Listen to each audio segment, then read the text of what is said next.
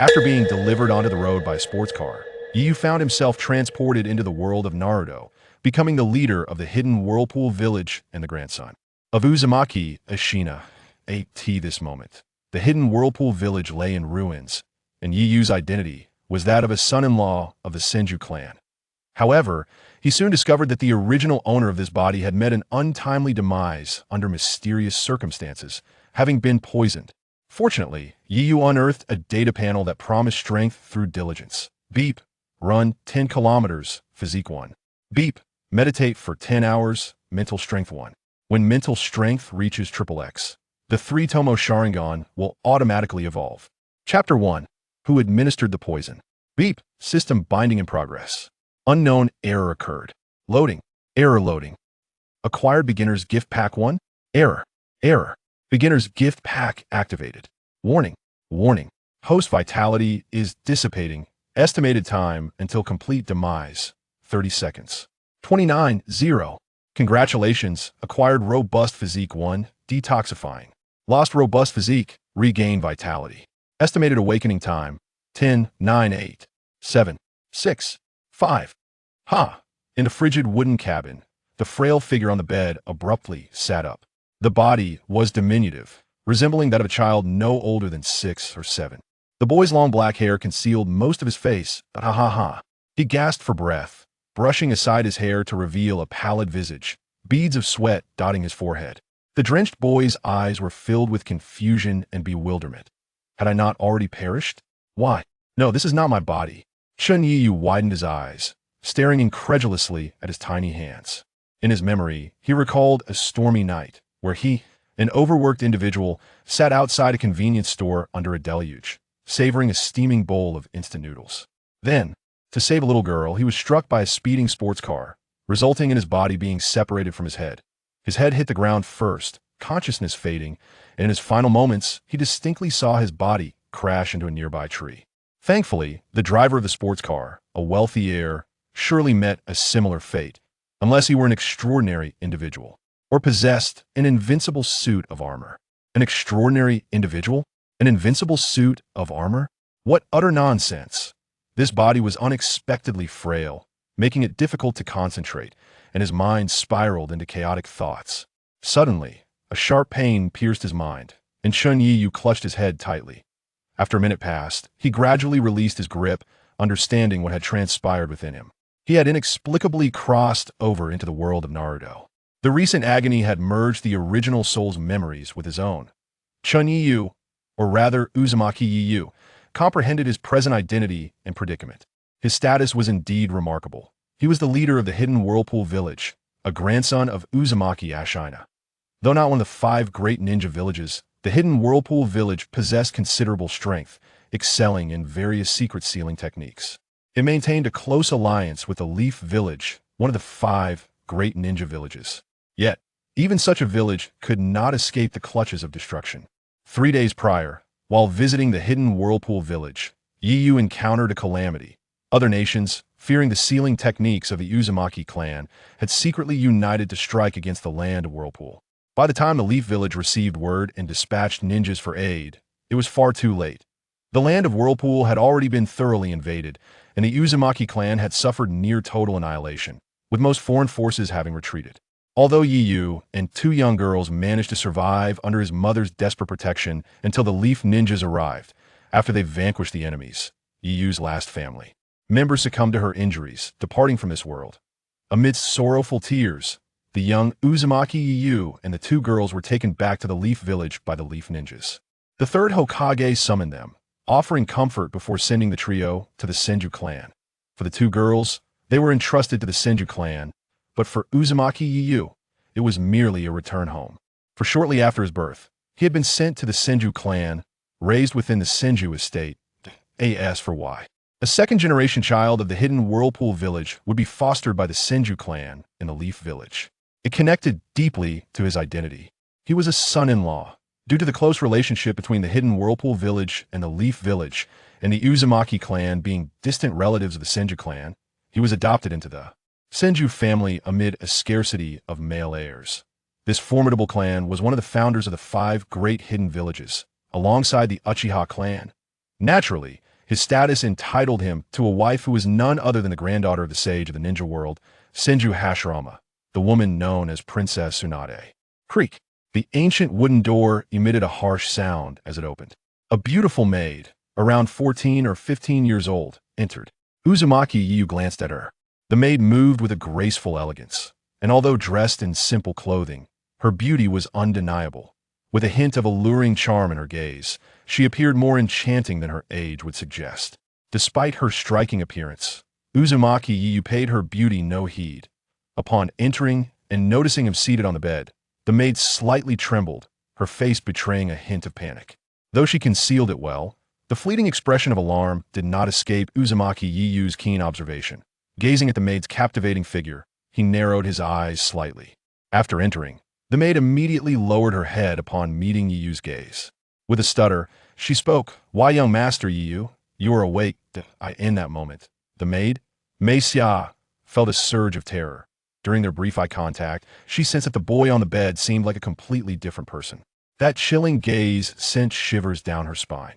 Hearing the maid's faltering voice, a suspicion arose within Uzumaki Yu.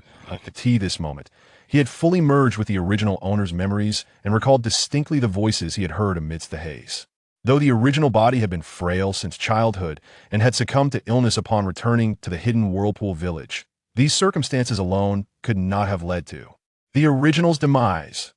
Adding to the mystery were the cold mechanical voices he had heard during his unconsciousness, mentioning dissipating vitality and detoxification.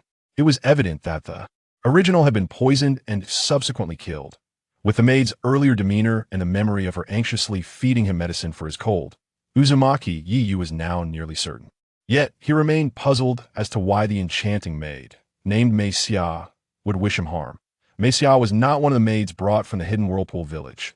Rather, she was a girl who had accompanied his parents during a visit to the Leaf Village when he was 2 or 3 years old. Having encountered her during their travels in a war-torn land, at that time, Mei Xia was starving and utterly disheveled, her frail body wrapped in a tattered old coat in the downpour.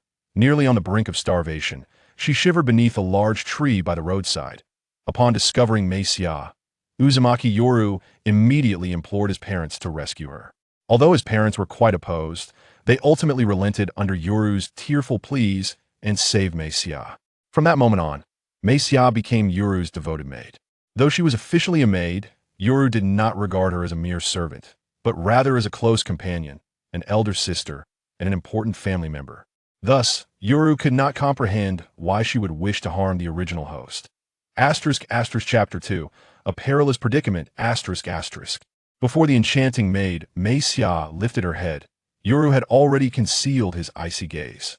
Upon raising her head, Mei Xia still saw the timid and gloomy boy. She remembered a hint of derision crept onto her lips, though it was uncertain whether she mocked her own overthinking and cowardice or the seemingly dull-witted Yoru before her. In an instant, her sardonic smile vanished, replaced by a captivatingly bright grin, reminiscent of a gentle older sister from next door. "Master Yoru, you appear unwell. Could it be that the chill has worsened? Allow me to examine your condition," she said softly, her tone laced with concern. As she stepped closer, her delicate hands reached out towards him with an urgency, as if eager to uncover some elusive truth. Alas, Mei Xia was destined to be disappointed. At that moment, Yoru was no longer the pitiful boy who had laid his heart bare only to be toyed with at her whim. His obsidian eyes exuded tranquility, and his pale visage bore no expression. "Elder sister Mei Xia, I am hungry. Please fetch me lunch," he said, his voice weak yet imbued with strength. Mei Xia's hands faltered, and she gazed into his dark eyes. Her lips moved, yet no sound escaped her. In that moment, the boy seemed to transform into her master, his gaze infused with unfamiliarity and serenity. A tremor coursed through Mei Xia's heart, and she instinctively thought he had discovered something. However, Yoru's subsequent smile instantly dispelled her doubts. With a childlike innocence, Yoru beamed, "Elder sister Mei Xia, please hurry. Remember to bring plenty so we can enjoy lunch together."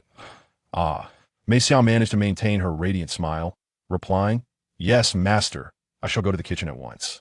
She hastily approached the door, closing it behind her, then added, "Please wait a moment. Master Yoru, I shall return shortly." Yoru nodded with a smile. The heavy creaking sound reverberated as the wooden door shut. Both Yuru and Mei Xia stood on either side of the door, yet their smiles vanished in unison. Outside the room, Mei Xia grasped the doorknob, her expression darkening as she stared at the door for a moment before turning away as the sound of her footsteps faded into the distance. Yoru's stern demeanor relaxed, and he leaned weakly against the wall, taking deep breaths. This body is truly feeble. Fortunately, I managed to deceive her. This maid, named Mei Xia, was most likely the one who poisoned the original host to death. At this moment, Yoru, lacking any strength, being so young, could only muster the energy to maintain a facade of health, hoping that she would not dare to create a scene in the Senju residence. After all, she was merely an ordinary person. If she truly intended to harm him, there would certainly be a struggle. Yoru relaxed his body, and once he regained a bit of strength, he found it quite difficult to rise from the bed, pull open the wooden door, and step outside. This was a minuscule courtyard, with only a main house, a stone table, and several stone stools outside. The walls were overrun with moss, and the ground was littered with fallen leaves. Cobwebs and dust could be seen in the eaves and corners. Such a dilapidated courtyard was hardly befitting of the illustrious Senju clan of Konoha. Observing the scene before him, Yoru couldn't help but smirk. It was evident that finding such a decrepit courtyard within the Senju residence was a feat in itself. Even the accommodations of an ordinary maid from the Senju clan would not be as run-down and ancient as this one. Yoru sighed softly. Acknowledging that this truly was a hellish beginning, he was an oddly inept individual, a member of the Uzumaki clan, yet devoid of any of their unique attributes. In terms of physical constitution or ninjutsu training, he was utterly subpar. He even fell short compared to the average children from civilian backgrounds in the ninja academy. Over time, this discontent among certain members of the Senju clan grew, eventually escalating to nearly the entire clan. Whether maid or Senju clansmen, they all looked down upon the original host, and even as a son-in-law, he was deemed a disgrace to the Senju clan's reputation, while they lamented Princess Tsunade's fate, having such a worthless fiancée. Subsequently, even Uzumaki Mito, a significant figure in the Senju clan and a distant relative of the original host, seemed to harbor grievances against him. The customary morning and evening greetings were cancelled, and he was seldom seen. Afterward, certain members of the Senju clan grew increasingly brazen, casting him into this dilapidated little courtyard. Whenever they crossed paths, they showed no mercy, either mocking him or deliberately shoving the frail, original host, resulting in frequent injuries. They dared to bully him so brazenly because, to them, he appeared utterly weak. A mere threat would render him too intimidated to speak out against the Uzumaki clan. Yet, at this moment, Yuru, who had completely absorbed the original host's memories, understood that the original host was not weak, but rather absurdly kind-hearted. He knew that if he were to disclose his circumstances to his parents or the elders of the Uzumaki clan, those who bullied him would surely face dire consequences. There was even a possibility that it could jeopardize the alliance between the two great ninja villages, the Uzumaki Hidden Village and Konoha. Thus, the original host concealed all his grievances within, enduring the bullying and suffering in silence. As for his betrothed, in the original host's memories, encounters with Tsunade were few and far between. The disparities in age, talent, power, and status rendered them as if they belonged to entirely different worlds, with no intersection in their lives. Occasional meetings were merely coincidental encounters on the road. Moreover, during those scant encounters, the original host, sensitive by nature, sensed Tsunade's disdainful attitude towards him. It was a complete disregard, an utter indifference, as if he were nothing more than a stray kitten or puppy seen on the roadside, glanced at without a second thought before moving on. The original host's treatment within the Senju clan could aptly be described as befitting the title of son-in-law. Now, his already precarious situation was exacerbated by the presence of Mei Xia, who sought to bring about his demise.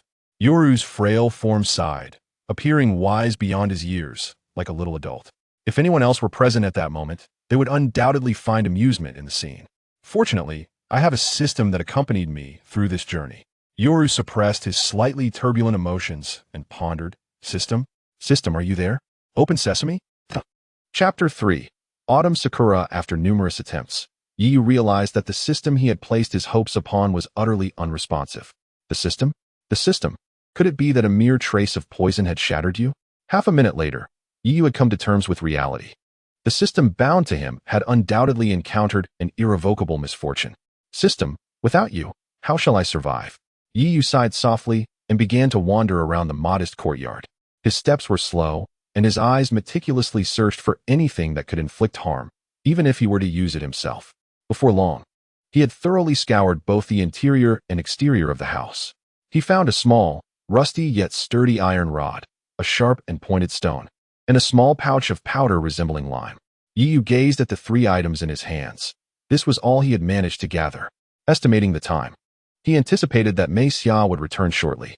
Yu seated himself on the outer corridor beneath the eaves, tucking the stone into his bosom while concealing the iron rod and the pouch of powder under the wooden planks of the corridor.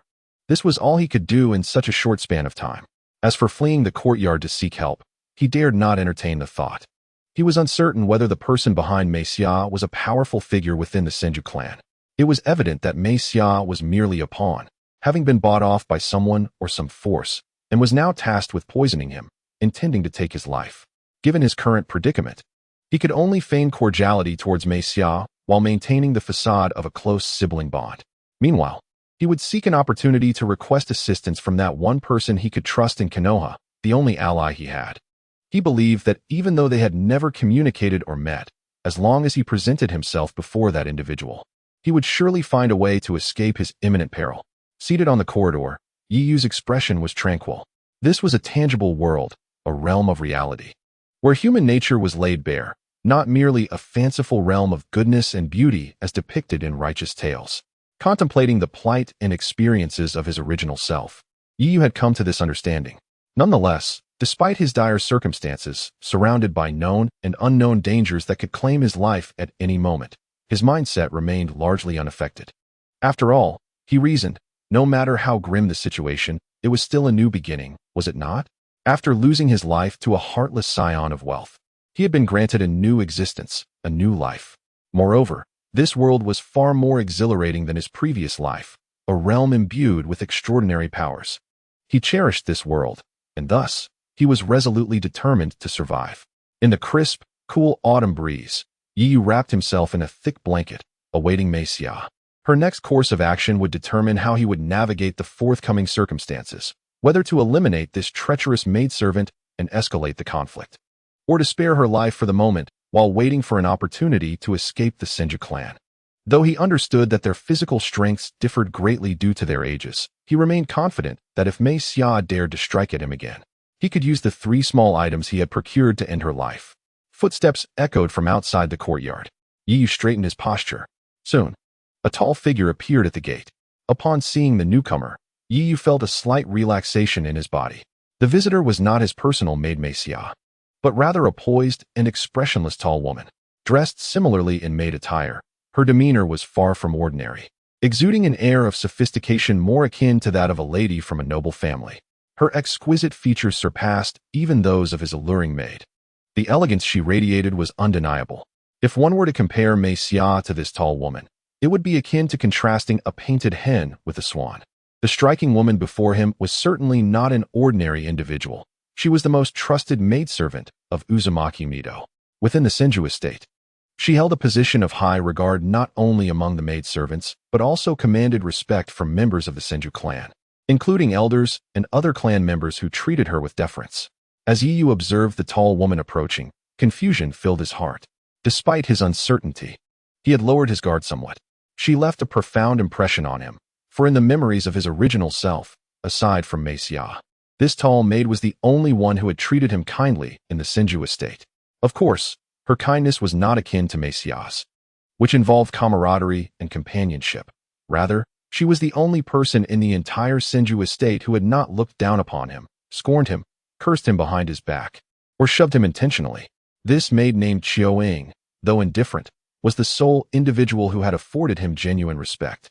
Qiao-ing maintained a cool demeanor toward everyone outside of Uzumaki Mido and Tsunade. Moreover, from the original's observations, she appeared to show a bit more warmth towards him than others, engaging him in conversation on occasion. Qiao-ing, sister. Ah, young master Yiyu, greetings. Qiao-ing replied softly, holding a large food container as she stood before him. Her height, exceeding 1.7 meters, compelled Yiyu to tilt his head back to meet her gaze. Without waiting for Yiyu to speak, Qiao-ing began to explain. Mace Ya has been assigned by Lord Mito to assist with the funeral, so I will be taking care of you for the next few days. I see, Yiyu said, maintaining a calm facade while inwardly elated. Glancing through the slightly ajar wooden door, Xiao Ying inquired, Young Master Yiyu, would you prefer to dine indoors or at the stone table outside? Yiyu rose to his feet, even standing in the corridor. He barely reached the height of her shoulders. He smiled and replied, Sister Xiao Ying, I would like to eat outside. Very well, Young Master Yiyu, she agreed, casting a few more glances at his face. His once thick black hair was now swept back, revealing a pale visage. His eyes, dark as ink, combined with his fair complexion, rendered him strikingly handsome. Is Young Master Yiyu truly this handsome? Xiao Ying could not help but think to herself. Following Xiao Ying to the stone table, Yiyu watched as she opened the food container and arranged the exquisite dishes. Her movements were swift and graceful, quickly laying out a selection of meals: braised fish, fried pork cutlets, seaweed rice balls, and several delicately prepared vegetables. Yiyu settled onto a stone bench and picked up a piece of fried pork cutlet, savoring its golden, crispy exterior and succulent, tender meat. What a splendid cutlet, he mused inwardly. Chapter 4. Experimentation and discovery. The delightful flavors and satisfying fullness brought forth by the meal led Yiyu to unconsciously immerse himself in his feast. Even the heavy weight on his heart felt somewhat lighter. Soon, the food, ample enough to satisfy an adult, was devoured entirely by Yiyu as if swept away by a tempest. Seeing him standing elegantly beside the stone table, Xiao Ying was taken aback. Yiyu chuckled, displaying no signs of embarrassment, and even rubbed his belly, conveying a sense of lingering appetite. Your appetite has certainly increased, Young Master Yiyu. This is a good sign. Eating well will help restore your health. After a moment of hesitation, Yiyu looked up and asked, Sister Xiao Ying, may I have a bit more? I still feel hungry. I believe I could consume another serving just like this one on the table. Perhaps it was the lingering effects of the detoxifying agent that had awakened his vitality, but at this moment, Yiyu truly felt a change within his body. In the past, the original's physique could barely handle half of the food on the table. Yet now, he had consumed twice his usual portion and still felt unsatisfied. On the pale, cold visage of Xiao Ying, a fleeting smile emerged, scarcely perceptible. Of course, Young Master Yiyu, as long as you command. I shall fulfill any reasonable request, she replied. The smile vanished as swiftly as it appeared, replaced by an expression of stoic indifference. Had it not been for Yiyu's remarkable vision, a gift of nature, he might have failed to notice the subtle shift. Xiao Ying continued, aside from a meal, do you require anything else, Young Master Yiyu? If so, I shall instruct the servants to bring it forth. After a brief pause, she added, I have other matters to attend to shortly. Yiyu ran his fingers through his dark hair and said with a smile, then, Dear Sister Xiao Ying, could you fetch me a hair tie? I wish to tie my hair back. Upon finishing his request, a hint of curiosity illuminated his features. What will you be doing after this, Sister Xiao Ying? After surveying Yiyu's handsome face once more, Xiao Ying replied, in a few days. Lady Tsunade will return to the village, and this afternoon, I must tidy her room. Oh, then please do attend to your tasks, Sister Xiao Ying, he responded. Yes, farewell, Young Master Yiyu. With a slight bow, Xiao Ying turned and exited the courtyard, carrying the food box. As she departed, her graceful silhouette receded from view, prompting a faint smile to grace Yiyu's face. The unfolding events were unexpectedly favorable for him. Mace Ya had been assigned to assist with a funeral, which was, in fact, a ceremony held by Konoha for the deceased of the Uzumaki clan. At this juncture, the Uzumaki clan had truly been extinguished, and Konoha was left to inter their remains nearby for safety. Indeed, it was for the sake of the corpse's security. In the world of shinobi, the bodies of ninjas were far from safe. They were coveted by those lurking in the shadows of the ninja realm. These individuals relished utilizing ninja corpses for clandestine research or malevolent jutsu. Even the remains of ordinary ninjas were vulnerable, let alone those from the uniquely gifted Uzumaki clan. If Konoha were to bury such a vast number of Uzumaki corpses in their ancestral lands, it would not be long before they mysteriously vanished. Deploying ninjas for protection was impractical. Konoha simply could not spare the manpower, especially with the ongoing Second Shinobi World War. Mace Ya's involvement in the funeral was thus understandable, as she was, in a sense, part of the Uzumaki lineage. Yiyu rose and began to stroll gently through the courtyard, attuned to the transformations within his body. Shortly thereafter, a maid entered, carrying the food box and the requested hair tie. However, she regarded Yu with disdain and contempt, her gaze flitting momentarily over his face before hastily dropping the items and scurrying out, as though the place were repugnant. This made epitomize the prevailing attitude of many in the Senju residence toward Yu. Unfazed, Yu maintained his composure, displaying no signs of being affected by the maid's rudeness. After consuming the substantial meal, he felt a sense of fullness, finally satiated. Following a leisurely half-hour to digest, he tied his hair back with the hair tie. After a few tentative strides, he began to jog along the courtyard wall. Despite the weakness of his constitution, which had left him unable to cultivate even a modicum of chakra during his year at the Ninja Academy, he yearned to strengthen his body. Chakra arises from the fusion and activation of one's spiritual and physical energies. To cultivate chakra, one must possess considerable physical and mental fortitude. Thus, he resolved to attempt enhancing his physical prowess through exercise. A frail body struggled to endure sustained exertion. Even jogging was limited to around 500 meters. After 300 meters, muscle fatigue set in, accompanied by a slight burning sensation in his airways, necessitating deep breaths. By 500 meters, he could run no further. However, he noted that his body recovered rapidly. A brief rest allowed him to run another 500 meters, devoid of any debilitating exhaustion. The entire afternoon was spent in a cycle of jogging and brief rests. Although physically he felt little fatigue, mentally, he was somewhat drained. Each time he contemplated resting longer, he gritted his teeth and resumed his training. Panting heavily, Yu sat on a stone bench, drenched in sweat as though he had just emerged from water. As he settled, he was suddenly struck by a mechanical notification in his mind. Constitution 1. Before him, a translucent panel materialized, revealing the following information. Character: Uzumaki Yu level. Commoner: ninjutsu, physical, or mental attributes reaching 10 points will upgrade to Genin. Special: ninjutsu, 0 physical. For mental, 8 skills. None. Note: adult male constitution is 5, mental is 5. Is this my system? Yu pondered, but quickly dismissed the thought.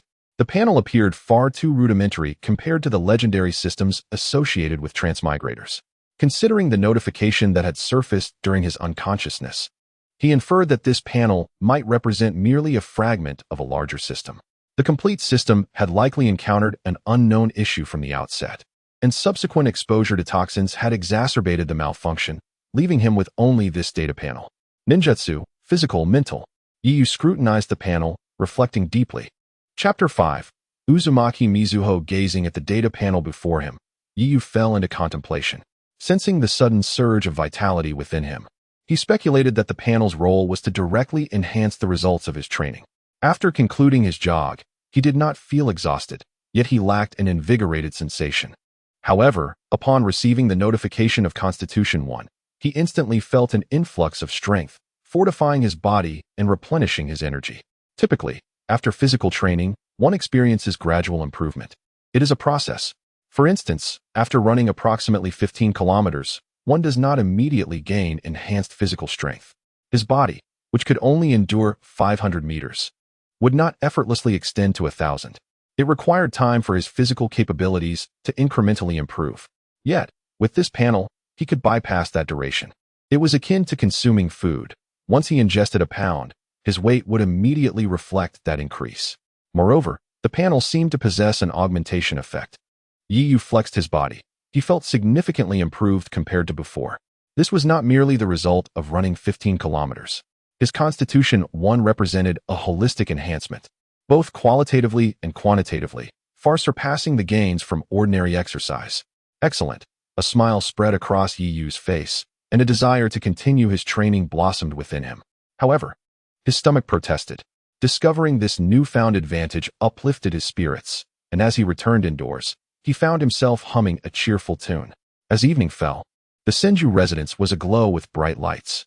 After washing up and changing into fresh garments, Yu prepared for the night ahead.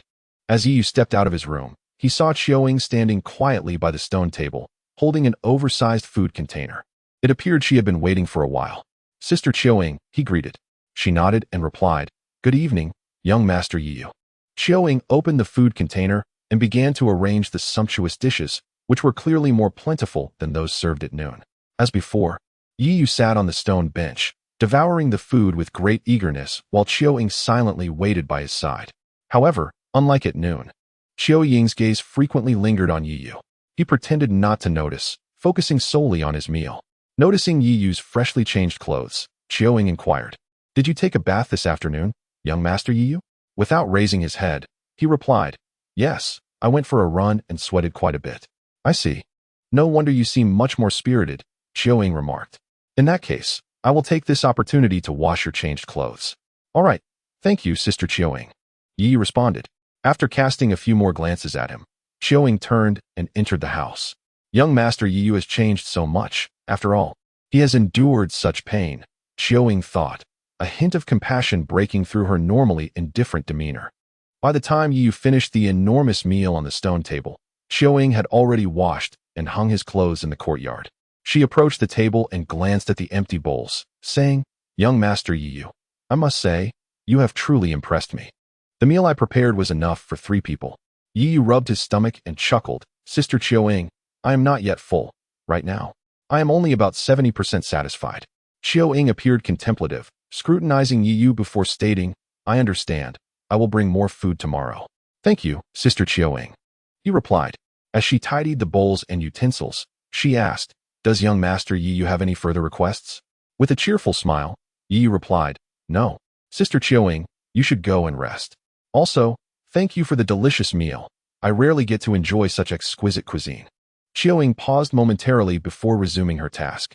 After storing the utensils in the food container, she looked at Yu and asked, "Do you need me to stay with you while you sleep, young Master Yu?"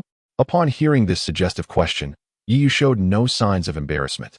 He understood that her offer was not of that nature. In the courtyard, aside from the main house, there was a smaller side room where the maid Mei Xia resided.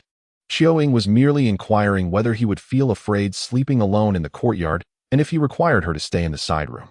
"No need," Yi replied, raising an eyebrow. "Sister Qiu underestimates me. I am already 7 years old." Qiu nodded, her cold expression unchanged, merely bowing slightly as she said, "Good night, young Master Yu." "Good night, Sister Qiu," he responded. After seeing her off, Yu closed the courtyard door. Sitting on the stone bench, he gazed up at the luminous full moon. The moon hung high, casting its silvery light upon the ground. After contemplating the dazzling brilliance above for a while, Yu stood up and silently entered the house. Any fragile life can be illuminated by the light.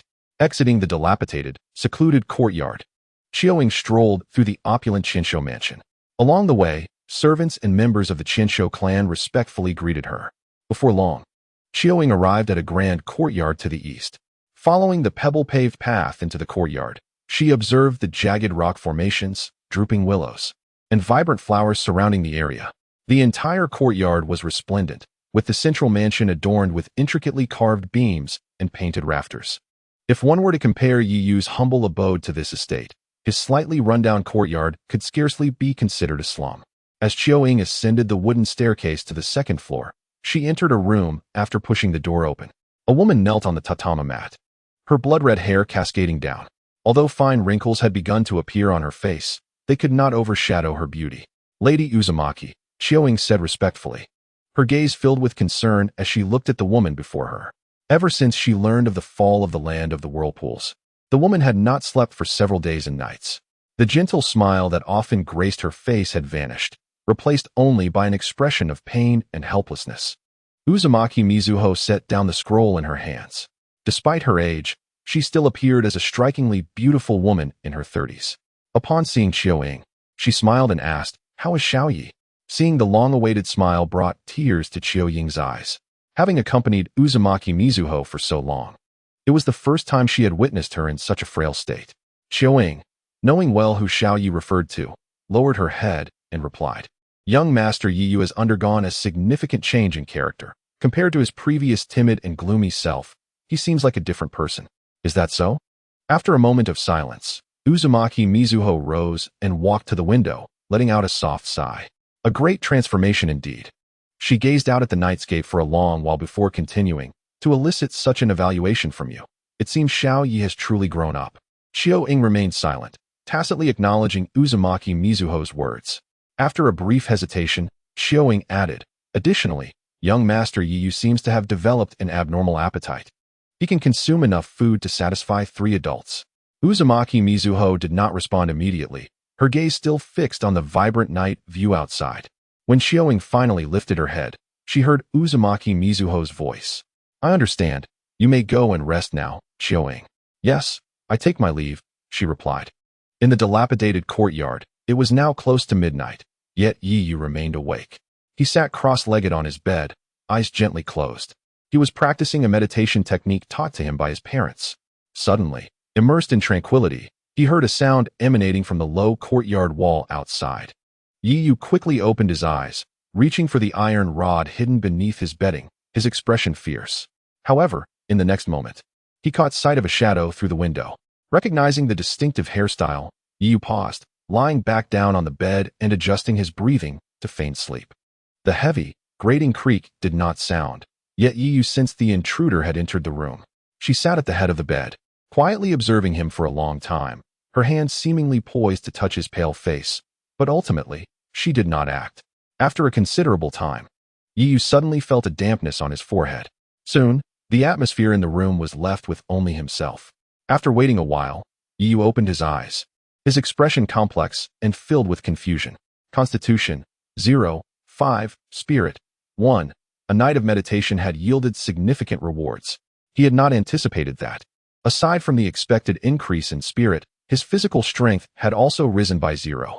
5. Character, Uzumaki Yiyu level, commoner, anyone of ninjutsu, strength, or spirit reaching 10 points will upgrade to genin. Special, ninjutsu, 0 strength, 45 spirit, 9 skills. None. Yiyu glanced at his data panel. His spirit had now reached 9 points, just 1 point away from 10, meaning he was close to meeting the criteria to become a genin. Yet, at that moment, he felt no chakra within him and wondered if the data panel would grant him an enhancement once his spirit reached 10 points, allowing him to cultivate chakra. After all, without chakra, how could one be considered a genin? Yiyu freshened up and stepped out of his dwelling. Despite having not slept a wink throughout the night, he felt no fatigue. Rather, he was invigorated, his body brimming with vitality. Such was the unreasonable nature of a world endowed with extraordinary powers, Yiyu mused. Exiting the house, he spotted the tall and graceful Xiaoying standing in the courtyard. Upon seeing Yiyu, she momentarily froze. Young Master Yiyu, good morning. You appear even more spirited than yesterday, she remarked. Is that so? Hee, it is indeed a testament to the fruits of my diligent training, Yiyu replied candidly, sharing what could be deemed a personal revelation, as if regarding Xiaoying as a trusted confidant. Xiaoying chose not to respond further. The cold lines of her face seemed to soften slightly. Soon, Yiyu devoured 4 portions of food in a single sitting. Seated on a stone bench, he observed Xiaoying as she tidied up the food containers, her movements graceful and natural, rendering the scene quite pleasing to the eye. Once she had finished, Yiyu smiled and said, Sister Xiaoying, my appetite is roughly at this level, so please provide me with meals of this quantity moving forward. Understood. Young Master Yiyu, she replied, placing the clean containers on the stone table before entering Yiyu's room to commence cleaning. By the time Yiyu felt his meal had settled, Xiaoying had thoroughly tidied the courtyard. Although the infrastructure still bore signs of age, it now exuded a semblance of vitality, transforming the courtyard into a refreshed space. Impressive. Thank you so much, Sister Xiaoying. You are currently my favorite person, Yiyu expressed with genuine gratitude.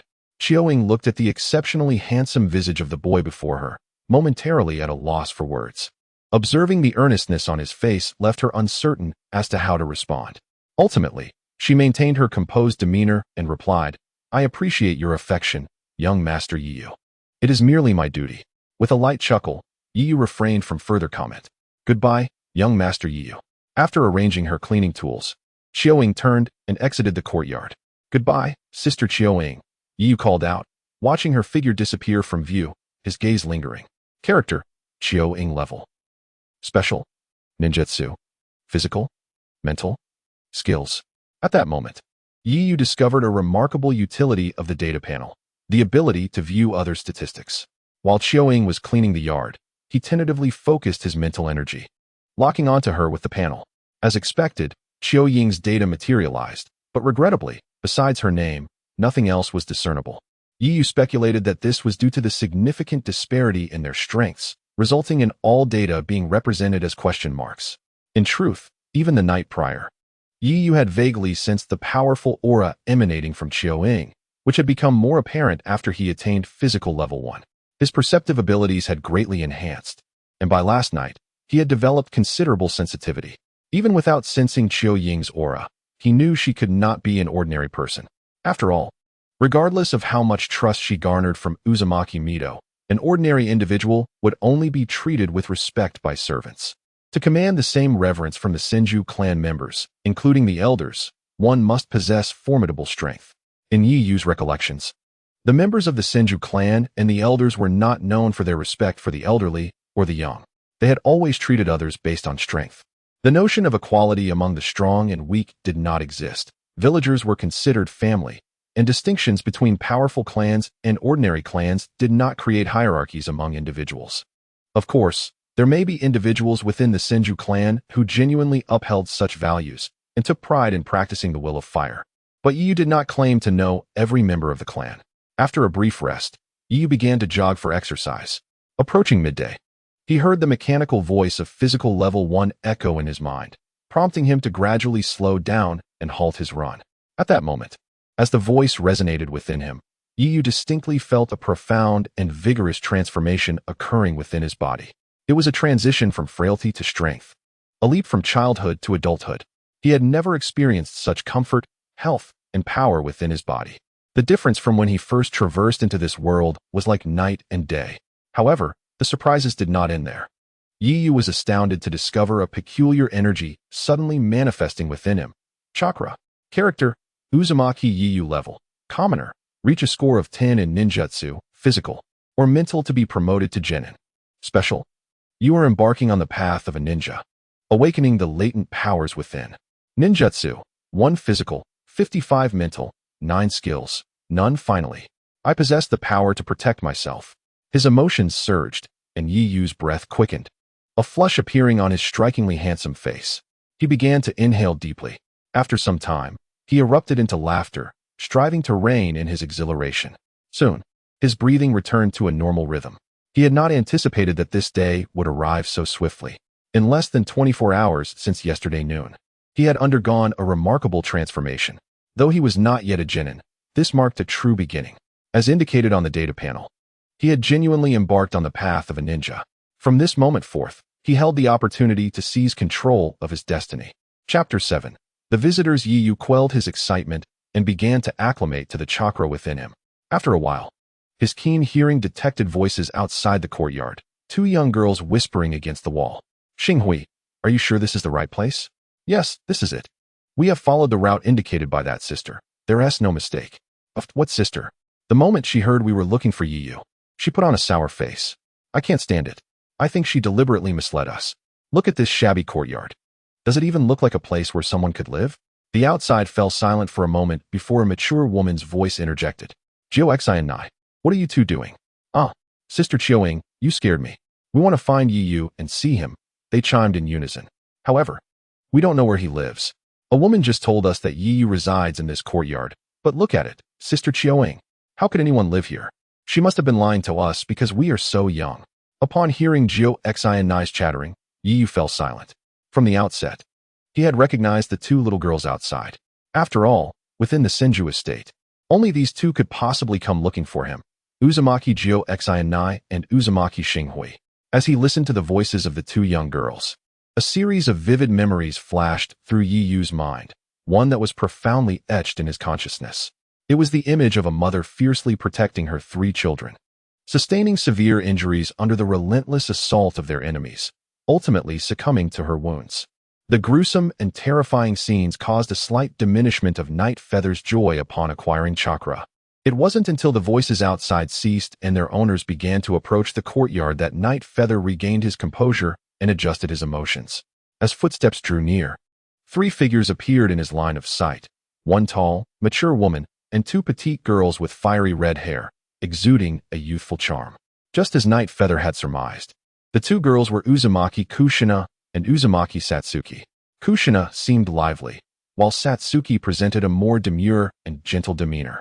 In truth, Night Feather was unfamiliar with the 2 girls, having spent his childhood in Konoha, while Kushina and Satsuki had grown up in the Whirlpool Village. Their first encounter occurred just a few days prior, during the destruction of the Whirlpool Village. Night Feather harbored some speculation regarding the girl's intentions, feeling a warmth in his heart as he prepared to greet them with a light laugh. However, the next moment, a peculiar expression crossed his face. In reality, Kushina was quite anxious about seeking out Night Feather alongside her dear friend Satsuki. Both girls felt a sense of guilt, believing that if Night Feather's mother had not been burdened with the extra responsibility of protecting them, she might not have suffered such grievous injuries. Moreover, during their brief interactions, Kushina sensed a certain darkness within Night Feather, making him seem less approachable. Yet, contemplating all that Night Feather had endured, she reflected that despite her and Satsuki's own losses, the loneliness that must accompany Night Feather's grief could be far more profound. This thought compelled her to invite Satsuki to bring gifts as they sought to comfort and encourage him. After a tumultuous journey that left them both famished, they finally reached their destination. Though the place appeared uninhabitable, with the confirmation from the elder sister, the two girls nervously stepped into the courtyard. Yet, upon seeing the boy, Kushina momentarily forgot her purpose. She gazed at his strikingly handsome face, radiating a reliable masculinity, and was taken aback by the sunlight that illuminated him. Doubts arose in her mind. Was this truly the long-haired boy who had been shrouded in sorrow? Kushina. The voice of her friend Satsuki broke through her reverie. You shouldn't stare at him like that, as if you were a lovesick fool. Kushina snapped back to reality, noticing the embarrassment on Satsuki's face, the deep significance in the elder sister's expression, and the slight smile on the boy's countenance. This smile was not one of mockery. Realizing her earlier behavior, Kushina chuckled, her laughter devoid of any girlish shyness. What an interesting girl, Night Feather thought as he stepped forward with a smile. Kushina, Satsuki. Allow me to formally introduce myself. I am Uzumaki Night Feather. It is a pleasure to meet you. Kushina's eyes sparkled with excitement as she took a few quick steps, grasping Night Feather's hand and exclaiming, I am Uzumaki Kushina. Satsuki glanced at Night Feather with concern, but was relieved to see no sign of disdain on his face. I am Uzumaki Satsuki. It is a pleasure to meet you. Night Feather chuckled softly, observing the way their hands intertwined, and signaled to Kushina with his eyes. However, to his surprise, she showed no intention of letting go, tightening her grip instead. This left Night Feather with a newfound uncertainty. Was Kushina truly this infatuated? Just then, a cold voice cut through the air. Young master, are you ready to have lunch now? Night Feather looked up at the tall woman, noticing her unchanged expression, and replied, Yes, thank you, Sister Chioying. Turning to the two girls, he added, You haven't had lunch yet, have you? Would you care to join me? Is it all right? Night Feather? We wouldn't want to trouble you, Kushina said, though her actions betrayed her words as she released Night Feather's hand and swiftly made her way to the stone table. There, Chioying was arranging an array of sumptuous dishes. Kushina sat on a stool, her eyes sparkling with anticipation as she watched Chioying's movements. Night Feather chuckled softly, beckoning Satsuki, who appeared quite bashful, to join him on another stone seat. The appetites of the two girls were not overly large, and Night Feather, now less reliant on copious amounts of food for energy, felt a shift within him. He sensed that with the presence of chakra, his body could autonomously draw energy from the surrounding environment to nurture itself. While not quite as exaggerated as the notion of subsisting solely on the wind, it was sufficient to satisfy some of his energy needs. In Chapter 8, titled Withered Leaves, Night Feather, Kushina, and Satsuki sat together on the stone benches, enjoying their lunch. Chioying entered Night Feather's house to tidy up. Although it was midday and the sun blazed overhead, the shaded stone table offered a refreshing coolness, a delightful respite in the dilapidated courtyard dominated by a stately camphor tree, its trunk so wide that it would take several individuals to encircle it. The tree bore the marks of age, but stood tall and proud. After their meal, Kushina produced a gift, a box of pastries shaped like little rabbits made from mochi. By the end of lunch, a sense of closeness had blossomed among the three of them. Kushina eagerly handed Night Feather a small rabbit-shaped treat, urging him, You must try this, Night Feather. It's Satsuki's and my favorite snack. Upon tasting the delightful treat, Night Feather found the texture to be soft and sweet, though a tad too rich for his liking, as he generally preferred less sugary fare. He popped the entire rabbit into his mouth, savoring the flavor. It's delicious. Thank you, Kushina and Satsuki. I truly appreciate your thoughtful gift. Kushina beamed with joy, while Satsuki, though more reserved, was visibly pleased to see her carefully prepared gift received with enthusiasm. Suddenly, Kushina inquired, "Night Feather, may I touch your stomach? It's curious how you can eat so much food." Before Night Feather could respond, Satsuki blushed and pulled Kushina aside, whispering fervently, "What are you doing, Kushina? We've only just met Night Feather. First, you held his hand, and now you want to touch his stomach? What are you thinking? We are girls. You need to learn some decorum." Satsuki's gaze was filled with concern as she admonished Kushina like a mother would to a child unaware of their folly. Night Feather observed this exchange with amusement, marveling at how mature children in the ninja world truly were. Though the girls' conversation may not have carried any ulterior motives, it undeniably hinted at the budding dynamics of young romance. Regarding the actions of Kushina, Yeyu held no particular thoughts. To him, Kushina was merely an adorable little girl. Moreover, considering her experiences, it was evident that a child so young had endured considerable upheaval. Though she had found herself in a safe environment now, it was reasonable to assume that feelings of unease and worry still lingered in her heart.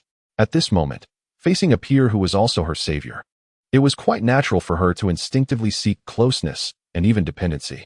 After all, Kushina was simply a 7-year-old girl. Yeyu could discern that Kushina had not yet embarked on her training as a ninja, indicating that she had not been subjected to any form of training or tempering. Physically and mentally, she remained much like the carefree girl from her past life. However, Yeyu found no issue with this. With a carefree laugh, Kushina turned her head and mischievously asked, "Am I right, Yeyu?" Yeyu replied, "Yes, it's normal for friends to playfully poke each other's bellies." "Haha, Yeyu can indeed hear us. Huh, your mother's personality is quite revealing." Kushina laughed heartily, making a face at Hinatsuki. Noticing Hinatsuki's embarrassed attempt to cover her face, Kushina refrained from teasing her friend, who frequently lectured her. Instead, she skipped over to Yeyu, unreservedly taking his hand and gazing intently into his eyes. "I was just going to ask, Yeyu, have you begun your ninja training? Is that why your hearing is so acute that you can overhear us?" From the moment they held hands, she felt a distinct strength in Yeyu's grip, which also brought her a sense of reassurance. As Yeyu looked into Kushina's eyes, he felt an inexplicable sense that this little girl was playfully teasing him with her repeated displays of affection. Even the most carefree girl would not be oblivious to the intimacy of her actions. The glimmer of mischief in her large eyes confirmed his suspicions. Thus, Yeyu gently clasped her soft little hand in his and raised their joined hands into view.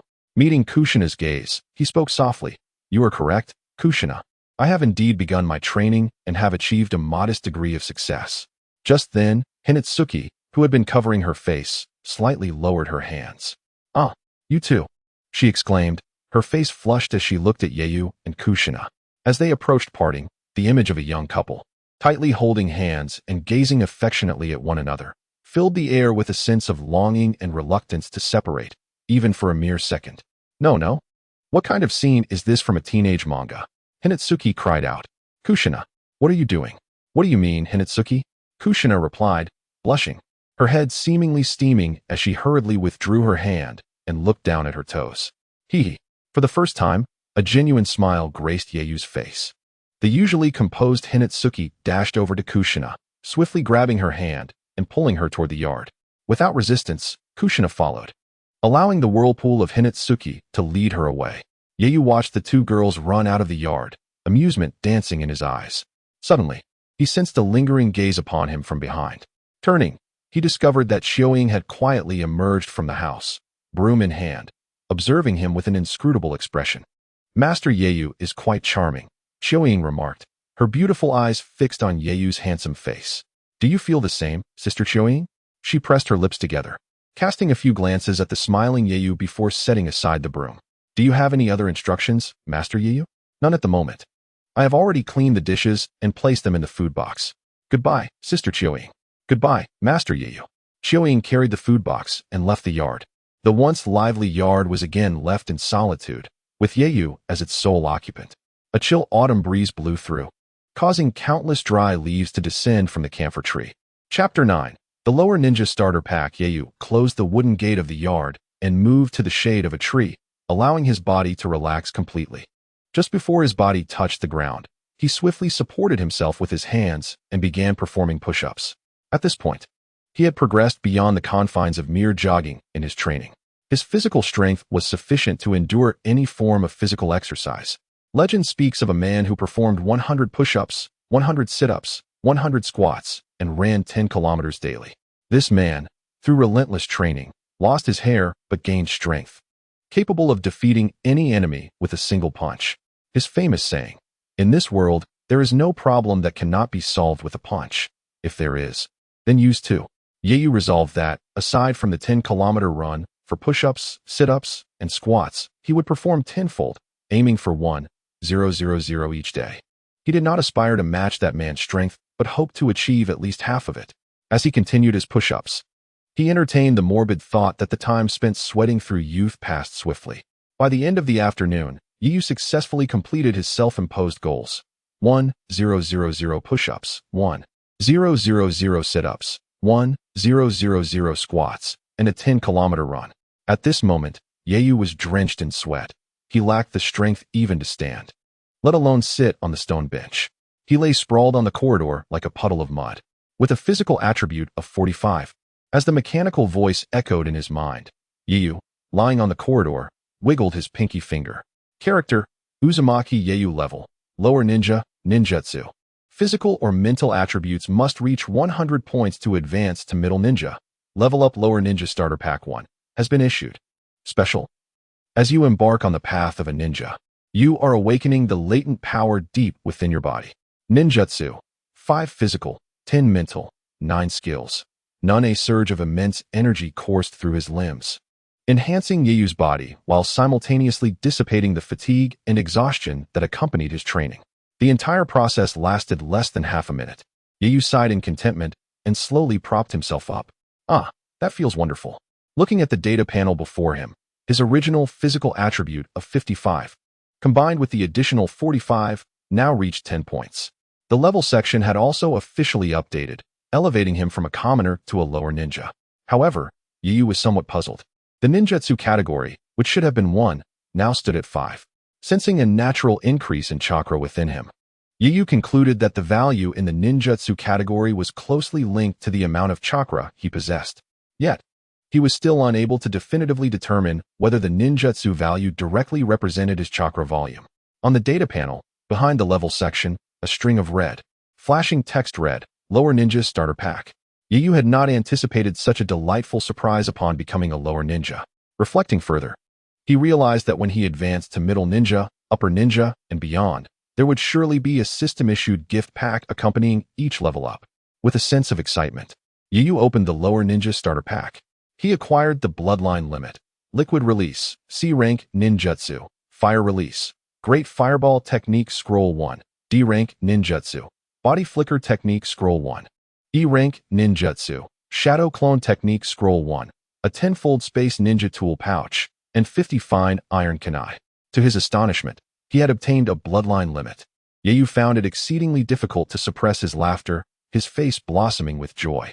In the world of ninjas, one's lineage often dictates their ultimate potential. While those of commoner descent may not necessarily fade into obscurity, the effort and dedication they must exert to elevate their strength and stand out is invariably tenfold, if not 100-fold, greater than that of those endowed with special bloodlines from esteemed clans. Even after exerting considerable effort, they may still see scant results. Since acquiring the data panel and successfully honing his skills, Yeyu has been most concerned with the bloodline aspect that influences a ninja's accomplishments. Having watched Naruto, he is well aware of the significance of lineage to a ninja. However, despite his heritage as a member of the Uzumaki clan, he does not exhibit the traits characteristic of his kin. Yeyu has speculated that the special section on his data panel pertains to his bloodline abilities. The 3 question marks and the subsequent statement suggest that his bloodline powers remain dormant. Yet, this is merely conjecture, accompanied by uncertainty. Now, upon opening the promotion gift pack for becoming a Genin, he has acquired the Kekkei Genkai of Liquid Release. At last, he can set aside a weight that has burdened his heart. Though the names Liquid Release and Molten Release are strikingly similar, they are entirely distinct. Liquid Release is the Kekkei Genkai of the 5th Mizukage, Terumi Mei. As far as Yeyu knows, she is the sole practitioner of this ability in the world. Despite its infrequent appearances in the anime, its potency is formidable and its applications extensive. In addition to the eye-catching Kekkei Genkai of Liquid Release, The remaining items in the gift pack are perfectly suited to Yeiyu's current level. Essential for any aspiring genin at the Ninja Academy are the 3 fundamental techniques: Shadow Clone Technique, Substitution Technique, and Transformation Technique. The Shadow Clone Technique can be used to divert attention. The Substitution Technique allows for instantaneous exchange with an object or creature to evade attacks. And the Transformation Technique enables one to assume the appearance of another person or animal for disguise. Although these techniques are foundational, their effective application in real combat or missions can yield significant results. The remaining 2 techniques, Fire Release, Great Fireball Technique, and Body Flicker Technique, will also enhance his combat prowess once mastered. Besides the Kekii Jinkai and the Scrolls of Ninjutsu, the gift pack contains a 10-fold ninja tool pouch and a fine iron kunai. Yeiyu felt a stir in his heart as a deep blue medium-sized pouch and a weighty kunai materialized in his hands. The pouch, while seemingly modest, is the 10-fold ninja tool pouch. Upon reaching inside, Yeiyu discovered that its capacity far exceeded its exterior appearance. This pouch proves to be quite useful. Stowing the pouch, Yeiyu weighed the fine iron kunai in his hand. Visually, it is slightly more compact than an ordinary kunai, and its weight is comparable to those he has used at the Ninja Academy. However, since standard kunai are typically crafted from iron, this fine iron variant is undoubtedly much sturdier. If Yeiyu were to extract rewards from the system, he would need to find a secure location for them, as there is no system backpack to accommodate such items. Thus, he placed the fine iron kunai into the ninja tool pouch. Upon entering the house, Yeiyu glanced at the wall clock. The time read 5:30, leaving half an hour until dinner. Standing at the door, he surveyed the courtyard before closing the wooden door. He first retrieved the E-rank ninjutsu scroll for the Shadow Clone Technique. Although the Ninja Academy had taught this level of students, Yeiyu retained no memory of the technique. The reason is simple. He had invested no effort in his studies at the academy.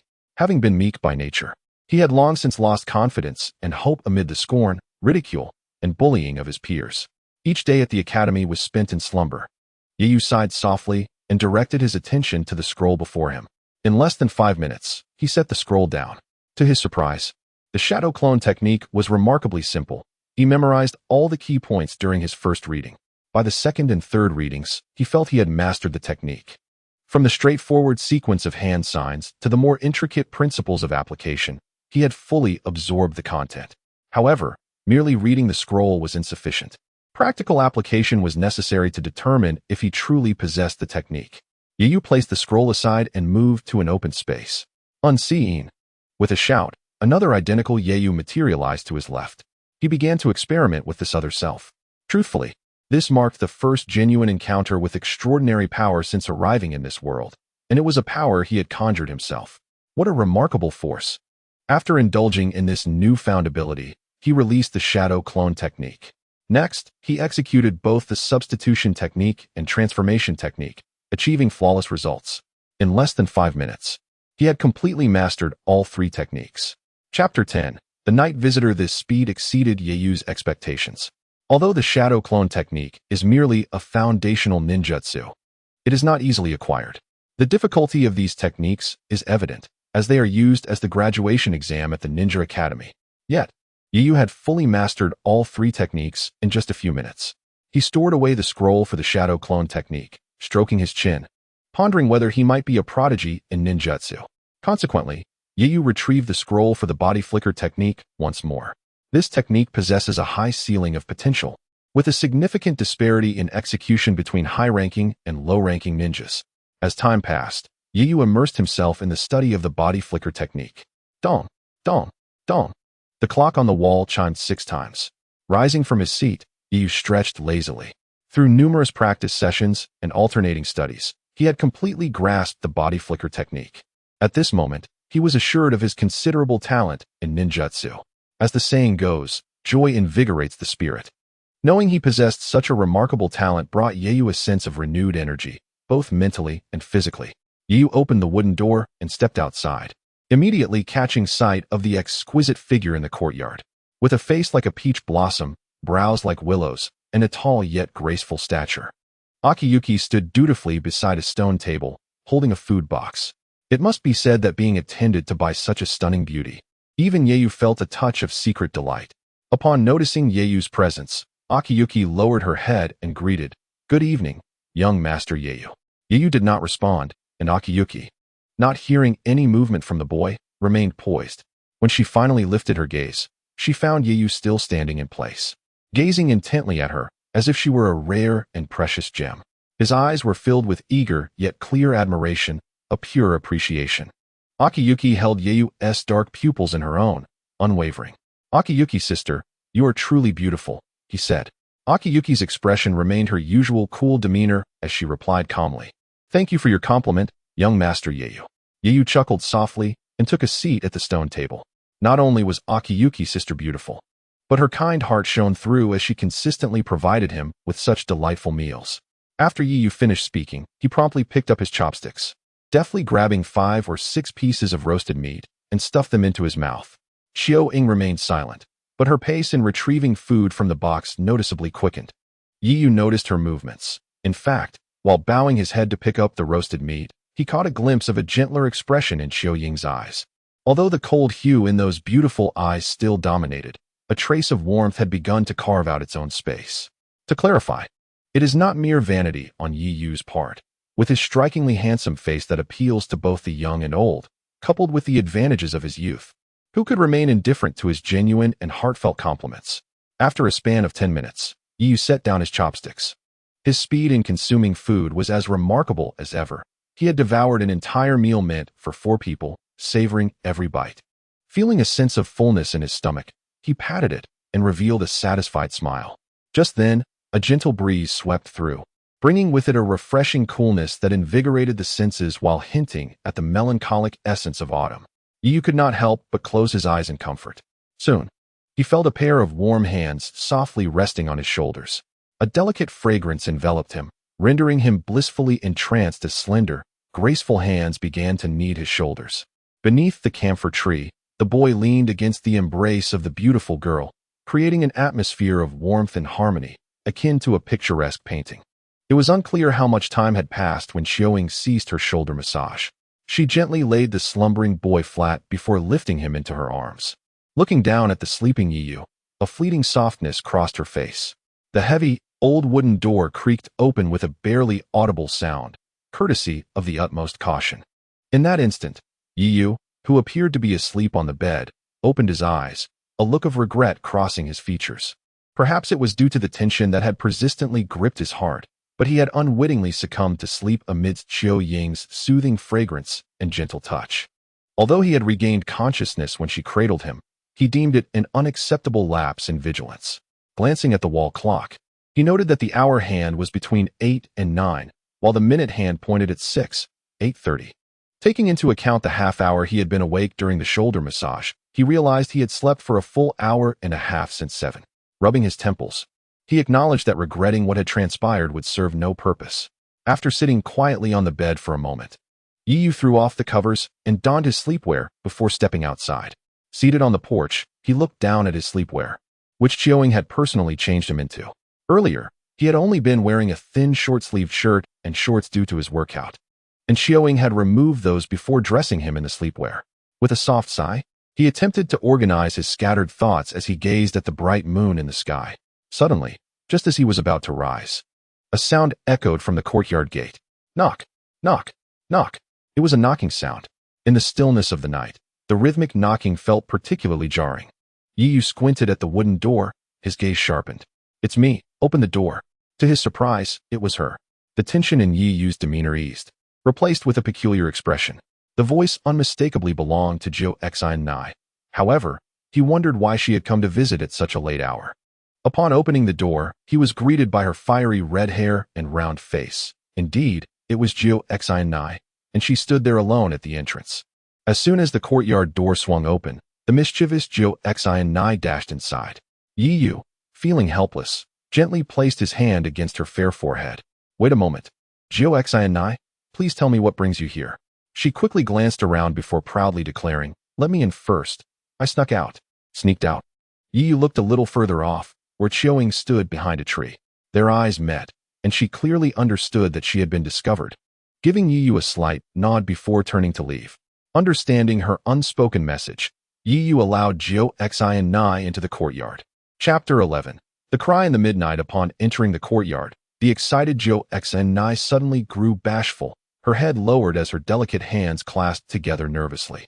Yu, arms crossed and a smile on his face, observed her fidgeting with amusement. After a moment of contemplation, he understood her current state. She had likely conceived some whimsical idea and, in a moment of impulsiveness, acted upon it, only to realize that the situation was more complicated than anticipated. Yu recognized that even the vivacious Tsunade was aware of the distinctions between boys and girls. Although they were merely children, the notion of a boy and girl being alone together at night was enough to make her too shy to speak. In fact, she might even be too timid to meet his gaze. However, Yu was determined not to let her remain awkward for long. With a gentle smile, he shook his head and took a step forward, reaching to hold her small hand. It felt soft, albeit slightly damp. "You were so bold at noon. So there's no need to be nervous. We're good friends. Why don't you tell me what you need?" Perhaps Yu's words had a soothing effect, as Tsunade gradually relaxed. Despite internally berating herself for being foolish and impulsive, the initial, unidentified fear that had gripped her was quickly dissipating. With newfound courage, Tsunade tightened her grip on Yu's hand and lifted her head, a charming blush adorning her cheeks. "I want to sleep with Yu tonight," she stammered, quickly adding, "I want to experience what it's like to sleep in this courtyard. Although it's a bit shabby, I love it here. It makes me feel so relaxed. Even though Lord Mizuho treats me and Saki well, I can never seem to sleep at night." Having expressed her thoughts, Tsunade truly felt at ease. Her body relaxed, and she gazed openly at Yu's handsome face, waiting for his response. Yu, slightly taken aback, chuckled softly, "Sure, Tsunade can stay with me for the night." "Really?" Tsunade fixed her eyes on Yu, seemingly uncertain of what she had just heard. "Yes, it's not a big deal, and Sister Chioing has already agreed." "Huh?" Tsunade looked a bit confused. "What do you mean, Sister Chioing agreed?" "Fool."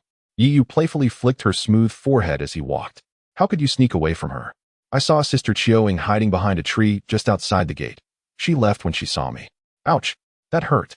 Tsunade exclaimed softly, but there was no anger on her face, only joy. She covered her forehead and scampered after Yu, saying, "You could have just said it. Why flick my forehead? I want to flick yours too." "Ah, that one do, Tsunade. A man's head should not be touched lightly." "What? You're not even a man. You're only 7. Age is irrelevant. I've already begun to take responsibility for my life and the people around me. I can now be considered a man." It sounds quite impressive, but I wonder if Yu is merely boasting. Hee. I have heard that boys your age love to show off in front of girls. Are you intentionally trying to impress me, Yu? Is that so? Why are you silent? Yu, please respond to my question. Yu's main room is modest, divided into 2 parts. One is his bedroom, and the other serves as a storage space for clothes and miscellaneous items. His bedroom is simply furnished with a small bed, a square tea table, and a few cushions. Apart from these, there is only an old clock hanging on the wall. Rather than being described as elegantly minimalist, it could more accurately be characterized as impoverished, lacking books, comics suitable for a child of his age, and even a mirror.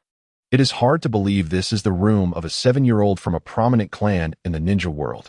Yu lay on the soft bedding, resting his head on his hand as he gazed at the ceiling. Since there was only one bed, he naturally allowed Kushina to take it. At this moment, he felt a slight headache from Kushina's incessant chatter earlier, as she had been babbling about this and that. He nearly succumbed to the urge to put her to sleep with a swift blow that would guarantee her an immersive slumber. Fortunately, she finally drifted off. Yu glanced at the clock. It was already 10:30. It had been over 10 minutes since Kushina had quieted down, and in another 10 minutes, he planned to rise and head to the storage room. He would not squander a moment that could be used to grow stronger. Although he could meditate while lying down, sitting would yield far greater benefits. In this bedroom, he could only meditate while reclining, as he feared startling the little girl if she awoke to find someone sitting motionless beside her bed. He gently closed his eyes, patiently awaiting Kushina's deep sleep. After a few minutes, he realized with some dismay that her breathing remained erratic, fluctuating between heavy and light, indicating she was still preoccupied with her thoughts. "Yu, are you asleep?" Kushina half sat up and called out to him from across the room. Receiving no reply, she laid back down. A few minutes later, she suddenly sat up again, stealthily climbed out of bed, and crept over to where Yu lay, standing beside him for a moment before slipping under his covers. Feeling her small arms pressed against his chest, Yi was momentarily at a loss for words. He intended to feign sleep, just as he had planned to wait for Kushina to doze off before practicing. It seemed she sensed that he was truly asleep, for she nestled closer to him and began to softly sob. Initially, her whimpers were quiet, but gradually they intensified, as if she were trying to release all the pain she harbored within. Hearing her muffled cries, Yi sighed inwardly. He pulled the timid girl closer into his embrace. Looking down at her, he softly called her name, Kushina. She paused, gazing up at him, her eyes shimmering with tears. Yi? Woo-woo, I miss my mom and dad. And my little cat. Kushina clung tightly to him, her sobs growing louder, soaking his chest with her tears. They are all gone, killed by those people. My parents and little cat never did anything wrong. Why? Yi remained silent, gently patting her back.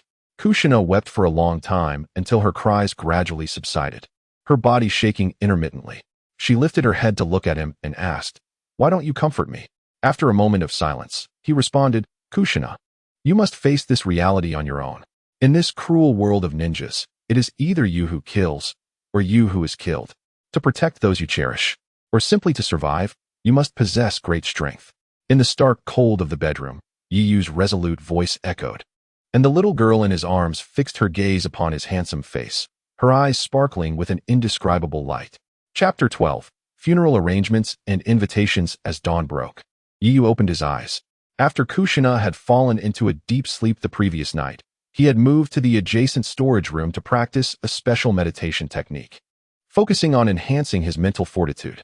From 11:30 p.m. to just past 5 a.m., he had spent less than 6 hours in meditation. Although he didn't receive a physical reward, he was rewarded with an increase in mental strength. His training speed had accelerated significantly. What once required an entire night of meditation to achieve could now be accomplished in less than half the time. Stepping outside, Yiyu inhaled deeply, allowing the fresh morning air to fill his lungs, bringing with it a refreshing chill. As he gently pushed open the wooden door to his bedroom, he was greeted by the sight of Kushina sprawled out on the bed. It must be said, Kushina truly had no sense of decorum while sleeping. The blanket Yiyu had neatly tucked around her before leaving had long since been thrown aside. Only her little toe remained nestled in the warmth of the covers. It was already autumn. Although the daytime temperatures had not dropped significantly, the temperature difference between day and night was considerable, and Yiyu was genuinely concerned that Kushina might catch a cold. Shaking his head like a concerned father, he walked over to the edge of the bedding and pulled the covers back over both of them. To his surprise, as soon as he lay down, Kushina instantly latched onto him, her hands and feet wrapping around him like a little octopus. Yiyu couldn't help but chuckle at the absurdity of the situation. If not for the rhythmic sound of her relaxed breathing, he might have doubted whether she was truly asleep. He adjusted the blanket, ensuring it provided warmth and shielded them from the cold. At times, he too would indulge in relaxation, as he did now. Nestled in the warmth of the blankets on a crisp, chilly morning, with a living, fragrant body beside him, it was undoubtedly a moment of blissful serenity. After about half an hour, suddenly, a fist collided with Yiyu's chin. That felt so good. Kushina stretched, only to find Yiyu rubbing his chin in discomfort. "Yiyu, what happened to your chin?" she inquired with a hint of concern. Yiyu smiled kindly. "It's nothing. I just bumped into something." "Oh." Kushina's eyes lit up as if a thought occurred to her. "Do you want me to massage it for you?" "Sure. Come a bit closer," he replied. "Okay." As she scooted closer, Yiyu playfully pinched her chubby cheeks. "Ow. What are you doing, Yiyu?" she exclaimed. "Stop pulling. I'm just trying to help you. You bully." After 6:30 a.m., Yiyu and Kushina finally got dressed and rose from bed. As Yiyu stepped outside, he saw Chiyoing standing by the stone table, holding a food container. "Good morning, Sister Chiyoing." "Good morning, young Master Yiyu." Chiyoing tilted her head toward the room and asked, "Is Kushina up?" "I brought her breakfast." As soon as Chiyoing finished speaking, a flash of red burst from the room, charging straight at Yiyu with unbridled enthusiasm. Unfortunately, her efforts were in vain as Yiyu deftly sidestepped the incoming assault. Upon noticing Yiyu's retreat, Kushina remained unfazed and sweetly called out to Sister Chiyoing before obediently taking a seat on the stone bench. Chiyoing responded and began to arrange the food on the table. However, as Yiyu was about to sit down, Chiyoing halted him, gesturing for him to follow her inside. "Young Master Yiyu, please come with me. I have something to discuss with you." Observing Yiyu following Chiyoing into the house, Kushina, though filled with curiosity, chose not to pry or eavesdrop, instead contentedly enjoying her delicious breakfast on the stone bench. Yu gently closed the wooden door and regarded Xiaoying, his mind wandering to speculate on the matter she wished to address, likely concerning the funeral and that individual. Xiaoying took her time before speaking, scanning the room, her gaze lingering for a moment on the battlefield. It appears that young Master Yeyu and Kushina share a close bond, she remarked. Yeyu smiled and replied, I suppose so. Though Kushina can be quite mischievous, most girls her age are. She is very mindful of boundaries and is quite a sensible child. Upon hearing Yeyu refer to Kushina as a sensible child, Xiaoying felt an impulse to remind him that he and Kushina were of the same age. However, this thought merely flickered through her mind. Given her nature, she would never voice such a statement. Moreover, despite their brief acquaintance, Xiaoying could genuinely sense the maturity and composure emanating from Yeyu. Although it might seem unusual to describe a 7-year-old boy with such terms, they reflected Xiaoying's honest appraisal. Otherwise, she would not have permitted Kushina to sleep in Yeyu's courtyard the previous night, trusting that Yeyu would look after her. Indeed, Kushina still requires your care, young Master Yeyu.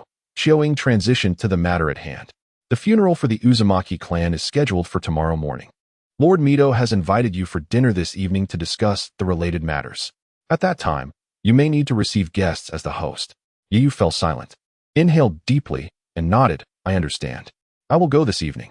That is all I needed to convey, she concluded as Yeyu turned to leave. At that moment, Xiaoying added, additionally, Lady Tsunade returned last night and will likely join Lord Mito for dinner this evening. Yeyu paused at the wooden door before pulling it open. After breakfast, Xiaoying tidied up the room and then departed with Kushina. Both Kushina and Uzumaki Saki were residing at Lord Mito's house. As they prepared to leave, Kushina felt a twinge of reluctance, her eyes still red from having been teased by Yeyu that morning. Nevertheless, she turned back 3 times before finally exiting the courtyard. Yeyu bore no guilt for having made Kushina cry. In fact, seeing her pout and shed tears uplifted his spirits. After all, one must pay a price for sneaking up on him while he slept. He had always been one to seek retribution. Returning to the courtyard, Yeyu settled onto the stone bench, a name surfacing in his mind. Tsunade, he murmured to himself, his tone laced with a cold smirk and complexity. After an indeterminate amount of time, Yeyu stood, stretched, and commenced his daily jog. As he ran, Yeyu contemplated his path of cultivation. In terms of ninjutsu, he had not been taught any techniques previously, and thus the only jutsu he could currently learn were the scrolls obtained from his initial gift package. He had already mastered the body flicker technique and the transformation technique, yet the great fireball technique proved somewhat challenging.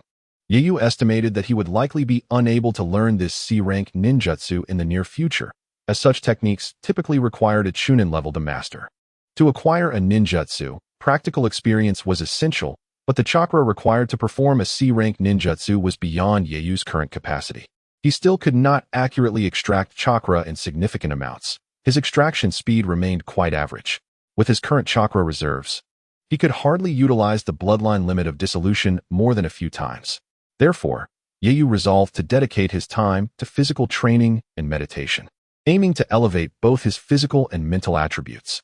He believed that as these values improved, his chakra extraction speed would accelerate, eventually surpassing that of ordinary individuals and even the average prodigies, ultimately eclipsing those extraordinary geniuses born with innate superiority. Chapter 13. The Turmoil Physical Attribute. 5 Character. Uzumaki Yeyu Rank. Jinin.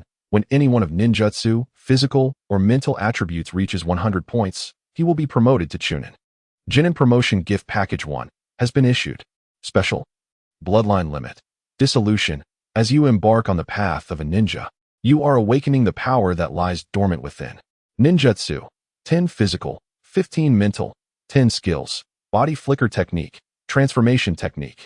After a morning of training, Yeyu's physical attribute rose to 15 points, and simultaneously, his ninjutsu attribute automatically escalated to 10.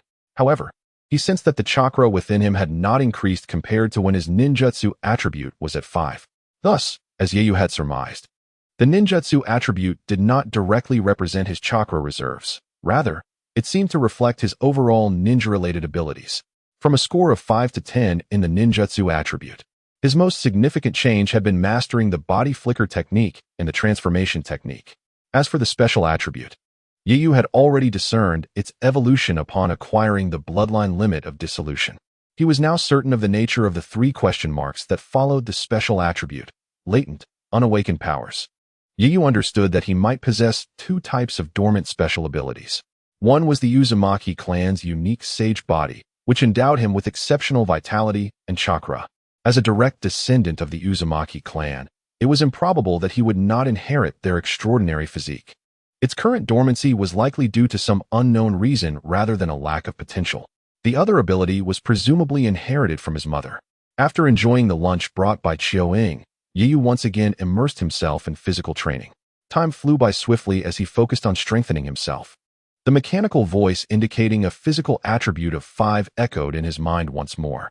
By this time, it was nearing 5 in the afternoon. Yu entered the side room, which was similarly divided into 2 chambers, one for the maid and another serving as a washroom. After a refreshing bath and changing into clean clothes, Yu sat quietly beneath the camphor tree, awaiting Chiu-Ying's arrival. The person he was about to meet was undoubtedly of great significance, both in Konoha and throughout the ninja world. Regardless of her strength or status, she could be regarded as a prominent figure. Besides her, there was also Tsunade, his fiancée, who would later become one of the legendary Sannin of Konoha. Yu looked up at the expansive canopy of the camphor tree, its lush leaves almost perpetually shedding green and yellow foliage. He reached out to catch a gently falling leaf, a desiccated yellow one. His gaze turned contemplative, the depths of his dark eyes concealing unfathomable thoughts. The upcoming meeting held tremendous importance for him. It was crucial for validating a matter that would determine the success of his future plans. Yet, the events of that night had already provided him with a vague, yet seemingly accurate answer. Night Feather did not wait long. After about 8 or 9 minutes, around 5:30, Chiu-Ing entered the courtyard. Her tall figure and perpetually aloof expression were unchanged, and she wore a different kimono from the one she had donned at noon. The black kimono, adorned with a red neckline, further accentuated Chiu-Ying's snow-white complexion. "Good evening, young Master Yu." At this moment, Yu had gathered a considerable number of scattered leaves in his hands, all of which were yellow and withered. He had been sitting beneath the camphor tree for about 8 or 9 minutes, and the leaves that had fallen around him were all dry. It was as if the vibrant green leaves deliberately avoided him. Yu stood up, allowing the dead leaves to fall from his hands. "Let us go." He stepped past Chiu-Ing and exited the courtyard first. Chiu-Ing glanced at the countless dry leaves beside the stone bench before turning to follow him. As they walked along, the opulence of the Senju residence unfolded before Yu's eyes. Although these sights existed in his memory, it was his first time stepping out of that courtyard to witness them firsthand.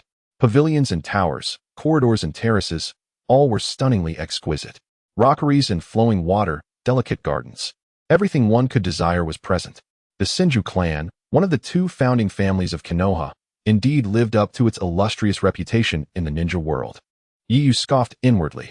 However, all of this was merely counting down to its demise. Yu walked ahead, with Chiu-Ing trailing 2 or 3 steps behind. They strolled along the stone path adorned with lanterns. Despite the presence of bright streetlights at intervals, the path was still festooned with red lanterns. Yu walked on the right side of the path, beside a small lake where the water was crystal clear, revealing numerous colorful koi swimming freely. The path was spacious, bustling with maids and servants. Many of them displayed respect and restrained demeanor upon seeing Chiu-Ing. Yet their expressions shifted to unmistakable disdain and contempt when they caught sight of Yu. Yu seemed oblivious, showing no concern. These servants could hardly capture his gaze for even a second. On the opposite bank of the lake, within a small pavilion, a beautiful maid covered her mouth as she observed Yu and Chiu-Ing on the stone path. Though dressed simply, she possessed a captivating charm, particularly her alluring peach blossom eyes that stirred emotions at first glance. Chiu-Ing is actually walking with that son-in-law, and she is so intimately behind him. Mei-Nai could hardly believe her eyes. She clearly understood what the positions of Chiu-Ing and Yu represented, which was why she was so astonished and incredulous. My goodness, apart from Lord Mito and Lady Tsunade, when has Chiu-Ing ever been so close to anyone? Even young Master Shinshu has never received such treatment. No, I must inform young Master Shinichi. How could this son-in-law gain Chiu-Ying's approval? He is utterly unworthy. Only someone like young Master Shinichi deserves to have Chiu-Ing. The maid muttered angrily, her face revealing disdain and contempt for Yu. However, as she uttered the last sentence, Her expression transformed into one of longing and affection, as if young Master Shinichi were a divine being. Mei shot a few resentful glances at Yu on the stone path before quickly dashing away. At that moment, Yu, who had paused to observe the koi in the water, lifted his head. He glanced in the direction of the pavilion before retracting his gaze. His perception far exceeded that of ordinary individuals, especially when it came to sensing others' malice towards him. The intensity of such hostility was indeed intriguing. Although he had only caught a glimpse of her silhouette, he was certain he had never encountered that maid before. Chapter 14. Grand Elder of the Senju clan's grandson. Watching the maid hastily retreat, Yu felt a flicker of amusement in his heart. He could not help but speculate that some entertaining events might soon unfold. The residence of the Whirlpool Meadow lay at the far eastern edge of the Senju estate, while Yiyu's dilapidated courtyard was situated to the west. Thus, the distance Yiyu and Xiaoying needed to traverse was considerable. Yiyu withdrew his gaze from the maid and strolled leisurely forward.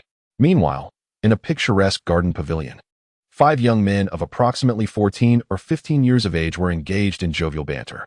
Among them stood one particularly handsome individual, noticeably taller than the others. As they joked, the other 4 displayed a sense of flattery towards him, clearly indicating his higher status within the group. An ordinary-looking young man remarked. As expected of Brother Shinichi, he went to battle alongside Lady Tsunade, returning unscathed and even becoming a chunin. The others chimed in with praise. Senju Shinichi smiled, feigning composure. Yet his pride was evident to all. Just as he was about to speak, a beautiful maid dashed out from around the corner of a small flower bed leading to the garden pavilion. Upon seeing Mei Nai's curvaceous figure in motion, Senju Shia expressed envy, saying to Shinichi, "Brother Shinichi, look how eagerly Mei Nai runs. She must be rushing to throw herself at you." Laughter erupted among the 4, and they made inappropriate gestures, mimicking embraces. Despite being the young generation of the Senju clan, regarded as the future of their lineage, these young men behaved in a debauched manner, their words frivolous, resembling middle-aged libertines. Yet, Senju Shinichi paid no mind to their actions and words. He fixated on Mei Nai's alluring movements, his heart aflame. This maid, Mei Nai, was undoubtedly among the finest in both beauty and physique he had encountered. Moreover, Shinichi perceived that Mei Nai harbored feelings for him during their interactions. She often appeared before him and occasionally initiated physical contact. However, despite having taken many liberties with her over the past month, he had never truly succeeded in winning her over. The reason was that, through several tests, he discovered she genuinely aspired to marry him. As the grandson of the Grand Elder of the Senju clan, Senju Shinichi was handsome and exceptionally talented, truly embodying the archetype of a high-born elite in the ninja world. Aware of his own worth, he had employed some minor tactics and romantic gestures to elicit Mei Nai's affections. It was absurd but true. She had developed real feelings for him. This realization brought some trouble to Shinichi, for in his experience, women who were love-struck, while easily deceived, could also become burdensome, especially given his status. Nonetheless, he was unwilling to relinquish this opportunity that had presented itself. He resolved that if Mei Nai proved uncooperative, he would resort to more forceful means. Should she comply and not create a fuss afterward, he would not mistreat her. However, if she defied him, he would not hesitate to dispose of her once he had grown weary. In Shinichi's mind, Mei Nai was nothing more than a lowly servant. Thus, upon seeing her approach him, his heart surged with excitement. He decided that today would be the day he settled matters. Yet, as Mei Nai drew closer, he noticed her face was marked by urgency and anger, piquing his curiosity. "Young Master Shinichi. Young Master Shinichi."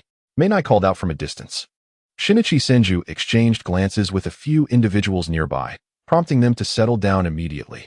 He straightened his attire, a smile gracing his face, complemented by his undeniably handsome features. At that moment, he truly resembled a refined young gentleman. "Mina, what troubles you? Speak slowly," he urged. Mina, an ordinary girl, was left breathless from a rapid, intense sprint, bending over with her hands resting on her knees. "It's about Akizakura." "Akizakura, she.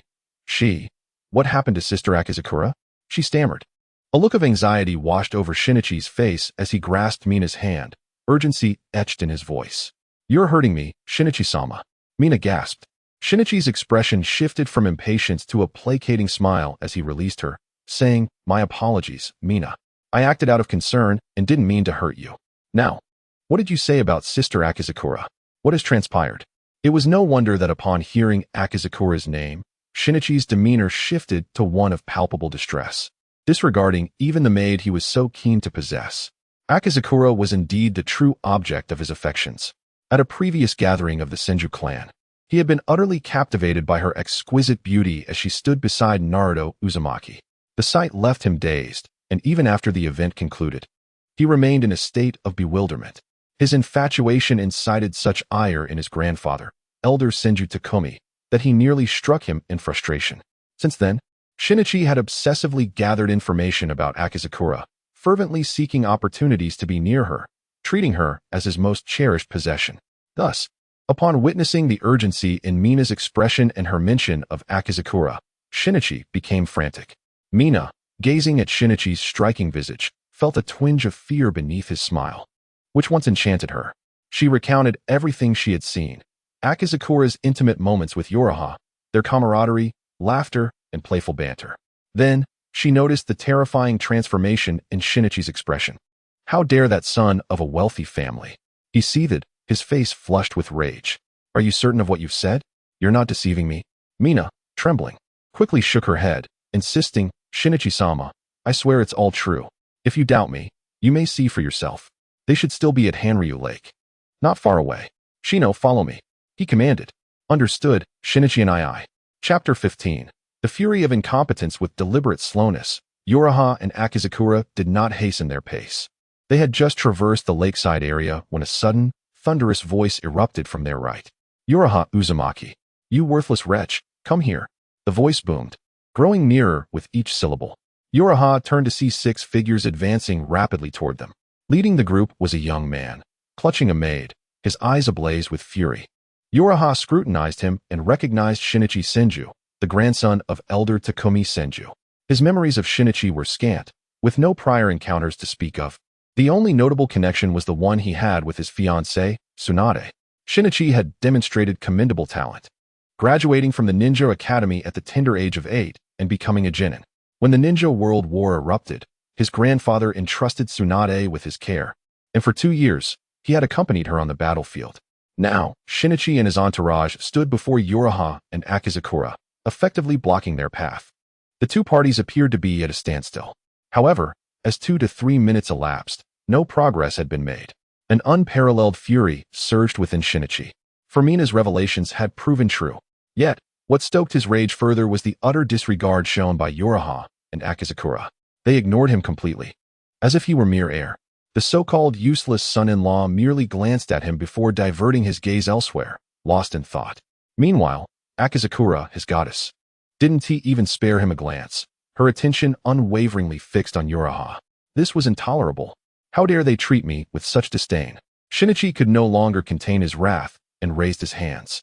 Yet, at that very moment, he sensed a formidable aura locking onto him, a powerful threat and warning. He understood that should he dare to act, he would face a terrifying retaliation, potentially resulting in his demise. At that moment, he recognized that only one person nearby could possess such overwhelming strength. Gritting his teeth, he addressed Akizakura, Sister Akizakura. Are you truly willing to stand against me for this wretched son-in-law? His heart shattered, but in the next instant, he witnessed a scene that nearly drove him to madness. The useless son-in-law cast a fleeting glance at both Shinichi and Akizakura before turning to embrace her waist, pressing his body closely against hers. His expression was serene, laced with a hint of mockery, yet he feigned fear. Sister Akizakura, who is this fool? I don't recognize him, but his gaze is terrifying, as if he wishes to devour me. With that, his hands roamed over Akizakura's waist. At that moment, Shinichi completely lost his composure. A furious roar erupted within him. He was determined to eliminate this wretched son-in-law who dared to tarnish his goddess. However, just as he readied himself to strike, despair washed over him. He found himself utterly paralyzed, unable to move.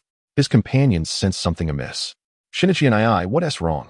Shino inquired, hesitantly touching his shoulder. He cast a fearful glance at Akizakura and stammered, Sister Akizakura, you.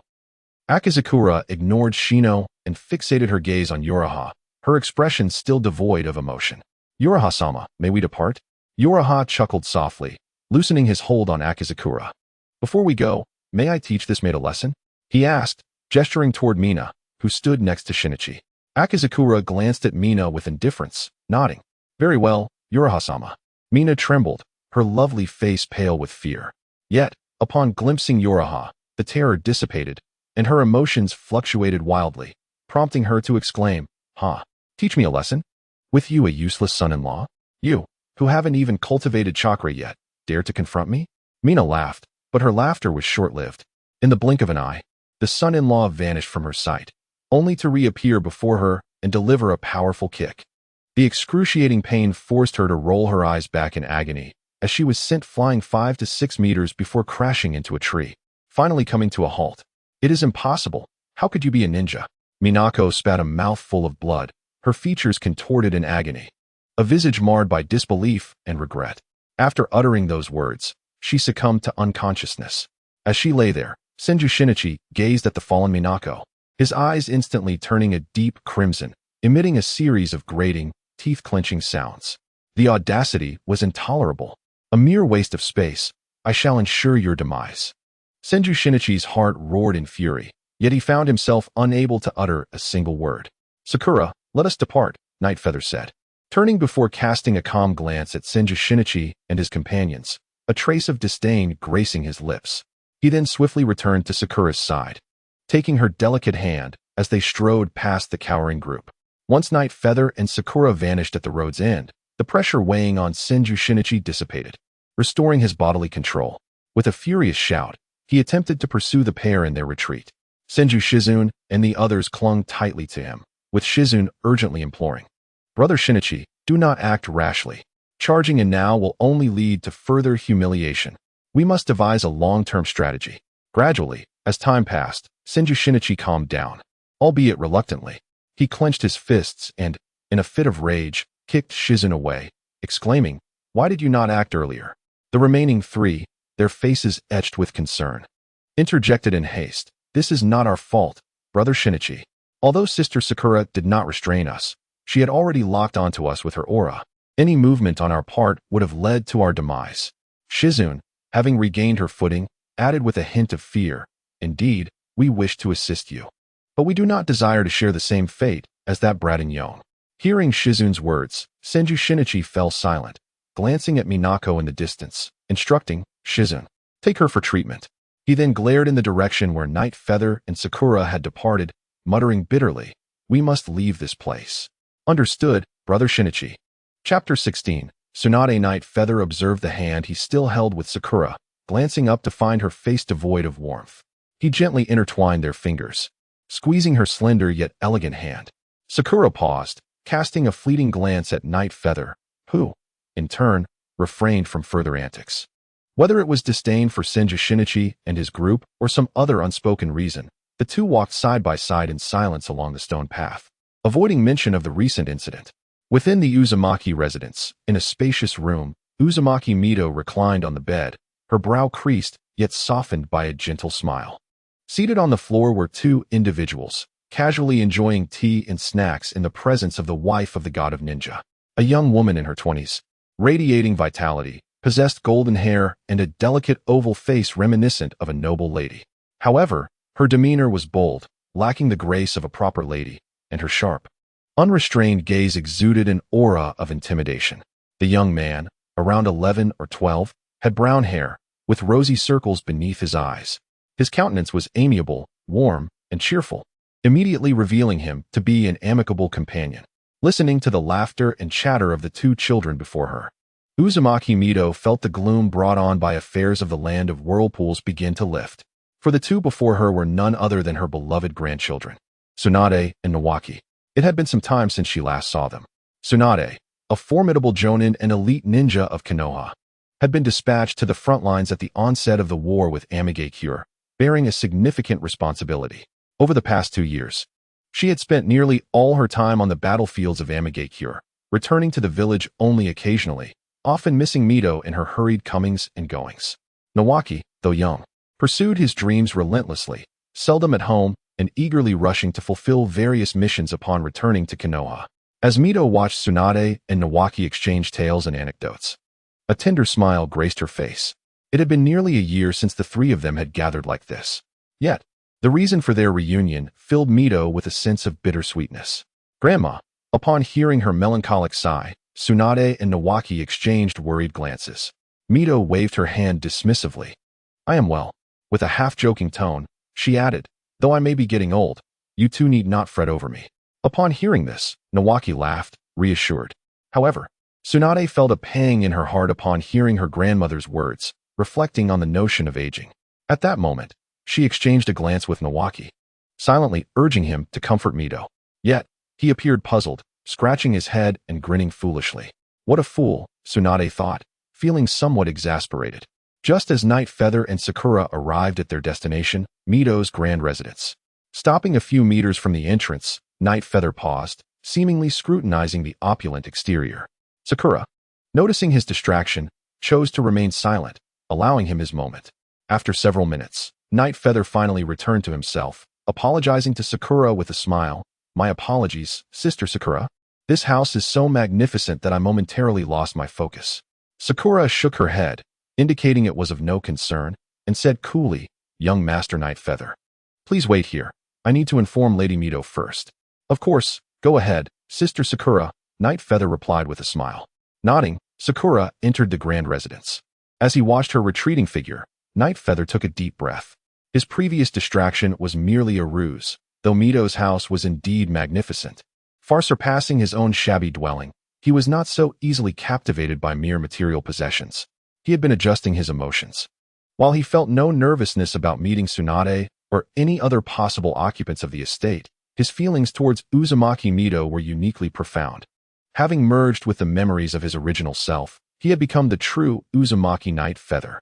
His heart held a special connection to the woman who had cared for him from infancy to maturity, one that surpassed any bond he felt toward his biological parents, whom he had never truly known.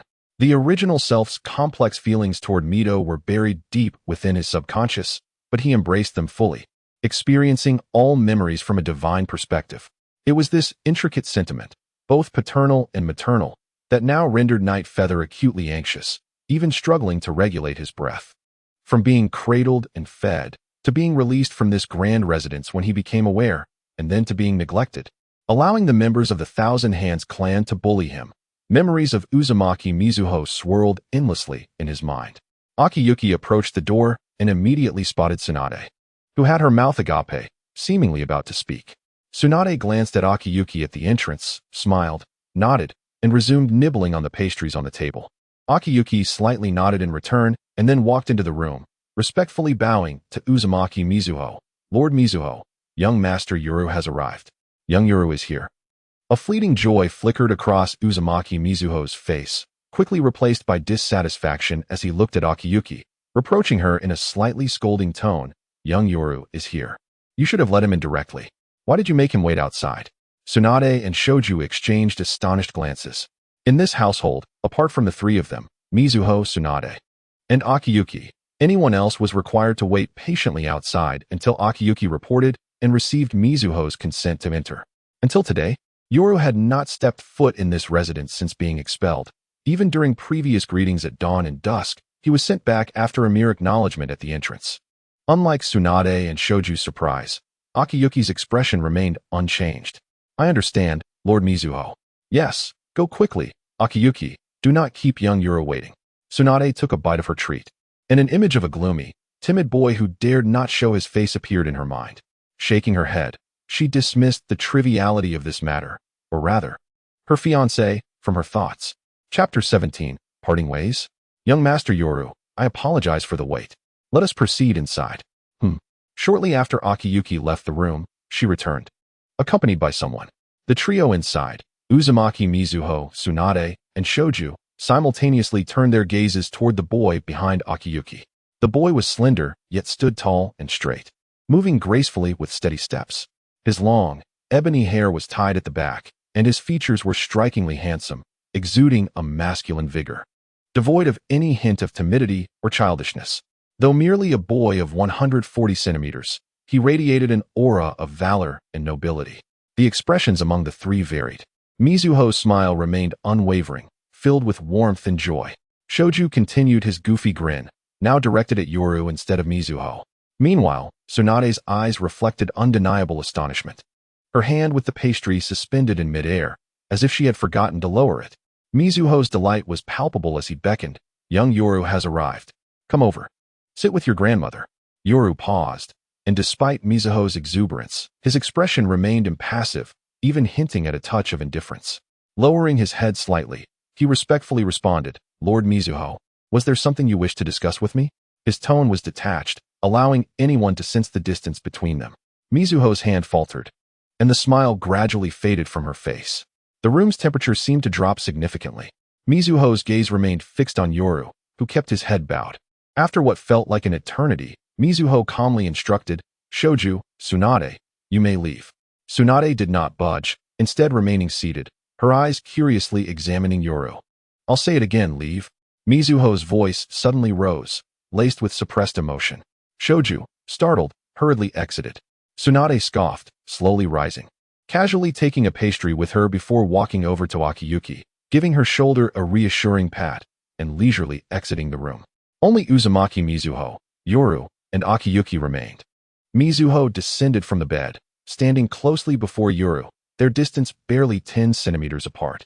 As Mizuho advanced, Yoru caught a whiff of a rich, sweet fragrance, elegant, yet inexplicably sweet. With his head lowered, he could not discern Mizuho's expression. Silence enveloped them. Suddenly, a shadow crossed Yoru's face as Mizuho raised her hand. Yoru's expression remained unchanged, his face still cold and downcast.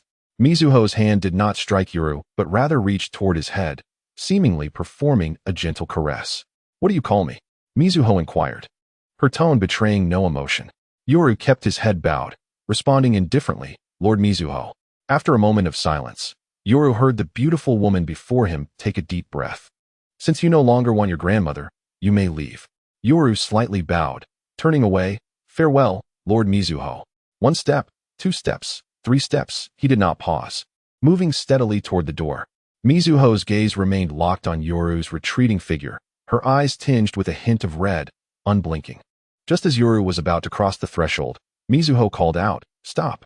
With that, she rushed over to Yoru, enveloping him in her embrace. Young Yoru, why are you so heartless? Do you truly wish to abandon your grandmother? Tears streamed down Mizuho's face as she continued, I understand, young Yoru. You resent me for not having seen you for 3 years while you were bullied. Enough is enough. Yoru broke free from Mizuho's grasp, turning once more to face her, his expression cold as ever. Lord Mizuho, if your only purpose in summoning me was to express these sentiments, please allow me to leave. Mizuho stared blankly at Yoru, her hand reaching out to touch his face, but halting midair. She turned away, no longer looking at him, saying, You may go. I will have Akiyuki inform you of the arrangements for the funeral. Yoru pivoted and left the room. Akiyuki stood quietly in the corner, silently observing the unfolding events. Upon seeing Yoru exit, she cast a worried glance at Mizuho. Just as she was about to speak, she noticed the once graceful visage of Mizuho now marred by 2 streams of tears. Lord Mizuho. Akiyuki hurried over, attempting to help the frail Mizuho, who had collapsed to the ground. Mizuho slumped there, and Akiyuki struggled to lift her. Akiyuki, did I err? Mizuho wept, her words more of a self-reflection than a query for Akiyuki. From the moment young Yoru entered, I sensed his emotions and intentions. Initially, I thought he was merely a child throwing a tantrum. However, when I held him just now, I could feel that he harbored no affection for me, no familial bond, no lingering attachment. Even anger and resentment were absent. All that remained was indifference, as if I were a stranger. Akiyuki remained silent, understanding that Mizuho merely needed someone to confide in at that moment. For 3 long years, she had turned a blind eye to the child she cherished most. And now it seemed she finally reaped the consequences. Yet, that child had come to embody a vast, tragic chasm between them. As someone close to Uzumaki Mizuho, Akiyuki comprehended the profound sorrow that now enveloped her. Yoru descended the stairs with a cold expression, finding the first floor deserted, lingering there for a while. Upon stepping outside, he gazed upwards at the sky, slowly releasing his tightly clenched fists. Yoru. He turned to see Tsunade and Shoju leaning against the right courtyard wall, watching him. Their eyes met, devoid of any warmth or tenderness. After a brief moment, Tsunade nonchalantly averted her gaze, her tall, graceful figure remaining still, as though she had no care for Yoru. You. Shoja hesitated, wanting to speak but holding back. At this moment, he felt genuine happiness at Yoru's significant transformation. On the other hand, there was a sense of concern regarding Yu and Vortex Mizuhito, as well as apprehension about Yu's psychological state following the significant blow. Are you and Grandma all right? Ultimately, Shoju expressed this sentiment. Yu smiled and shook his head, replying, Do not worry, Shoju. How have you been lately? Have you become a chunin yet? Seeing Yu still able to smile, Shoju believed he was in good health and that everything was fine. Thus, he looked at Yu with a hint of grievance and remarked, You used to call me Brother Shoju. Yu raised an eyebrow, thinking that was in the past. Now, how could I possibly call you this little brat Brother Shoju? That hardly seems appropriate. After all, by status, you ought to call me brother-in-law. What? Shoju's eyes widened in shock, staring at Yu as if he could not believe he dared to say such a thing. He quickly turned to glance at the distant Tsunade, noticing she remained still, seemingly oblivious to their conversation. Shoju sighed in relief and lowered his voice, saying, Are you trying to get yourself killed? My sister is so close. Thankfully, she did not hear. Regarding Shoju's anxiety, Yu remained indifferent. At this distance, Tsunade could undoubtedly overhear their conversation. However, Yu was unperturbed by Tsunade. Feeling a surge of inspiration, Yu turned to Shoju and suggested, How about we spar? If you win, I shall continue to call you Brother Shoju. What do you say? Shoju cast a puzzled glance at Yu, muttering to himself. Yu seems perfectly fine, yet why does he keep talking nonsense? He wants to spar? He must be seeking a beating. Oh no, has Yu lost his mind? Rolling his eyes, Yu interrupted Shoju's musings. All right, the boring performance ends here. So, do you wish to test your skills against me? With a silly grin, Shoju replied. Of course. You always hid your face behind your hair, and I had no idea you possessed such a devastatingly handsome visage. It truly makes one envious. I must give you a good thrashing to remind you that, as a man, strength is paramount. You should still be a genin. Yes, but I am on the verge of becoming a chunin. What's wrong? Nothing. Yu and Shoju departed without a word, seemingly forgetting about Tsunade. Nevertheless, Tsunade paid no mind. She merely gazed at Yu's retreating figure, pondering why the usually composed Vortex Mizuhito had such a strong reaction earlier.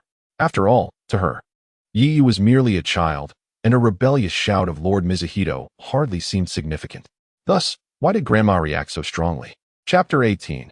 Enrollment procedures. A few hundred meters away from the Vortex Mizuhito estate, Shoju suddenly turned around, glancing back as if searching for something.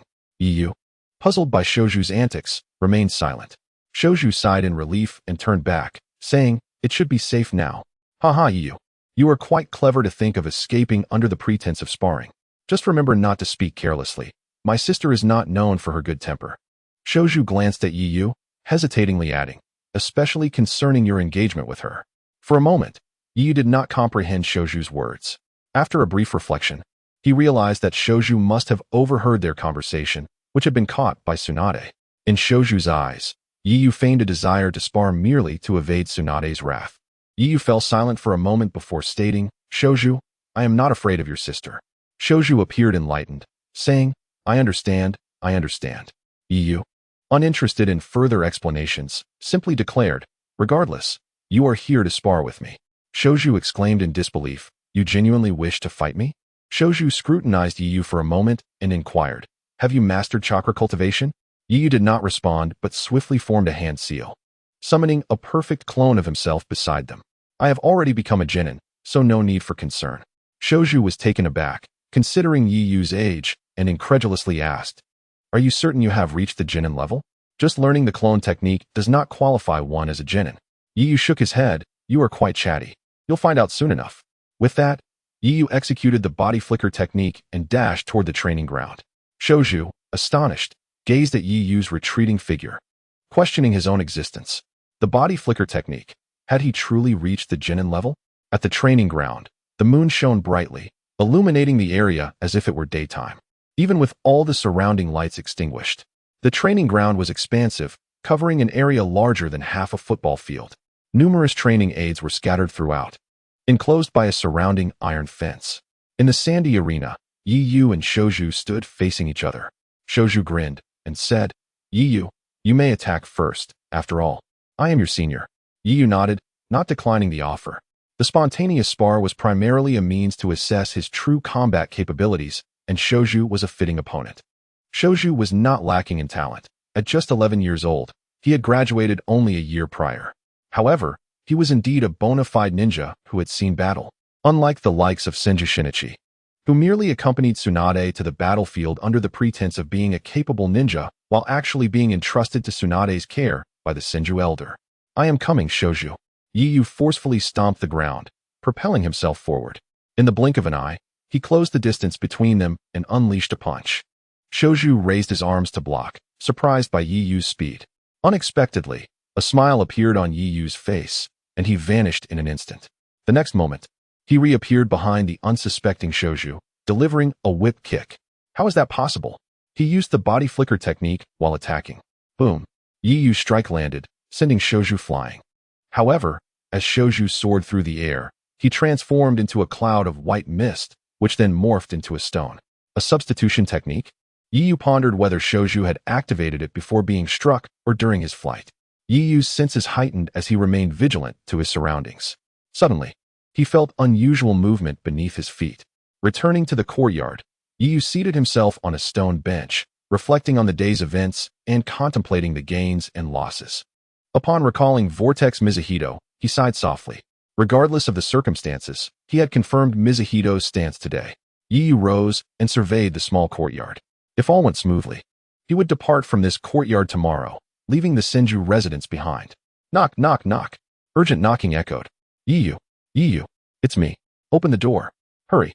Yu felt somewhat speechless. He had just realized he had not seen Kushina all day, not even at the Vortex Mizuhito estate, and now she appeared. He opened the wooden door to find Sakura present, holding a food box. As soon as the door swung open, Kushina dashed into the room without saying a word, leaving Yu and Sakura behind. Yu was taken aback. Although puzzled by Kushina's actions, he could not be bothered to question her. Unlike her usual self, Sakura did not immediately arrange the meal on the stone table, but handed the food box to Yu, saying, "Young Master Yu, this is a meal prepared by Lord Mizuhito herself." Yu accepted it naturally, realizing he had not eaten dinner yet. As for why Sakura handed him the food box, he understood it was because she was concerned he might refuse Mizuhito's meal. Thus, she offered him the choice. As Night Feather unhesitatingly accepted the food box, a glimmer of satisfaction flashed in Qiu Ying's eyes.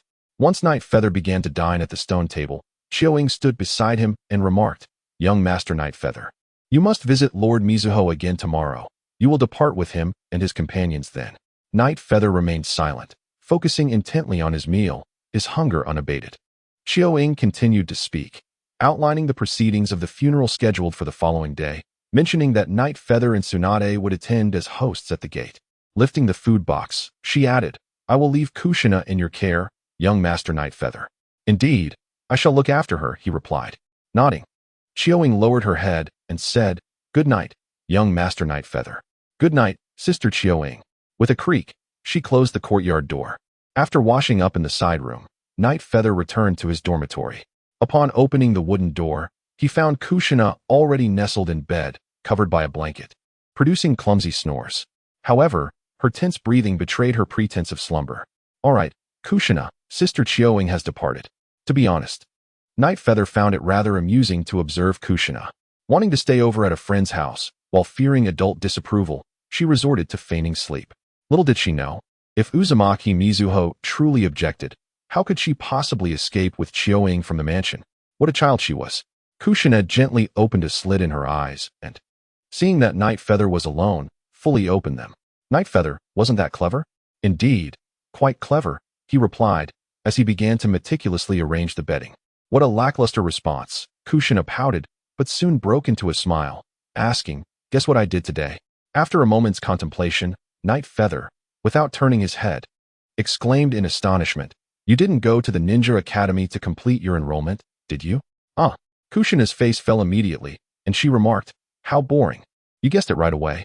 She leapt from the bed, grasping Night Feather's hand to prevent him from making the bed. "Night Feather, quickly tell me, how did you know?" Night Feather squeezed her chubby little hand, the texture quite pleasant. "Isn't it obvious? The Ninja Academy is starting in a few days." Kushina's cheeks flushed slightly, yet she did not withdraw her delicate hand. "I am turning off the light now. Good night, Kushina." Good night, Night Feather. He extinguished the light and nestled into his blankets. Although the light was out, moonlight streamed into the room, illuminating the dormitory sufficiently. Before long, Kushina, who had been tossing and turning in bed, suddenly sat up. Then, she hopped out of bed and burrowed into Night Feather's covers. He sighed in exasperation, unable to restrain himself from rubbing his forehead. Chapter 19. Conversation early the next morning. Night Feather and Kushina rose early, freshened up, and donned their plain black attire. After a simple breakfast, they followed Chioing to Uzumaki Mizuho's residence. Little Kushina understood the significance of the day. Since waking up, her once lively and innocent face had transformed, now marked by sorrow and gloom. Perhaps the sadness had always been there, with her vibrant smile merely a mask crafted to conceal her true emotions from others. As Night Feather walked alongside Chioing, Kushina trailed behind them. Observing Kushina's downcast demeanor, Night Feather sighed inwardly, then turned to take her small hand. Kushina glanced up at him, only to see him gazing straight ahead, walking as usual. She quickened her pace to match his, gently leaning against him, her head bowed, the darkness on her face seeming to lift slightly. Upon reaching Uzumaki Mizuho's residence, Chioing took Kushina away for some unknown purpose. Before departing, she instructed Night Feather to go upstairs to find Mizuho, as she had matters to discuss with him. As Night Feather arrived at the corner from the first to the second floor, he overheard Tsunade's loud voice. It appeared that Mizuho and Tsunade were engaged in a heated argument. Night Feather refrained from eavesdropping on the two inside the room, instead proceeding to Mizuho's door, which was ajar. He knocked gently, the sound capturing their attention. Both Mizuho and Tsunade were clad in plain black attire. Mizuho's face bore a calm expression, while Tsunade's was flushed from the intensity of their quarrel. Upon seeing Night Feather, a flicker of pain crossed Mizuho's eyes, and his composure vanished. Little Night, he greeted. Hearing this, Mizuho forced a smile and said, You and Tsunade should have a good talk. With that, he stepped out of the room, shutting the door behind him. With a thud, the door closed, and Night Feather, expressionless, seated himself opposite Tsunade across a small table. After taking his seat, Tsunade did not spare him a glance, focusing solely on the snacks laid out before them. Night Feather, however, continued to observe Tsunade's fair face, recalling the argument he had overheard on his way there. The distance from the staircase to the room was short, and while he did not catch much, his keen mind allowed him to deduce the cause of their dispute. Gazing at Tsunade's porcelain-like cheeks, he could not help but acknowledge her captivating beauty. This marked his first encounter with her. Do you find it embarrassing to attend the funeral as my fiancée? Night Feather poured himself a cup of tea, speaking with a tone that was neither warm nor cold. Tsunade shot him a sidelong glance, momentarily captivated by his strikingly handsome visage, before turning away. Sipping his tea, Night Feather continued, In truth, there is no need for you to harbor any lingering resentment towards Lord Mizuho regarding our engagement. He paused, then spoke words that instantly turned Tsunade to face him fully. You look down on me, and I reciprocate that sentiment. Thus, today, I intend to carve a deep rift in this engagement, marking the beginning of its dissolution. Tsunade, who had initially been irked, chuckled upon hearing his final words, her alabaster face revealing a mix of sarcasm and disdain. Who do you think you are? Is this a matter you can decide? Tsunade did not hide the scorn in her eyes as she enunciated, Little brat. Night Feather maintained a calm smile, unaffected by her words. Regardless, during this funeral, I trust you will heed Lord Mizuho's words and cooperate with me. Casting a glance at the unmoved Tsunade, he continued, To be frank, I genuinely worry that someone like you, who is so full of herself, might cause a scene at the funeral. Like a newly tamed wild bull. Who knows what chaos she might unleash next? Bang! The small table snapped in two, tea and snacks splattering everywhere. Tsunade glared fiercely at Night Feather, exclaiming, Don't push your luck, brat. How dare he? He had the audacity to insult her repeatedly. A beauty of her caliber, being compared to a bull? Night Feather's expression remained unchanged as he held the surviving teacup, looking at Tsunade and calmly saying, What, Lady Tsunade? Are you planning to take action against your 7-year-old fiancé? I must say, I am rather impressed, Princess Tsunade. Crackling, Tsunade clenched her fists tightly, the sound of her knuckles echoing in the silence. This was the first time someone had dared to provoke her in such a manner. 7-year-old fiancé and impressed. Those words only served to further ignite her fury. Tsunade inhaled deeply, casting a cold glance at Night Feather. What a sharp-tongued little boy you are. Tsunade could not deny that Uraha was exceptional. Not only on a day such as today, but even in ordinary times, she could never bring herself to lay hands on him. This was not solely due to his status, but also because of his youth. The combination of these two factors made it impossible, and indeed inappropriate, for her to discipline him. In the context of the Senju clan, a prominent family, the notion of a distant relative marrying in, particularly with an age disparity favoring the female, rendered any form of reprimand from Tsunade towards Uraha susceptible to accusations of bullying. In a typical household, such discipline might be deemed acceptable, yet within the esteemed Senju clan of Konoha, it simply could not be tolerated. Countless eyes in the village observed the Senju clan with keen interest, and the common folk delighted in discussing the intrigues of noble families. As the small table was overturned, spilling tea and snacks onto the floor, Tsunade rose and made her way to the window, summoning a maid to tidy the room before leaping out. Uraha stood and opened the door, descending the stairs. On the staircase, he overheard Uzumaki Mito admonishing Tsunade, reprimanding her with phrases such as "What kind of behavior is this? And is the window meant for jumping?" Mito's words were not harsh, but rather sounded like complaints. She had always treated her close ones with kindness and cherished her recognized family members, rarely displaying anger or resorting to harsh words. Thus, Uraha understood that her decision to leave him alone for years was a source of pain and torment for her. Upon reaching the ground floor, Uraha spotted Kushina being escorted away by Akizuki, accompanying Uzumaki Mito. Since Uraha had come downstairs, Mito had been watching him intently, only breaking her gaze when Akizuki reminded her, whispering Mito Dano in her ear, prompting her to say, "Let us proceed." Upon arriving at the funeral site, the cemetery was already filled with mourners. All the ninjas donned somber black attire, their expressions grave as they stood silently. The air was heavy with solemnity and sorrow. The Hyuga clan, alongside the prominent families of Inazuka, Nara, Yamanaka, and Saratobi, had dispatched numerous ninjas, including many notable figures from their respective clans. Additionally, there were several civilian ninjas and members of smaller clans present. In front of the crowd lay an expanse of open ground, where rows of wooden coffins were neatly arranged, each accompanied by a grave dug to accommodate them. Prominently displayed were 5 coffins, each adorned with a black-framed photograph. Among them was a white-haired elder and 2 pairs of middle-aged ninjas who clearly appeared to be couples. Uraha and Tsunade followed Mito as they slowly approached the front of the cemetery. As they moved, a path naturally formed in the crowd. Standing at the front were 4 figures, the Konoha F4. Infamous for their internal strife, they were anything but effective as a unit. Uraha narrowed his eyes as he observed them. Saratobi Hizashi, Tsurugi Koharu, Uzumaki Mito, and Shimura Danzo. These 4, now in their middle age, emanated a steady and powerful aura. They acknowledged Mito with a respectful greeting, remaining firmly in place, their gazes directed towards the cemetery. Uraha's attention lingered not on them, but rather he and Tsunade continued with Mito until they reached the front of the 5 coffins.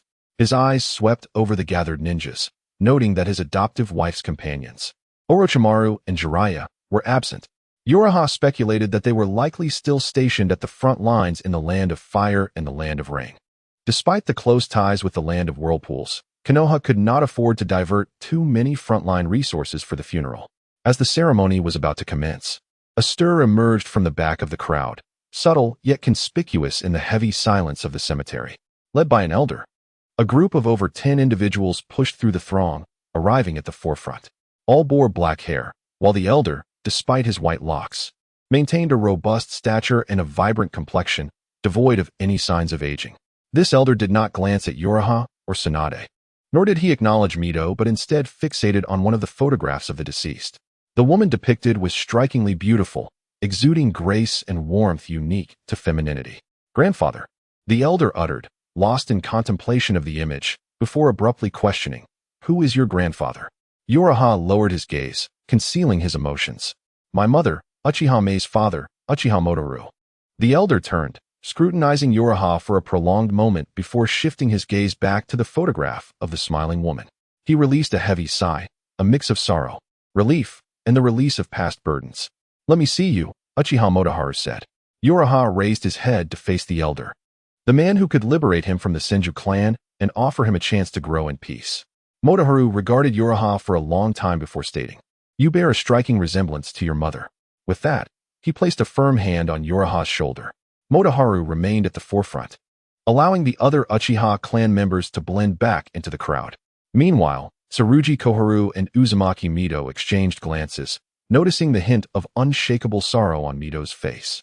Yet she did not intervene in Motoharu's actions. The funeral commenced without further interruptions. Following a series of solemn rituals, Yuraha and Tsunade received quiet condolences from those present.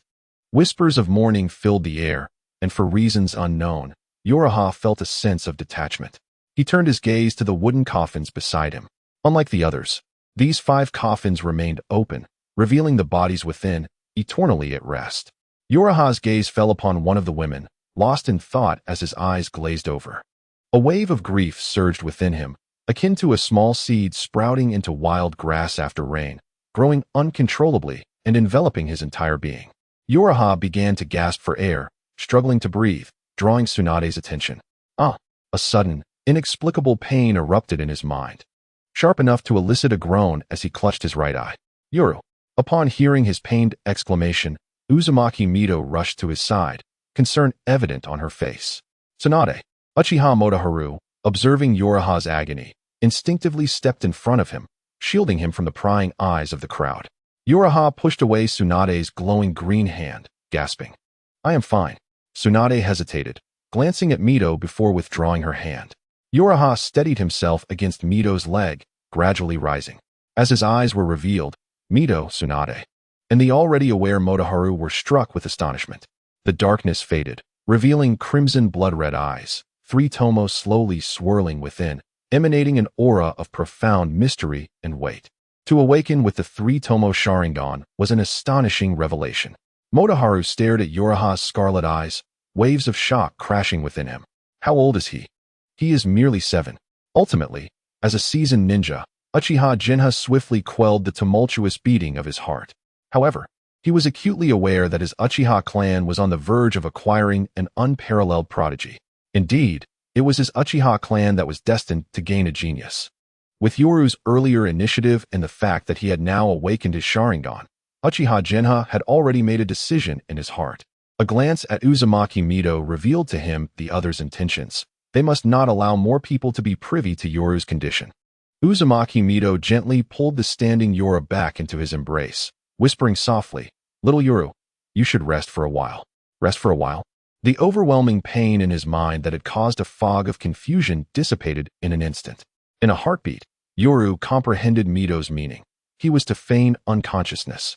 Turning to look at Uzumaki Mito, his eyes had already transformed into a deep shade of black. No need, Lord Mito. Lord Mito fell silent. Uchiha Jinha nodded and remarked, Since you can easily control the Sharingan, it is indeed unnecessary to pretend to be unconscious.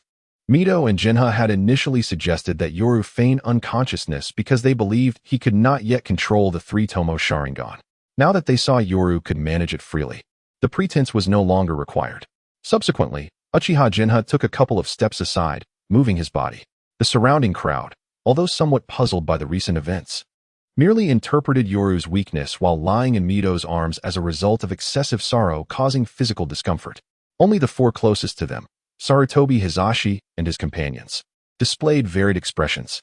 The recent fluctuation of chakra had stirred a certain suspicion in Sarutobi Hizashi's mind as he gazed at Yoru in Mito's embrace. For reasons unknown, he instinctively cast a glance at Danzo beside him. Chapter 21. A complex emotion. As the funeral concluded, the attending ninjas gradually departed. Yoru spotted his long-lost personal attendant, Miku. During the earlier ceremony, she had been alongside Kushina and Uzumaki Saki. Observing Miku's still enchanting beauty, Yoru's face broke into a smile. Miku was momentarily taken aback before returning a charming smile of her own. Yoru turned to Uzumaki Mito and declared, I wish to stay at my grandfather's house for a while. Mito was taken aback, tightening his grip on Yoru's arm. What? You wish to go to the Uchiha clan? Members of the Senju clan approached, led by an elderly figure, the clan's elder, Senju Taka. Senju Taka, a ninja from the same era as Senju Hashirama, was a genuine elder of the Senju clan. This once formidable ninja was now frail, requiring a cane to walk. He struck the ground with his cane and exclaimed, Uzumaki Yoru, what did you just say? If you have the audacity, repeat it before me.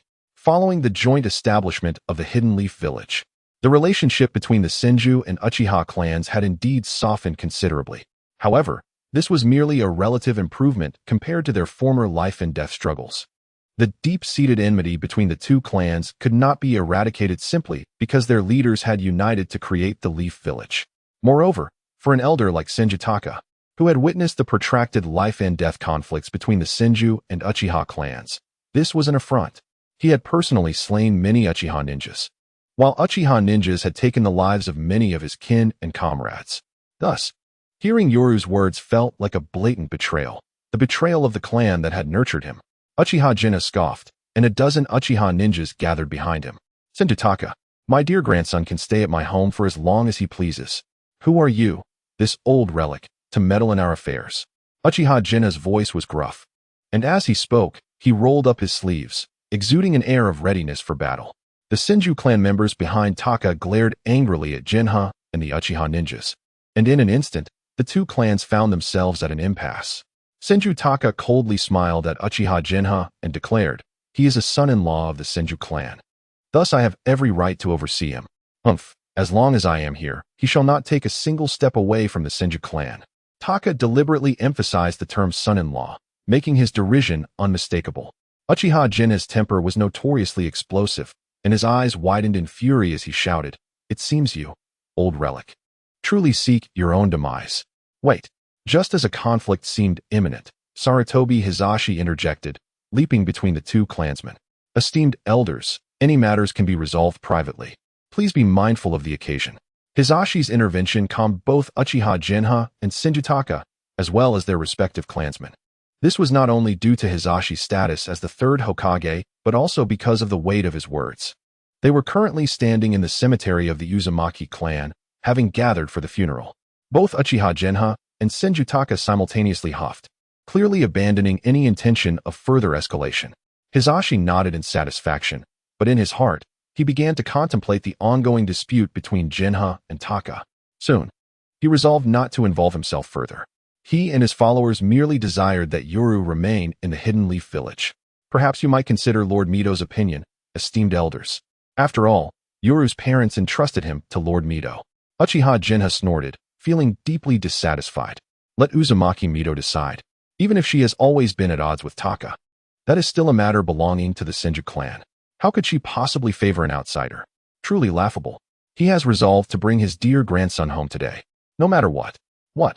Both Uchiha Jinha and Senjutaka turned to look at Uzumaki Mido in unison, astonished. Jinha was taken aback, while Taka seethed with anger. Mido. Uzumaki Mido glanced at the elderly Senjutaka, who was still striking his cane incessantly, and calmly replied, do you have any objections? Staring at Mido's tranquil face, Taka's movements halted. Casting a resentful glance at Jinha and Yoru, Taka retorted, you will regret this, Mido. This is treachery. This is collusion. We are leaving. Uchiha Jinha watched the retreating figures of Taka and his kin, his expression one of triumph. Observing the scene, Yoru couldn't help but chuckle inwardly, gaining some understanding of his grandfather's temperament. Uzumaki Mido lowered her head, gently adjusting Yoru's impeccably tidy clothing. Yoru, come with me, Uchiha Jinha said. Yoru looked at Mido, who had ceased her actions. She embraced Yoru tightly once more. Rising, Mido declared, go now, little Yoru. Beside them, Tsunade wore a complex expression as she gazed at Yoru, memories of the morning flooding her mind. Today, I shall create a profound rift in this engagement, marking the commencement of our complete separation. Tsunade understood that he had indeed succeeded. Given the relationship between the Uchiha and Senju clans, he had dared to draw close to the Uchiha clan. From this moment forth, the countdown to the dissolution of her engagement with him has commenced. The severance of their bond is merely a matter of time. The entire Senju clan cannot fathom the notion of an Uchiha joining their ranks as Tsunade's husband, even as a son-in-law.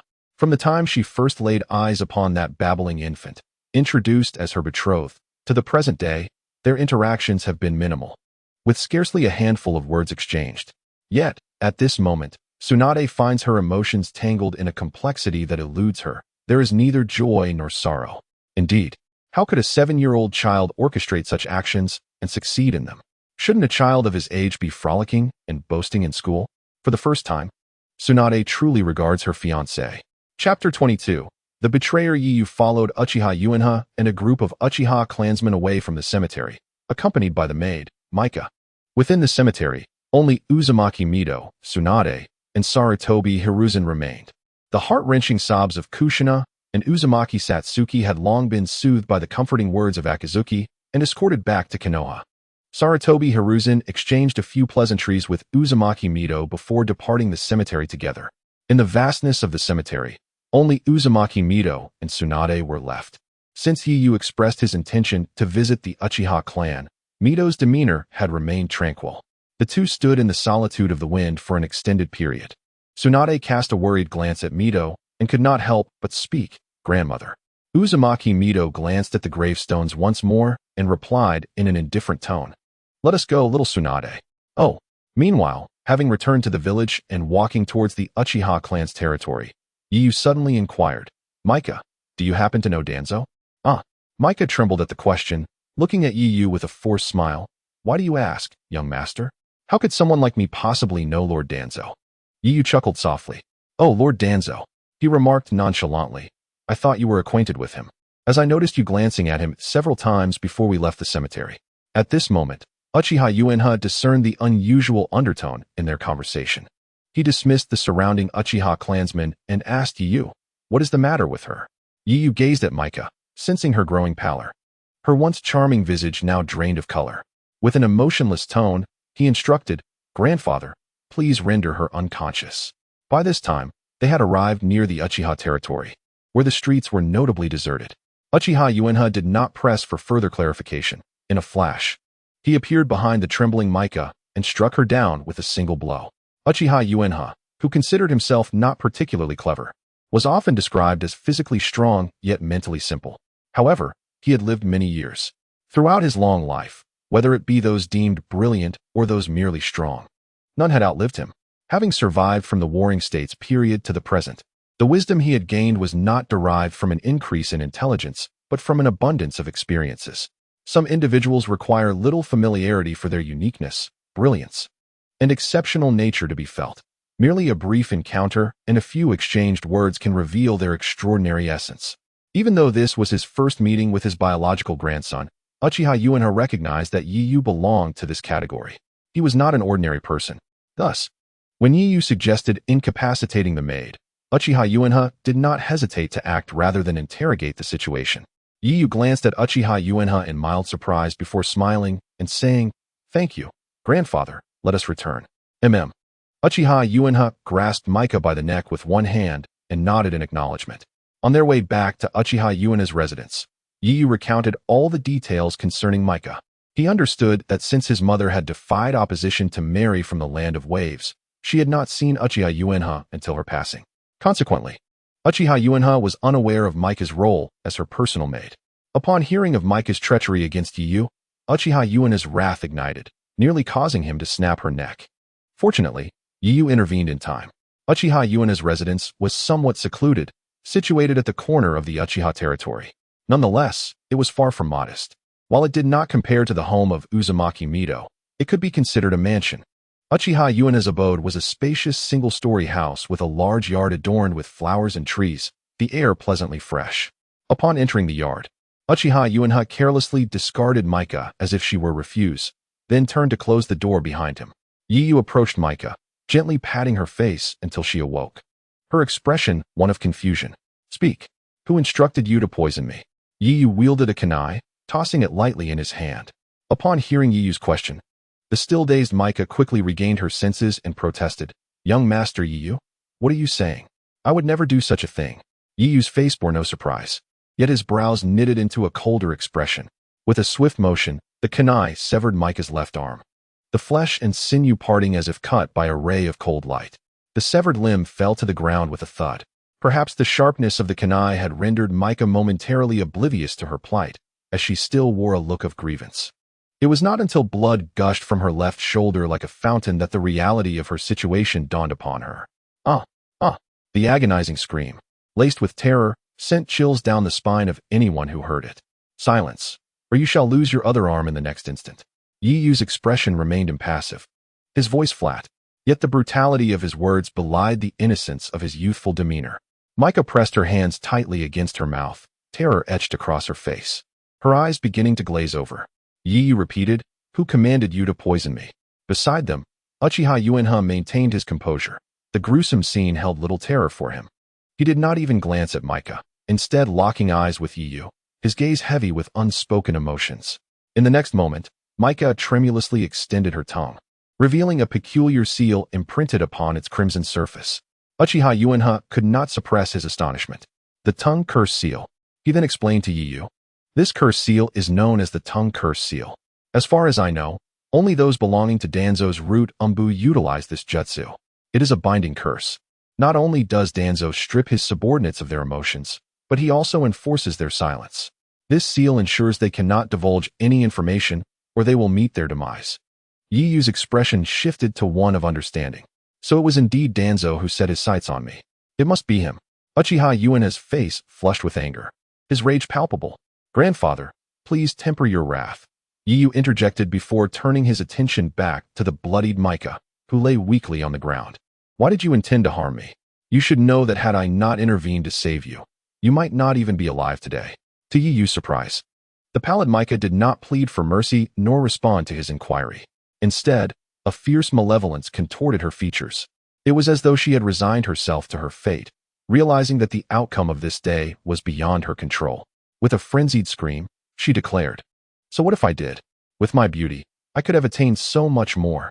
Lord Danzo promised me that as long as," with a swift motion, Yi retracted the kunai, shaking off the blood that had stained it. His gaze was devoid of warmth, and there was not a trace of fear on his face after the act of murder. Uchiha Motoharu glanced at the headless corpse lying on the ground, then turned to observe the expressionless, handsome visage of Uraha. Yet, a sense of concern stirred within him. The severed hand was inconsequential, and the act of killing bore no significance. However, a mere 7-year-old child, so decisively and ruthlessly severing limbs and heads, this was troubling. After the act, Uraha remained impassive and composed. Motoharu now pondered the psychological well-being of Uraha. Of course, this concern was fleeting. In this world of ninjas, aside from this slight apprehension, Motoharu felt an overwhelming sense of admiration and pride for Uraha. Chapter 23. Uchiha Mikoto Mikasa had perished. She died with such ease, akin to livestock, quietly fading into oblivion. In killing Mikasa, Uraha did not have to worry about any aftermath. For Mikasa, in the entirety of the ninja world and the Hidden Leaf Village, the only family she had was Uraha, with whom she had grown up. As her body burned in the roaring flames, gradually turning to ash, Uraha felt neither sorrow nor joy. The moment Mikasa betrayed him, her fate had already been sealed by him. Suddenly, Uraha was momentarily lost in thought, a fleeting image appearing before him. In the icy downpour, a girl lay weak beneath a tree, clutching at his clothing, her anxious eyes filled with a plea and humility. What a foolish child. Under the intense heat, Mikasa's body quickly transformed into a pile of black ash. Uchiha Motoharu was deep in contemplation. Uraha inquired, "Are you wondering why Danzo sought to poison me?" "Indeed," Motoharu replied. "I simply cannot fathom Danzo's motive for targeting you." He racked his brain and could only surmise that Uraha's Uchiha lineage made him a target for Danzo's clandestine schemes. Yet, at this moment, the higher-ups in Konoha, while still adhering to the second Hokage Senju Tobarama's policies of surveillance and exclusion against the Uchiha clan, conducted their actions in secrecy, far from the blatant hostility that would erupt after the Ninetales incident in the future. The current relationship between the Konoha leadership and the Uchiha clan had not yet escalated to a point of irreconcilable hostility. Therefore, in Motoharu's view, there was no way Danzo would resort to harming a mere 7-year-old child. As the flames extinguished completely, it signified the utter disappearance of a maid named Mikasa from this world. Uraha regarded the remnants of Mikasa and remarked, "I have an idea." After a few moments of silence, Motoharu, unable to contain his impatience, frowned and said, "Have you lost your wits?" Uraha chuckled, "Do not rush, grandfather. I wish to first hear about my parents." Motoharu fell silent, then sighed heavily, "Come with me."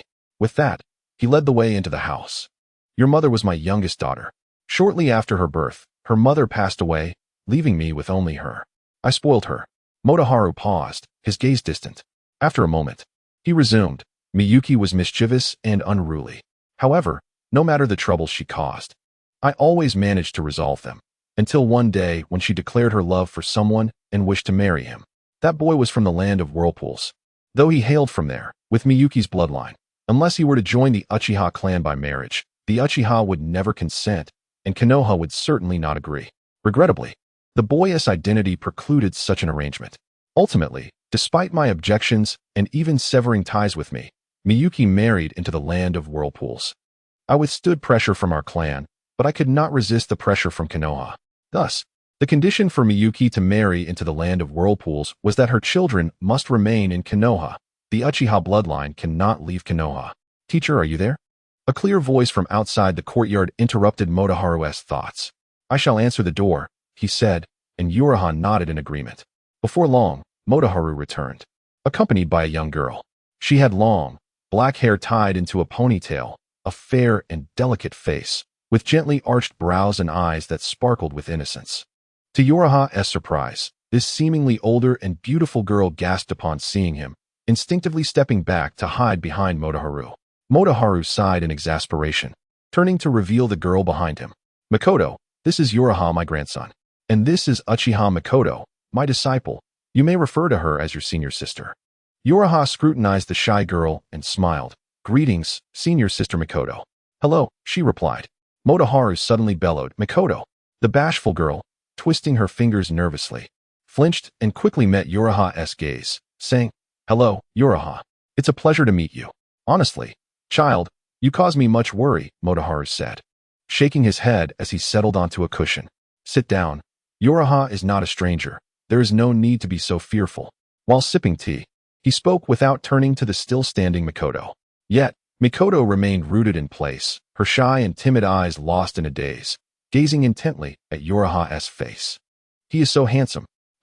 Noticing the silence, Motoharu grew puzzled, about to turn around when Uraha lightly coughed. It seemed to snap Makoto back to reality, and she hastily took a seat on the opposite side of the small table. Once seated, Motoharu and Uraha refrained from resuming their previous conversation. Makoto, what brings you to see me? Have you perhaps mastered the fire release technique I taught you yesterday? Motoharu inquired. Makoto lowered her head. Not yet, teacher. Although you explained it thoroughly yesterday, I have not yet grasped the Phoenix fire technique. Oh, then what is your purpose for today? Motoharu was not surprised, although he was quite pleased with Makoto's talent. He understood she had not yet reached the level of mastery that would allow her to acquire a C-rank ninjutsu in a mere day. Well, I merely wish to visit my teacher. Makoto's voice was soft, like a gentle spring breeze. Motoharu was taken aback, but soon grasped her intention. He felt a sense of comfort within but pretended to be displeased, saying, You little girl, do you wish to come and console me? I am a ninja who survived the Warring States period. Makoto's tone remained calm and gentle as she poured a cup of tea for Motoharu, saying, I'm glad you are well, teacher. Receiving the teacup, Motoharu ceased his facade of toughness, observing Makoto's actions. Uraha found the contrast between her earlier shyness and her current gentle demeanor striking.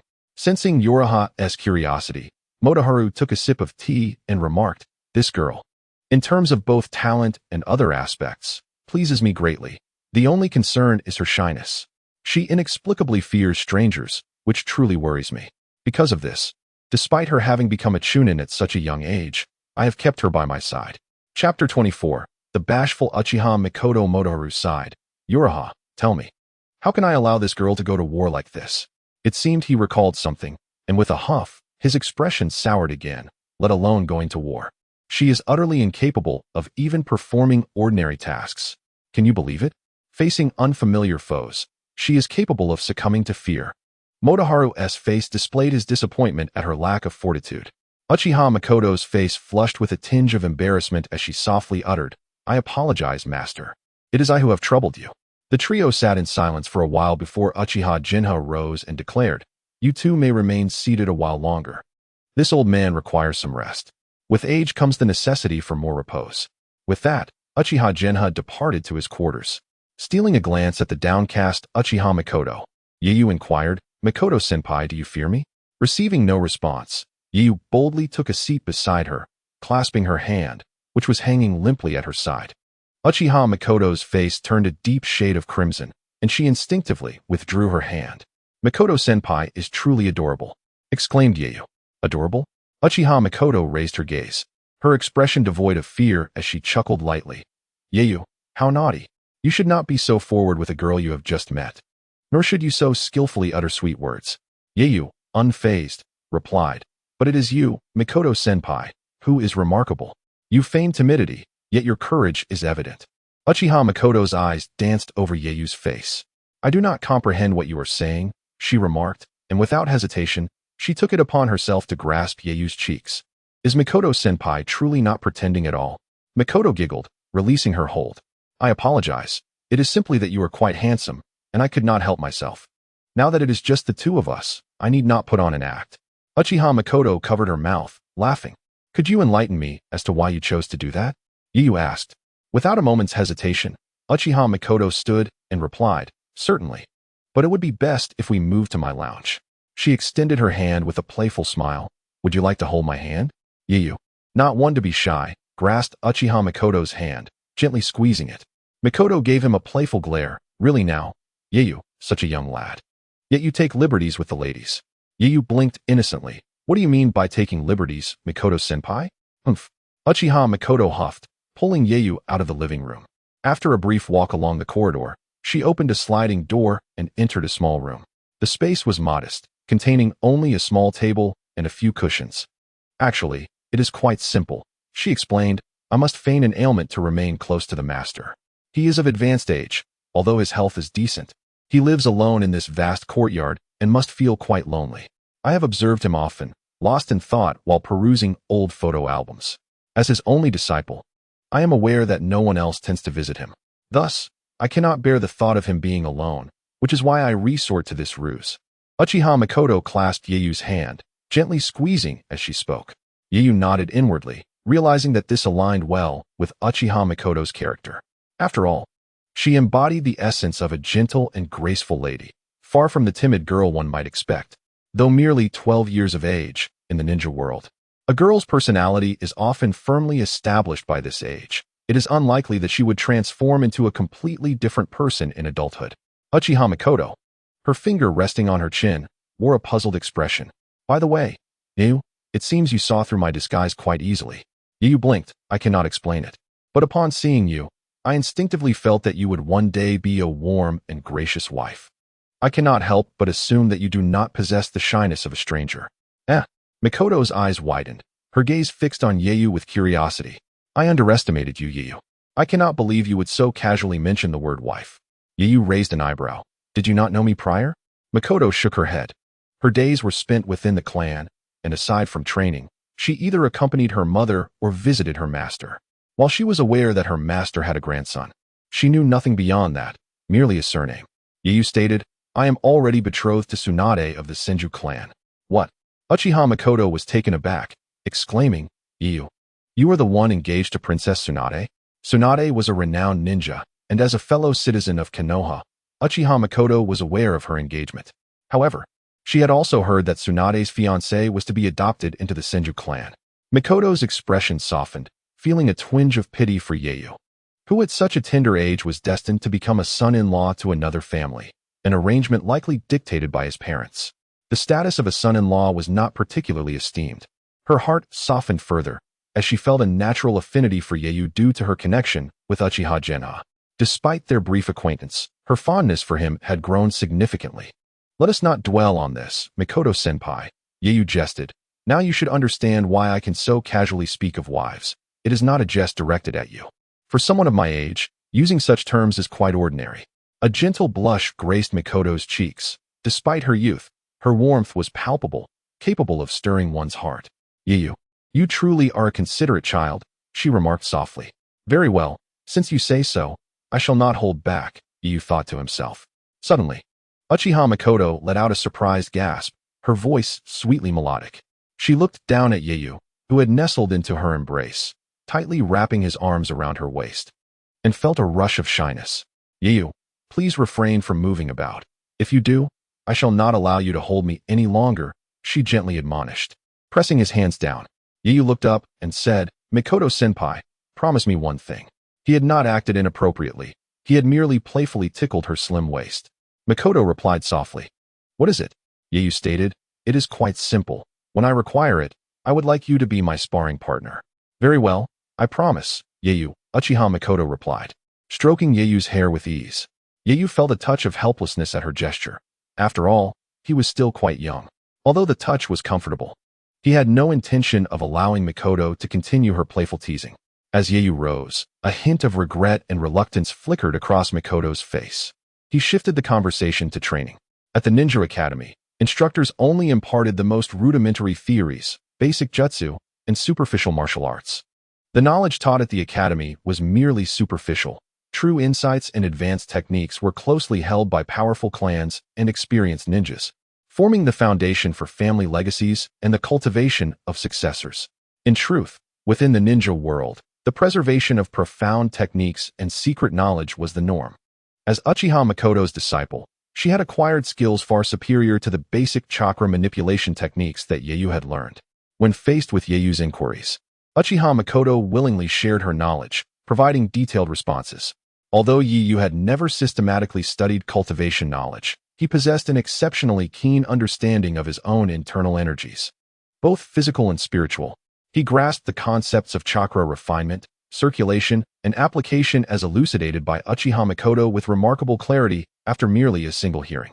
Furthermore, he posed insightful questions regarding intricate details that occasionally left Uchiha Mikoto herself at a loss for answers. By midday, Uchiha Mikoto paused her discourse, regarding Yeyu with an expression akin to that of someone observing a remarkable anomaly. Truly, Yeyu was impressive. In response to Uchiha Mikoto's astonished gaze, Yeyu playfully remarked, "It's all because you, Mikoto-ne, are so enchanting that you capture my attention entirely, making it hard for me to drift off, allowing me to learn so swiftly." Uchiha Mikoto chuckled, taking his hand in hers, and said, "You are quite the charmer, Yeyu. I can see that you have a natural talent for winning the hearts of girls. I fear how many women you may ensnare when you grow up." Yeyu blinked innocently and replied, "What do you mean, Mikoto-ne? I don't understand at all." Uchiha Mikoto playfully tapped his face with her finger, her expression a mixture of exasperation and fondness, before leading him outside. "Let's go have lunch, it's time." Yeyu obediently followed the girl ahead of him. Yet for the first time, a sense of confusion arose within him. He discerned that the gentle smile on her face resembled that of a mother regarding her mischievous child, imbued with love and indulgence. "Wait, am I considering you as a sister, while you wish to play the role of my mother?" The Uchiha clan had no servants. Within the Uchiha territory lived both ninjas and ordinary people, all of whom were members of the Uchiha clan. Hence, regardless of their status, no one in the Uchiha clan had servants to attend to them. On the way, Yeyu inquired of Uchiha Mikoto about the lunch arrangements. As Uchiha Uenha did not seem like someone who would personally cook, nor did he appear capable of preparing a meal, Uchiha Mikoto hesitated for a moment before responding. "Due to your presence, I'm unsure. It is possible that my teacher might invite someone to assist with the cooking." "Oh, who is that person?" Uchiha Mikoto did not answer, but stated, "Let's discuss this when we reach the living room.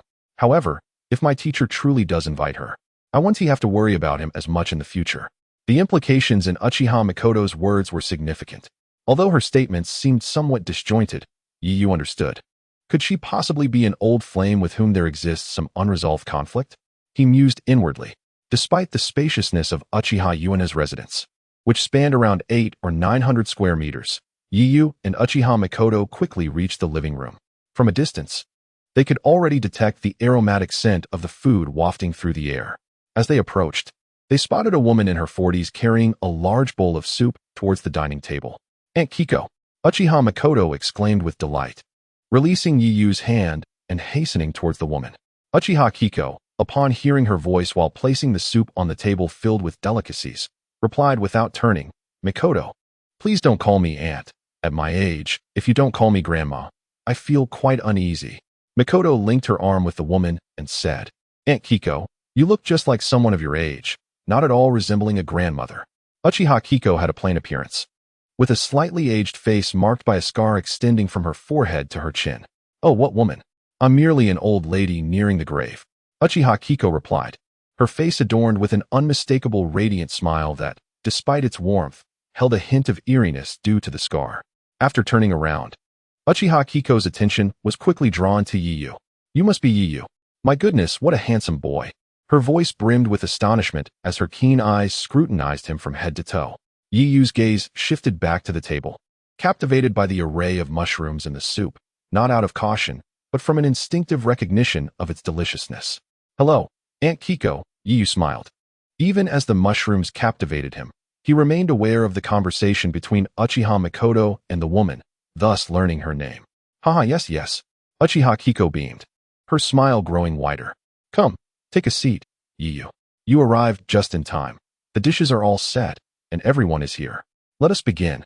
Yiyu glanced around the spacious living room and confirmed that there were indeed only 3 individuals present: Uchiha Kiko, Uchiha Makoto, and himself. "Thank you, Aunt Kiko." Yiyu proceeded to the dining table and sat down. Just then, the sliding door on the left side of the living room opened, revealing the tall figure of Uchiha Uenha as he stepped out. Uchiha Uenha grunted, "What do you mean everyone is here? I'm not even present. Oh, who is this? How did he end up in my home?"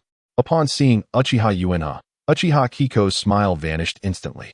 She did not even spare him a glance as she sat down at the dining table, sarcastically remarking, "You drop a casual remark and then disappear the entire morning, leaving not a trace of food in the house. If you hadn't shown up, I might have thought this was my home." Chapter 26. Tidying up, Uchiha Uenha's face shifted between shades of green and red as he finally managed to utter, "Thank you for your hard work, Kiko. Humph, at least you have a bit of conscience." A simple acknowledgement of her efforts seemed to lift Uchiha Kiko's mood considerably. Her demeanor softened, and her tone lost its sarcasm. She arranged the chopsticks and bowls for Uchiha Uenha, saying, "Sit down. I've prepared your favorite sweet and sour fish." Uchiha Uenha cast a quick glance at the dining table, his eyes lighting up, though he remained silent, hastening his steps.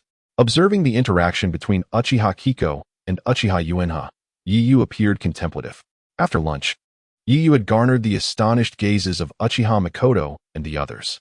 The table was laden with over 20 dishes, and with a hearty appetite. Yiyu had consumed nearly 2/3 of the entire meal. Consequently, all the food on the grand table was entirely devoured, leaving no remnants.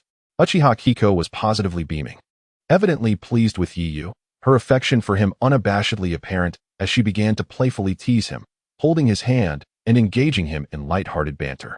At that moment, Uchiha Uenha suddenly said, "Makoto, please tidy up Yiyu's room."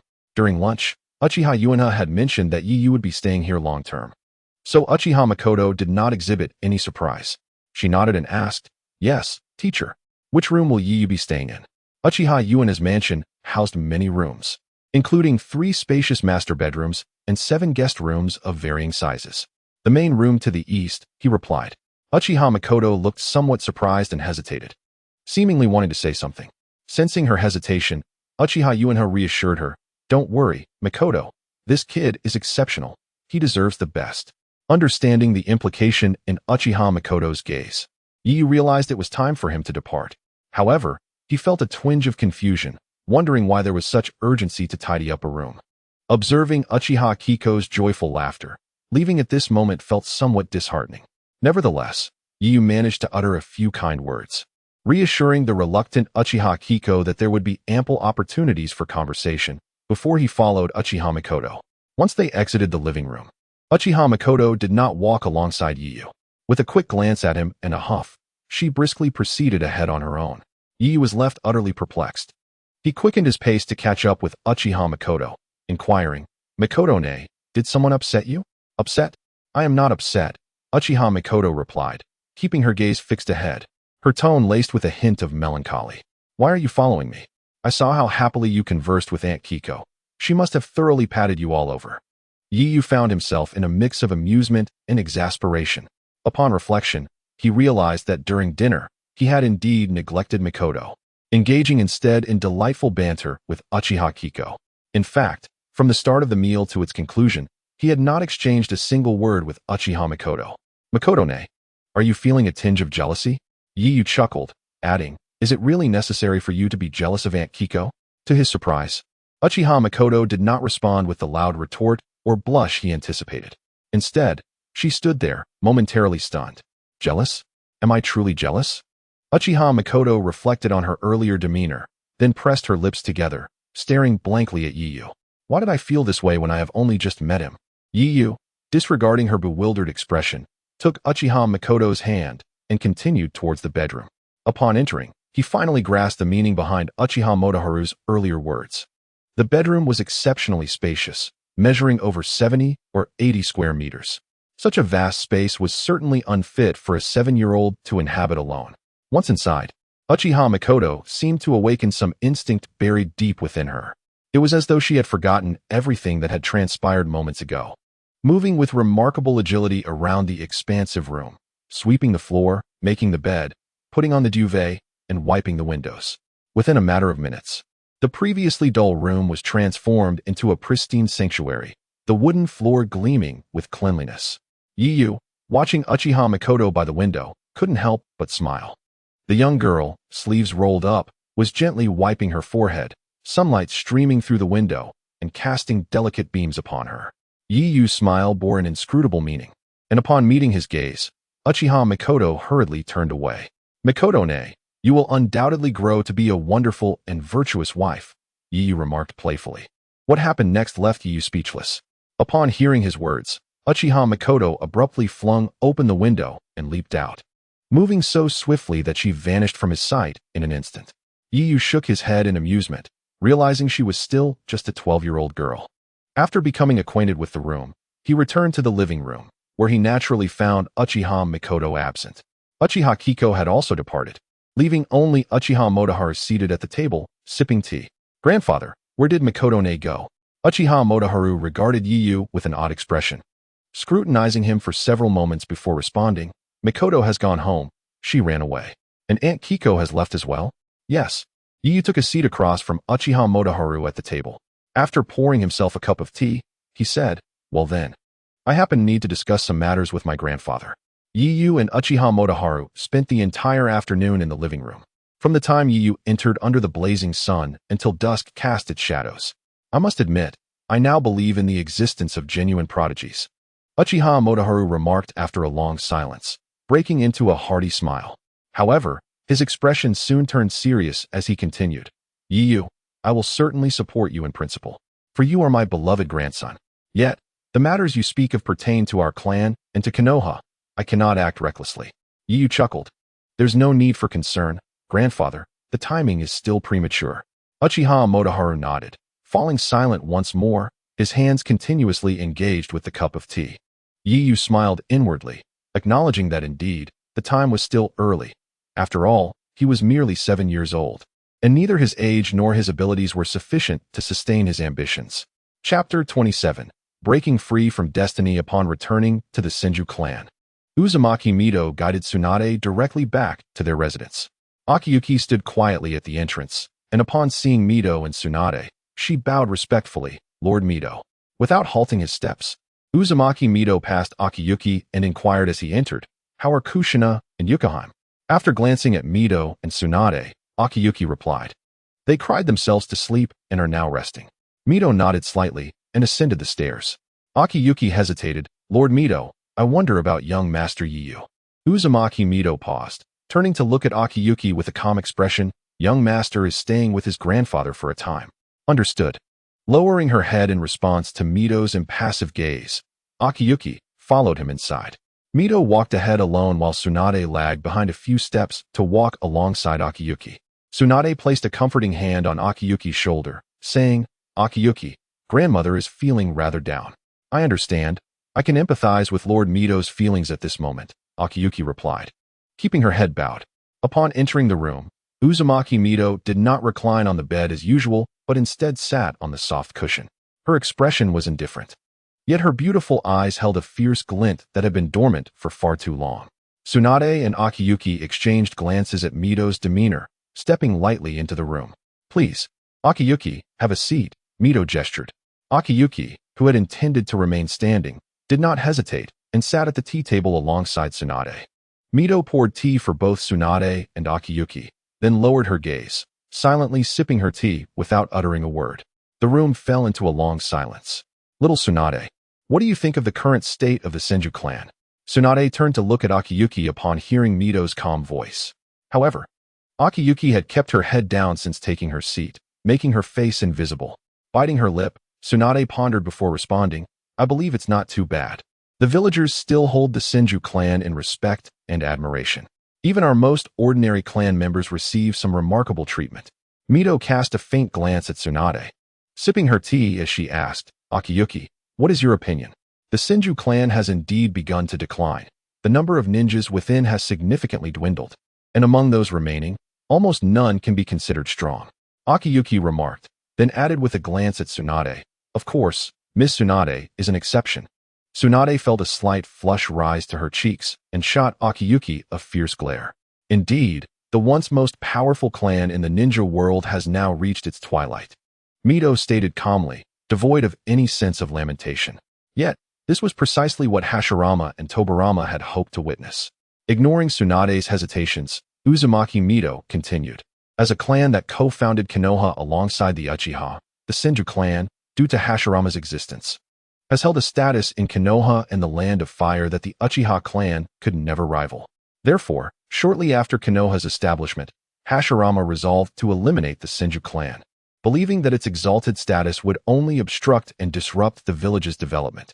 Tsunade could no longer contain herself, rising halfway from her seat. Grandmother, you. Uzumaki Mito once again disregarded Tsunade's words. At that time, within the Senju clan, the voices opposing Hashirama were in the majority. However, due to Mai and Tobirama's support for Hashirama, those dissenters were powerless to effect any change. Uzumaki Mito paused to glance at the bowed Sakura and continued. In the matter of eradicating the Senju clan, my contributions far surpass those of Hashirama and Tobirama. One could even assert that the decline of the Senju clan was largely orchestrated by me. Yet recently, I began to reflect upon my past actions. A hint of sorrow flickered in Uzumaki Mito's downcast eyes, but his tone remained as tranquil as ever. Whether it was the land of waves or Cheyenne, both have illuminated a truth for me.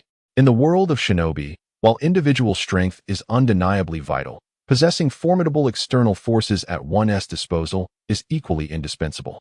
Uzumaki Mito raised his gaze, addressing Tsunade. Little Tsunade, I intend to convene a clan meeting. Please inform Senjutaka and the other elders within the clan. Go now. Tsunade's face was marked with a multitude of questions. However, upon meeting Uzumaki Mito's gaze, she sealed her lips and obediently exited the room. Once Tsunade had departed, Sakura finally lifted her head and quietly inquired, Lord Mito, are you certain? Uzumaki Mito stood and approached the window, gazing out at the distant Hokage rock. Sakura, I have begun to sense the passage of time. Perhaps it is the nature of aging that stirs one's selfish desires. I wish to preserve the Senju clan as a support for Tsunade and Shinsuke. Today, I shall gather everyone to discuss the election of a clan leader, a position that has remained vacant for far too long. What? Did I hear you correctly? An election for a clan leader? Lord Mito, you cannot be jesting. In the meeting room, Uzumaki Mito sat alone at the head of the table, the wall behind him adorned with the grand emblem of the Forest Senju clan. 7 individuals were present on either side of the long conference table, including the elder Senjutaka, seated beneath Uzumaki Mito. Taka furrowed his brow, while the other 6 engaged in a cacophony of opinions directed at Uzumaki Mito. The atmosphere was chaotic and rife with noise. Uzumaki Mito sighed inwardly, his expression growing stern as he declared, Silence. Are you all here as if to barter at a marketplace? The room fell instantly quiet. Among the 6 seated at the table, a mix of ages, some flushed with indignation at Mito's words, clearly felt humiliated. Yet, they dared not voice their discontent, not even to glare in protest. 3 older individuals, their hair graying, remained unfazed, casting glances at Senjutaka, who exchanged looks with them before speaking. Mito, first tell us why you wish to elect a clan leader. In truth, Taka and the other elders shared an agreement with Uzumaki Mito's sentiment. Ever since the passing of Tobirama, the Senju clan had descended into disarray, with those of some standing harboring lofty ambitions, resulting in a multitude of factions, leaving the once mighty Senju clan devoid of cohesion. Although Taka and the others had made considerable efforts, convening clan meetings repeatedly to establish a leader, no one could unify the clan members. Even Taka faced significant opposition from many within the clan. During one particularly audacious meeting where he attempted to nominate himself for clan leader, Taka was met with harsh ridicule. The verbal sparring and vile insults nearly brought him to the brink of collapse. Of course, the inability to select a clan leader for so long was also due to Uzumaki Mito's influence. Regardless, it had been nearly a decade since the Senju clan had a leader. Thus, When Taka and the other elders heard Uzumaki Mito propose electing a leader for the Senju clan, they were filled with overwhelming surprise, scarcely believing their ears. After all, Mito had always maintained a detached stance on the matter of leadership. Otherwise, it was evident to Taka and the others that with Mito's strength and status, the position would not have remained vacant for so long. Chapter 28. The meeting concludes. The meeting ended with smiles on the faces of Taka and the other elders, reminiscent of blooming chrysanthemums. The dimly lit conference room felt eerily silent and empty. Uzumaki Mito remained seated at the head of the table, half of his form shrouded in darkness, his fingertips gently tapping on the tabletop, producing a rhythmic sound. Clever as always, Mito. Look at these old fools. Each one grinning wider than the last, unaware that in the end, they are merely sewing a wedding gown for your granddaughter. Silence. Uzumaki Mito's cold voice echoed in the empty meeting room. Dinner time approached. Uchiha Kyoko returned to the Uchiha clan residence, preparing a sumptuous dinner. Uraha compared the meals at the Senju estate to those prepared by Uchiha Kyoko and found her offerings far superior. Not only were her dishes a feast for the senses, but they also carried the warmth of home, making the meal delightful. During the meal, Uchiha Motoharu, seemingly out of sorts, blurted, "What are you doing here? I didn't ask you to come cook tonight." Uchiha Kyoko, incensed, seized Uchiha Motoharu's ear, retorting, "Do you think I want to be here? If it weren't for worrying that Uraha would have to eat pickled vegetables with you, I wouldn't have come even if you begged me. And you're not even grateful for the free meal." Meanwhile, Uraha continued to eat, pretending not to notice the unfolding drama. After dinner, Uchiha Kyoko engaged Uraha in conversation about this and that, sharing numerous anecdotes from their neighborhood, particularly amusing tales about Uchiha Mikoto. Uraha remarked, "If you keep this up, I might just perk up." After much chatter, Uchiha Kyoko reluctantly took her leave, chastising her unknown grandson one last time. Little Uraha is not only handsome, but also sensible and knows how to please this old lady. What a rare gem, unlike my own brat, who constantly wears a sour expression and spends all day playing in the dirt with those wild kids. After bidding farewell to Uchiha Kyoko, Uchiha Motoharu followed Uraha into his bedroom. He said nothing in the way of concern, simply entering Uraha's room to inspect the furniture and bedding. After a thorough examination, Uchiha Motoharu approached Uraha, hesitating before finally placing a hand on Uraha's shoulder. "Rest now. You too, Grandpa. Make sure to get some rest." Uchiha Motoharu nodded, turning away as he left the room. Uraha climbed into bed and turned off the light. Outside the window, Uchiha Motoharu's tall figure stood silently on the porch for quite some time before departing. Uraha gazed at his grandfather's suddenly desolate silhouette, letting out a soft sigh. In the stillness of the night, his grandfather became a father mourning the loss of his beloved daughter, although he had received the news of her death days prior. Witnessing her burial today deepened the sorrow in his heart, far exceeding the pain felt upon hearing the news. In the darkened room, a crimson hue emerged. Uraha sat cross-legged on the bed, acutely sensing the profound transformation that had occurred in his eyes today. The three-tomo Sharingan. To be candid, Uraha was somewhat taken aback. He knew that for members of the Uchiha clan, awakening their eyes was arduous, and evolving these powerful ocular abilities was even more challenging. Transitioning from one tomo to three-tomo Sharingan required not only innate talent that could not be altered, but also countless efforts. As one of the Uchiha clan's most revered bloodline limits, the Sharingan undoubtedly represented one of the pinnacle powers in the shinobi world. The Uchiha clan members who have awakened the Sharingan are simply incomparable to those who have not. It can even be said that only those Uchiha who have unlocked the Sharingan can truly be regarded as genuine Uchiha. Character: Vortex Yeyu. Rank: Genin. Once any of ninjutsu, strength, or spirit reaches 100 points, he will be promoted to Chunin. Special promotion gift for Genin has been issued. Special: Sharingan. Bloodline limit: Dissolution Ninjutsu. 50 strength, 15 spirit, 90 skills. Genjutsu. Sharingan. Body flicker technique. Instantaneous movement. Yeyu discovered that both his ninjutsu and spirit levels had surged dramatically. After last night's training, his spirit was only at 15 points. Now, it had directly increased by 75 points, along with an additional 40 points in ninjutsu. Clearly, this immense boost was a direct result of awakening the Sharingan. Now, Yeyu's spirit level was merely 10 points shy of reaching the 100 points required for Chunin promotion.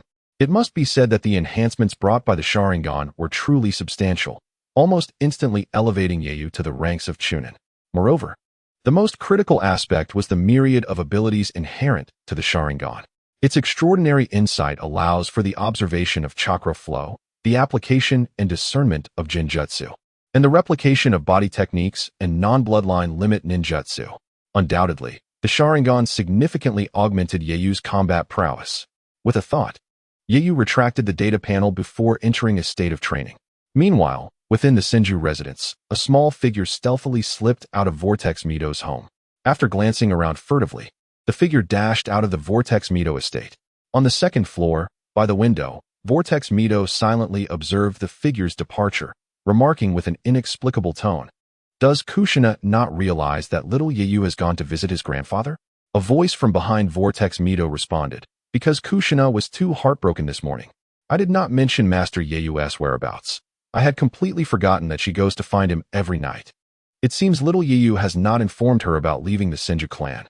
Vortex Mito fell silent for a moment before saying, "Go, follow Kushina. It seems this girl will be upset again." "Understood, Mito-sama." Kushina arrived breathlessly at Yeiyu's courtyard and paused for a moment at the door. Though her delicate face appeared somewhat worn, it radiated a flicker of excitement. Taking several deep breaths, she finally calmed her body. She knocked vigorously on the courtyard door, calling out, "Yeiyu, open the door." In the next instant, Kushina stumbled forward, entering the courtyard, for the door had merely been ajar, not secured. With a gasp, she barely avoided falling. Angrily, she shouted, "Yeiyu, are you deliberately playing tricks on me again?" The courtyard remained eerily silent, devoid of the boy who always greeted her with a warm smile. Kushina surveyed the quiet space before glancing towards the dark main house. Biting her lip, her heart raced a little faster. She slowly pushed open the heavy wooden door. With a creak, Kushina found the sound of the door jarring, unpleasant, and frightening. There was no one inside, none of the people she longed to see. Tears streamed down Kushina's face. Gritting her teeth, she ran to the adjacent storage room. Nothing. Unable to contain herself, the tears flowed freely down her cheeks. "Yeiyu, where have you gone?" Chapter 29, Shopping Spirit. 5. Strength. 2. Character, Vortex Yeiyu rank. Genin, once any of ninjutsu, strength, or spirit reaches 100 points, he will be promoted to Chunin. Special promotion gift for Genin has been issued. Special. Sharingan, bloodline limit. Dissolution ninjutsu, 50 strength, 15 spirit, 95 skills. Jinjutsu, Sharingan, body flicker technique, instantaneous movement. After a night of training, both his spirit and strength had increased, now standing at 5 and 2 points respectively. Yeiyu looked at the 95 points in his spirit category, pondered for a moment, and decided against continuing his training. He rose to his feet. Though he was merely a step away from becoming a Chunin, he felt no urgency. There was no need to use daylight hours for meditation. He merely needed to wait until tonight, and he would naturally ascend to Chunin status. Moreover, daytime was prone to disturbances, making it impossible to meditate undistracted throughout the day. Not to mention, at that moment, Yeiyu's stomach was empty and he was quite famished. He entered the living room to find Uchiha Motoharu enjoying a seaweed rice ball. Uchiha Kiko, of course, could not prepare lavish meals for Motoharu every day. She had a bustling household of her own. However, she had still managed to pack some food early in the morning and bring some over. "Good morning, grandfather." Uchiha Motoharu stuffed a rice ball into his mouth and asked, "How did you sleep last night, young man?" Yeiyu stretched and took a rice ball for himself, replying, "I slept splendidly, right through to now. Did Ani Kiko send this?" Motoharu nodded. "Indeed, she seems quite fond of you. See these meats? She specifically instructed that they were only for you." He indicated the pork chops, prawns, and meat skewers on the table with a slightly envious expression. "Hee." Yeiyu chuckled. "If grandfather wants some, would Ani Kiko be able to stop you?" Motoharu shot Yeiyu a disapproving glare. "What kind of talk is that? Am I going to compete with you for food?" Yeiyu pushed a plate of prawns towards Motoharu. "Grandfather, don't misunderstand me. I mean you should eat more to replenish your strength. Now that is more like it." Motoharu picked up a prawn and quickly finished his breakfast.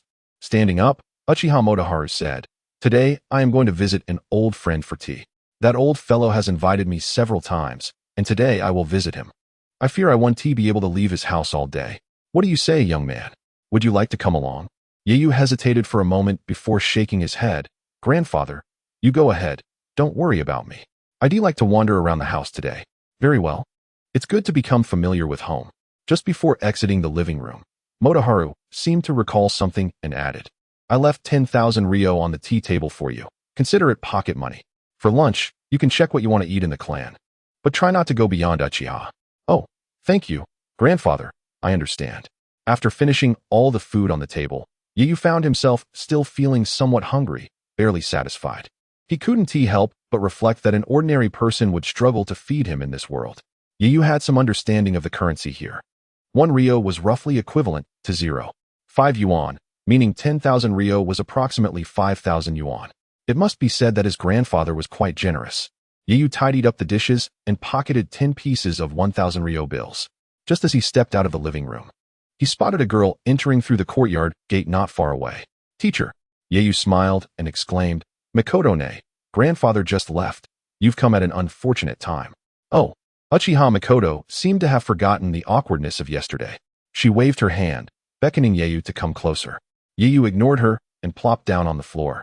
Gazing up at the sky, what brings you to see grandfather Makoto-ne? Soon, a shadow fell over Yeyu. Uchiha Makoto gently sat beside him, nothing of great importance. You've likely had breakfast already, right? I saw Anikiko leave this morning with a large food container. I guessed it must have been delivered to your place. Yeyu rested his hands behind his head, reclining on the floor. You guessed correctly. Auntie Kiko's culinary skills are exceptional. I suppose I'm fortunate to have my grandfather. Uchiha Makoto exclaimed in surprise. Why does Yeyu say that?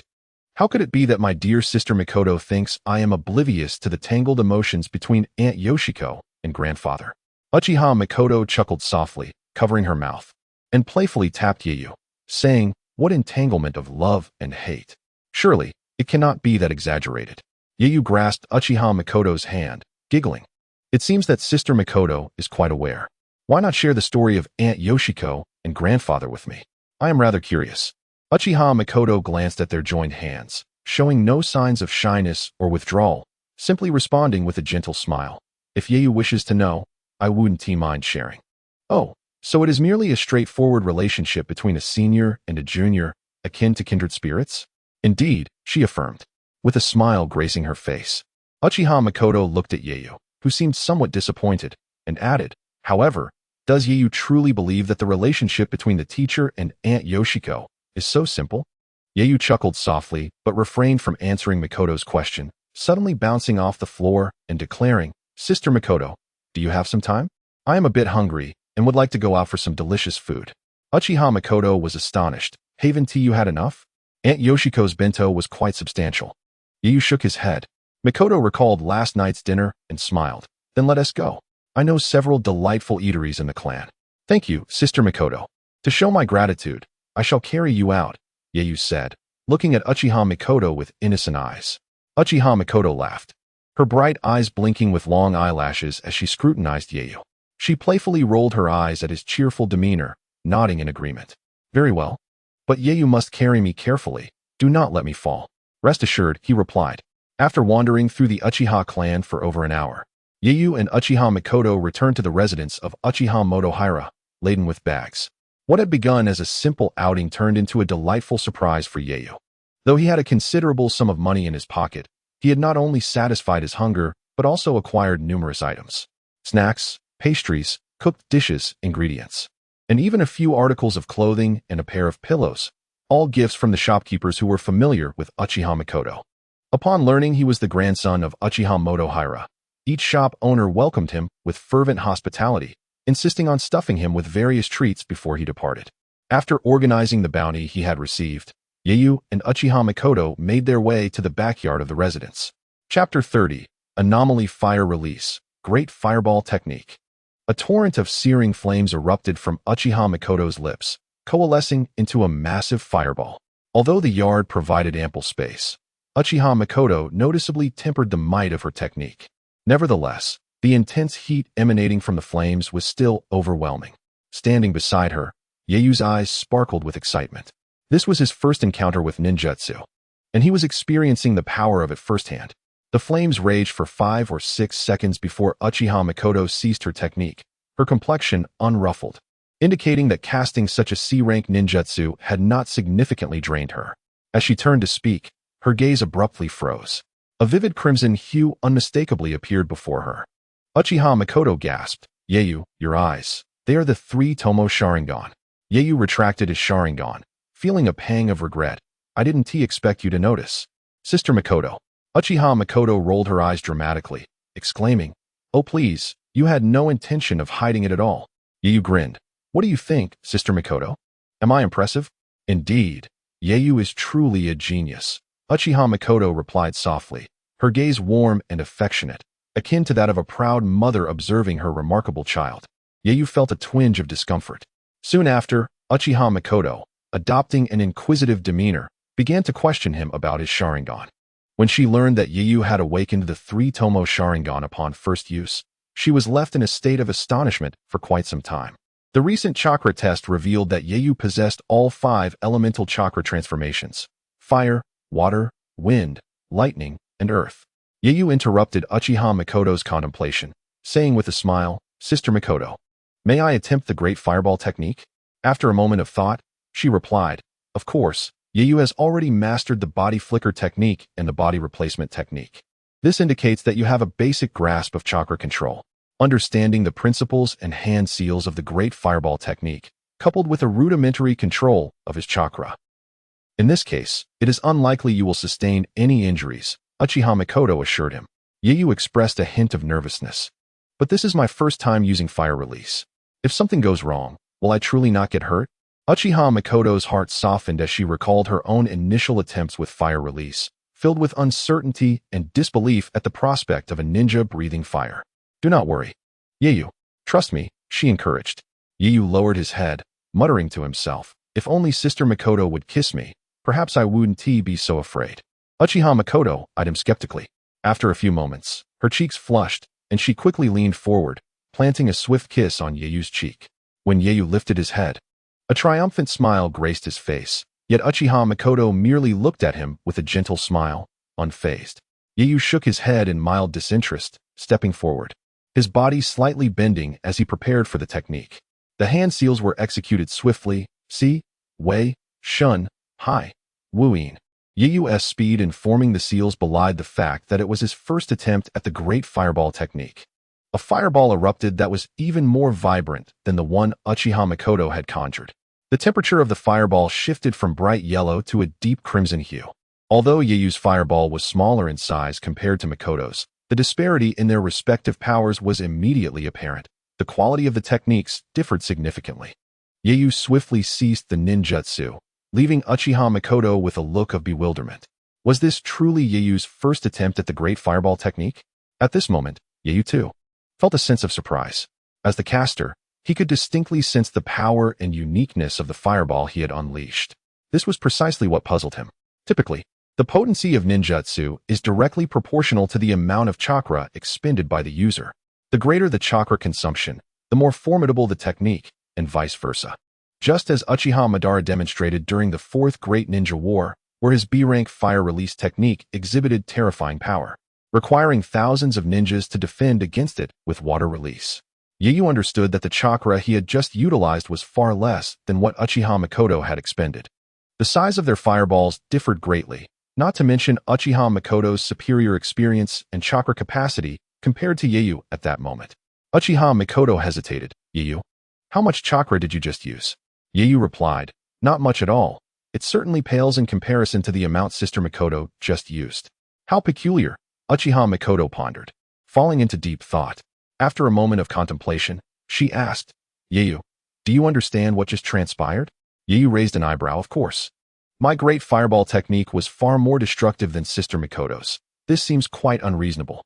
Uchiha Makoto remarked, indeed, it makes no sense at all. However, I am at a loss as to the reason. Perhaps the teacher might know why. Yeyu's gaze flickered. Makoto, apart from Grandpa, would you share this with anyone else? Uchiha Makoto paused, casting a bemused glance at Yeyu. Of course not. This matter must remain confidential. As she spoke, her eyes shifted slightly, displaying a semblance of indignation.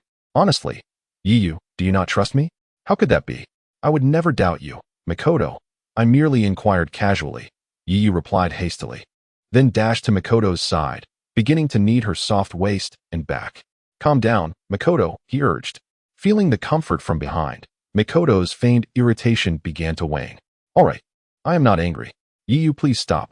For reasons unbeknownst to her, Yiyu's hands seemed to possess a certain enchantment, delivering an extraordinary sense of relaxation. Makoto, you are no longer upset, are you? I am not upset. I was just joking with you. Please, stop. Makoto's cheeks reddened further. Upon realizing the girl before him was teetering on the edge of embarrassment, Yiyu ceased the massage, fearing it might lead to another hasty retreat like the previous day. After some playful banter, Makoto and Yiyu found themselves nearing noon. Yiyu expressed concern over lunch, but Makoto confidently stated that she often learned culinary skills from Uchiha Kiko and would take charge of the meal. Yiyu readily agreed, but as Makoto began washing vegetables, she seemed to recall something and hurried back home to fetch a few items. Chapter 31, The Hidden Treasure Chamber. Aunt Kiko, Uchiha Kiko, carrying 2 large bags, had just closed the gate. Ah, Makoto, you seem to be in a rush. Is something urgent? Makoto approached Kiko, glancing at the ingredients in her bags, and countered. Where are you off to, Aunt Kiko? Kiko replied with a smile. I am going to cook for Yiyu. That teacher of mine, when we spoke this morning, was rather evasive, hinting that Yiyu would be home alone today. Coincidentally, my household consists only of that lazy Jinhong at noon. So I thought I would prepare a meal at Yiyu's home and bring back some bento. Even Makoto couldn't help but feel a desire to voice her thoughts. Aunt Kiko, are you certain Jinhong is your grandson? Why would you cook warm meals for Yiyu instead of your own flesh and blood? Kiko, sensing Makoto's unspoken thoughts, smiled knowingly. You're wondering why I don't cook at home and send Yiyu a bento, aren't you? Makoto nodded. You know how much Yiyu can eat. Preparing a bento for Jinhong is far simpler than for Yiyu. Kiko playfully tapped Makoto's forehead. Is that so? What if Yiyu and Jinhong had the same appetite? Where would you cook then? Kiko pondered for a moment. I would still choose to cook for Yiyu. Makoto's expression turned incredulous. Aunt Kiko, you're something else. Kiko, unfazed, replied. Oh, Yiyu is simply delightful, handsome, and sensible. As for Jinhong, Makoto observed Kiko's disdainful expression, momentarily speechless. However, she understood that Kiko's criticisms were merely superficial. In the past, when Jinhong faced bullying at school or from relatives, Kiko was quick to confront the offenders. Shaking her head to dispel her wandering thoughts, Makoto noticed Kiko's hesitant demeanor. What is it, Makoto? Aunt Kiko, I would like to cook for Yiyu, Makoto said, a hint of shyness evident as she lowered her gaze. Oh, I see. Kiko exclaimed, her face lighting up with a smile. So, Makoto has taken a liking to Yiyu and wishes to fulfill a wife's duties ahead of time. Ignoring the blush that crept over Makoto's ears, Kiko laughed. In the blink of an eye, little Makoto has grown up. But tell me, while your taste is commendable, do you not think Yiyu might be a tad young? Are you so eager? Makoto, unable to bear Kiko's increasingly absurd remarks, stomped her foot. Aunt Kiko, what nonsense are you spouting? I have no such fanciful thoughts. I merely wish to prepare a meal for Yiyu. Of course, our Makoto is the epitome of modesty, Kiko teased, finally relenting in her banter. Handing Makoto the 2 large bags, Kiko urged, quickly, take these. There should be enough ingredients here for Yiyu. Is that appropriate? I cannot accept these. You purchased them with your own money. Makoto hesitated, eyeing the transparent bags filled with expensive meat and seafood. Nonsense. I will reimburse your teacher later, Kiko reassured her. Oh. Makoto acquiesced, no longer hesitating as she accepted the bags. Bowing slightly, she said her goodbyes and hurried toward Uchiha Genho's home. With a nervous expression, Makoto observed Yiyu across the table. He slowly lifted a shrimp cake with his chopsticks and took a bite. How does it taste? Is it delicious? Seeing Yiyu savor his food in silence, Makoto could not contain her curiosity. Yiyu gave a thumbs up, superbly delicious. Makoto's face transformed from cloudy to sunny, blooming into a radiant smile as she eagerly piled more food into Yiyu's bowl. Try this fish and these vegetable balls. After lunch, Yiyu assisted Makoto in tidying up the living room before stepping outside to enjoy the gentle afternoon breeze. Once his meal had sufficiently digested, he commenced his daily physical training without pause. 1,000 push-ups, 1,000 sit-ups, 1,000 squats, and a 10-kilometer run. Under Makoto's watchful gaze, Yiyu completed his regimen. To his surprise, he noted that the same training intensity had resulted in a doubling of his physical attributes, escalating from 5 to 10 points. Feeling the surge of vitality and strength coursing through him, Yiyu contemplated continuing his training. However, Makoto, who had been watching for quite some time, rushed over with a towel. As night fell, Uchiha Jinho had still not returned home. Mikoto chose to stay, and together they prepared dinner, relishing the fruits of their labor. When darkness enveloped the sky, Jinho finally entered, carrying 2 bags of freshly made pastries. Mikoto, here are some freshly made osmanthus cakes. Take a bag with you. Standing at the gate, Mikoto accepted the pastries without hesitation, even as the fragrant aroma wafted through the paper wrapping. Thank you, teacher. I shall take my leave now. Goodbye. Jinho nodded. Be careful on your way. Yiyu took a bite of an osmanthus cake. Though he was not particularly fond of sweets, he found it tolerable. Moreover, the osmanthus cake exudes an aroma that suggests its delightful flavor. It is a delicacy that can only be crafted by someone with exceptional skill. At this moment, Yiyu is not situated in any part of the Uchiha residence. He stands in the dimly lit basement beneath the estate. When he requested some fire-style scrolls from Uchiha Uena, he was immediately escorted to this somewhat shadowy cellar. The basement's layout is rather simple. Descending the stone staircase leads to a spacious area that offers an unobstructed view. The basement is sparsely furnished, and as Yiyu descends, he immediately spots 2 wooden bookshelves in the left corner. These shelves are densely packed with books and scrolls, including titles such as A Brief Analysis of Chakra Utilization, On the Subtleties of Illusions, On the Power of Body and Mind, Shuriken Insights, Fire Style, Great Fireball Technique, Fire Style, Phoenix Fire Technique, Fire Style, Great Fire Dragon Technique, Water Style, Water Severing Wave, and Earth Style, Earth Techniques. Chapter 32. Summoning Contract Spirit. 5. Constitution. 2. Character. Vortex Yiyu level. Chunin, to advance to Elite Chunin. Any one of ninjutsu, physical, or spirit must reach 500 points. Chunin Promotion Gift Pack 1 has been issued. Special. Sharingan. Bloodline Limit. Lava Release Ninjutsu. 50 physical, 27 spirit, 100 skills. Fire Style. Great Fireball Technique. Illusion. Sharingan. Body Replacement Technique. Body Flicker Technique. It felt as though a shackle had been broken. His mind was remarkably clear, and his spirit was invigorated. This was Yiyu's immediate sensation upon hearing the mechanical voice in his mind. Subsequently, he noticed that the special section had added 3 unknown question marks. Upon opening it, he acquired the Bloodline Limit, Lava Release, a 1-hour experience card for the Kaleidoscope Sharingan. Note: this Sharingan possesses considerable power. It is not recommended for use by anyone below Jonin level. A 1-hour experience card for the Kaleidoscope Sharingan. Note: this Sharingan possesses considerable power. It is not recommended for use by anyone below Jonin level. A random summoning scroll. Type and quantity of summoning beast are random. 2 data detectors. A space ninjutsu tool bag with 20 times the capacity, and 20 fine iron shurikens. Undoubtedly, the Chunin gift pack was far more extravagant than that of a genin. Yiyu did not feel the need to examine each item in detail, as the sheer number of items was evident in their titles alone. The one surprise for Yiyu was the Bloodline Limit, Lava Release. Unlike the Bloodline Limit obtained from the previous genin gift pack, which came fully mastered and intuitive in its use, this Chunin gift pack merely granted Yiyu the ability to utilize Lava Release, requiring him to develop and practice it himself. However, this posed no difficulty for Yiyu. It merely required a bit of time. Among all the items, the one that pleased Yiyu most was the 1-hour experience card for the Kaleidoscope Sharingan. With these 2 experience cards, Yiyu now possessed 2 opportunities for a significant power boost. Such opportunities are invaluable to anyone, allowing them to vanquish opponents stronger than themselves or to reverse dire situations from certain death to survival. Although the experience cards came with certain limitations, it was clear that these restrictions were directed at the substantial consumption incurred when using the Kaleidoscope Sharingan. Yiyu could easily utilize the cards and unleash just a few attacks, or even just one. He felt confident that he could withstand the toll of using the Kaleidoscope Sharingan even once. The item that intrigued Yiyu the most was the Summoning Scroll. With a flash of light in his hand, a beautifully patterned ancient red scroll appeared. Yiyu slowly unfurled the scroll, and at the moment it fully opened, 5 rows of blood-red characters emerged on the blank surface.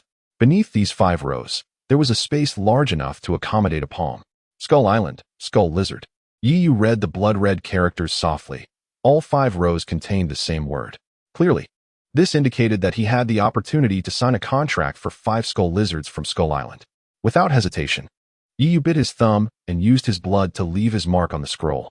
Soon, he felt an intangible connection forming. Filled with excitement, Yu quickly rose and made his way to a forest outside of Konoha village. Summoning technique. He pressed one hand to the ground, and complex and intricate seals spread from his palm, instantly staining the surrounding earth. With a loud bang, a massive cloud of white mist erupted, followed by a tremendous roar. The air was filled with a foul and acrid stench. What appeared before Yu was a fearsome bipedal reptile, towering 6 or 7 meters high and measuring over 20 meters in length, its elongated head covered in a layer of white bone. The creature opened its gaping maw, revealing sharp teeth dripping with a viscous yellow acid. The skull lizard continued to roar, its acidic drool cascading like water, a display of both defiance and its inherent savagery. With a soft snort, a sudden cold sound pierced through the air, almost inaudible compared to the skull lizard's thunderous roar. Yet, upon hearing this cold snort, the skull lizard let out a whimper and fell silent, its powerful body crouching low to the ground.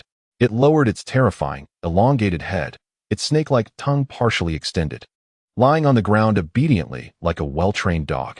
Observing this fearsome beast, Yu felt not fear or panic, but an overwhelming excitement. For it was his pet, his most loyal servant, subject to his command. Yu stepped forward, approaching the skull lizard. As he neared, the creature, still crouched, slightly twisted its body. Its long head bobbed gently, leaning forward as if anticipating its master's touch. When Yu's hand made contact with its body, the creature settled down. Yu's hand rested lightly on the side of the skull lizard's head, feeling its cold, rough, and hard texture. After caressing the creature's skin for a moment, he leaped onto its back. As if receiving a command, the skull lizard let out a roar and rose to its full stature. After spending more than half an hour in the forest, Yu returned to Konoha village. As he had suspected, he found no one tracking or monitoring him on the roads in and out of the village. Yu had a strong suspicion regarding Danzo's motive for wanting to eliminate him. It was undoubtedly linked to his identity within the Senju clan. In fact, upon reviewing his own experiences and background, the reason for Danzo's desire to assassinate him became glaringly obvious.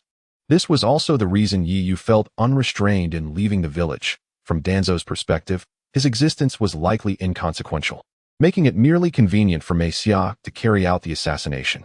Once he entered the Uchiha clan, however, Danzo would likely abandon any thoughts of pursuing him. It wasn't that Danzo lacked the courage. Rather, the cost of targeting him outweighed the potential gains. Danzo, being the cunning strategist he was, typically acted in his own self-interest and would not engage in fruitless endeavors. Upon returning to Uchiha Yuina's residence, Yu encountered Uchiha Jizi, who had come to deliver breakfast. After enjoying his meal, Yu resumed his physical training. With the advantages provided by the Chunin gift pack, Yu felt a great sense of ease. For 7 consecutive days, Yu led a fulfilling and joyful life, in the continuous pursuit of self-improvement through diligent practice and study. One finds solace in the gentle attentions of Uchiha Mikoto during moments of leisure. After a rigorous training session, when hunger pangs strike, one is treated to a sumptuous feast prepared by Uchiha Kyoko. Regrettably, such joyful moments are fleeting. On that particular morning, as Yaiba relished the rare opportunity to linger in bed, Uchiha Genha unceremoniously yanked away his blanket. Today marked the commencement of the Ninja Academy. As Yaiba walked alongside Uchiha Genha, his hands resting behind his head, he gazed at the school gates in the distance, his mood decidedly somber. It was early morning. The air tinged with a damp chill, yet refreshingly invigorating, dispelling the drowsiness that accompanies an early rise. The entrance to the academy was bustling with parents escorting their children. Some engaged in animated conversations, while others proceeded directly into the school. As per tradition, on the first day of school, the Hokage would deliver a speech to the students, drawing many parents into the school as well, eager to hear the words of the third Hokage, Sarutobi Hiruzen. To Yaiba's surprise, after escorting him to the academy, Uchiha Genha did not take his leave, but instead seemed intent on entering the school with him. "Grandfather, are you planning to attend the Hokage's speech?" Yaiba asked nonchalantly. Uchiha Genha replied, "Well, since I have nothing better to do, I might as well pass the time." Just as he finished speaking, a few parents accompanying their children shot disapproving glances at Uchiha Genha. However, upon noticing the clan emblem on his sleeve, they quickly turned away, choosing to ignore the perceived disrespect towards the Hokage. How dare he trivialize the Hokage's address as merely a way to kill time? Yet, Recognizing him as a member of the esteemed Uchiha clan, they thought better of it and hurriedly departed with their children. Yaiba. Upon entering the gates of the Ninja Academy, Yaiba heard a call from behind. Before he could turn around, the owner of the voice rushed to stand before him. The newcomer sported spiky golden hair and a fair complexion, exuding a youthful exuberance and a bright smile. "Oh, it's you, Minato," Yaiba remarked, his tone neutral. Minato Namake's feigned a dejected expression. "What is this? Is this how you greet your beloved desk partner after such a long separation? It's rather heartbreaking." He sighed dramatically, nearly pressing his face against Yaiba's. Annoyed, Yaiba pushed Minato away with a hand on his face, showing no courtesy. "You're too much, Minato." Unfazed, Minato retained his smile, his lively eyes scrutinizing Yaiba from head to toe, an expression of surprise crossing his face. "I recognized you from behind, but honestly, when I saw you head on, I momentarily thought I had mistaken you for someone else. And it seems that after some time apart, you've brightened up quite a bit." Minato, dropping his antics, patted Yaiba on the shoulder with a tone of encouragement. Yaiba, not inclined to respond, simply introduced Uchiha Genha. "Minato, this is my grandfather. Grandfather, this is my desk mate. Minato Namake's, one of my few friends." Their relationship was straightforward. They were classmates. As the only brooding boy in class, Yaiba naturally could not ignore a genuine sunny boy like Minato. After taking the initiative to sit beside Yaiba, he had consistently sought to uplift and support him in his own way, fostering a close bond between them. Upon hearing the introduction, Minato's expression shifted to one of respect as he bowed slightly to Uchiha Genha. "Good day, Lord Genha." "Oh, you know of me?" Uchiha Genha queried, surprised. Minato nodded. "Indeed, I am well aware of your heroic deeds during the war with the Cloud Village, where you single-handedly rescued nearly 100 comrades. At a critical moment, you arrived on the battlefield and effortlessly defeated 4 elite ninjas from the Cloud Village, driving their forces away and saving your companions." Minato's face flushed with embarrassment as he scratched his head, saying, "Your selfless bravery and willingness to risk your life to save your comrades has always been my inspiration in my training." Uchiha Genha regarded Minato with a thoughtful gaze, a shy smile gracing his features. As the three conversed and made their way into the Ninja Academy, Uchiha Genha appeared in good spirits, regaling them with amusing anecdotes from various missions.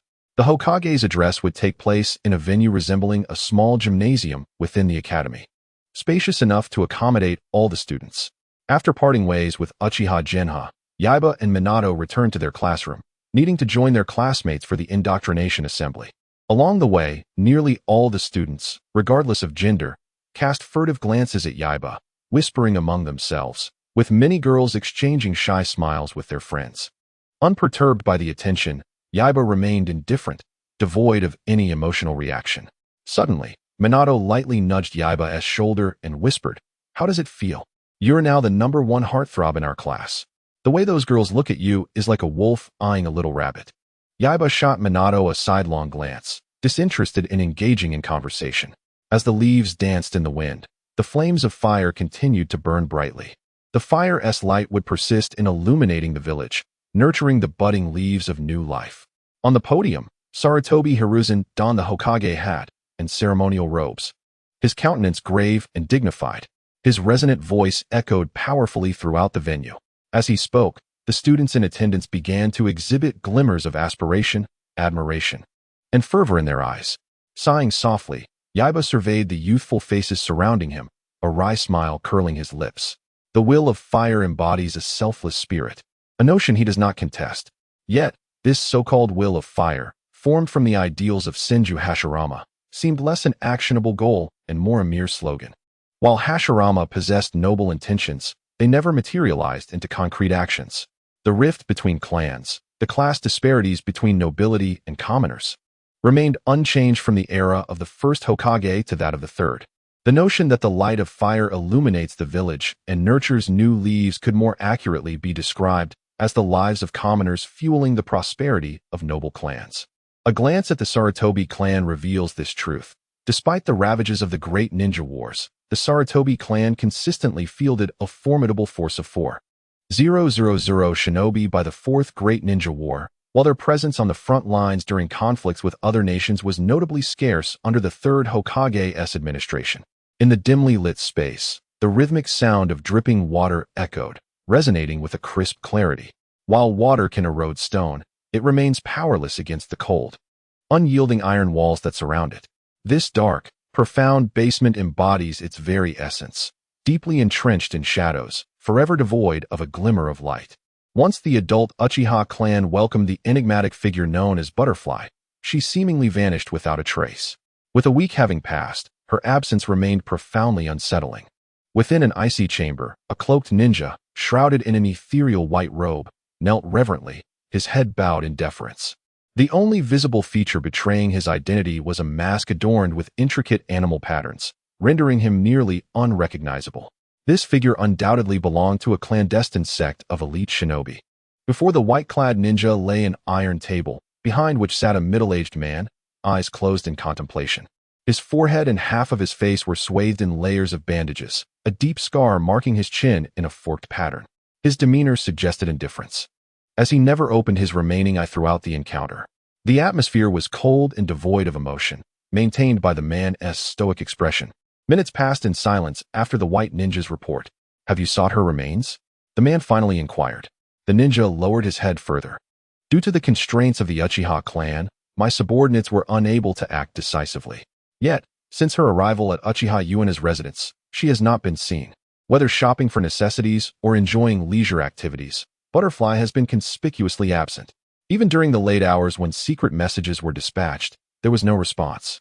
Suddenly, the middle-aged man opened his eyes, a chilling gaze piercing through the room. "You mentioned using secret codes at Uchiha Yuina's residence?" The white ninja hesitated, realization dawning, causing him to tremble. "Lord Danzo, it was a desperate gamble on my part." "Foolish," Danzo scoffed, his cold stare intensifying as he observed the quaking figure before him. "Dragon, you have greatly disappointed me. To employ secret codes within Uchiha Yuina's residence is unacceptable." He thundered, "Cease your trembling. Even if you fail at a mere task. Is this what I receive for the investment of my efforts, a cowardly wretch?" The white ninja remained silent, desperately trying to suppress his shaking form. In an instant, Danzo's expression shifted back to calm, and he regarded the kneeling dragon with a placid tone. "This is your first mission since departing from the Annihilation Chamber. I will not hold it against you. However, your shortcomings are glaring." With that, Danzo closed his eyes once more. "Shin, take Dragon to the Annihilation Chamber for 3 months of training. You shall instruct him." "Yes, Lord Danzo," came the response from the shadows behind him. A burly ninja emerged, also masked but clad in armor rather than a robe, carrying a ninja blade. Shin regarded the white ninja with indifference. "Come, Dragon." The white ninja bowed respectfully. "I take my leave, Lord Danzo."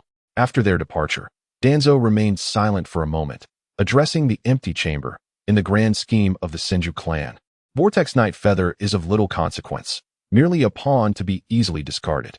Now that we have faced setbacks, I shall let him be. The true focal point of our plans are they." His gaze fell upon 2 photographs on the table, one of a woman with golden hair, the other of a boy with chestnut locks. Tsunade and Rope Tree. Danzo set aside Rope Tree's image, his attention lingering on Tsunade's photograph, lost in thought. After a considerable pause, Danzo's voice resonated once more in the chamber. "Summon Kato Dan." As his words echoed, a second voice emerged from the void. "Yes, Lord Danzo." Danzo regarded the kneeling figure before him, a white-haired shinobi in the prime of life, tall and handsome, exuding an extraordinary aura. Danzo nodded inwardly, recalling a moment from years past when he had casually bestowed resources upon Kato for mastering a commendable technique. Now, he was reaping manifold rewards. Danzo cast the photograph into the air, coolly stating, "Your mission is to approach her and ultimately establish a romantic relationship." Kato caught the swiftly descending photograph, glancing at it in shock. "Isn't this?" Kato's expression turned to one of astonishment, momentarily speechless at Danzo's directive. Danzo raised an eyebrow. "Do you have any objections?" Hesitantly, Kato replied, "Lord Danzo, she is Princess Tsunade, and she already has a fiancé." "Humph," Danzo scoffed, "merely a 7-year-old child. Are you truly unmoved by such a beauty?" "From what I understand, Tsunade's bond with her so-called fiancé is tenuous at best. For someone of your caliber, pursuing her would be a matter of ease." Kato lowered his gaze, falling silent. Yet the grip on Tsunade's photograph tightened, revealing a hidden depth of infatuation on his otherwise concealed face. Danzo observed Kato with a subtle smile, marking Rope Tree's photograph with a red X. Meanwhile, within the auditorium, Sarutobi Hiruzen continued his impassioned speech from the podium. Below, Night Feather and Kushina exchanged glances, one feeling awkward, the other with eyes brimming with emotion. Kushina held on to Night Feather's sleeve, her silence resolute as she gazed at him. In that moment, Night Feather realized what he had unconsciously neglected these past few days. It was Vortex Kushina. Since his arrival at the Uchiha clan with Uchiha Yuana, he had not seen her. Though their time together was brief, Night Feather understood her significance in his life. Undoubtedly, due to a myriad of factors, Kushina regarded him as her most important person, without exception.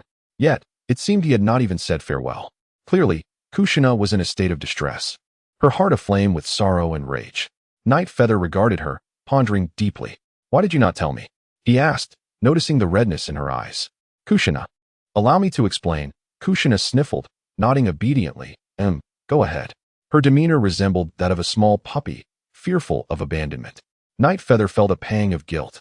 He took her soft hand gently. "Let us leave this place and find somewhere private to talk." Kushina hesitated, but Lord Mito instructed me to remain within her sight. Night Feather looked around the auditorium, spotting Vortex Mito seated in the stands above, exuding an elegant presence, her aura palpable even from a distance. At that moment, the seemingly youthful woman in her 30s was observing him and Kushina, a faint smile gracing her lips. "Never mind, Kushina, follow me," Night Feather urged. "Okay," she replied. And together they quietly exited the auditorium. As all present, including the teachers from the Ninja Academy, were engrossed in Sarutobi Hiruzen's discourse, no one obstructed their departure. After Night Feather and Kushina left, Vortex Mito gracefully vacated her seat, having discreetly exited the venue. Standing near Night Feather, the expression on Wave Wind Watergate's face was complex. For reasons unknown, he felt a subtle and unique sensation towards the girl with fiery red hair. Seeing her intimate relationship with Night Feather made his heart twitch even more. Shaking his head, Wave Wind Watergate dismissed his wandering thoughts and focused intently on the Hokage's speech on stage.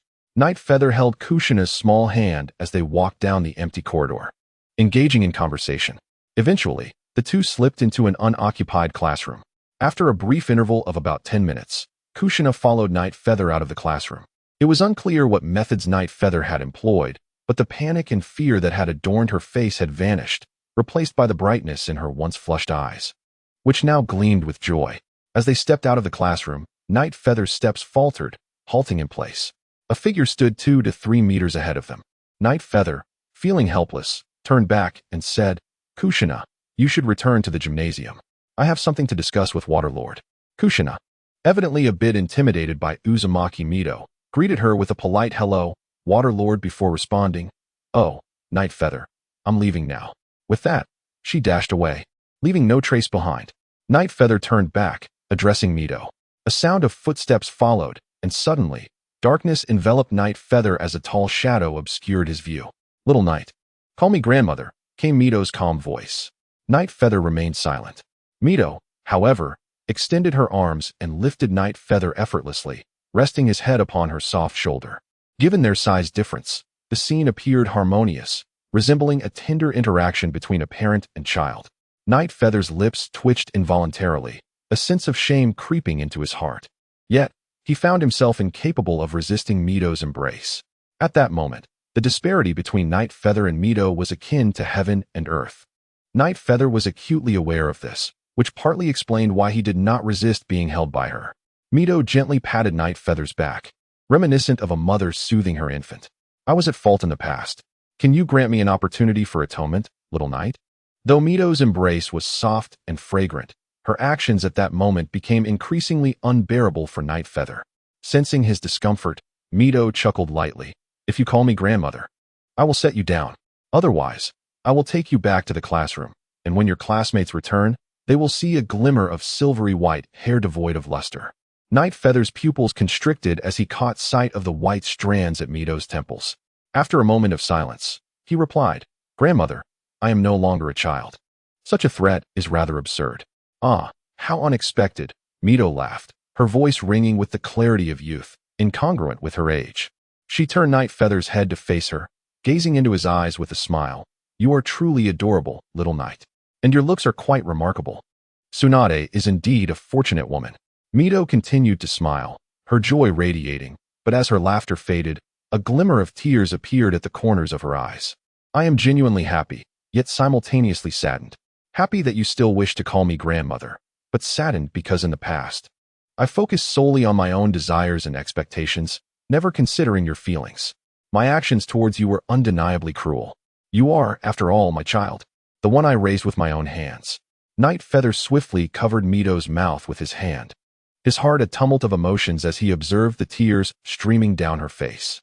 Grandmother, you need not say more, I understand. Mito fell silent, holding Night Feather tightly. No one could comprehend the depth of her feelings for him, nor the significance he held in her life. In her dealings with Tsunade and Shoru, she maintained a laissez-faire attitude, allowing them to navigate their own paths. Yet, for Night Feather, she could not let go, actively intervening in his growth. 7 years ago, when the wailing infant quieted upon receiving her nourishment, a sensation arose within her that no one could fathom. As Mito walked hand in hand with Night Feather down the corridor, her radiant face suddenly seemed to recall something. I heard from Shoru that you had a match with him, which ended in a draw. Night Feather replied, sort of, but Shoru was clearly holding back. Hee, Mito chuckled. Indeed, but he only held back a little. She indicated a minuscule gap with her fingers. Shoru mentioned that you are like a monster, possessing an absurd amount of strength. Had he been even slightly younger, he would not have stood a chance against you. He claimed that his only advantage was his age and the additional time he had spent training compared to you. Night Feather chose not to respond, remaining silent. Truth be told, despite currently possessing only the strength of a Chunin, his rate of growth was nothing short of terrifying. Under the enhancement of the data panel, he had progressed from an ordinary person devoid of chakra to a formidable Chunin in less than half a month. Thus, achieving a draw with Shoru did not evoke any significant emotional response from Night Feather. Although he remained silent, Mito paid no mind, continuing to speak cheerfully, sharing amusing anecdotes. Her chatter flowed endlessly, as if she were determined to maintain the warmth of their reunion and prevent any awkward silences. Perhaps, she simply wished to recapture the time she had lost in the twilight of her life. Chapter 36. Sakamoto Dairo. Not long after Night Feather returned to the gymnasium, the speech by the third Hokage, Sarutobi Hiruzen, concluded. Amidst a fervent and enthusiastic applause, the kind-hearted Sarutobi Hiruzen departed the gymnasium with a smile. The students of the Ninja Academy watched him leave with eyes filled with admiration and reluctance. In the orderly atmosphere of the venue, the throngs of Ninja Academy students exited the gymnasium to return to their respective classrooms. Upon returning to the classroom, Night Feather relinquished his seat by the window in the last row, passing the coveted position to Kushina. Excitedly, Kushina accepted the main character's throne, her delicate hands flitting about in excitement. Having attended a year of Ninja Academy in the land of whirlpools, Kushina and Uzumaki Kohei bypassed the first grade after passing some foundational tests, joining Night Feather in the second grade as classmates. In the classroom, the arrangement of desks in the last row from left to right was Uzumaki Kohei, Wave Wind Watergate, Night Feather, and Uzumaki Kushina. Originally, Kohei had intended to sit in Night Feather's current spot. Night Feather had already taken his remaining textbook and was prepared to sit beside Watergate. However, Kushina, oblivious to loyalty, tugged at Night Feather, insisting he sit beside her instead. Ignoring Kohei's resentful gaze, Kushina happily conversed with Night Feather. Once their seating was settled, the four began a round of self-introductions, sharing their ages, names, hobbies, and aspirations. Meanwhile, as Wave Wind Watergate attentively watched Kushina introduce herself, Night Feather's expression remained neutral. Though internally, he felt quite peculiar. He gazed at the golden-haired hedgehog head of Minato Namikaze, questioning whether this shimmering hue concealed a deeper essence. At that moment, a flurry of footsteps echoed from outside the classroom. The previously boisterous room fell into an instant silence, with the once rambunctious children straightening their postures, their hands neatly placed upon their desks. A middle-aged ninja clad in a green vest entered through the door. Though not tall or robust, his square face bore an intimidating ferocity, and his eyes, like copper bells, were wide open, emanating an aura of coldness that warned others to keep their distance. This was Dairo Sakamoto, the homeroom teacher of Class 2 to 3.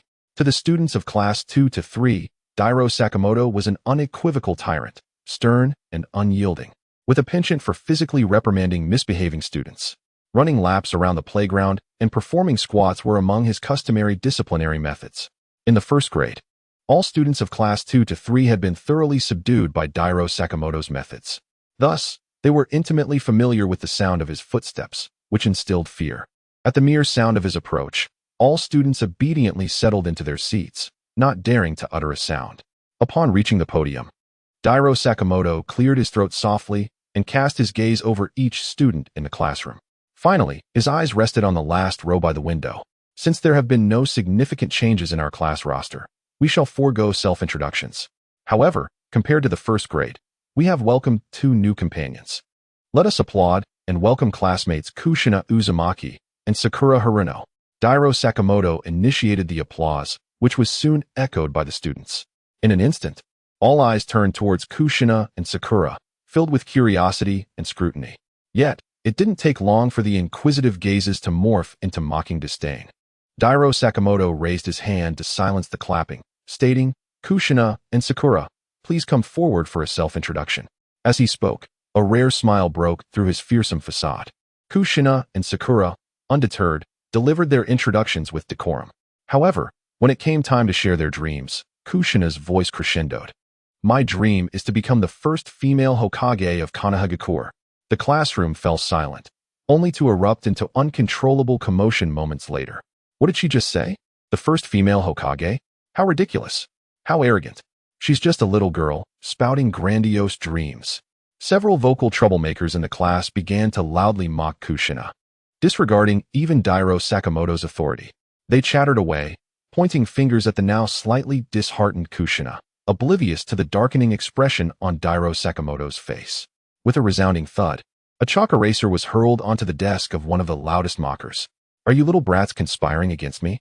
Dairo Sakamoto bellowed, striding down from the podium to seize a boy who had been laughing heartily.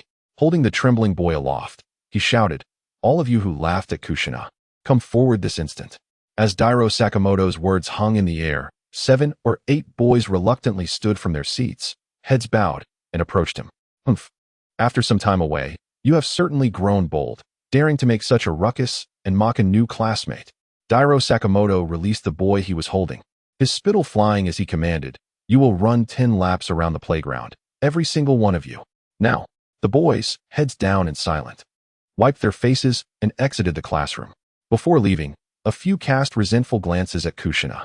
Dairo Sakamoto returned to the podium, casting an encouraging glance at Kushina, and continued, "Is there anyone else who wishes to mock Kushina?" The classroom was utterly silent. Satisfied, Dairo Sakamoto nodded. "Kushina's dream is admirable, as is Sakura's. In the coming years, you will all be classmates, and I hope you can coexist harmoniously." With that, he urged the class to applaud once more for Kushina and Sakura. As applause filled the room, Kushina returned to her seat and tugged at the hem of Yoru's clothing. Yoru ruffled Kushina's hair and smiled gently. "Don't be upset. I'll take care of them for you later." "Okay." Next, Dairo Sakamoto refrained from commencing the lesson, waiting for the 8 boys to return to the classroom before clearing his throat and picking up his book. Among the boys, one stout lad, who was considered strong among his peers, shot a fierce glare at Kushina and Sakura as he passed their seats, snorting before settling back into his desk. Chapter 37. Shuriken Throwing Technique. Thud. A heavy object collided with the wall, producing a dull sound. Kenta Mizuki squirmed, straining against the wall where a boy, significantly weaker in stature, had him pinned. Despite their size disparity, Kenta found himself firmly pressed against the wall, his neck gripped tightly, resembling a helpless chick. His round face flushed crimson with humiliation. It was a break between classes, and the classroom was filled solely with students, devoid of teachers. All eyes were on the spectacle unfolding at the back of the room. Though no one laughed, Kenta felt as if every gaze was mocking him, even those of his so-called friends. Why weren't they helping him? Apologized to Kushina and Sakura. In stark contrast to Kenta's complex feelings of shame, Yoru appeared utterly relaxed.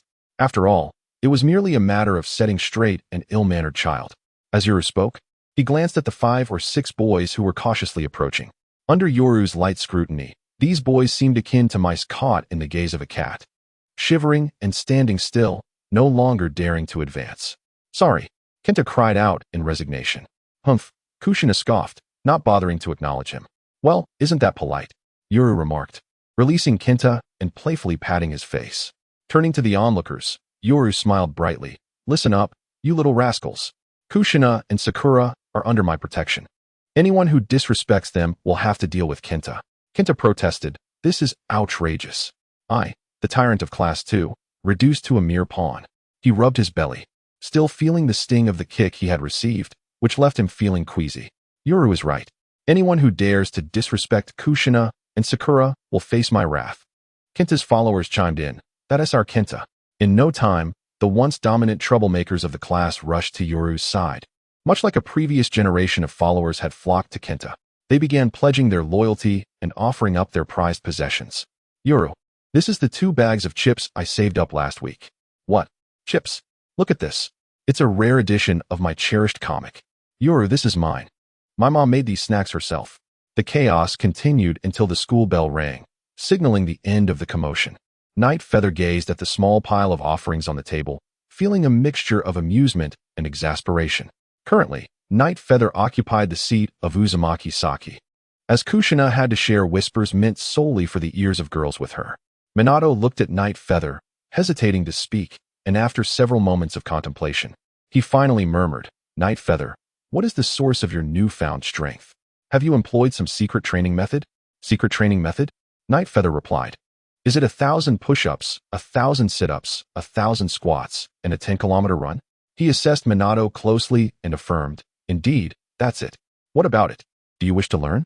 I can teach you." Minato, taken aback with joy, expressed his gratitude. "Really? Thank you, Night Feather." "You're welcome," Night Feather replied with a smile.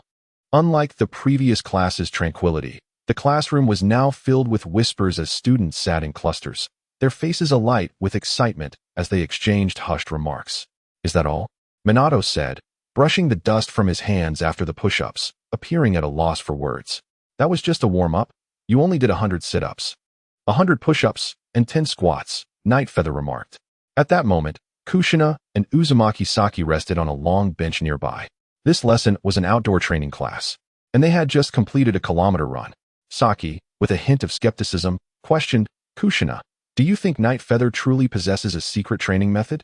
Kushina shook her head decisively. "How would I know?" Saki hesitated. "I feel as though Night Feather is intentionally teasing Minato." "Is that so?" Kushina replied, glancing at Night Feather and Minato not far away. Night Feather was assisting Minato with leg stretches while he performed sit-ups. Kushina continued, "I don't think so. Their relationship seems quite good."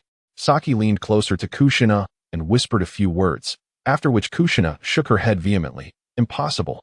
Night Feather would never do something like that. If you keep talking, I might get angry." Saki blinked innocently, signaling her understanding. "Humph, Kushina. It seems you've forgotten your old friend now that you have Night Feather." Kushina chuckled foolishly. "Oh, you." Saki shot her a playful glare. Feeling a twinge of envy towards Kushina, she cast her gaze back to the sandy ground, lingering a moment longer on Minato.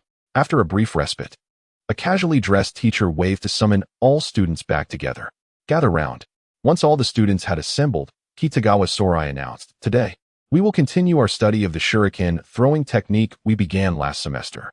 A collection of shurikens lay scattered on the ground beside Kitagawa. He bent to pick one up, stating, "You are all quite familiar with shurikens, and last semester we learned some basic throwing techniques. In the upcoming practical classes, we will focus on mastering shuriken throwing until everyone is proficient." Kitagawa's instruction was earnest and methodical, clearly demonstrating his commitment to imparting knowledge. Unlike theoretical classes, students in practical sessions were typically full of energy and attentive to his teachings. As for the intricacies of shuriken techniques, the scene shifted to the eve of the clan leader election at the Senju clan's territory. Early this morning, the residents of Elder Senjutaka welcomed a steady stream of visitors. Although the Senju clan had diminished in power, its population still numbered in the thousands, comprising many ninjas and individuals of considerable wealth. The legacy of the Senju clan, dating back to the Warring States period, continued to provide tangible benefits to its members even after many years. The prestige of the Senju clan afforded its members unique advantages in various businesses, from dining to lodging, within the land of fire and beyond. Had it not been for the extermination policies enacted against Hashirama Senju and the covert efforts of Uzumaki Tobarama, the Senju clan could have evolved into a formidable force, a colossal entity straddling Konoha village in the land of fire. However, this very decline had led to a chaotic factionalism within the clan. After all, when everyone is of noble birth, who would willingly serve as an underling. Though the Senju clan could broadly be categorized into 4 factions, the old faction led by Elder Senjutaka, the new faction led by Elder Senjuki, the old faction associated with Uzumaki Tobarama, and a mixed faction, the latter 3 were rife with internal discord, with their leaders often serving more as symbols than effective commanders. Despite the tumult, following Tobarama's initiative to instigate the clan leader election, even the most seasoned elders like Taka were compelled to engage actively within the clan, maneuvering through the political landscape. The position of clan leader held an irresistible allure, not only for its lofty reputation, but also for the immense influence it conferred both within the clan and in Konoha. After much diligent effort, Taka and his contemporaries were beginning to reap substantial rewards. In an exquisitely decorated room, Elder Senju Hikari raised his teacup and addressed Taka. "Elder, I believe tonight's clan leader election is yours for the taking. Let me extend my congratulations in advance." "Ha." Taka laughed heartily, his weathered face wrinkling like an aged chrysanthemum. "Yet we must remain vigilant. I have heard that Senjuki secretly summoned many returning ninjas last night," remarked a square-faced elder with thinning white hair and a frail frame. Taka's laughter faltered as he glanced at Senju Ryu, nodding in agreement. "Ryu makes a valid point. We cannot afford to be complacent until the final outcome is determined." Though Taka acknowledged Ryu's words, a flicker of discontent crossed his features. "Indeed," Hikari interjected, observing the interplay of emotions between Taka and Ryu. "While it is true that the new faction lacks experience, they may compete with us in routine matters. However, when it comes to the clan leader election, even if Ki unifies their voices, they remain far beneath our influence." As he spoke, Hikari cast a sidelong glance at Ryu, who, seemingly oblivious to the tension, failed to recognize that Hikari's remarks had irked Taka. Without a means to mend the rift, Hikari sighed inwardly, ready to articulate a conciliatory comment when a woman's voice suddenly called from the half-open sliding door. "Lord Ryu, Lady Mito has sent a maid to convey her invitation for you and the esteemed lords to gather at her residence to discuss matters." "Mito?" Upon hearing the respectful voice of the maid from outside, Senju Ryu furrowed his brow and glanced at the other 4 individuals within the room. Senju Hikari and the others shook their heads in disapproval. Senju Ryu inquired of the maid, "Is Lady Mito's maid still present?" The maid replied, "She awaits you in the parlor, Lord Ryu." "Very well, you may go. We shall arrive shortly." With a deepening furrow in his brow, Senju Ryu remarked, "It seems we have no choice but to attend." "Indeed, since Lady Mito's maid has not departed, it is clear that we are obliged to go," Senju Hikari added, his expression indicating some dissatisfaction. Clearly, he was not pleased with Lady Mito's style of conduct. Senju Ryu, however, chuckled, "Let it be. After all, she is the wife of that esteemed individual. A modicum of respect is warranted. Since she has extended an invitation, we shall make the visit to discern her intentions." He continued with a smile, "At this juncture, even if Lady Mito were to have a change of heart, she would be unable to prevent us from attending." The 4 accompanying Senju Ryu erupted in hearty laughter in agreement. Since the meeting convened 7 days prior, led by Lady Mito concerning the chief selection, the matter has spread throughout the Senju clan. Due to her proposal, nearly all members of the Senju clan have come to acknowledge the chief election. Over the past week, it can be said that every clan member has mobilized, expending considerable effort regarding the chief election. In the eyes of Senju Ryu and his companions, at this point, even if Lady Mito were to suddenly oppose the chief selection, it would be beyond her capacity to do so. Not to mention, within Lady Mito's own faction, how many have accepted benefits from other factions? Should Lady Mito wish to oppose the cancellation of the chief election, fissures would undoubtedly emerge within her once united faction. The 5 of them rose and strolled leisurely to the parlor, subsequently making their way to Lady Mito's residence accompanied by her maid. Along the journey, the 5 exchanged light-hearted banter, their spirits buoyed by an indescribable joy, an uncontrollable elation born from the anticipation of fulfilling a long-held ambition. In the parlor of Lady Mito's residence, the once spacious area now felt somewhat crowded. Approximately 50 to 60 elegantly dressed middle-aged individuals and elders were seated, accompanied by several young attendants. The entire gathering encompassed around 70 to 80 individuals. Lady Mito sat regally in the sole position of authority, exuding an air of dignity, while beside her stood a tall, strikingly beautiful woman. Although her face was cold and aloof, her unique aura and exquisite beauty possessed a formidable allure.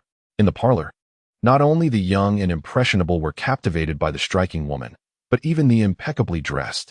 Serious middle-aged men and elders stole furtive glances at her during their conversations over tea. At that moment, a graceful maid entered from outside the parlor. She hurried to Lady Mito's side, bowed her head, and whispered into her ear. "Understood, please allow the elders to enter." The maid respectfully bowed and exited the parlor.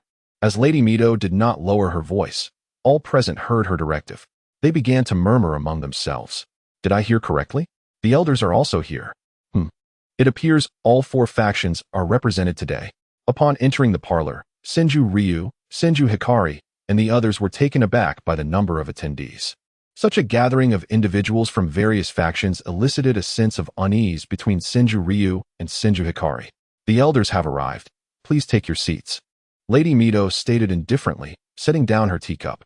Senju Ryu scrutinized Lady Mito several times, ultimately yielding no insight, and he, along with the 4, took their seats. Lady Mito surveyed the assembly, noting their varied expressions of confusion, indifference, and cheerful anticipation.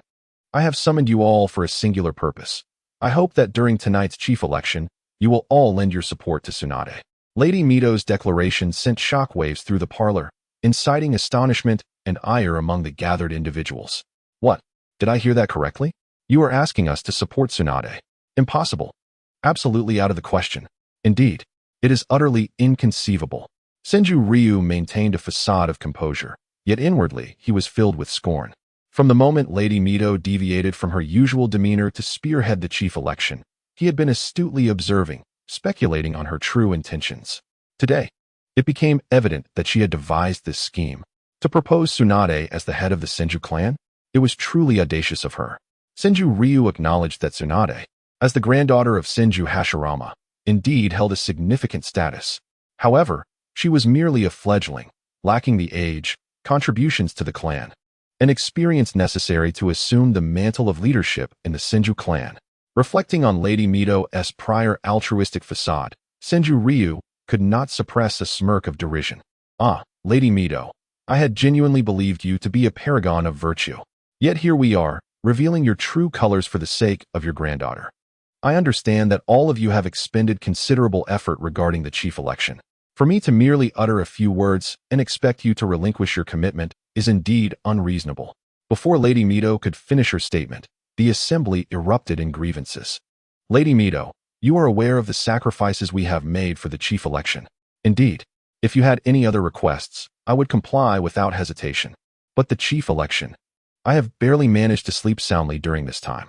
Hearing the chorus of complaints, Senju Ryu exchanged knowing glances with Senju Hikari, both sharing a moment of quiet amusement. The tide of public opinion was turning. Even Lady Mito could not dictate the narrative. Senju Ryu savored this moment, recalling how he had often been subjected to Lady Mito's scorn in the past, both in familial matters and daily life. She had never hesitated to belittle him in public, disregarding the setting entirely, whether in collaborative meetings with other clans or discussions with merchants from the Land of Fire. Any dissenting opinion he expressed was met with reproach and derision, rendering him a source of amusement for others. Now, witnessing Lady Mito being collectively criticized by the assembly, Senju Ryu's heart swelled with glee. A loud thud echoed as Lady Mito struck the table before her, silencing the room instantly. "Please allow me to finish speaking." Lady Mito's voice grew colder. In the southern civilian district of Konoha, a larger residential area among the several civilian districts, Konoha, as the strongest of the 5 hidden villages, enjoyed a level of economic prosperity that far surpassed that of the other 4. However, much like the other 4 hidden villages and the majority of regions in this world, the bulk of wealth remains firmly in the grasp of the esteemed families and the political elite. The commoners of Konohagakure, while faring better than those in other villages, still do not experience a stark difference in their lives. Kato Dan traversed a secluded street within the civilian district with familiarity. Along the sides of the road, a few quiet little shops and roadside stalls could be seen, where elderly men strolled and children played. As Don passed these shops, nearly everyone greeted him with beaming smiles. He responded to each with a gentle tone and a light smile, exhibiting none of the aloofness one might expect from a jonin. Upon reaching a residential building in the middle of the street and ascending the stairs, the moment Don's figure vanished, small groups of elderly men and women began to converse. Don is truly a fine young man, and he is quite handsome as well. Indeed, he has already become a jonin. And yet he remains so courteous to us old folks. Haha, we certainly nurtured him well. He has become quite successful. At such a young age, a jonin already. What a pity my granddaughter is still too young, otherwise. Oomph, you old fool, dream on. Xena and Don share a sweet childhood bond. Ahem, I was merely jesting. We have watched these two grow up. Surely, I know their feelings for each other. Alas, it is rather urgent. Xena, with her temperament. Though they both harbor affection, it seems a challenge for them to truly come together. What nonsense you speak, old lady. Xena may not be ready, but Don is here. He simply needs to be more proactive. While that may hold some truth, Don is now a jonin, and quite dashing at that.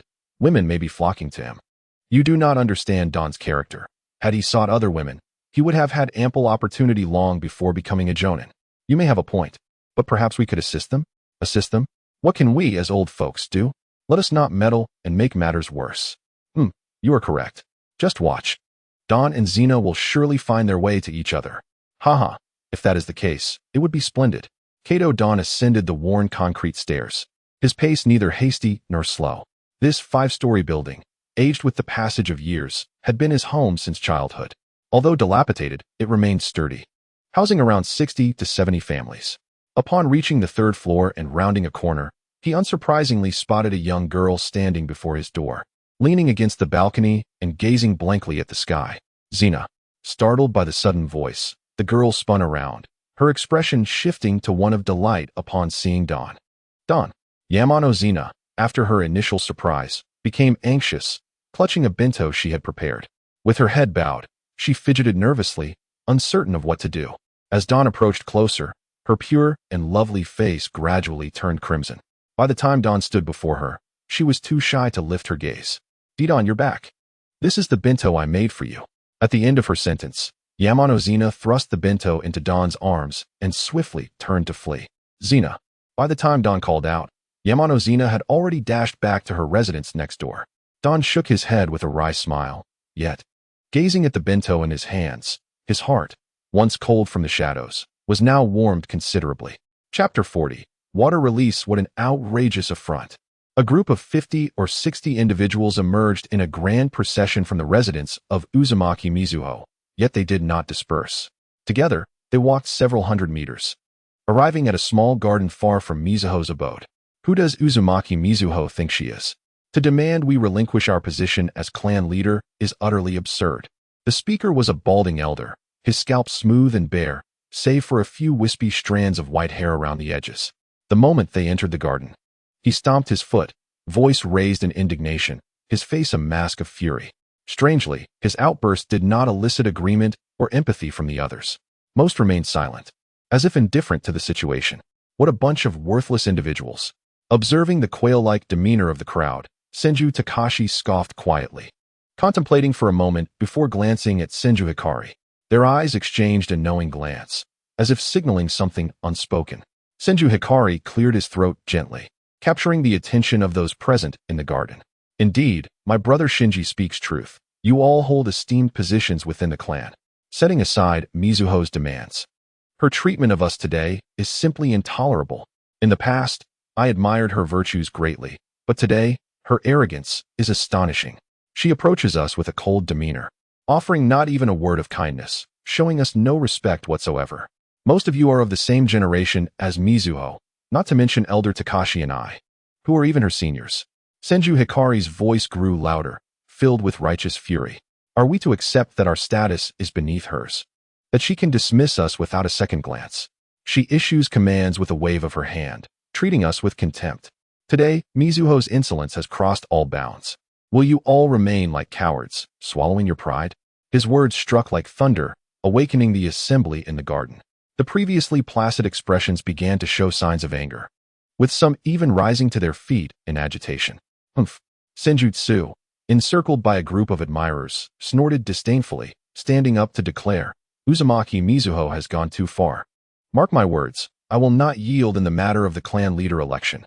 As the leading figure of the new faction, Senjutsu had torn open a fissure. The crowd no longer feared Mizuho's past intimidation. They erupted in vehement denunciations of her, their faces flushed and voices raised in fervent condemnation of her previous misdeeds, vowing to sever all ties with her henceforth. Witnessing this gathering of condemnation, Senju Takashi observed coldly, his heart filled with mirth, reveling in what he deemed the most satisfying day of his life. He eagerly anticipated the scene at tonight's clan meeting when Mizuho would be besieged. Within the garden, the crowd seemed intent on venting all their pent-up grievances against Mizuho. Suddenly, a voice rang out, cursing her, silencing the assembly momentarily, only for more venomous insults to follow. Unbeknownst to them, their discontent toward Mizuho was escalating, veering towards a terrifying culmination. Meanwhile, the leaders of the three factions exchanged knowing glances, silently agreeing not to intervene, as if they sought to incite further turmoil in the gathering. It seems Uzumaki Mizuho's time is truly at an end. Senju Takashi's remark, which once would have instilled fear in all, now only provoked raucous laughter from the crowd. At this moment, unbeknownst to Senju Taka, behind him, Senju Riho, although laughing just like Senju Hikari, cast his gaze upon the members of other clans. This group, not only significant within the Senju clan, but also influential in Konoha, lingered in the small garden for a good hour or two before taking their leave. As they departed, each face radiated with joy and a rosy glow. Their exits signified that what began as a mere clan leader election had metamorphosed into an internal strife targeting Uzumaki Mizuho, the victors and the vanquished. This conspiracy, which would engulf the entire Senju forest, was destined to culminate in death. A palpable scent of blood began to permeate the Senju territory. With the ringing of the school bell, the students of Class 2-3 erupted from their classroom like a whirlwind, racing out as if sprouting 3 legs. Throughout the Ninja Academy, it was not just the students of Class 2-3 who exhibited such eagerness. Nearly all the students shared the same urgency. This marked the last class of the morning, after which they would have their lunch break. The academic load at the Ninja Academy was relatively light, with classes running from 7:30 a.m. for a self-study session, followed by just 2 one-hour classes. At noon, there was a 2-hour lunch break, during which students could choose to return home or stay at school, as long as they returned to their classrooms by 1:30 p.m. During lunchtime, students could generally be categorized into 2 groups: those who lived nearby, most of whom would return home for lunch, and those who lived further away, who would bring lunchboxes prepared by their families. A third category consisted of affluent students who chose to dine at nearby restaurants. At the entrance of Class 2-3, Yaiba apologized to a young girl before watching her, looking dejected, walk away. Shaking his head in resignation, he noted that this was not the first girl to invite him to lunch. Since the bell rang, he had been besieged by one girl after another at the classroom door. Kushina pouted at the girl's retreating figure, visibly displeased. All right, let us go.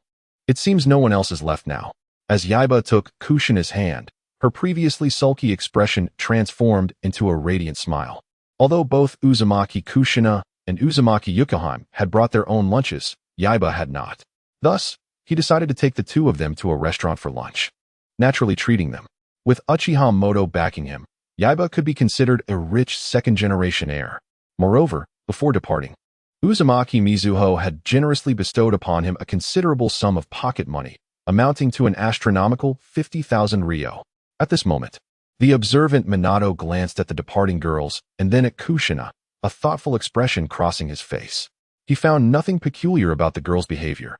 After all, even he, as a boy, could not deny Yaiba's striking handsomeness, let alone those young girls. However, more than the girls, he was concerned about something else. Hey, Minato, why don't you join us? Your home isn't far, and you can just stop by to greet your mother on the way, Yaiba suggested, glancing at him. Oh, right. Minato replied, shaking off his reverie and nodding, a bit awkwardly. After the morning practical class, a sense of camaraderie akin to that of an older brother and younger brother had developed between him and Yaiba. During the practical class, the so-called secret training method was merely a jest, a playful tease from Yaiba. Upon learning the truth, Minato bore no ill will, casting a wistful glance at Yaiba. However, during their free practice of shuriken throwing, Yaiba had imparted some knowledge to Minato. While Yaiba was not particularly adept in all areas, he had become acutely aware of his own genius in ninjutsu principles and cultivation. Through a series of practical exercises, he had demonstrated an uncanny ability to grasp the essence of any ninjutsu after merely a single glance, mastering it with terrifying speed. Minato had recently been studying a C-rank water-style ninjutsu, and in mere minutes, Yaiba had illuminated the technique for him, leading to a profound understanding. Minato had already invested considerable time into mastering this water technique, and within just 10 minutes, Yaiba had enabled him to fully grasp it. Consequently, Minato felt a blend of gratitude and a sense of admiration akin to that of a struggling student towards an academic prodigy. As the four of them departed the Ninja Academy, they made their way toward Minato's home. Chapter 41. Senju Masaru, at the age of 45, was not regarded as an exceptional ninja in his era. In terms of strength or any other aspect, he was rather unremarkable. The only notable traits he possessed were his keen ability to read people and his lineage from the Senju clan.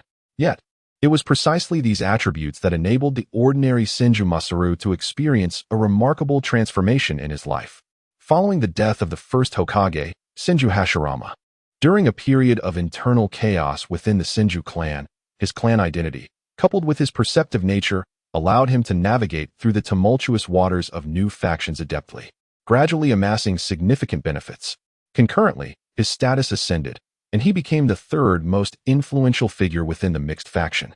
However, despite his newfound happiness, Senju Masaru recently found himself troubled by the impending clan leader election.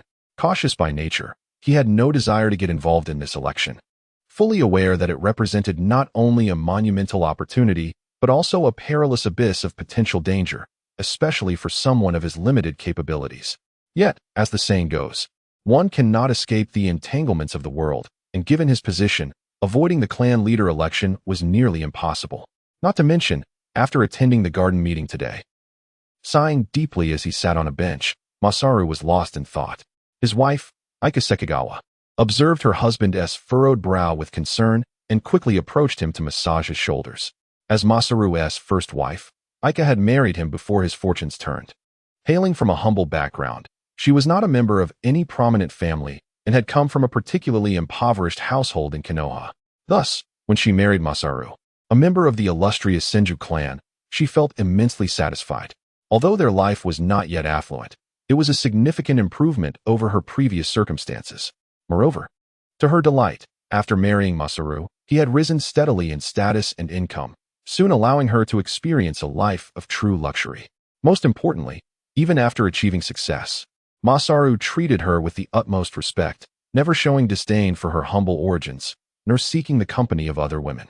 Their marital bond had not only remained intact, but had grown stronger and more affectionate with his rise in fortune. At present, the 30-something Saikawa Aika, a devoted woman who regards her role as a wife and mother as her everything, finds herself utterly content with her life. However, not all is blissful in her existence. During this period, she has lost count of the number of times she has seen her husband, Chikudo Katsuo, sigh. This sight fills her with both concern and guilt, as she feels powerless to assist him in any meaningful way. Sensing a lightness on his shoulders, Katsuo turned to glance at his gentle wife. Her worried expression stirred emotions within him. He patted her hand reassuringly, forcing a smile as he said, "Aika, there's no need to worry. It's not a significant matter." Aika replied softly, choosing not to pry further. Yet, no matter how naive she might be, it was impossible for her to believe that what troubled her husband was indeed trivial. Lacking any extraordinary skills, she felt helpless in the face of challenges that could confound even her remarkable husband. Thus, she resolved to refrain from complicating matters further and focused on doing what she could. In their spacious and stylish room, Katsuo furrowed his brow as he sipped tea, while his tender wife diligently massaged his shoulders. Finally, after what felt like countless cups of tea, Katsuo seemed to have made a decision, forcefully setting down his cup. The clatter of the cup striking the wooden table startled Aika. In the Chikudo residence, Katsuo hurriedly moved forward, glancing at the sky and muttering to himself. Hoping he was not too late, before long, he approached his destination, an ordinary little garden. Yet, as he neared this location, his pace slowed, and uncertainty clouded his expression. Stopping about 50 meters away from the garden, he looked around, only to find the area eerily quiet, devoid of any human presence. His face turned pale as he murmured to himself, "Could I have misunderstood the invitation? Am I in the wrong place? Or have I fallen into a trap set for me? No, that cannot be. Though I hold some status, it is unlikely that someone of such caliber would target me." After lingering there for a while, Katsuo took a deep breath steeled himself, and briskly walked toward the garden. As he drew nearer, he could hear the rapid pounding of his heart. Thump, thump, thump, a tumultuous rhythm echoing within him. At last, he stepped through the thicket and into the secluded garden. To his astonishment, he was met with a sight that took his breath away. The once silent garden was now densely populated with 2 or 3 dozen individuals. In an instant, all eyes turned toward Katsuo. Yet, rather than feeling anxious, he stood confidently, having reclaimed the aura befitting his position as the third figure of the mixed faction. Scanning the garden, he quickly spotted several friends from his faction and approached them with a beaming smile. Chikudo-ju, observing Katsuo, glanced up at the sky and stated calmly, "All right, no more waiting. I believe there will be no further arrivals." To his shock, the speaker was none other than the prominent figure who had led the charge against Uzumaki Mizuho earlier that morning, the leader of the new faction, Chikudo-ju. As Ju spoke, the crowd fell into a hushed silence, their attention riveted upon him. He stood out among the assembly, a stark contrast to the predominantly elderly participants. With his youthful stature and robust physique, crowned by a head of black hair and piercing hawk-like eyes exuding an extraordinary presence. As he surveyed the crowd, Ju continued, "Let us be succinct. Since you are here, it signifies you have made a choice. I trust there is no dissent among you on this matter?" Observing the silent yet affirming expressions of the attendees, he nodded in satisfaction and added, "Excellent. I am confident that after tonight, you will be grateful for your decision. I understand that making this choice has not been without its pressures, as it pertains to your futures and the lives of those who follow you." Facing the various reactions of the crowd, Ju maintained his composure and continued, "To speak candidly, I cannot offer guarantees, for prior to this, I have had no dealings with that esteemed individual. Like you, I am merely a common person, and my relationship with that individual is superficial at best. However, like you, I stand in support of that individual, choosing to believe in them." Suddenly, Ju broke into a smile. "After tonight, certain individuals will be entirely removed from the stage of the Chikudo clan and the positions that once belonged to them. Who do you suppose will claim them?" The crowd exchanged glances, each one recognizing the glimmer of predatory greed within their peers. In that moment, the previously silent Katsuo's expression shifted, and he abruptly exclaimed, "Chikudo Rihu, what are you doing here?" He turned sharply to Ju, his anxiety palpable. "Ha ha," Ju chuckled. "There is no need for you to be alarmed, Katsuo-senpai. I assure you, Rihu-senpai is in no jeopardy. Is that so?" Rihu met Katsuo's scrutinizing gaze, feeling some discontent, but aware that suspicion toward him was not unwarranted given his standing. "Humph." Rihu scoffed. "That individual possesses formidable capabilities. Who would dare obstruct her will? Doing so would be tantamount to courting death. Chikudo Takashi is foolish to oppose her. I will not cast my lot with him to meet an untimely end." Upon hearing this, Katsuo's doubts dissipated. For not only he, but all present had one shared reason for their attendance, a common understanding born from their experiences in the same era.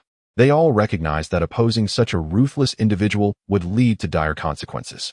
As he surveyed the assembly, Katsuo exhaled deeply, reassured that he had made the right choice, refusing to allow greed to cloud his judgment. As for those blinded by selfish interests, humph. Chapter 42. The list. When Chikudo-ju arrived once more at Uzumaki Mizuho's residence, he was alone. He withdrew a rolled-up sheet of white paper from his pocket and, holding it in hand, addressed the waiting maid at the entrance. "Ah, I have urgent matters to discuss with Lord Mizuho. Please hold for a moment." "Certainly, Lord Ju," the maid replied, quickly entering the house to relay his message. As the leader of the new faction, one of the 4 major factions of the Forest of Chikudo, Ju was clearly no insignificant character. Logically, being kept waiting at the door, requiring a maid to announce his presence, felt somewhat excessive. However, Ju exhibited no signs of displeasure, standing calmly in place with an air of composure. The maid did not ascend to the second floor immediately to seek Mizuho. Instead, she approached Aki Sakura, who was pruning the flower bushes in the courtyard. Although Mizuho was exceptionally kind and tolerant toward her maids, certain protocols were necessary, like not casually wandering upstairs to disturb Mizuho's rest. Any matters needed to be communicated to Aki first for her to decide. Aki glided silently up the wooden staircase, her wooden clogs making no sound as she moved, resembling a delicate specter. The door to Mizuho's chamber was neither fully closed nor fully open, but ajar, with a gap wide enough for a child to pass through, revealing the ink-wash landscape painted on the sliding doors. Sakura did not pull open the sliding door to enter the room. She merely stood outside, respectfully announcing, "Lord Mito, Senju Tree has come to visit." After a moment of silence, a cold voice from within the room responded, "Bring him in." Yes. When Sakura arrived at the spacious entrance, Senju Tree remained impeccably in place, appearing as if he had not moved an inch. With an expressionless face, she instructed, "Follow me." All right. In the presence of Sakura, Senju Tree suddenly became reticent. Though his rigid face was not devoid of expression, upon closer inspection, there was a certain resemblance between their demeanors, as if they were children raised by the same parents. Upon ascending the staircase, Senju Tree made a gesture that would surely astonish anyone who might witness it. He actually knelt down, bowing before the door of Lord Mito. Furthermore, his demeanor exuded genuine respect, an attitude of heartfelt submission akin to that of a devotee before a deity. Yet, Sakura appeared unfazed, her exquisite features betraying no hint of surprise. Senju Tree's expression was tinged with excitement. "Lord Mito, this is not a confrontation with Elder Tree, is it?" Senju Tree felt a pang of embarrassment, yet his heart remained untroubled. For during the morning's gathering in the garden, he had sensed the presence of someone concealed in the shadows, and upon meeting her gaze, he had uttered those words condemning Lord Mito. In other words, Senju Tree had spoken openly and boldly before Lord Mito, demonstrating his unwavering loyalty. "My lord, please forgive my transgressions." Senju Tree bowed his head, stating, "The words I spoke this morning were uttered out of necessity. Given the circumstances at the time, I had no choice but to voice those disrespectful remarks." Lord Mito within the room let out a mild snort, seemingly dismissing the matter. Senju Tree, not daring to be negligent, quickly presented the white paper in his hands, saying, "Moreover, many elders at this morning's assembly acted out of compulsion. They harbor no ill will towards you, Lord Mito. Like myself, they were constrained by the situation. Their respect for you has never wavered. I merely hinted at their intentions, and after the gathering, they rushed to fulfill their commitments, hoping you would not misinterpret their actions." Cradling the paper in both hands, Senju Tree kept his head bowed and added, "This is their list. I kindly ask you to review it, Lord Mito." "A list?" Lord Mito within the room suddenly chuckled. "Tree, you truly are something. Why do you present me with this list?" Senju Tree lowered his head further and said, "I hope that you will spare the lives of those on this list." A profound silence enveloped the room, and an eerie stillness descended upon the corridor. As the silence lingered, Senju Tree felt an increasing weight in his heart, a flicker of trepidation creeping in. Just as beads of cold sweat began to form on his forehead, Lord Mito spoke. "Tree, take the list back. I am not a senseless killer." "What?" Upon hearing Lord Mito's words, Senju Tree felt a surge of discontent. He abruptly raised his head, his voice tinged with fear. "Lord Mito, they do not deserve death. This morning, enough, do not speak further." Lord Mito's words abruptly silenced Senju Tree.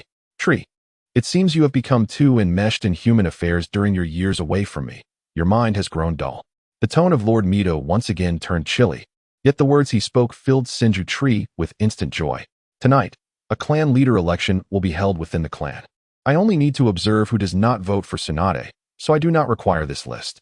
Do you understand?" Senju Tree quickly replied, "Understood, Lord Mito. They and their clansmen will surely vote for Miss Tsunade." Lord Mito in the room fell silent once more. Observing this, Senju Tree respectfully declared, "My lord, I shall take my leave." Slowly rising, Senju Tree accepted that the list had not been taken by Lord Mito, feeling a twinge of regret, yet ultimately understanding. The list's primary purpose was to ensure that Lord Mito would not mistakenly harm allies in future reckonings. However, it bore another significance, to genuinely align himself with Lord Mito. As the position of clan leader solidified, the Senju clan would undoubtedly undergo reorganization, and as one of the earliest supporters of Lord Mito, he would be entitled to a greater share of the benefits. Senju Tree was aware that such petty maneuvers could not escape Lord Mito's keen perception. To him, Senju Tree's intentions were as clear as day. However, this little scheme was not meant to be concealed from Lord Mito. It merely focused on the results. Though the outcome was quite regrettable, after all, Lord Mito's refusal to accept the list indicated that they would be sharing the spoils with those who would shift their allegiances during the clan election, or those who maintained independence from the four major factions. Failing to secure Lord Mito's strong support meant that they would have to rely solely on their own capabilities in the future. Chapter 43. A sudden turn of events. The ninja school had only 2 classes in the afternoon. At precisely 3:45, the school bell rang, signaling the end of the day's lessons and the commencement of leisure time. At that moment, the school, both inside and out, was filled with the laughter and playful banter characteristic of students. They beamed with joy as they recounted the day's amusing events to their parents or grandparents who had come to pick them up. Most parents smiled indulgently at their children's antics. With autumn now upon them, even though it was nearing 4 in the afternoon, the sun had already dipped toward the west, casting a warm glow that suggested the approach of evening. The weather at this time was quite pleasant, devoid of the midday heat or the sudden chill of morning and night. Under the fading sunlight, the temperature was moderate, enveloping everyone in a comforting warmth. Yoru and Kushina emerged from the classroom, accompanied by 2 little ones, chatting and laughing. Initially, Yoru had intended to head straight home, but since he resided in the Uchiha clan territory, Kushina was reluctant to part ways. Under the onslaught of Kushina's playful insistence, Yoru found himself temporarily surrendering. Since there was still ample time, he decided to take the 3 little ones out for a stroll and perhaps indulge in some delightful treats. "Isn't there a ramen shop near the barbecue place where we had lunch?" Kushina bounced excitedly behind Yoru, stepping on his shadow.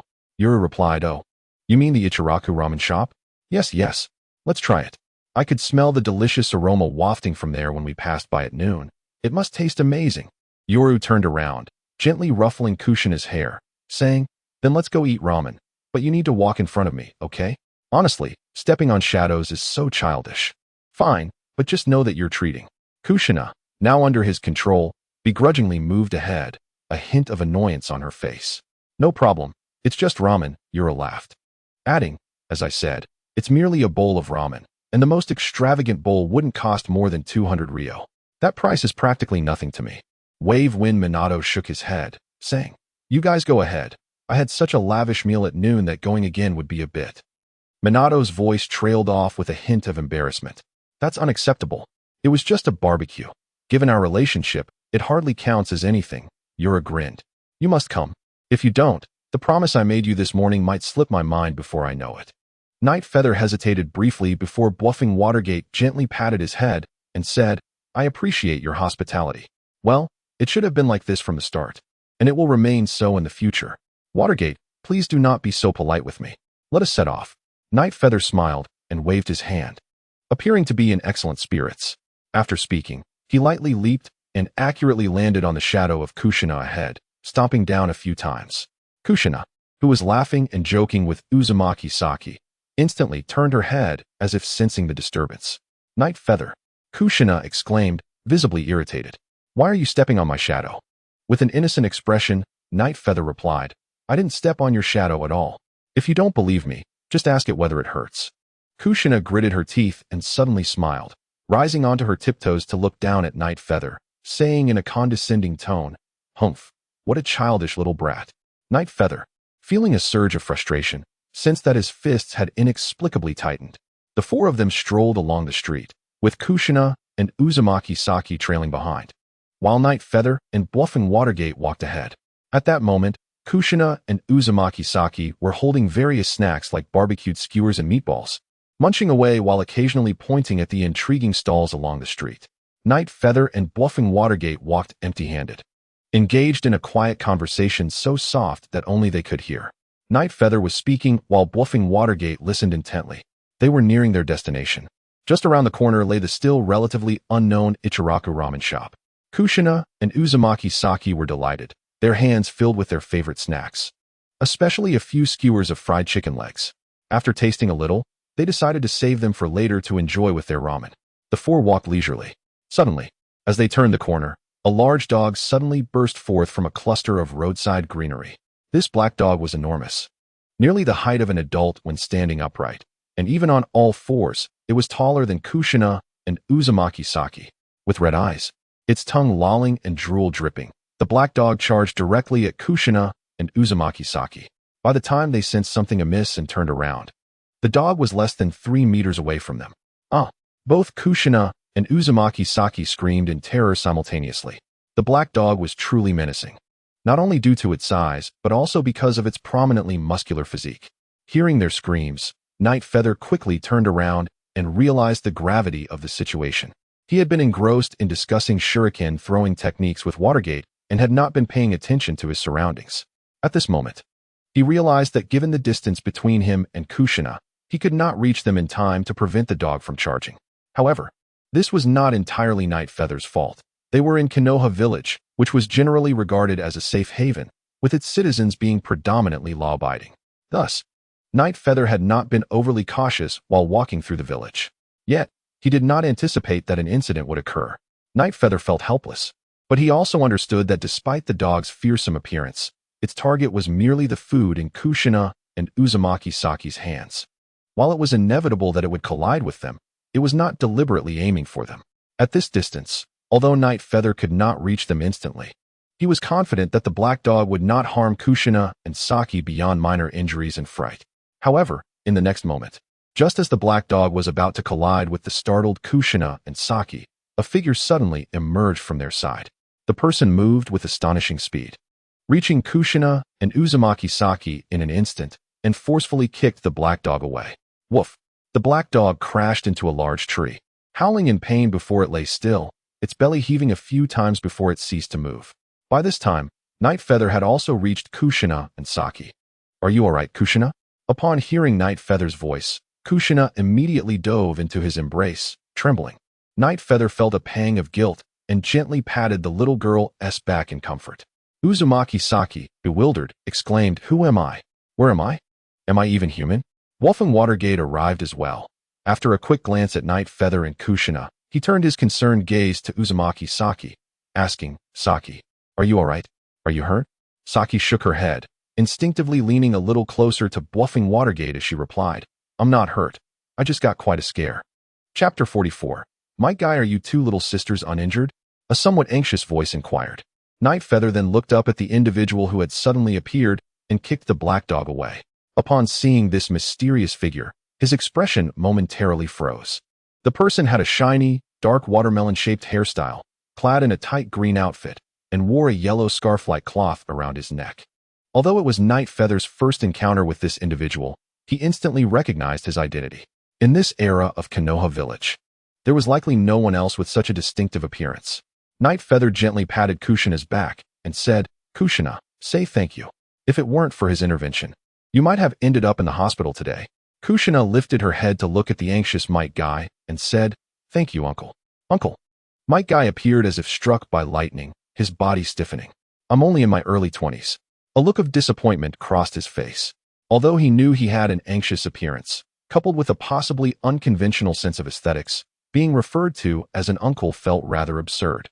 Night Feather glanced at Kushina, who had once again nestled into his embrace, uncertain if she was merely being playful. To be fair, while Might Guy sported a beard and thick eyebrows that made him appear somewhat older, he still exuded a distinctly youthful aura. Hee. Might Guy forced a laugh and glanced at the unharmed Uzumaki Saki before suddenly recalling something.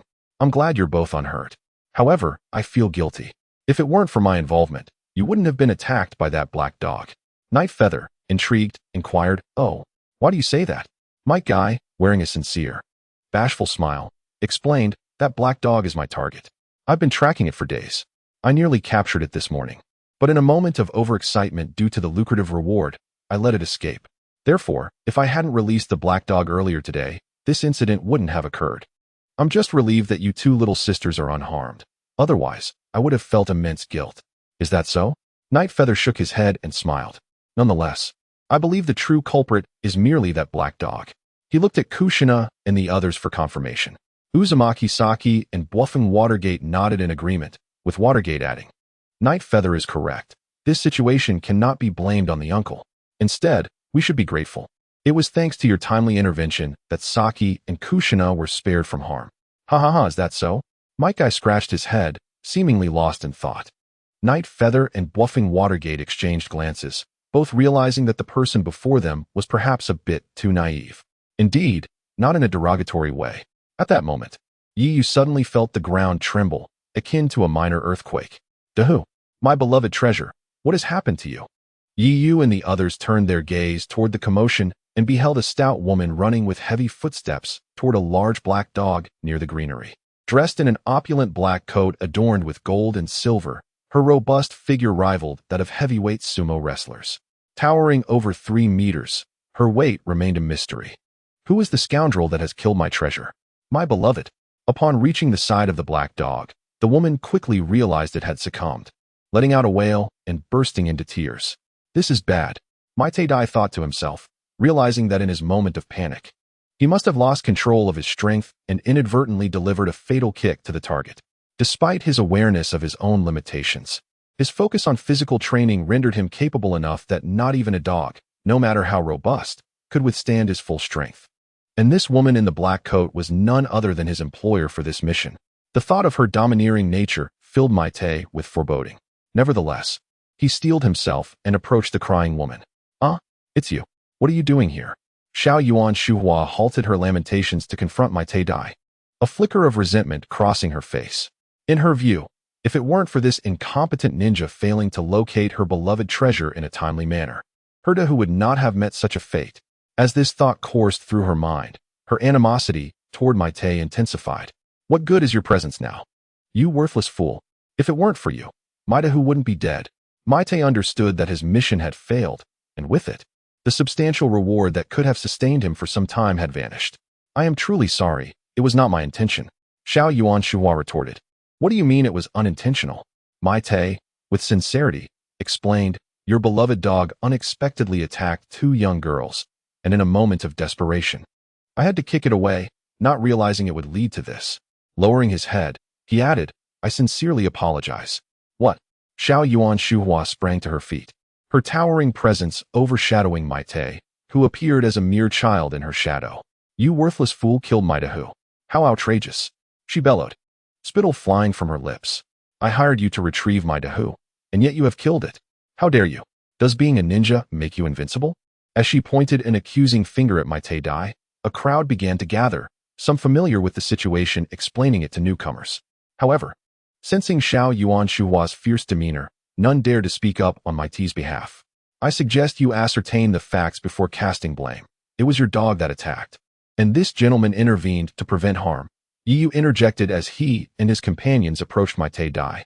Yiyu gazed up at the imposing figure before him, unable to suppress his astonishment. Where did this brat come from? Xiao Yuan Shuhua seethed, but her anger faltered when she caught sight of Yiyu's handsome features. Humph. Still a pretty boy, she thought, glancing at the girl in Yiyu's arms, Kushina, with a frown before appraising Yiyu again, growing increasingly astonished. This little one is extraordinarily striking, she mused, her earlier fury dissipating, replaced by an inexplicable fondness. Ah, what a delightful feeling, to the surprise of those around her. She produced a compact mirror from seemingly nowhere and began to preen her face. Maite and the others exchanged bewildered glances, utterly perplexed. Do you not know your name, young one? How old are you? Would you like to accompany Andy to see the goldfish? My home is quite spacious, filled with many delightful things, Xiao Yuan Shuhua cooed, her voice sweet yet incongruous with her appearance. Yiyu stood in stunned silence, and sensing an opportunity, Xiao Yuan Shuhua pressed on. My home is not only filled with fun toys, but also endless snacks. What do you say? Would you like to visit Annie's house? At this point, even Maite recognized something was amiss, fully grasping Xiao Yuan Shuhua's intentions, not to mention Bofeng Shui Min and Xian Wixinghui, who were observing Yiyu with peculiar expressions. Uffed. Bofeng Shui Min stifled a laugh. Yiyu was rendered speechless, gazing at the sparkling-eyed woman before him, sighing. I must say, this lady Aunt Shuhua? Just then, a voice interrupted Yiyu's thoughts. It was Kushina, who had lifted her head from Yiyu's embrace. Oh, is that not Miss Kushina? No wonder you looked so familiar. Xiao Yuan Shuhua exclaimed, recognizing her. Kushina leaned in to whisper to Yiyu, while Xiao Yuan Shuhua knitted her brows in contemplation. Piecing together the scene and Maite's words, she deduced the entire sequence of events. Clearly, her beloved Da who had inexplicably attacked Kushina and a nearby girl, prompting Maite to intervene and inadvertently slay her pet. Humph, how fortunate for you, bushy eyebrows. She glared at Maite. Kushina had vacated Yiyu's embrace and addressed Xiao Yuan Shuhua. Aunt Shuhua. That's enough, Kushina. You need not say more. Andy understands the situation, Xiao Yuan Shuhua sighed. I suppose I must take some responsibility for not properly training Dahu. I thought it harmless to have him at home, but I never anticipated that the one time he escaped would lead to such a near tragedy for you. Casting a glance at Maite-dai, she continued, it is fortunate that this bushy eyebrow stopped Dahu, Otherwise, I would truly be at a loss to face Lord Mizuho. Let this matter rest. Dahu has met his just fate, and I shall not pursue this bushy eyebrow's fault. Mentioning the black dog caused Xiao Yuan Shuhua's mood to plummet, the earlier excitement fading away. She effortlessly lifted her beloved Dahu's lifeless body, stating, I sincerely apologize, Kushina, for the fright my pet caused you. I shall make it up to you when the opportunity arises. With one last glance at Yiyu, Xiao Yuan Shuhua strode away down the street. What about the payment for this job?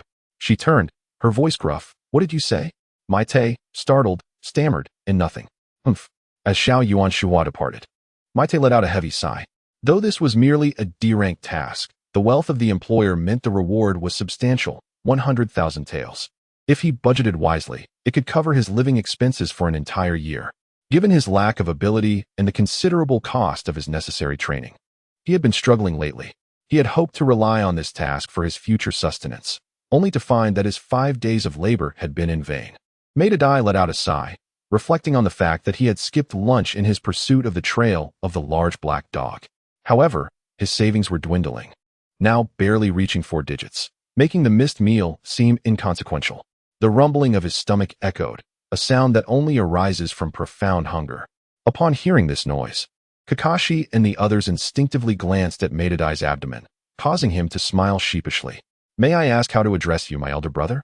Maidadai inquired, directing his gaze towards Yeyu. Call me Brother Dai, Yeyu replied with a smile. I must express my gratitude for your timely intervention in saving Kushina and Yukihira. Allow us to treat you to a grand meal as a token of our appreciation.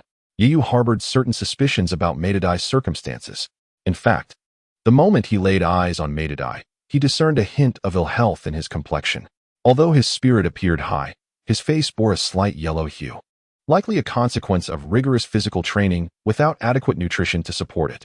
In Yeyu's recollection, Maidadai seemed to be of humble origins.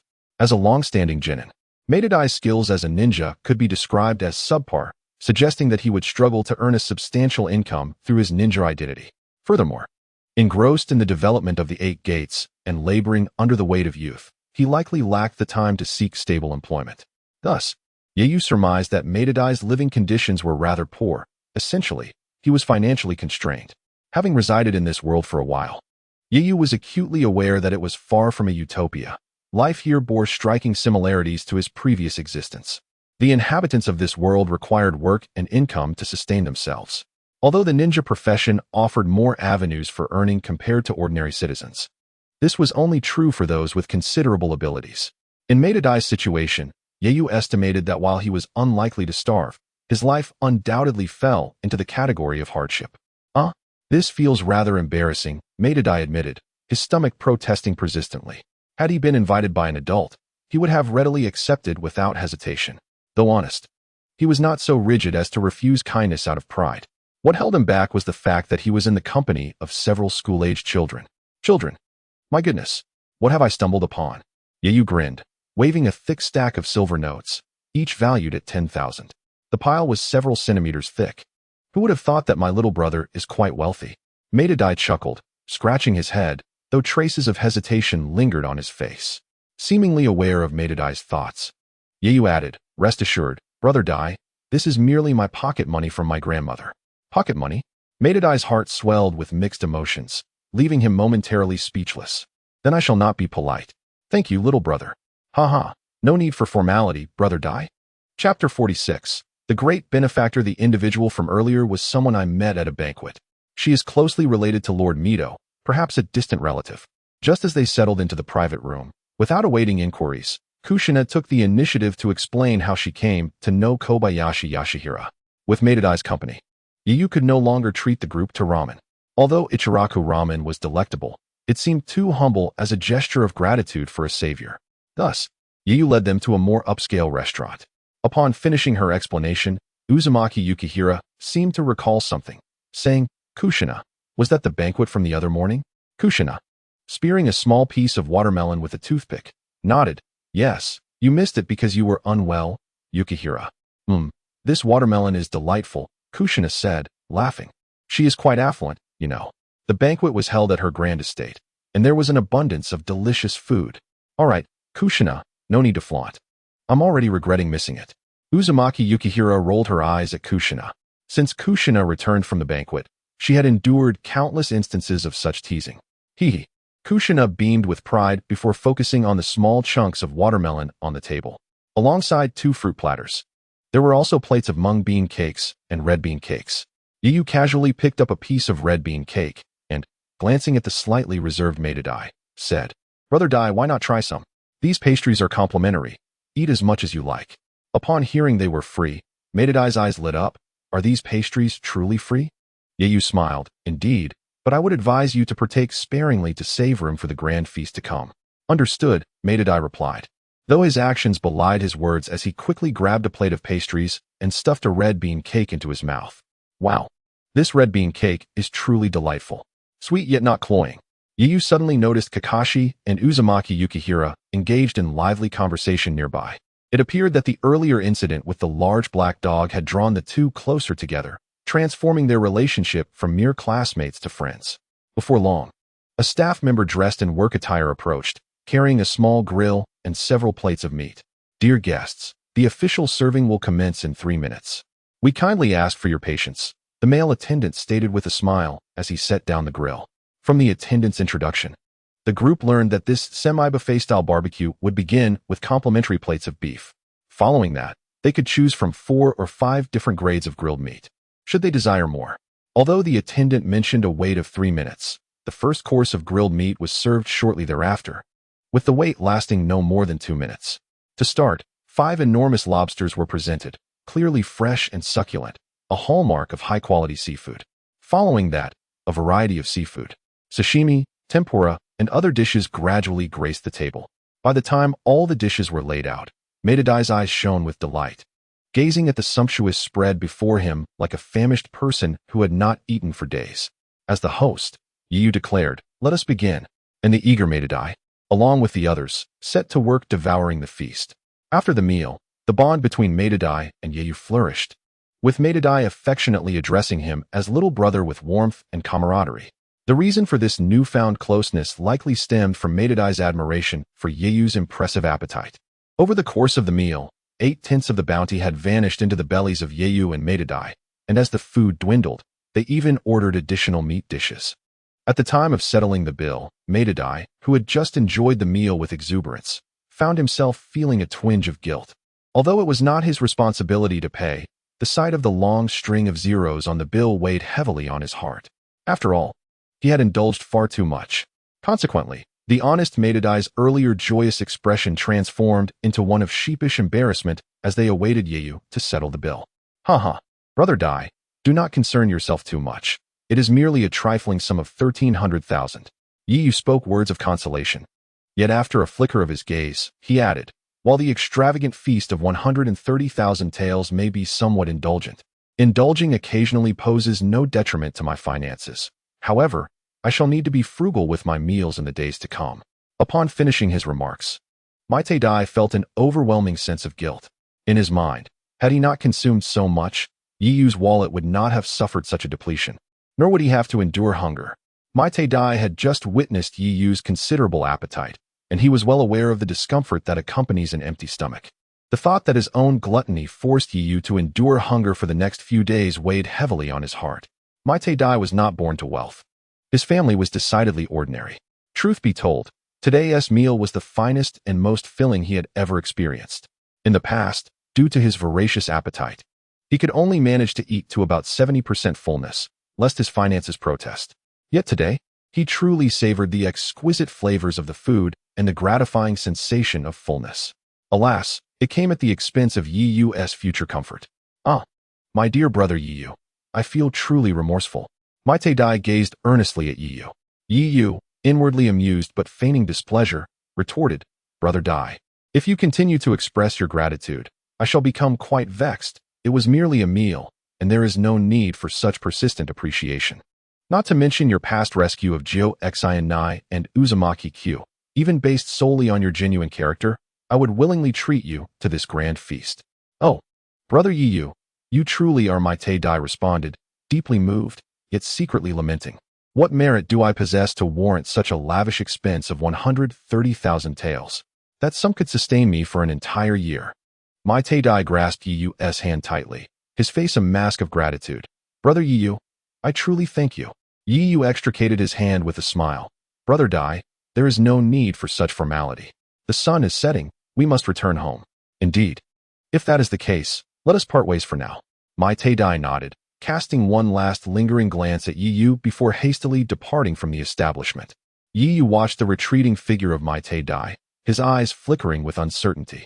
He pondered whether Mai Dai had unraveled the secrets of the 8 gates yet. Yu's intention in befriending Mai Dai was straightforward. He sought the extraordinary technique of the 8 gates. Given the power of this technique lay so readily before him, it would be foolish to refuse it. After all, the potency of the 8 gates was indisputable. In the future, Kai nearly altered the course of the narrative of Naruto through this secret art. Although Yu appreciated Mai Dai's unpretentious nature, it did not hinder his pursuit of the 8 gates. This arrangement could be seen as mutually beneficial. It is worth noting that Mai Dai's life was not destined to be long. However, as an exceptional being, perhaps his presence would allow Mai Dai the chance to witness his son Kai grow to become a jonin. I truly am a benevolent soul, Yu mused, shaking his head with a sigh. Chapter 47. The Delayed Intelligence in the Hidden Leaf Village. The Hokage building stands as a testament to the legacy of the first, second, and third Hokage, prominently featuring their sculpted visages. Undoubtedly, the Hokage Rock is the most iconic structure in the Hidden Leaf Village. Below this monumental rock lies the Hokage building, the political nucleus of the village. As the office of successive Hokage, the security measures of the Hokage building are stringent, with visible guards stationed at every level and a concealed force lurking in the shadows. On the second floor, just outside the Hokage's office, Yagura Kazama, donned in a jonin vest, stifled a yawn. His eyes were half open, his complexion a dull yellow, and his demeanor lethargic, indicating profound fatigue. Although his role as a resident guard was largely uneventful, requiring him only to stand vigil, recent events had compelled him to develop a unique ninjutsu. Forced to remain in the Hokage building from dawn until dusk, he sacrificed his sleep to pursue this ambition. As a result, his mental state had deteriorated significantly. Mornings were manageable, but as the warm afternoon sun enveloped the village, drowsiness became a formidable adversary. Since lunch, he had lost count of how many times he had yawned. I must ensure a good night's rest tonight, Yagura murmured to himself while patting his cheeks to rouse his spirits. Suddenly, a resounding crash echoed from within the Hokage's office. Yagura jolted upright, the remnants of his drowsiness dissipating instantaneously. He hurried closer to the closed wooden door of the office. As a guard, he felt compelled to inquire about the disturbance.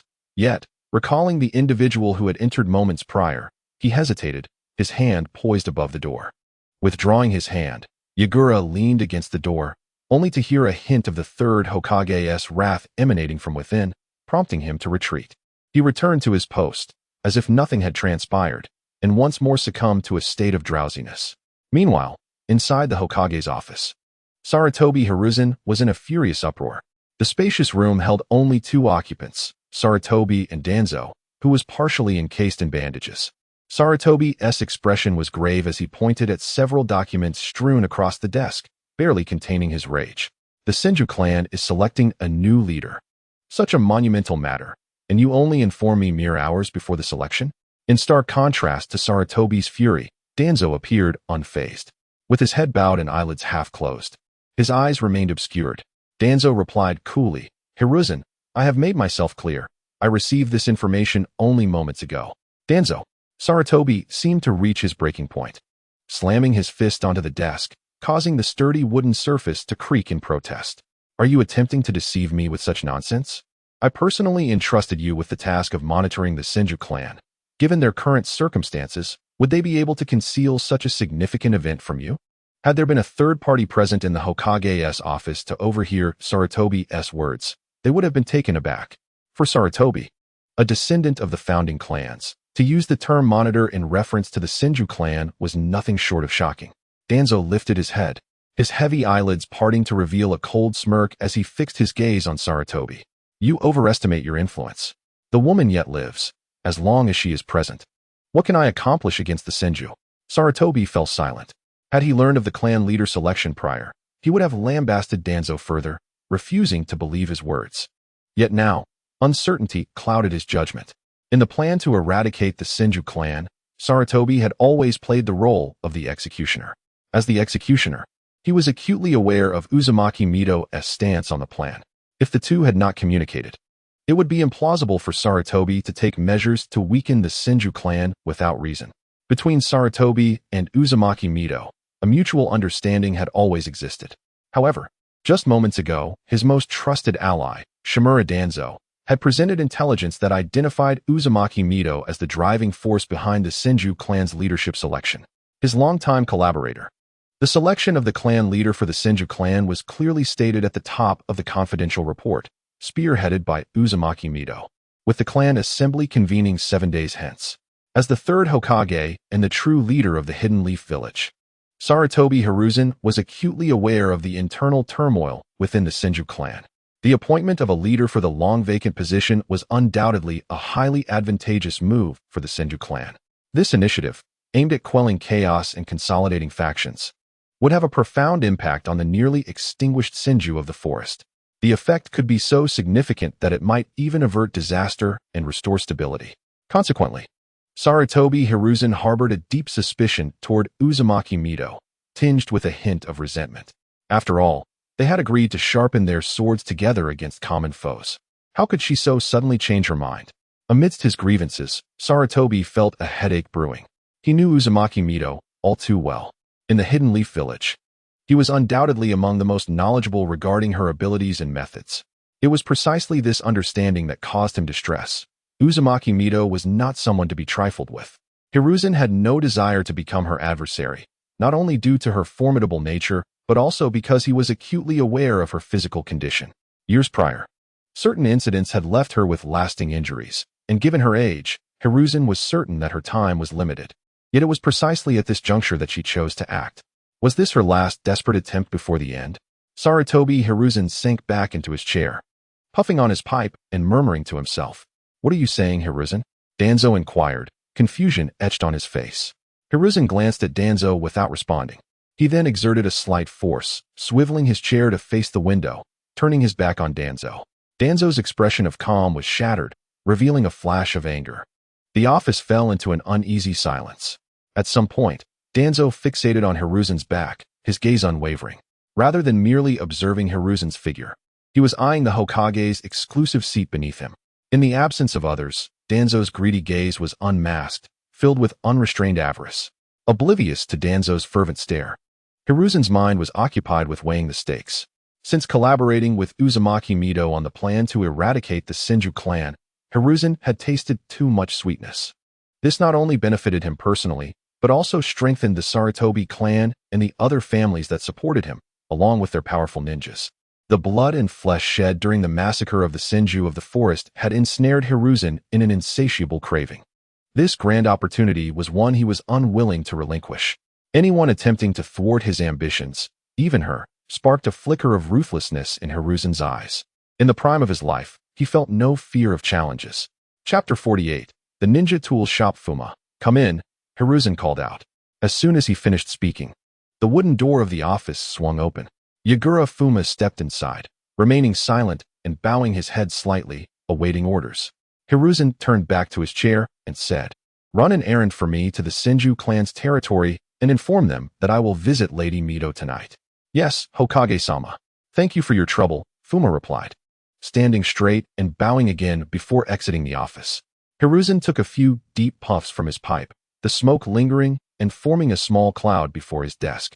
He stood up and moved towards the window when a knock echoed from the office door.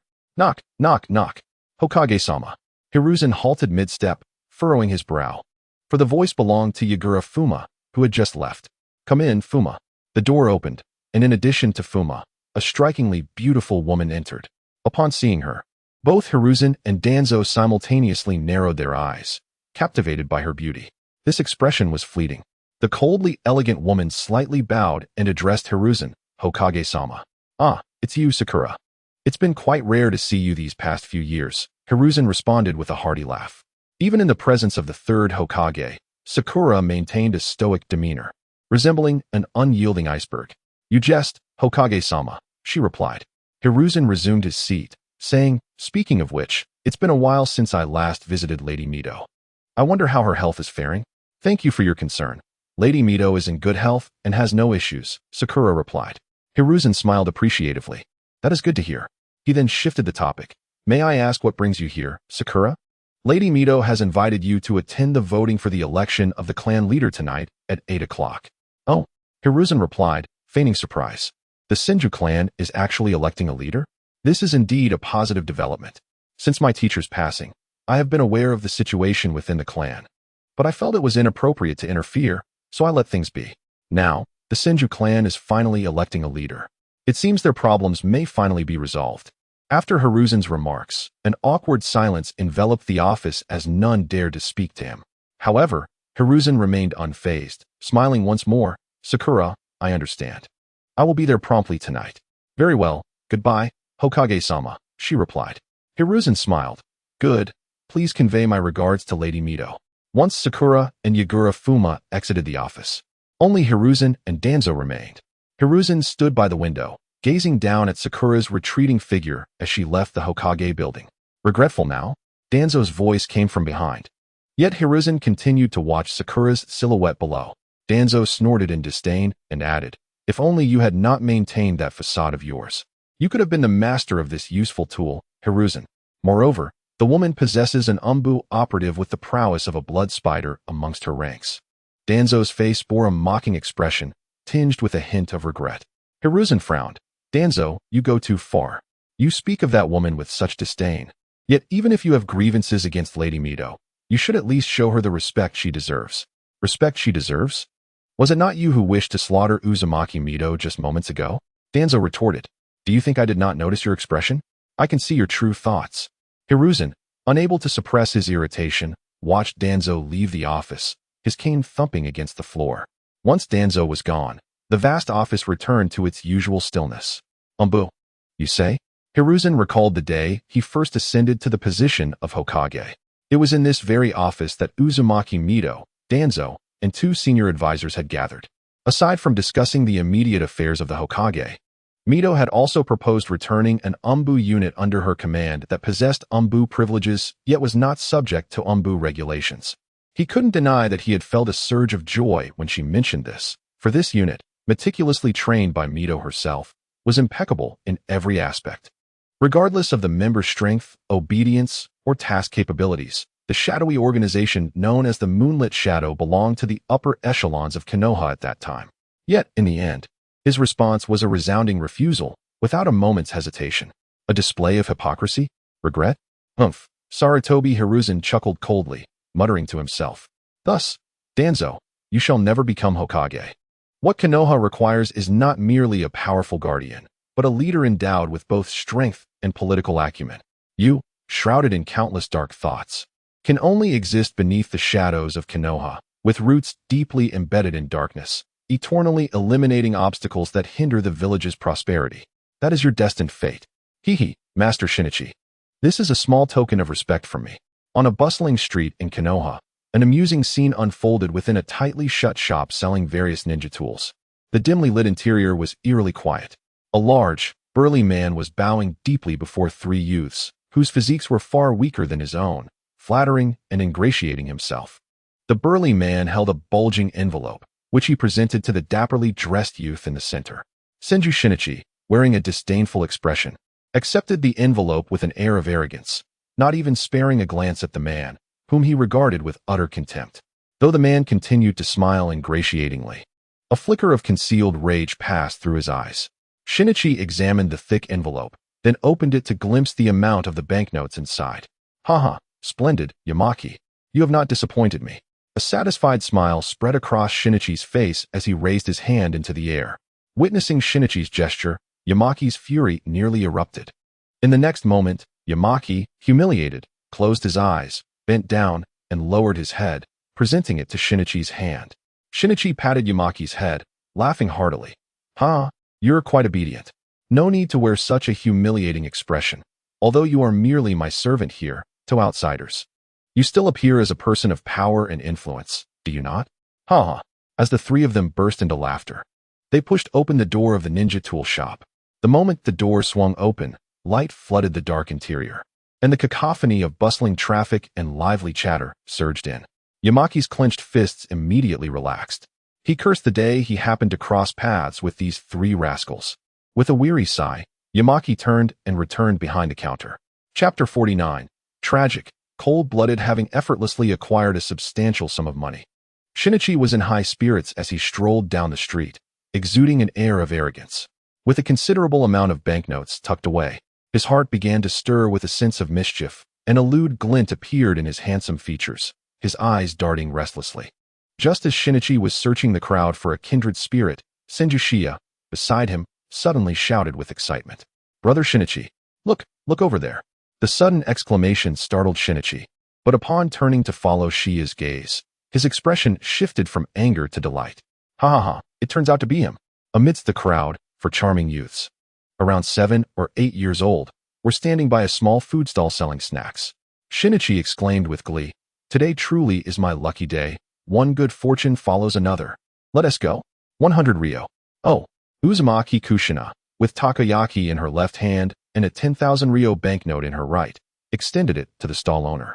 The thin, shrewd owner was momentarily taken aback, gazing at the banknote with a wry smile. "Little miss, that denomination is rather large. I don't have enough change to give you." What to do then?" Kushina looked pleadingly at Uraha beside her. At that moment, Namikaze Minato chimed in with a smile. "I just happen to have some change. It was meant for lunch, but since Uraha is treating, I didn't spend it." Upon nodding from Uraha, Kushina retracted the banknote. "Here, 100 Ryo." The thin owner accepted Minato's payment with a smile. "All right, good." As Kushina was feeding Uraha, Uzumaki Sachi stood alone, savoring the fragrant takoyaki in her hand. Meanwhile, after paying, Minato felt a sudden shift in the atmosphere and turned to see 3 young men approaching them with an intimidating demeanor. Minato glanced at their expressions and quickly sensed trouble, nudging Uraha with his elbow. Uraha swallowed the takoyaki and looked up. "Oh, it's these guys. Looks like they're here to cause trouble." Shinichi and his 2 companions approached Uraha and his group with a menacing air. Shinichi grinned sinisterly, about to speak when Uraha interjected, "Shinichi, you bastard. You stole my dog-s leftovers, and now you dare to show your face in front of me." Uraha's face was flushed with anger as he shouted, "I see you reeking of foulness, your complexion sallow and pitiable. I generously treated you to a meal at noon, only for you to show such ingratitude and even steal my dog Da Huang's food. Truly, a beast lower than a pig or dog, ungrateful and shameless. You've made my Da Huang gloomy. You scoundrel, you wretched fool." Shinichi stood there dumbfounded, glancing at Senju and Senju Shirzwa, who wore equally bewildered expressions. Finally, the murmurs of bystanders jolted Shinichi back to reality. "This little punk dared to insult me so brazenly." Shinichi bellowed, "Shut up. Enough, no need to say more." Uraha replied with a smile. "How about we find a secluded place to discuss this slowly?" Shinichi, cut off mid-sentence, felt an unbearable frustration. However, upon hearing Uraha's words, he smirked. "Very well, I hope you can still be this merry later." His gaze turned venomous. Yet, Uraha was disinterested in Shinichi, turning to the worried Kushina. "You and Sachi stay here. I'll be back shortly." Kushina hesitated, then obediently replied, "Oh." After taking a few steps, Uraha noticed Minato following him. "Minato, you should go back. They're just 3 small fry." In truth, as Uraha stated, Shinichi and his companions were merely insignificant nuisances to him. Had this been his first encounter with Shinichi, Uraha might have found himself in a difficult position. However, despite the brief time since their first meeting, Uraha's strength had undergone a dramatic transformation. As a formidable figure, Uraha's capabilities could be described as ever-evolving. Upon noticing Shinichi and his companions approaching, Uraha felt a surge of delight, recognizing them as free training dummies. Not to mention how Shinichi had looked at Sakura back then. Hearing Uraha's words, Minato shook his head, a look of determination on his face. "All right, then I'll join you. Consider it an eye-opener for you." Uraha did not dissuade him. Minato's reliability was unwavering. Although Minato's intention to accompany him was entirely unnecessary, Uraha felt it necessary to consider the feelings of this sunny youth. The 2 groups proceeded into a secluded alleyway. Shinichi stood at the entrance of the dark alley, and as he turned around, he was met with a fist the size of a sandbag hurtling towards him. "Brother Shinichi, be careful. You bastard. Damn it. Bang, bang, bang." In the dimly lit and sinister alley, anguished cries, the thuds of heavy impacts, the sound of breaking bones, and the sickening splatter of fists striking slimy flesh echoed continuously. Eventually, after 3 to 5 minutes, the cacophony began to subside. Within the alley, only a few faint gasps and groans of pain lingered, accompanied by a breathless voice filled with exhilaration. At the alley's entrance stood Minato Namikaze, his expression one of stunned disbelief, as he witnessed Shinjutsu Senju and his companions being swiftly incapacitated by Yuru. Beyond his astonishment, a flicker of sympathy crossed Minato's face. Yuru gradually straightened his bent back, calming his labored breaths. He flicked his wrist, and the blood that coated his hand splattered against the wall in large droplets. "Don't look at me with such eyes," he admonished, inhaling deeply, his handsome countenance betraying a peculiar, almost chilling excitement. With a delicate motion, he lifted Shinjutsu Senju's head with the tip of his foot, revealing a grotesque visage, bloodied and unrecognizable, save for the wide, terrified eyes that remained. "You brought me to this alley with a purpose, did you not? You must be well aware that had I not been stronger than you, it would be you lying on the ground like a lifeless dog." Yoru's foot gently propped up the limp body of Shinjutsu Senju, whose lower half dragged lifelessly on the ground, his upper body grotesquely contorted backward at an alarming angle. "Thus, you lack the standing to regard me with such disdain, do you not?" Shinjutsu Senju's lips moved soundlessly, only a few flecks of blood escaping. "What did you say?" Yoru inquired, leaning closer with keen interest. "You, ambushed." "Ambushed." Yoru erupted into raucous laughter, and after his mirth subsided, he delivered a swift kick that sent Senju crashing heavily to the ground, producing a sickening sound as bones cracked and flesh crumpled under the weight. The excruciating pain should have elicited a scream of agony from Senju. However, he could muster no sound at all. "I must admit, Shinjutsu Senju, you have garnered a modicum of my respect. One might say it is to be expected from one who bears the blood of the Senju clan. Even in such a dire predicament, you still possess a flicker of defiance." Yoru observed the grim spectacle he had wrought without a hint of remorse. He gazed at the 3 immobile figures on the ground, his interest waning. "However, the disparity between us cannot be concealed by a mere ambush. Individuals such as yourselves, regardless of their numbers, can only meet one fate." After casting a final glance at the barely breathing trio, Yoru's excitement faded. "Consider this money a form of compensation for sparing your lives. You appeared rather menacing earlier. It seems the grandson of the esteemed elder Senju carries a hefty sum, 1 million ryo, no less." He tossed the bloodied envelope aside and turned to depart. "Come, Minato." As they exited the alley, the 3 disfigured youths lay still in the shadows, the pungent scent of blood heavy in the air. Chapter 50. Minato Namikaze stepping out of the alley, Yoru extracted the money from the envelope, a total of 110,000 ryo bills bound together by a rubber band. He removed the yellow band and counted 10 bills, placing them in Minato's hands. "What are you doing?" Minato exclaimed, startled as he instinctively withdrew his hand. "I recall you expressing interest in that wind release scroll, the wind release, Gale Palm, right? This is a gift from me as a friend," Yoru explained. Minato offered a wry smile. "Your powers of observation are truly remarkable, Yoru." The scroll had been a rare find they had glimpsed at a ninja tool shop not long ago, and Minato was astonished that Yoru had discerned his unspoken desire merely from his lingering gaze. However, Minato shook his head. "I cannot accept your money." "What? Do you find it tainted?" Yoru queried with a smirk. "No, it's just too much," Minato replied, unwilling to accept such a large sum. He held no childish notion that the money was somehow unclean. Though he was a righteous youth, he was not naive. After all, had Yoru not been superior to Shinjutsu Senju and his companions, it would have been Yoru lying in that pitiful state. If Yoru were in danger, Minato would never stand idly by, regardless of his own strength. This million ryo was merely as spoils of victory for Yoru, and Minato's refusal stemmed from the sheer excess of the amount. Yoru frowned, perplexed. Is 10,000 ryo too much? Remove the question mark and the exclamation, "Will you? You wealthy fool." Minato's lips twitched at Yoru's theatrics, and an impulse surged within him. "All right, no more jesting. You must accept it. This is my sincere intention, Minato." Minato hesitated.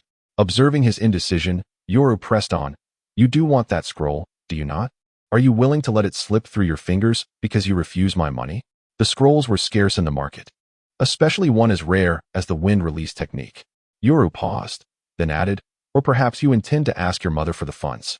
10,000 Ryo may not seem excessive, but it's equivalent to a year's worth of hard work for Aunt Kyoko. Yoru's expression turned serious. If that is your intention, I won't allow it, Minato. Aunt Kyoko has worked too hard. Even if you don't feel for her, I do. He acknowledged the kindness Aunt Kyoko had shown him. Minato sighed, realizing the truth in Yoru's words. At his young age, he had already learned the burdens of adulthood. Considering his mother, he felt a pang of guilt. Yoru was right. She had raised him alone, enduring countless struggles. In truth, Minato's thoughts mirrored Yoru's. Having spotted that wind-release scroll, he could not allow the opportunity to pass him by. Coming from a humble background, encountering a scroll was exceedingly rare, let alone one that suited him so perfectly. Given his current circumstances, acquiring such a scroll seemed nearly impossible. His meager savings could scarcely cover the expense. Ultimately, he would have no choice but to seek financial assistance from his mother. Very well, I shall accept it. That's more like it. What are we to each other? There is no need for formality. Wait, let me give you another 25 bills. I noticed several people at the tool shop eyeing that scroll. The price may escalate. If it exceeds your budget, use this money to buy Aunt Kyoko something nice. As Yoru's seemingly endless instructions reached his ears, Minato felt a warmth envelop him. Suddenly, Yoru smacked his forehead, retracting his hand and pulling out 5 more bills. Oh dear, how could I forget Aunt Kyoko? This 5 is for her. Please get her some supplements. Looking up, Yoru noticed Minato's expression and chuckled. Are you about to cry? Minato's eyes glistened with unshed tears as he ignored Yoru's teasing. Accepting the bills, he said earnestly, Thank you, Yoru. Go on now. If you delay, someone else might snatch up the scroll. Minato nodded vigorously before turning and sprinting away from the alley. Not long after, Yiyu successfully reunited with Kushina. Seeing that Yiyu was alone, Uzumaki Saki peered behind him and inquired, Where is Minato? Where has he gone? Yiyu affectionately patted Kushina's head and replied, Minato had matters to attend to and left early. What's the matter? Do you miss him? Nonsense. Uzumaki Saki's cheeks flushed instantly. Yiyu shrugged, If it's nonsense, then let's be off. I'll escort you home. Instantly, Kushina, who had been pouting from the head pat, brightened up. Really? Then let us hurry. In Kushina's eyes, the notion of being escorted home seemed naive. You don't understand, Yiyu. This is akin to a lamb entering a tiger's den. Once we reach the Senju clan's territory, can I truly let you leave? If I could, I would take your surname. Kushina giggled foolishly. Meanwhile, Yiyu, still ruffling Kushina's hair, pondered. Has this child become foolish from the head pats? Deep within the unknown darkness of Konoha, a sound echoed, drop by drop, as if the sky were perpetually weeping. In this space, the sound of water dripping onto iron pipes never ceased, cold and eerie. The dimly lit area bore an uncanny resemblance to a sewer, devoid of rats and filth, yet equally chilling and damp, forever shrouded from the light of day. In the secret chamber, Danzo sat with his eyes closed, fingers unconsciously tapping the armrest of his chair. Before him lay a photograph of Senju Rope Tree, the direct descendant of the Senju clan. He commanded the initiation of the assassination plan, instructing that at all costs, they must eliminate Senju Rope Tree at the first opportunity. Yes, Lord Danzo. A figure emerged from the shadow to his left. Although the man acknowledged the command, he remained motionless by Danzo's side. Why have you not acted? The masked man, codenamed Corpse Hound, displayed signs of intense struggle behind his mask. Lord Danzo, is this truly wise? Danzo opened his eyes but did not look at Corpse Hound. Instead, he fixed his gaze upon the iron wall ahead, his tone turning icy. Not wise? What is unwise? Corpse Hound immediately knelt, trembling as he spoke. Initially, the plan was to act once Uzumaki Mido posed no threat, but now, Danzo's cold snort interrupted Corpse Hound's words. Corpse Hound, have you forgotten your true identity since I brought you to my side? I would never dare. Corpse Hound urgently responded. It's just that Uzumaki Mido is far too perilous. I fear that should we provoke her, and if she discovers the mastermind, it would be incalculably detrimental to you. Enough. Danzo's furious roar silenced Corpse Hound, who remained kneeling, unable to utter another word. After a long silence in the chamber, Danzo's frosty voice finally broke the stillness. Is there anything wrong with the orders I issued? There is nothing wrong. I await your command, Corpse Hound replied. Danzo closed his eyes once more. Go. Yes, Lord Danzo. Chapter 51. The weeping nation. The overcast sky resembled a dark shroud, oppressive and laden with fine rain. This country truly felt disconcerting. Despite having been here for quite some time, I still felt uncomfortable whenever it rained. Akiyama Yuri shook off the mud from her rain boots. But after only a few steps, they were once again caked in damp earth. Ugh, this country is so annoying, she muttered, glancing at the man beside her. Brother, why are you so quiet? Akiyama Bunichi turned his cold, stern face towards his sister, shaking his head in resigned silence. What a dull person, Yuri thought, shaking off the mud once more and choosing to remain quiet. After walking a short distance through the rain, Bunichi suddenly halted. Let us part ways here. Oh. Yuri watched her brother's silhouette fade into the dimness. Yuri, learn more from your seniors. Don't always act like a child. His past admonitions echoed in her ears.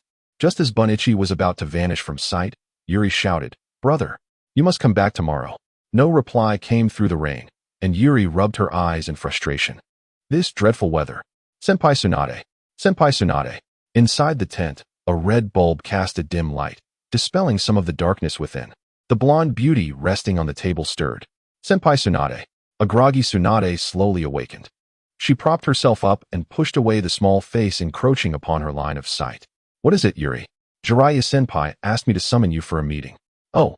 Instantly alert, Tsunade shook off her drowsiness. She lightly patted her face, stood, and headed for the tent's entrance. Just as she was about to cross the threshold, she seemed to remember something and paused, lifting the tent flap without turning back. Is Bunichi's injury healed? While tidying up the table, Akiyama Yuri replied without looking up. He is fine now. I just sent him back to the reconnaissance team. Tsunade stepped through the curtain and out of the tent. The biting chill in the air made her frown. Reflecting on their earlier conversation, she let out a soft sigh. As she walked along the damp, muddy path, she exchanged greetings with passers-by while unconsciously recalling a fleeting dream from her slumber. What a bother! Why have I been dreaming about that person so often lately? She shivered at the memory of his cold, indifferent gaze looking down upon her. This weather is getting increasingly cold. Tsunade quickened her pace, soon arriving at the temporary command tent. The command tent was noticeably larger than the nearby ones. Previously, this spacious tent had served as a shelter for the injured. However, after Konoha's frontline forces fell into an ambush by the Rain Village, they had retreated to the rear medical camp. Thus, this largest tent was temporarily repurposed for command discussions regarding battle strategies. Upon entering, she found a large table at the center with a map hanging at the front. For people were seated on either side of the table, among whom stood out two figures, a tall man with white hair and a red mark beneath his eyes, and another with long black hair, exuding a dark aura. In addition to the seated ninjas, a man with a pineapple hairstyle stood at the forefront of the map. He nodded at Tsunade as she entered and began, Since everyone is present, we shall commence. Akiyama Yuri casually found a seat. Nara Yashiki's steady voice resonated within the tent. Yesterday, we faced an unusual ambush. The reconnaissance team suffered heavy losses. Nearly half of them perished. As the most skilled in stealth, such casualties signal a grave concern. Thus, upon receiving the report, I immediately notified Jiraiya, Orochimaru, and Hinata to urgently retract our defenses and retreat to the rear. Nara Yashiki crossed his arms. What are your thoughts on this, everyone? It's simple. Either we have traitors among our ranks, or there are experts in counter-reconnaissance within the Rain Village. Orochimaru's voice was slightly hoarse, pausing before adding, I personally believe the latter scenario is more likely, given that we are in the land of rain. They must be intimately familiar with their homeland, making it far from difficult for their reconnaissance teams to detect us. Nara Yashiki nodded, glancing at Jiraiya and the black-haired ninja seated across from Orochimaru. Last night, I had Jiraiya and Uchiha-han conduct individual tests on those who might have leaked information. The results essentially ruled out the first possibility mentioned by Orochimaru. Nara Yoshikazu remarked that this was indeed the worst-case scenario. Silence enveloped the tent as everyone understood the gravity of Nara Yoshikazu's words. The significance of the reconnaissance team, which investigates the enemy's critical facilities. The operational status of our forces and the combat environment is self-evident. This is especially true for the Konoha ninjas operating in a foreign land, where the perpetual rain and cold, damp climate of the land of rain is utterly unfamiliar. Although the duration of conflict between the two nations has been considerable, and Konoha ninjas have become somewhat accustomed to the geographical landscape of the land of rain, the intelligence gathered by the reconnaissance team remains crucial and irreplaceable. However, yesterday, the Rain Village unexpectedly deployed a master of counter-reconnaissance, who swiftly and decisively obliterated Konoha's surveillance efforts. Although the casualties were negligible, it dealt a significant blow to Konoha's operational forces. Nara Yoshikazu continued, "Nevertheless, I have already relayed a message to the village last night, requesting support from the Uchiha and Hyuga clans. Therefore, until reinforcements arrive, we must fortify our defenses and halt other operational plans, aside from necessary reconnaissance." Do any of you have objections? There were none. I concur with Yoshikazu's perspective. Agreed. Well then, the remaining journey should pose no issues for you. Yu halted, releasing Kushina's small hand. At this point, Yu and his companions were quite close to the Senju clan's territory, with only a couple of 100 meters left to traverse. Yu, will you walk me home? Kushina could hardly let Yu depart easily, pouting as she clung to his hand, swaying back and forth. Enough of this. Do you think I am unaware of your true feelings? Yu gently tapped Kushina's forehead, chuckling. Go on, and please convey my regards to Grandma and Sister Akiyuki. Oh. Seeing Yu's resolute demeanor, Kushina, not one to be obstinate, obediently released his hand, though her lips still remained pursed high. Yu turned decisively. Farewell, Kushina, Saki. Goodbye. Goodbye, Yu. Shortly after entering the Uchiha clan's territory, Yu spotted a familiar figure along the roadside. She was emerging from a shop, carrying a bag containing several glass bottles. Yu recognized 2 of the bottles as soy sauce and white vinegar, while the other 3 bore no labels or markings. He surmised they might be homemade liquor. Goodbye, Aunt Harumi. Thank you for the liquor. My teacher will surely be delighted when I return. Haha, I suspect so. Senior Motoharu has been nagging me about it for quite some time. As soon as I had news, I sent Makoto to fetch it. Is Aunt Harumi's wine delicious? My teacher praises your skill every time he drinks this fruit wine. Is that so? It's good to hear that Senior Motoharu enjoys it. Makoto Uchiha, holding a large red bag, rounded the corner. Unexpectedly, after taking just a few steps, an ominous voice echoed from behind her. Hey, who is this little beauty? Truly enchanting. Let me have a good look. Makoto Uchiha jumped in fright, nearly leaping from the ground. The voice had come so suddenly, and its coarse, grating quality was deeply unsettling. The owner of that voice was undoubtedly not a good person. Reacting swiftly, Makoto leaped back and turned around, only to find Yu. Makoto Uchiha huffed and turned to walk away. Is she truly angry? Yu thought, incredulous. Was this still his gentle and amiable Makoto Uchiha? He jogged a few steps to grasp Makoto's small hand, and she made no effort to break free. With a smile, Yu asked, Sister Makoto, are you angry? No. I suspected as much. What do you have in your bag? Oh, this is the fruit wine that my teacher requested, along with some seasonings Aunt Kiko uses for cooking. That's wonderful. Has Aunt Kiko come to cook at our home? Haha, yes. How was your school day today, Yu? It was fine. But I missed you a bit since I hadn't seen you all day. I missed you too. Chapter 52. The outcome as night fell. The Senju clan's grounds were ablaze with light. However, the garden pavilions remained desolate and neglected, the clan's residences devoid of life.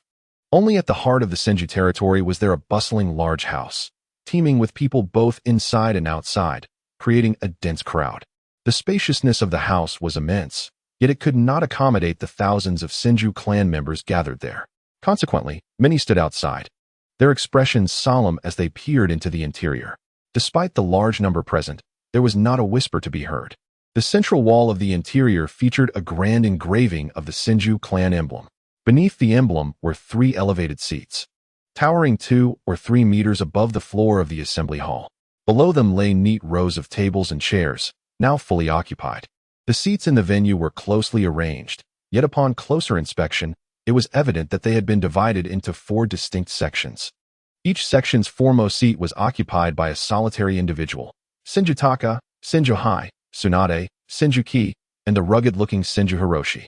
Clearly, the individual presiding over the clan meeting beneath the emblem of the Senju clan was not one of the leaders from any of the 4 factions. The person seated in the primary position was named Senju Jin, who could be considered of the same generation as Senjutaka. Unlike the esteemed Senjutaka, Senju Jin was merely an ordinary member of the clan. He was neither a ninja nor affiliated with any faction.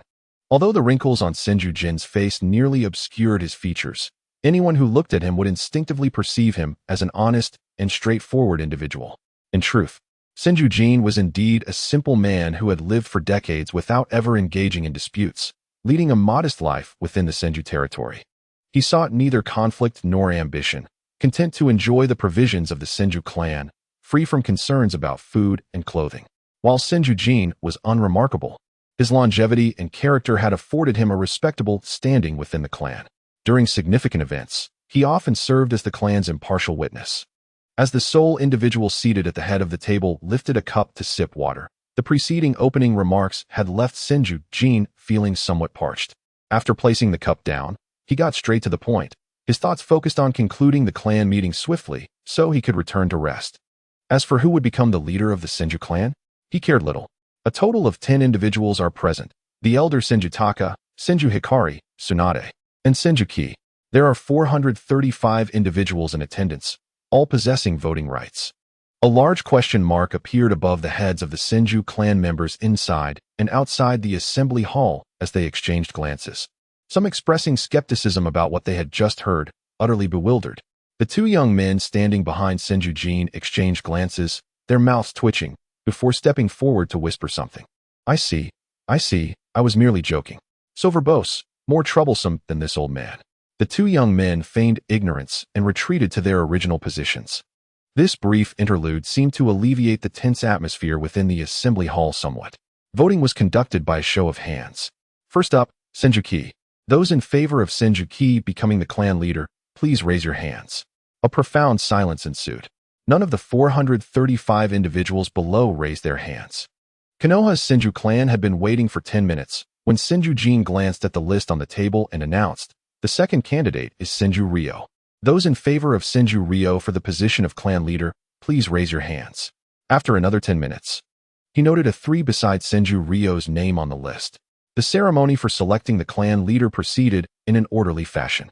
However, the solemn-faced Senju clansmen seated in the hall cast very few of their precious votes. On Senju Jin's list, the numbers indicating the votes were merely a 3 and a 2. Ah, is that not little Tsunade? The mischievous child who used to tug at my beard has now become a candidate for clan leader. Senju Jin reflected on the list in his hands, overwhelmed by nostalgia. Ahem, the 7th candidate is Tsunade. Those in favor of Tsunade as clan leader, please raise your hands. The moment Senju Jin finished his sentence, a multitude of hands shot up in silent unison across the hall. It seems Tsunade has indeed grown into a formidable ninja, garnering such widespread support. Senju Jin burst into hearty laughter and began to count silently. Below him, Senju Ryo sat confidently, unconcerned about Tsunade's vote count, even glancing back.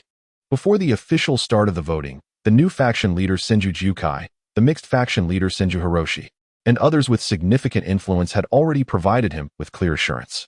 Coupled with the votes he personally controlled, their combined total exceeded 2/3 of all votes. The position of clan leader was already in the grasp of Senju Ryo. Oh, Tsunade has received 376 votes. Senju Ryo sipped his tea, mocking inwardly, just a paltry 376 votes. Suddenly, he choked on his tea, nearly coughing to death. Impossible. Senju Ryo shouted in disbelief, standing up to look back. A mere glance sent shockwaves through him. Except for a few behind him, all the other factions of the Senju clan raised their left hands in support. Even in his faction, many were showing their approval. Rage surged within him, twisting his aged face into a ghastly mask, like a demon from the depths of hell. He glared at the old geezers who had recently patted their chests, promising their unwavering support. Those he looked upon either averted their gaze in fear or returned his stare with scorn. You bastards! Cursed! Cursed! You who covet the position of clan leader, now let it slip into another's hands, and I am mocked and toyed with. Senju Ryo lost all semblance of the dignity of the so-called elder. He cursed vehemently. The Senju clansmen inside and outside the hall began to murmur and stir. At that moment, a man sitting behind Uzumaki Mito suddenly turned to the raging Senju Ryo. Sensing something, Senju Ryo met the man's gaze, and in a mere second, he staggered and fainted. Elder! Senju Hikari quickly rushed to support Senju Ryo. The unremarkable-looking man behind Mito withdrew his gaze. Chapter 53. The curtain falls. What happened? Why has the elder fainted? A portion of the Senju clansmen behind Senju Ryo stood up, clamoring loudly, eager to approach the podium. Senju Hikari, supporting the unconscious Senju Ryo, wore an expression of deep anger. Upon touching Senju Ryo's body, he understood the gravity of the situation. Such audacity. To dare strike against the elder of the Senju clan. You. Senju Hikari's voice faltered as he met the eyes of Uzumaki Mito. A chill ran down his spine. As if he were a rooster caught by the neck, his words abruptly cut off. Do not panic. The elder has merely fainted from excitement. Everyone maintain order. Mito seemed to smile, then turned back to sip her tea. Throughout the commotion of Senju Ryo's outburst and sudden collapse, her expression remained remarkably calm. As the second in command of the old faction, Senju Hikari's words held weight, and Senju Ryo's loyalists naturally trusted him. However, while they ceased pushing forward, they did not return to their seats, remaining standing. The loyalists of Senju Ryo were clearly intent on protesting the outcome of the clan leader vote, looking to capitalize on Senju Ryo's fainting to cause a disturbance. Yet they had forgotten what Tsunade's 376 votes represented. As they began to voice their dissent, every Senju clansman in the hall stood up in unison, coldly watching Senju Ryo's loyalists. The leading loyalists of Senju Ryo fell silent, too afraid to speak. After helping Senju Ryo, Senju Hikari shot a fierce glare at Senju Rifu. He had witnessed the scene of those behind Senju Rifu supporting Tsunade. Senju Hikari coldly remarked, I hope you will not regret your decision today. Senju Rifu did not even glance at Senju Hikari, focusing straight ahead. You need not worry about that, Elder Hikari. Humph. Let us go. As Senju Hikari and his followers, filled with indignation, marched toward the exit, Senju Jukai stood up and addressed Senju Jin on the podium. Elder Jin, please announce the results. Haha, very well. Senju Jin cleared his throat and stated, since Tsunade has received a total of 376 votes, there is no need to continue with the rest. I hereby declare that the new clan leader of the Senju clan is Tsunade. A round of enthusiastic applause followed. The Senju clansmen inside and outside the hall erupted in joyous cheers. Amidst the resounding celebration, Senju Hikari and his group left the venue in disgrace. Lady Mito, Sarutobi Hiruzen has been waiting for you in the living room. Outside the courtyard, Akazuki had seemingly been waiting for quite some time. Mito nodded lightly and entered the door, followed closely by Akazuki. With the new clan leader of the Senju clan elected, the Grand Hall concluded its function, closing its doors. However, the Senju clansmen, gathered together for this rare occasion, were in high spirits, many reuniting with long-lost friends. Naturally, they would not retire early. Thus, they commenced another gathering near Senju Jukai's residence. A few minutes after Mito's arrival, she returned to her quarters alone. Hiruzen. Hearing the voice, Sarutobi Hiruzen, who had been sitting idle in the living room for some time, turned and stood up. Lady Mito. Once seated, Hiruzen eagerly began to discuss the purpose of his visit. On the way, he had paused outside the Grand Hall for a moment, witnessing the opening remarks and essential ceremonies still unfolding. Therefore, he had come to wait at Mito's residence. From the very beginning, Hiruzen had never considered obstructing the Senju clan's selection of their leader. It was simply impractical, given the time constraints. From the moment he received the news to the start of the vote was a mere few hours. Faced with the formidable Senju clan, mere hours would not suffice for any significant maneuvering. Moreover, all he needed was a stance from Uzumaki Mito. If she could relent, then the title of clan leader would merely be a laughable facade. Insufficient to warrant his attention, Sarutobi Hizashi exited the residence of Whirlpool Water. Having lingered for merely a few minutes, he cast a glance back at the illuminated second floor, his expression darkening considerably. With a heavy sigh, he turned away and departed. At the Uchiha clan's domain, within the abode of Uchiha Motoru, the dining table bore witness to a moment of stillness as Uchiha Motoru, Uchiha Kiko, and Uchiha Makoto laid down their chopsticks. Uchiha Makoto began to clear the empty bowls while Uchiha Kiko gazed at the industrious Uraha with a gentle smile. Suddenly, a creaking sound emanated from the entrance, followed by a series of soft footsteps approaching the interior. Uraha, engrossed in his meal, paused momentarily, his heightened senses discerning that these three unexpected visitors were formidable ninjas. Motohara-senpai, three men clad in black appeared at the threshold of the living room. The voice belonged to a gaunt man with an elongated face and piercing eyes. The other two were a cold-faced individual and a tall figure. They stood side by side, suggesting an equality of status among them. Please, come in, Uchiha Motoharu said, setting aside the bottle he had intended to pour. My apologies for the intrusion, he added, glancing at Uchiha Kiko. Kiko, please take Makoto to the living room. Makoto, we shall tidy up later. Understood, Aunt Kiko, Uchiha Makoto replied. momentarily eyeing the frosty trio before obediently halting her actions. When Mikoto looked towards Yuraha, still engaged in his meal, her expression faltered, only to hear Uchiha Motoharu say, "Yuraha, you may stay." As Kiko and Mikoto brushed past the three men, they exchanged nods with her, indicating a prior acquaintance. Once seated, the cold-faced man scrutinized Yuraha, remarking, "He is the child of me. Is that so?" The cold-faced individual appeared contemplative. "It is rare for you three to visit me. Speak. What brings you to seek this old man?" Uchiha Motoharu observed the bottle of liquor with a glance before pouring himself another drink. "Rarely do we come to see you?" The trio's demeanor shifted to one of peculiar expressions, which could hardly be described as normal. "Is it not true that you prefer solitude and shun disturbances? Relatives who once sought your company were either driven away or scolded.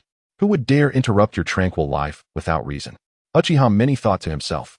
"Today, we have come to consult you about a matter," the tall man, Uchiha Mini, revealed, producing a sheet of white paper from his breast pocket. Unfolding it, he displayed a strange symbol, 3 parallel lines entwined with several strands. Overall, the design bore a resemblance to a candlestick. Yesterday, reports from the rain-hidden battlefield indicated heavy casualties among the reconnaissance unit, presumably due to the sudden appearance of a skilled counterintelligence expert from the rain-hidden village. The frontline troops hope that our clan and the Hyuga clan can dispatch adept reconnaissance ninjas to address this issue. The corpses of the fallen reconnaissance ninjas bore this symbol on their palms, a phenomenon that had never occurred prior to yesterday. Should we ascertain the origin of this expert from Rain Hidden, we might devise a response sooner and mitigate our clan's losses. Uchiha Motoharu examined the symbol for a considerable time before finally setting the paper down, shaking his head. "I am not familiar with this symbol," he replied, draining the remaining contents of his cup. "I have had little engagement with Rain Hidden. Perhaps you may inquire with that old man, Masakazu." "Is that so?" Uchiha Mini expressed disappointment, yet it was somewhat anticipated. He was well aware that this venerable elder, possessing formidable strength, typically found himself on battlefields against powerful adversaries like the Cloud-Hidden and Rock-Hidden villages. Engaging with a minor village like Rain-Hidden, even in his youth, would have been improbable. Uchiha Mini had come with a sense of hope, adhering to the adage that having an elder at home is akin to possessing a treasure, believing that someone as knowledgeable as Uchiha Motoharu might have insights. Uchiha Mini chuckled ruefully. "We just came from Masakazu-senpai, and he too does not recognize this symbol." He sighed. "This is hardly surprising, considering who would invest time and effort to gather intelligence on a village like Rain Hidden. Even formidable figures like Hanzo the Salamander emerged abruptly, having previously existed in obscurity." Uchiha Motoharu interjected. "In my view, this so-called counterintelligence expert need not be a cause for concern." He looked at Uchiha Mini, slightly discontented. "Mini, your temperament is excessively cautious. While I commend your intentions to safeguard our clan from harm, your anxious demeanor is unwarranted. In our clan, there exists no such thing as a formidable counterintelligence expert. Just look at Shana and Jianglang. They handle matters with ease." Uchiha Shana and Uchiha Jianglang nodded in agreement with Motoharu's words.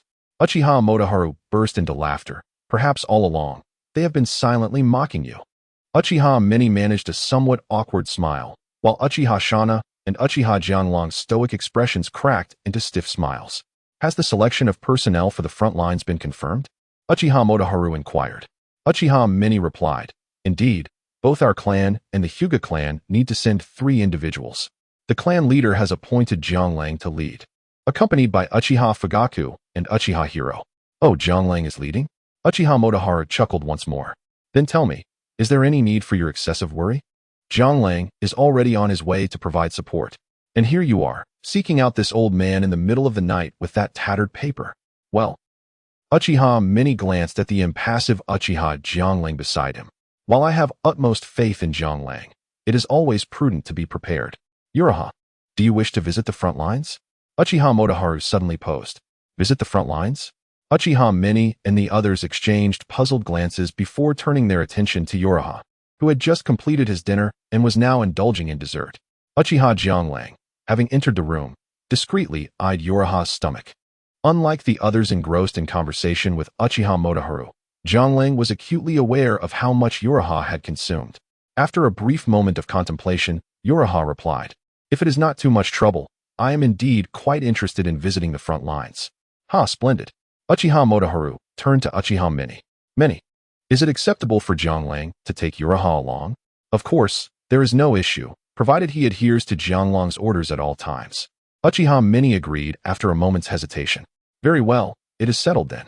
The three of them lingered at Uchiha Motoharu's residence for over an hour before finally taking their leave.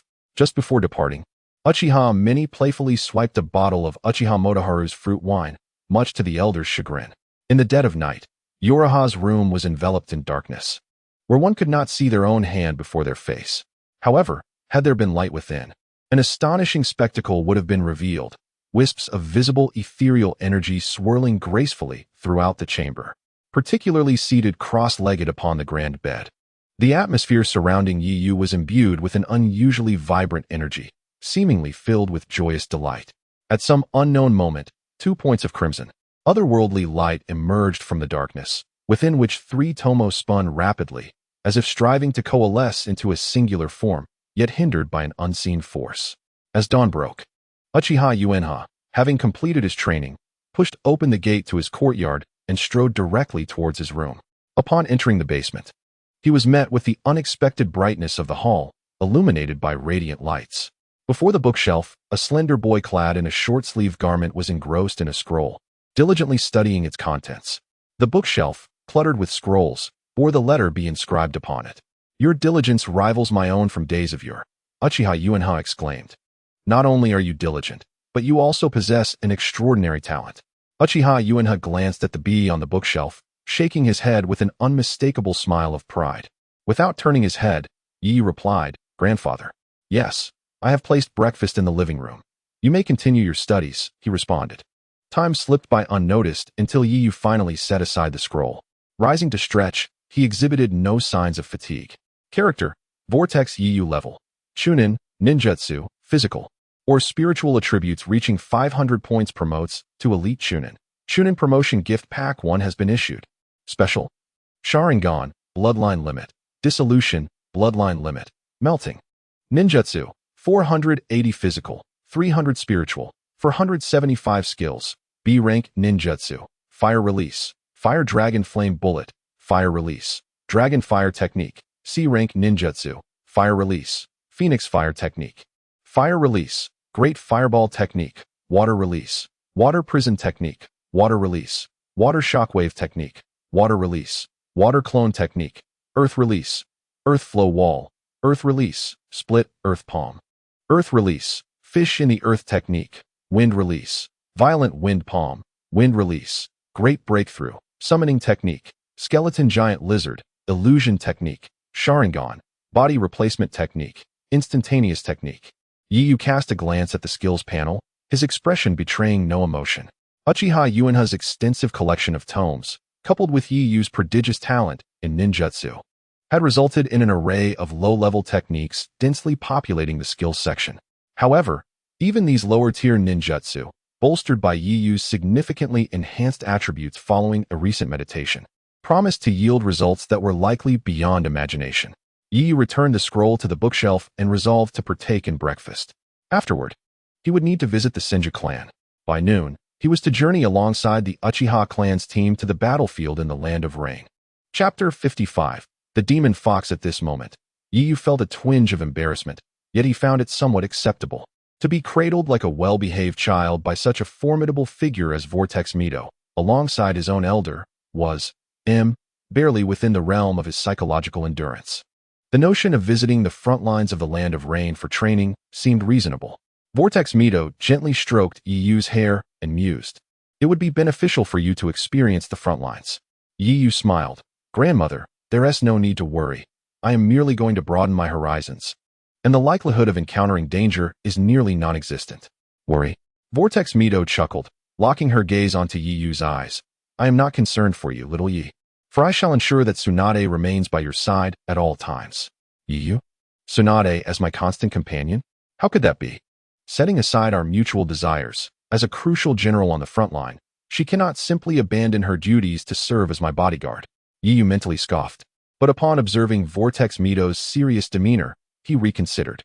After contemplating Vortex Mito's words, Yi suddenly realized that with her influence, she might indeed be able to arrange for Tsunade to serve as his personal protector for a few days. Yu felt a wave of dismay. He was not particularly eager to engage with Tsunade. He was somewhat familiar with her temperament. During their last encounter, he had pretended to scold her. And while it had felt gratifying at the moment, he was now filled with trepidation. That fear was all too real, for with Tsunade's disposition, she might easily retaliate with a beating. Although she had been momentarily intimidated, it was likely that his earlier actions were still etched in her memory. Now, Vortex Mito proposed that Tsunade become his bodyguard? That was akin to inviting calamity. No, absolutely not. Yu licked his lips and composed himself. Grandmother, that would be inappropriate. With Tsunade's abilities, she could contribute significantly on the battlefield. Surely, she cannot forsake her responsibilities for my sake. I cannot agree to this. Moreover, even if I were to consent, Tsunade would surely refuse. While our interactions have been limited, it is evident that she is a strong-willed and determined woman. For you to ask her to abandon her duties and focus solely on protecting me would surely cause her distress and anguish. Yu halted his speech, gazing at Vortex Mito. Oh, I did not realize you understood Tsunade so well. Vortex Mito laughed. Though Tsunade may not be the gentlest of souls, her beauty and figure are truly remarkable. Given your keen insight, it seems you have been observing her closely. Little Yi, do you harbor a secret affection for Tsunade? Vortex Mito teased with a motherly smile. The peculiarities of women's interests never ceased to bewilder Yu, and he felt a multitude of black lines appear on his forehead. Nevertheless, he understood that Vortex Mito was merely jesting. In the next moment, Vortex Mito's smile faded, and her tone turned serious. Although you may not wish for Tsunade to protect you, your reasoning does not persuade me. For most of her time, Tsunade remains stationed at the rear, tending to the wounded and safeguarding the medical team. She can certainly accompany you while fulfilling her responsibilities. Yu fell silent. Vortex Mito suddenly tightened her embrace. Very well. If you dislike the idea of Tsunade protecting you, I shall not press the matter. However, since you are heading to the front lines, you must frequently seek her out to nurture your bond as a couple. A couple? Yiyu's expression shifted to one of confusion. Vortex Mito erupted into laughter at the sight of Yiyu's flustered face, even shedding a few joyful tears. You are truly adorable, little Yi. I find myself wanting to keep you at my side, never letting you out of my sight. Vortex Mito released Yiyu and began adjusting his collar and sleeves. Despite her light-hearted tone, Yiyu felt a chill run down his spine. All right, go find Kushina. The last time you visited your grandfather's house, you did not inform her in advance, causing her to wake up crying every night. This time, make sure to bid her a proper farewell. Vortex Mito patted Yiyu's clothing and stood up. Understood. Goodbye, grandmother. Yes. Yiyu took a few steps before suddenly pausing. Just to be safe, I should offer a little bribe. Vortex Mito inquired. What is the matter, little Yi? Yiyu turned around. I would like to hug grandmother once more. Seeing Yiyu approach her with innocent intent, Vortex Mito's face broke into a radiant smile once again. She embraced him tightly for a while before finally letting go. All right, go find Kushina. Then, goodbye, grandmother. Yes, goodbye, little Yi. Yiyu turned and walked towards the door, while Vortex Mito remained rooted in place, watching his retreating figure. Once Yiyu was out of sight, Vortex Mito sighed softly, a hint of loneliness in her demeanor. Hee, this little brat is truly extraordinary. Mito, can you sense it? There is an elusive aura of danger surrounding him. How intriguing. For such a young child at the tender age of 7 possesses something that could pose a threat to me. Night Feather, you must go to the battlefield. Wrapped in a thick quilt and lying on the bed, Kushina suddenly sprang up. Barefoot, she rushed to Night Feather, grasping his hand and saying, I disagree. With her head tilted back and eyes reddened, she implored, Night Feather, please don't go. The battlefield is so dangerous. What if? There's no need to worry, Kushina. I am not going to the battlefield to fight. I am merely accompanying my elders for a bit of fun. How could there be any danger? There certainly won't be any what-ifs. Night Feather, feeling helpless, gently embraced the frail-looking Kushina, speaking in soothing tones. Her reaction was entirely understandable and anticipated by Night Feather, especially considering that the day was not far in the past. Tsukumo, you must persuade Night Feather. In a moment of desperation, Kushina turned to Uzumaki Tsukumo for help. Sitting at the table, Tsukumo wore an expression of concern and hesitation, merely gazing at Night Feather without uttering a word. Night Feather offered a smile to Tsukumo, then gently pulled Kushina to the table to explain patiently. Eventually, after more than half an hour, Night Feather stepped out of the room shared by Kushina and Tsukumo. As he was about to leave the Senju clan's territory and head toward the Uchiha clan, he unexpectedly spotted two individuals he had not anticipated. Upon seeing them, a shadow of gloom crossed Night Feather's face for the first time. Chapter 56. Data detector. Before him, not far away, two figures were engaged in light-hearted conversation, causing Night Feather's eyes to narrow and an involuntary frown to form on his lips. One was shorter, a person with whom Night Feather had a decent relationship, Shoju. The other, taller individual, was Kato Dan. They stood about 100 meters away, close enough for Night Feather to clearly hear their conversation. The two were discussing topics related to martial arts training, with Kato Dan imparting his knowledge while Shoju listened intently, occasionally showing signs of understanding. It appeared to be a harmonious scene, an experienced and powerful ninja guiding a novice who was just beginning to navigate the shinobi world. Shoju's expression mirrored admiration for Kato Dan, and even passers-by would likely perceive nothing amiss in this tableau. However, Night Feather discerned the underlying dynamics of this seemingly idyllic interaction. Though Kato Dan appeared gracious, there was a hint of flattery in his words. Essentially, he was subtly buttering up Shoju. The way he did so was skillful and discreet. This was evident from the innocent smile on Shoju's face. It raised questions about why a jonin like Kato Dan would seek to curry favor with Shoju, attempting to forge a closer relationship. In his heart, Night Feather scoffed. At this moment, in Konohagakure, in the land of fire, in the shinobi world, and indeed across the galaxy where this shinobi realm resided, no one understood Kato Dan's intentions better than Night Feather. Tsunade. Memories of encounters with her flickered through Night Feather's mind. Undeniably, Tsunade was breathtakingly beautiful. Seeing her in person was a far cry from the flat, lifeless representations in the animations of his previous life. The people of Konohagakure and the Land of Fire often referred to her as Princess Tsunade, a title that recognized both her status and her beauty. Yet, after a brief contemplation, Night Feather chose to walk in another direction, intending to depart. He found the matter too trivial to engage with. However, after taking a few steps, he was unaware that his expression had darkened to the point of being almost palpable. As he continued on, he paused to glance at his hands, both clenched into fists. He exhaled deeply, vowing to himself that he was not infatuated with Tsunade's form. Regardless of what lay ahead, she remained his fiancée for now. He simply wished not to be treated lightly by others. Just then, a voice resonated within the Senju territory, Shoju. The tone held no emotional fluctuations, yet it conveyed a subtle hint of irritation from its owner. This nuance was easily detectable by some, while others, like the naive Shoju, remained oblivious. "Sakurane?" Shoju called out, his eyes drawn to the source of the voice. Upon seeing the figure emerge from the doorway, the smile on his face gradually stiffened. "Come here." "Oh." Shoju chuckled awkwardly to Kato Dan. "Dan-senpai, I must take my leave now. Thank you so much for your guidance." Kato Dan smiled warmly. "No need to mention it, Shoju. Seeing you is like seeing my younger self, equally diligent and hardworking. If you have the chance, feel free to come find me again. I will gladly share all that I know." "Thank you, Dan-senpai." Shoju bowed deeply before dashing toward Sakura, not even noticing Night Feather, who stood merely a few meters away. This was likely due to the singular focus Shoju had on Sakura, akin to a mouse fixated on a cat for survival. "Sakurane?" "Yes." Sakura glanced at Night Feather to her left and then at Kato Dan, saying, "Don't forget what Lord Mito advised you last time, though you are in the village now. Avoid interactions with those of unclear backgrounds. Most people here are good, but there are those with ill intentions and wicked hearts among them." Kato Dan, who had not yet departed, observed Shoju's innocent demeanor, clearly oblivious to Sakura's insinuation. Shoju nodded obediently and said, "Sakurane, I'm really hungry. I want to go eat something." Sakura nodded. "Go ahead." "Okay." Shoju sprinted into the Senju territory.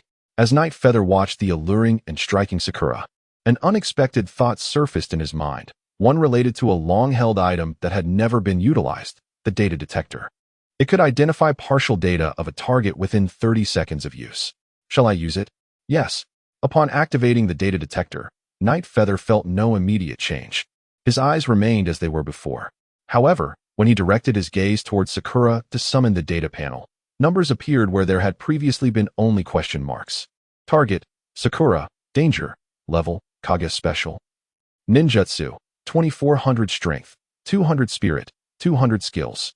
With time limited. Night Feather hastily noted Sakura's data before turning his attention to the only other individual nearby worth investigating. Target, Kato Dan level, Jonin, approaching elite Jonin, special, Nun Ninjutsu, 900 strength, 190 spirit, 350 skills, body flicker technique, 190 strength? How amusing. P.S. a mere low-tier ninja. Young Master Night Feather? At that moment, Dan's gaze sharpened, and after scrutinizing Night Feather for a few moments, he turned to leave. As Night Feather watched Dan depart, he couldn't help but scoff inwardly. Footsteps echoed, and turning, Night Feather smiled. Tsunade, it has been quite some time. Indeed, young Master Night Feather. It has been a while. Sakura replied, her expression unchanging as she fixed her gaze on him, her eyes unwavering. After a few days apart, Sakura seemed to have grown even more beautiful. A simple, yet sincere compliment elicited a subtle shift in her demeanor, the coldness melting away as a faint smile graced her lips. You still possessed such sweet words, young Master Night Feather. Night Feather inched closer, stating, Tsunade, please bend down. In the eyes of Chiu-Ing, there seemed to be a hint of confusion, yet she still bent down to meet Yi-Yu at eye level. Yi-Yu embraced Chiu-Ing, and after a brief moment, they parted. Sister Chiu-Ing, I must head to the front lines now. We shall converse again when we meet next. Very well, young Master Yi-Yu. After they separated, Chiu-Ing remained bent over. Oh, by the way, I forgot to mention to Grandma that I had a scuffle with Senju Shinichi. He was left in a rather unfortunate state. Although it is merely a trivial matter, I would appreciate it if you could inform Grandma. Goodbye, Sister Chiu-Ing. Farewell, young Master Yi-Yu. Chiu-Ing watched Yi-Yu depart until his figure faded from view before turning back towards the Senju clan's territory. Chapter 57. Coughing Blood. Mizuhito-sama. Mizuhito-sama. Bang, bang, bang. The heart-wrenching cries filled the residence of the Uzumaki Mizuhito, accompanied by the sound of something heavy crashing to the ground. Kobayashi Yasuhua, clutching a large box, ascended the stairs to the second floor, her voice quivering with tears as she wept. The wooden staircase, though sturdy, creaked ominously under her weight. Upon reaching the door of Uzumaki Mizuhito's room, she collapsed onto the floor, wailing, Mizuhito-sama, you must take a stand for me. That scoundrel Senju Kofu has engaged in a price war with me over the cotton market in the capital. This is the third time this month. It has truly gone too far. He is playing with my livelihood. Wiping her tears, she lamented, that rascal, relying on his cotton fields in the capital, had the audacity to drop prices below cost yesterday afternoon. While he can afford it, my cotton must be transported from the neighboring Oka, and the transportation costs are substantial. If I continue to compete in this price war with that rogue, I might as well abandon the cotton business altogether. Kobayashi Yasuhua paused, wiping her eyes. Noticing that Uzumaki Mizuhito remained silent, she resumed her lamentations. Moreover, when my nephew confronted that scoundrel Senju Kofu, he brazenly stated that he was opposing me because you, Mizuhito-sama, have invested in my trade. He even insulted you. My nephew was furious. You know how much he idolizes you, Mizuhito-sama. He can tolerate insults aimed at himself, but to insult you, he couldn't possibly stand for it. Even though Senju Kofu has the backing of the elder, my nephew confronted him, only to be severely beaten by the ninjas guarding the shop. Kobayashi Yasuhua ceased her weeping. I will send someone to consult with the elder regarding this matter. Yasuhua nodded, a hint of hesitation crossing her face. The reason she sought Uzumaki Mizuhito was straightforward. As she had stated, there was malicious competition against her, with the opponent being a member of the Senju clan, specifically a prominent elder. This situation rendered her unable to continue her cotton business, as she had no means to combat her rival. Uzumaki Mizuhito understood that the tale of her nephew being beaten was merely a facade. What Yasuhua desired was for Mizuhito to intervene and negotiate with the elder of the Senju clan. However, despite receiving the response she sought, Yasuhua's business troubles extended beyond just cotton. Thus, she hesitated. If she were to disclose further business issues, it could potentially exacerbate existing tensions, as these matters involved individuals within the Senju clan. In reality, there were few competitors who troubled her to the extent that she felt helpless, and most of those few had connections to the Senju clan. It seemed that Uzumaki Mizuhito could see through the sliding door to the thoughts swirling in Kobayashi Yasuhua's mind. Speak, Yasuhua, what other issues weigh on you? Oh, Yasuhua instinctively wanted to continue her lamentations, but upon touching her eyes, she realized her tears had run dry. The earlier state of distress had vanished. Instead, she sighed deeply. Mizuhito-sama, That scoundrel Senju Kofu is not only opposing me in the cotton market, but has also been stubbornly contesting the prices at inns, as well as in the tavern. High-end hot springs and tea trade. Yasha meticulously recounted her grievances, which she had previously hesitated to voice. Shockingly, her business operations were extensive, covering various sectors like clothing, food, housing, and transportation. Although the scale of her business remained unclear, the diversity of her ventures could indeed be described as staggering. Yashahua spoke without pause for over an hour.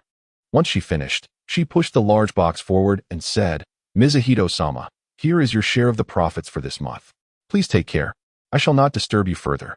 Bang, bang, bang.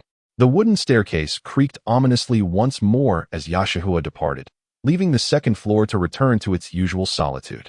Inside the room, Uzumaki Mizuhito reclined on the bed, appearing somewhat fatigued.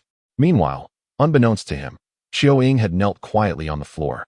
After a prolonged silence, Mizuhito suddenly remarked, "I recall that Shoju has a good relationship with Senju Takashi." Chioing lowered her head respectfully and replied, "Shoju has been favored by the elder since childhood, and over the years, the elder's affection for Shoju has only increased. He often remarks that Shoju carries the legacy of Lord Hashirama." Mizuhito nodded and extended a hand. Even with her head bowed, Chioing was ready with the prepared medicinal soup as Mizuhito reached out. He drank the brown concoction in one gulp and then said, "Chioing, please summon Shoju." "Understood." Mizuhito-sama. Chioing did not rise, adding, "I happened to encounter young Master Yu outside earlier. He asked me to convey a message." "Oh, what is it?" Mizuhito's interest was piqued, his weariness momentarily fading. Chioing replied, "Young Master Yu had a confrontation with Senju Shinichi, Senju Shia, and Senju Taro, during which he dealt a heavy blow to Shinichi and his companions, leaving them in a severely injured state." "How severe?" Mizuhito inquired. Chioing responded, "Senju Shia and Senju Taro sustained serious injuries, but Shinichi is nearly incapacitated." Giggling, Mizuhito laughed heartily for a while before sighing. "Little Yu certainly knows how to choose his moments. Chioing, take half of the money that Yasha brought from outside." "Grandma, have you summoned me?" Shoju barged into Uzumaki Mizuhito's room, plopping down beside a small table laden with snacks. Mizuhito smiled and said, "I would like you to stay with the elder for a few days. What do you think?" Shoju, munching on a treat, replied, "Sure. I haven't visited Grandpa Takashi in a while." "Very well. You should go now, and let Chioing escort you there." "Now." Shoju felt a wave of confusion wash over him, but seeing Mizuhito's fatigued demeanor, he swallowed his questions. "All right, Grandma." Shoju stood and obediently followed Chioing, who was carrying a small box, out of the room. "I hope you understand my meaning." Mizuhito coughed, suddenly appearing pale as she approached the window, a sickly hue of red appearing on her face. She began to cough violently. After a prolonged fit of coughs, Mizuhito opened the white silk handkerchief covering her mouth, revealing a vivid splash of crimson. Chapter 58, Hinata Chino and the Hinata Clan. The small courtyard was a vibrant tapestry of blossoms, a kaleidoscope of colors that painted the landscape. The air was imbued with a medley of floral fragrances, rich and potent, yet remarkably harmonious, merging into an exquisite and unique aroma. This garden, adorned with an abundance of flowers, was likely the dream refuge of many young girls. At this moment, two men clad in green uniforms were seated silently at a stone table within the courtyard. They occasionally cast anxious glances towards the house, worry etched across their faces. Hinata Nagashi reached into his pocket and retrieved a pocket watch, glancing at it with urgency. "It is nearly time for our appointment," he said, returning the watch to his pocket and rising to his feet. Just then, Hinata Fumihiko quickly grasped Nagashi's arm and whispered, "Hold on, Nagashi. If you press her now, she may retaliate." Nagashi hesitated, murmuring, "But it is already 9:55. If we depart immediately, we can still meet with the Uchiha clan. If we delay any longer, very well, let us urge her together," Fumihiko replied. "Shared burdens, my good brother," Nagashi said, a touch of gratitude in his voice. They both took a deep breath and shouted towards the house, "Miss, are you not yet ready? If we do not leave soon, we shall be late." "How tiresome. I am already awake." A haughty yet melodious voice echoed from within. "Awake, you say?" Nagashi and Fumihiko exchanged wry smiles. When Yu arrived at the main gate of Konoha village, Uchiha Jianglang stood at the entrance with two young men. "My apologies, Uncle Jianglang, for my tardiness," Yu said as he approached. After leaving the Senju clan's territory, he had returned to the Uchiha compound to speak with Uchiha Mikoto. As it was only 9 o'clock at the time, they had discussed the matter the previous night, and Yeyu intended merely to enjoy a chat with Mikoto. However, time had slipped by swiftly, and he had lost track of it entirely. No need to apologize, Yeyu. It is only 9:50. Our appointment is not until 10 o'clock. So you have not arrived late, Jianglang replied, his expression serious as he held a pocket watch. Is that so? Yeyu asked. Indeed, Jianglang affirmed, gesturing towards the watch.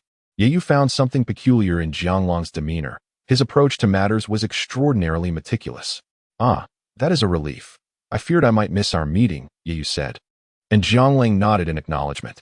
Yeyu glanced at the two young men beside him, Uchiha Fugaku and Uchiha Hao. Both were of similar stature. Fugaku stood with arms crossed, his demeanor composed and mature, while Hao, though of the same age, lacked the seriousness of his companion. His lively eyes darted about, betraying a more playful nature. Hao noticed Yeyu's scrutiny and smiled, returning the examination. Yeyu maintained his gaze, unperturbed by being observed. Interesting lad, Hao remarked, nudging Fugaku with his shoulder and gesturing towards Yeyu. Fugaku, frowning as he surveyed Konoha village, turned slightly to acknowledge Yeyu with a nod. Yeyu smiled back. At that moment, Jianglang, still frowning, recalled something and forced a stiff smile.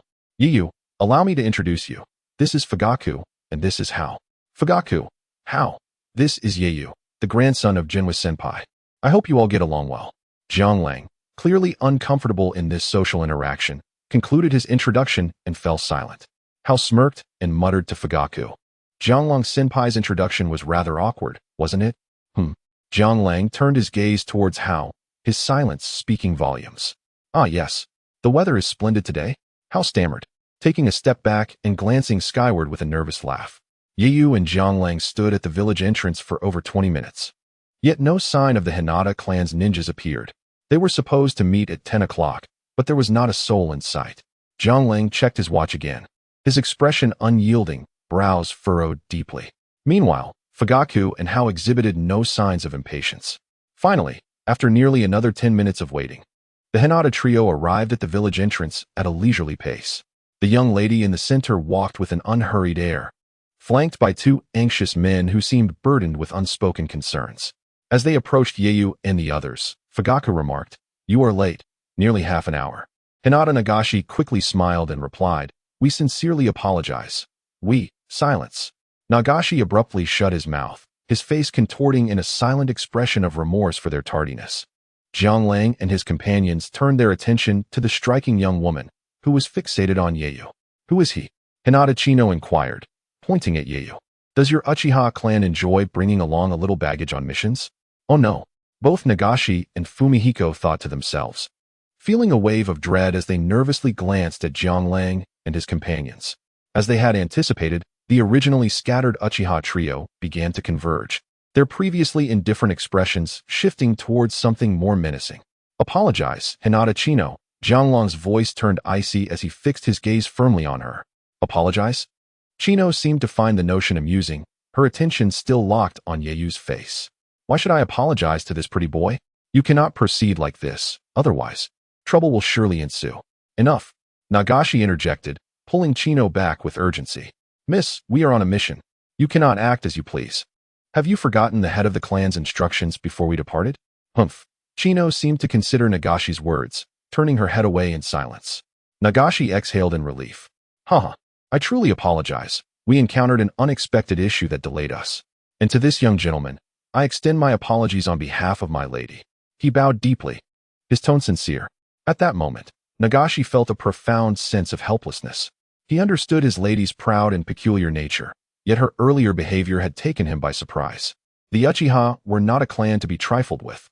He wished for nothing more than for his lady to heed the head of the clan's warnings before their mission. After bowing for a moment, he slowly rose. Upon lifting his gaze, he noticed the handsome boy, whom his lady had referred to as pretty boy, whispering something to Jianglang, who finally appeared less frosty in demeanor.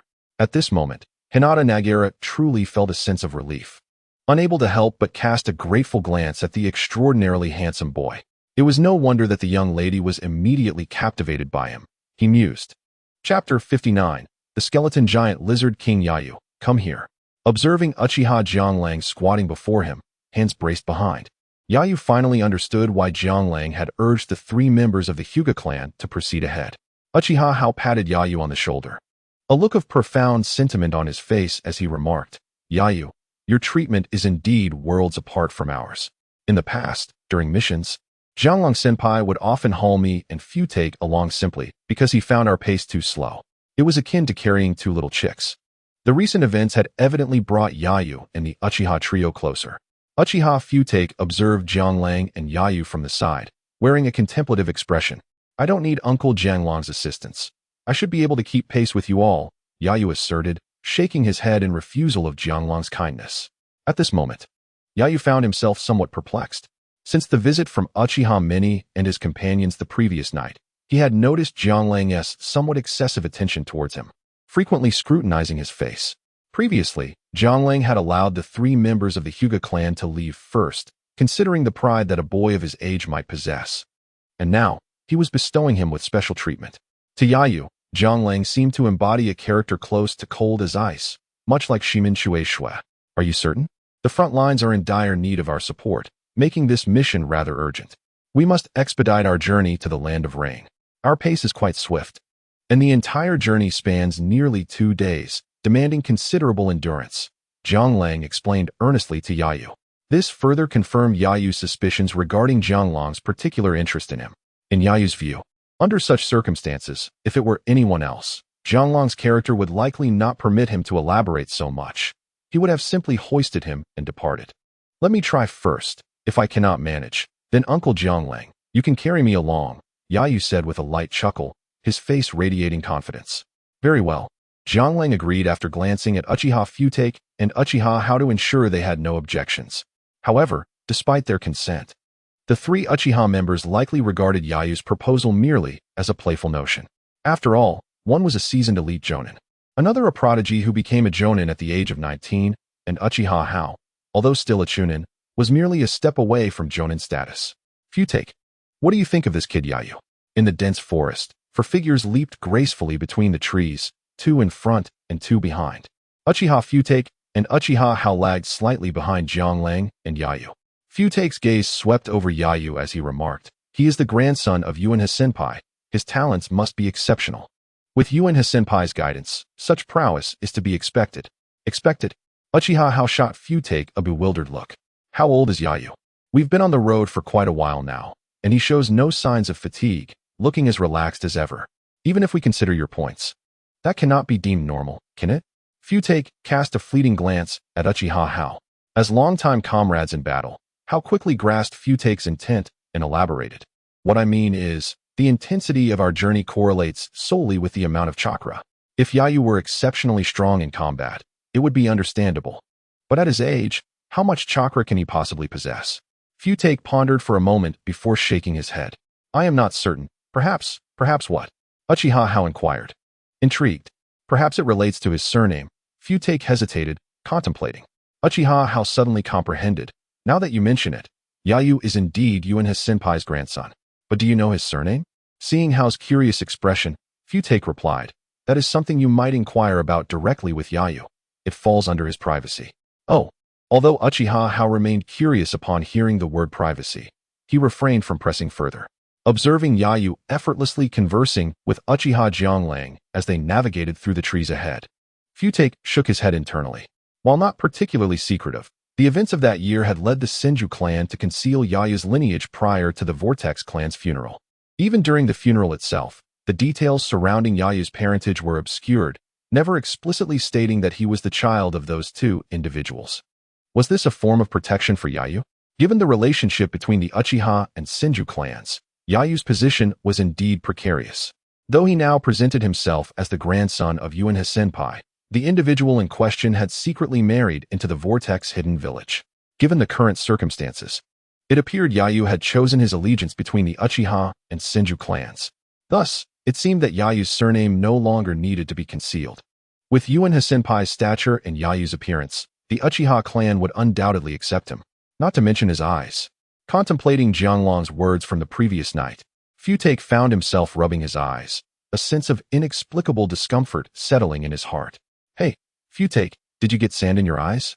Uchiha exclaimed, surprised by Futake's actions. Futake, are you actually rubbing your eyes?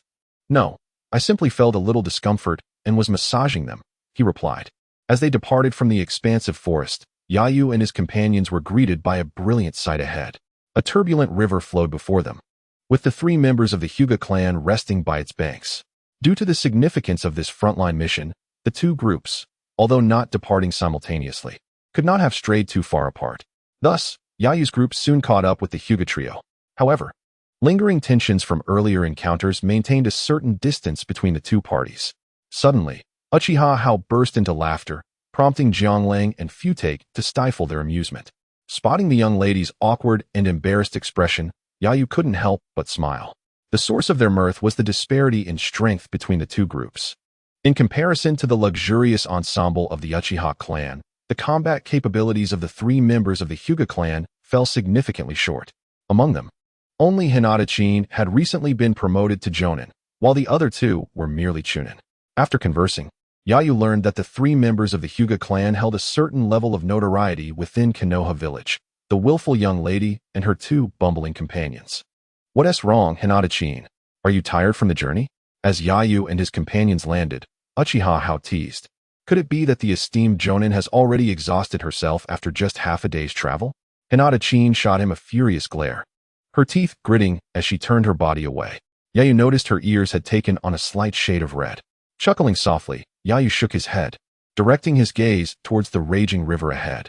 From his estimation, this river spanned nearly 100 meters in width, with its ends vanishing into the horizon. The reason the 3 members of the Hyuga clan had halted was their inability to cross this formidable river. While ninjas could traverse water with ease, the river's swift currents and the thunderous roar of the waves created a cacophony that left the distant onlookers with a ringing in their ears. The river, akin to a ferocious dragon, may not pose much difficulty for Hinata-chin, but for the other 2, it presents a perilous challenge. To cross this mighty river, they can only wait for the waters to calm. Alternatively, they might possess some extraordinary means, but it is evident that they do not, leaving them merely to gaze helplessly from the riverbank. In truth, even for the 3 Uchiha, traversing this river is no trivial matter. However, for Yiyu, crossing this river is exceedingly simple. Among his 5 little companions, one is a formidable beast. With a sudden incantation, Yiyu summoned it, instantly capturing everyone's attention. Hiss! The colossal skeletal lizard let out a menacing roar, standing on its 2 forelimbs, towering over 20 meters high, with a slender, elongated body stretching 40 to 50 meters in length. This skeletal lizard greatly surpasses Yiyu's other 4 pets, not merely in size, but in ferocity as well. Adorned with numerous sharp black bone spikes and exuding a more pronounced aura of bloodlust.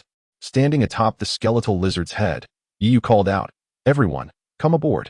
"Wow, Yiyu, your summoned beast is incredibly cool," Uchiha exclaimed as he was the first to leap onto the grounded skeletal lizard, filled with awe. It must be said that despite its fearsome appearance, the lizard's brutal and bloodthirsty demeanor easily captivates certain males. Indeed, this is quite convenient. Uchiha Jianglang and Uchiha Fugaku subsequently climbed aboard the skeletal lizard. Finally, the hesitant Hinata-chin was half dragged up by Hinata Nagato and Hinata Yuki. "I truly appreciate it, young brother," Hinata Nagato expressed gratefully. "No need for thanks," Yiyu replied with a chuckle. Chapter 60. Undercurrents in the Senju clan domain. Senju Takumi sat on a soft cushion, sipping sake. The room also housed 2 middle-aged men.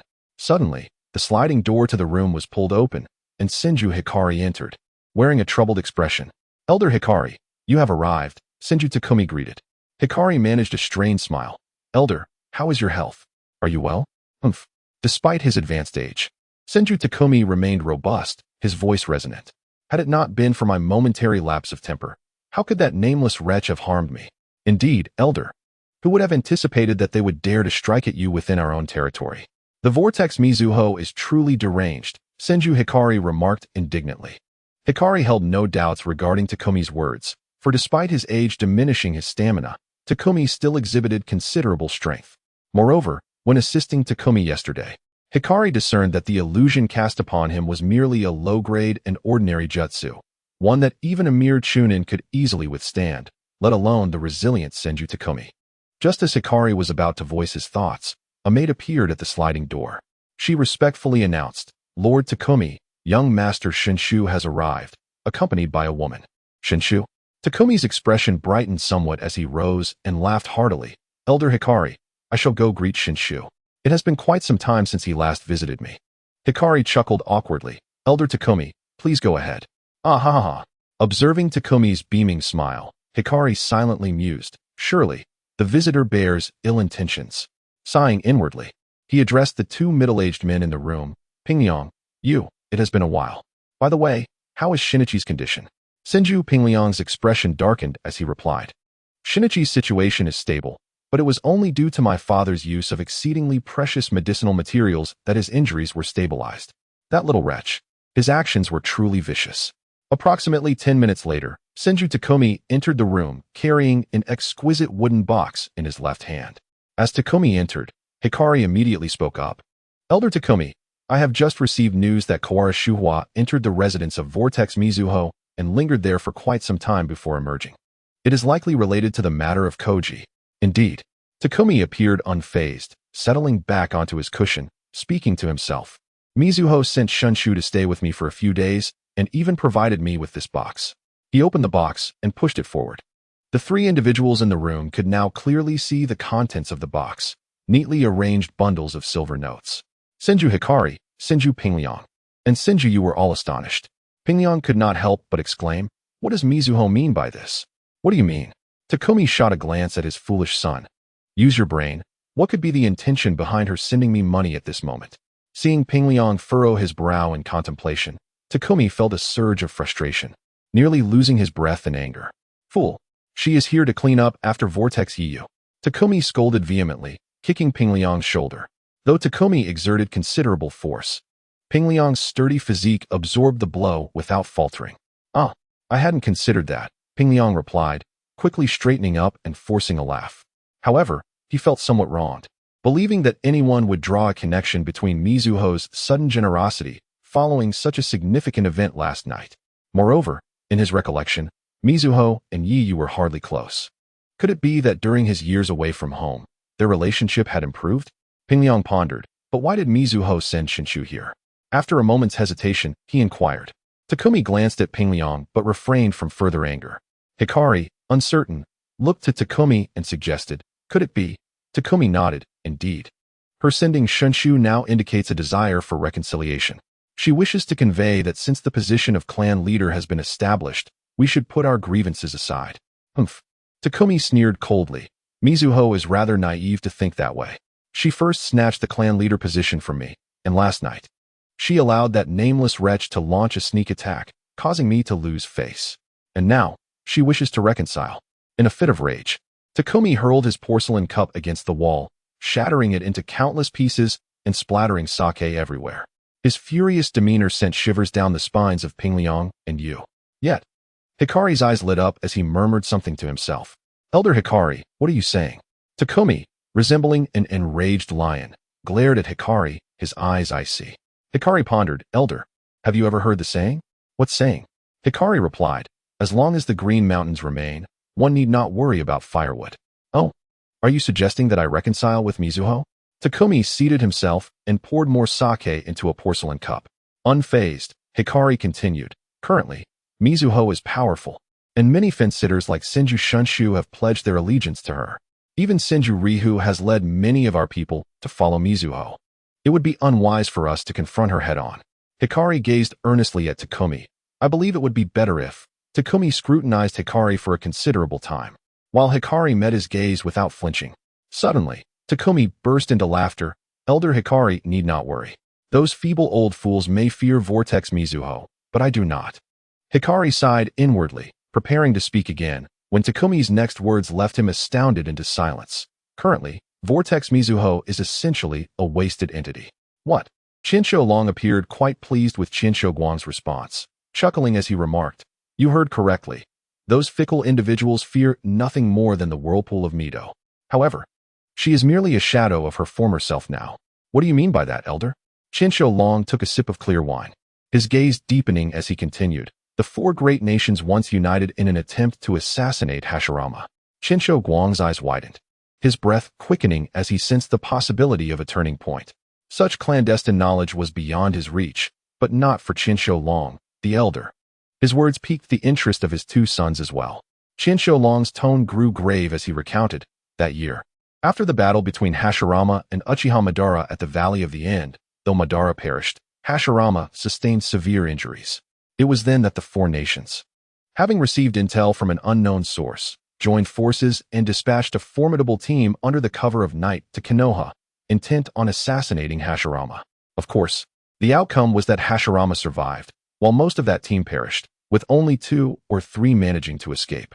Qianshou Long chuckled with satisfaction. It was Mito who confronted that team. Although she defeated them, she paid a tremendous price, suffering injuries that remain unhealed. Have you not noticed that since Hashirama's death, Mito has intervened less and less? Now, at her current age, though she appears youthful, her body is likely riddled with wounds. It would not surprise me if she aged into an old woman overnight. Given her condition, Mito would scarcely dare to tap into the beastly power within her. Moreover, you should be aware that while I cannot wield wood release, I possess a unique sensitivity to vitality. Until last night, I could not sense Mito's life force. But last night I did. Qianshou Guang trembled with excitement. Qianshou Long sneered. Mito's vitality flickers like a candle in the wind. Wonderful, Qianshou Guang exclaimed, rising to his feet in exhilaration. I shall send word to Shofu, assuring him not to worry and to continue his full-scale assault on the Jinghua Merchant Association. Ha ha ha, indeed. With the scale of our Qianliang Merchant Association and the Jinghua Merchant Association, we can incite turmoil in the capital. Once we sever the ties between the daimyo and Mito, we shall confront her directly. Qianshou Long laughed heartily, as if he had found a kindred spirit. Chapter 61. Rain Shinobi in the Land of Iron, amidst a forest. A group of warriors confronted a bare-chested man wearing a gas mask. Yamashita Hanzo, run. Several armored warriors, wielding long blades, scattered in terror, their fear akin to facing a monstrous entity. Yet one among them remained, resolute, his gaze fixed on the man before him, gripping his sword tightly. With a fierce shout, the warrior bolted forward, his blade gleaming ominously. Do you know why they call me Yamashita Hanzo? Allow me to share this secret with you as a parting gift. Before a waterfall, the confrontation between the warrior and the masked man concluded. The warrior knelt, gasping for breath. A deep wound bleeding profusely from the right side of his head, pooling beneath him. Meanwhile, the masked man, Yamashita Hanzo, stood unscathed and proud. Your blade is too dull. The warrior gasped, his complexion waning, as if all strength had been drained from his body. A man is but a blade. I was merely a dull one. In agony, the warrior closed his eyes. Yamashita Hanzo, wielding a chained scythe, his gaze flickering, remarked, I must tell you something. A person's end is not marked by death, but by the moment they lose faith. Even if you were to die here, you would not be a dull blade. The dull blades are those companions of yours who fled at the mere mention of my name. You stood before them, and I shall declare to the world that you are a hero. As compensation for taking your life, reveal your name. The continuous flow of blood had rendered the warrior weak. Trembling, he uttered, I wish to trade my life for a promise. Speak. Do not kill my companions. Yamashita Hanzo regarded the exhausted warrior with a glint of admiration. Dampness enveloped Yi Yu as he entered the land of rain, the air thick with moisture. Drawing a breath, the humid atmosphere rushed into his nostrils. After crossing the great river, they did not need to conceal their movements, as they were still far from the land of rain. Thus, Yi Yu summoned a smaller skeletal giant lizard, proposing to travel upon his pet. Uchiha Jianglang and the 3 from the Hyuga clan agreed, riding the skeletal giant lizard. Their pace quickened. Within a few hours, they penetrated the borders of the land of rain. However, while their travel time was significantly reduced, it came at the cost of comfort. The journey was anything but pleasant. The skeletal giant lizard's anatomy, with its only 2 hands, rendered it ill-suited for riding. The prolonged sprint proved excruciating for the ninjas, especially for certain individuals among them. How are you holding up, Fugaku? Uchiha Hao chuckled lightly, patting Uchiha Fugaku on the back. Uchiha Fugaku wiped his mouth and glanced at the retching Hinata Ayo and Hinata Fumian. I'm fine. Pardon me, I simply cannot hold it in. Uchiha Hao clasped his hands in apology to the expressionless Uchiha Fugaku. While Uchiha Fugaku was only mildly affected, the 2 from the Hyuga clan fared much worse, nearly collapsing with dizziness. Truly pathetic. Hinata Kian noticed Yi Yu and Uchiha Jianglang observing them and turned, irate. Target, Hinata Kiin Special. Bloodline limit Byakugan rank. Jonin Ninjutsu. 800 strength. 195 spirit. 300 skills. Strength 195? Katadan. Do you still dare to call yourself not a petty person? Yu scoffed internally, observing Hinata Kiin's graceful figure. Yu reconsidered his earlier thoughts about the data detection function. Initially, he believed he could not see the data of those stronger than him. But when he examined the panel of Minato Namikaze, all dimensions were marked with question marks, even though Minato was evidently weaker. Now, facing the Jonin-level Hinata Kiin, he could clearly see her three-dimensional data. Though Yu was lost in thought, his gaze remained fixed on Hinata Kiin's back. This caused her to sense an intense scrutiny from behind. Furrowing her delicate brows, Hinata Kiin turned around. The spoiled young lady unexpectedly discovered the male protagonist staring at her with keen interest, leading to a series of love-hate entanglements, a melodramatic scene seemingly about to unfold. Yet, Yu was a master of expression management, his demeanor impeccably controlled. As Hinata Kiin turned, she found only the fair-faced youth behind her, who was attentively concerned for the retching Hinata Ayo and Hinata Fumian, worry etched across his features. Though he possesses such flashy looks, his character is barely passable. As I reminisce about the past by the Great River, it was Nightwing who had taken the initiative to invite them to ride on his summoned beast. Hinata Chiyo let out a soft huff, turning her body away, dismissing the incident as a mere figment of her imagination. Could it truly be Fugaku? Suddenly, Uchiha Hao screamed in terror. Instinctively, everyone in the nearby grove, both in the light and shadow, turned their gaze towards him. Uchiha Fugaku was fixated on Uchiha Hao, his eyes having transformed into the three-tomo Sharingan. This is bad. Hiding among the trees, Hozawa Hiro sensed impending doom. Upon closer inspection, he noted the unnaturally rigid posture of the tall, cold man. He had maintained this stance for the past half-minute. Bang! A heavy blow struck his neck, and Hozawa Hiro's vision faded to darkness. Before losing consciousness, he observed his companions, their eyes vacant and frothing at the mouth, seemingly incapacitated. A bitter smile crossed Hozawa Hiro's lips. Indeed, he had overestimated his own capabilities. My apologies, I can no longer. Uchiha Jianglang grasped the vacant-eyed man and the unconscious one, vanishing from sight. Thud, thud. Two men adorned with Rain Village headbands were thrown before the gathered crowd. Fugaku. Uchiha Fugaku nodded at Uchiha Jianglang and stepped forward. Tell me your origins.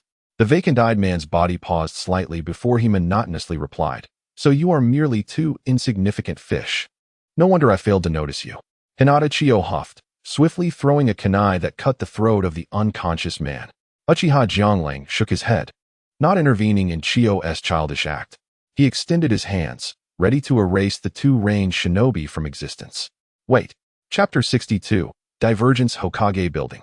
As the sun set, approaching evening, the civil servants on the first floor, particularly those in less demanding departments like the mission assignment office, began tidying up their belongings in preparation for the end of the day. Oinoteru meticulously organized a stack of documents, placing them carefully in a drawer before stretching luxuriously. All right, today's tasks have been successfully completed. Hey, Teru, want to grab a drink after work? A middle-aged man beside him chuckled slyly. Yuhai will join us, my treat. And we're going to that kind of tavern. Huh. Oinoteru shot a quick glance at a figure at a nearby table, muttering in discontent, Senpai.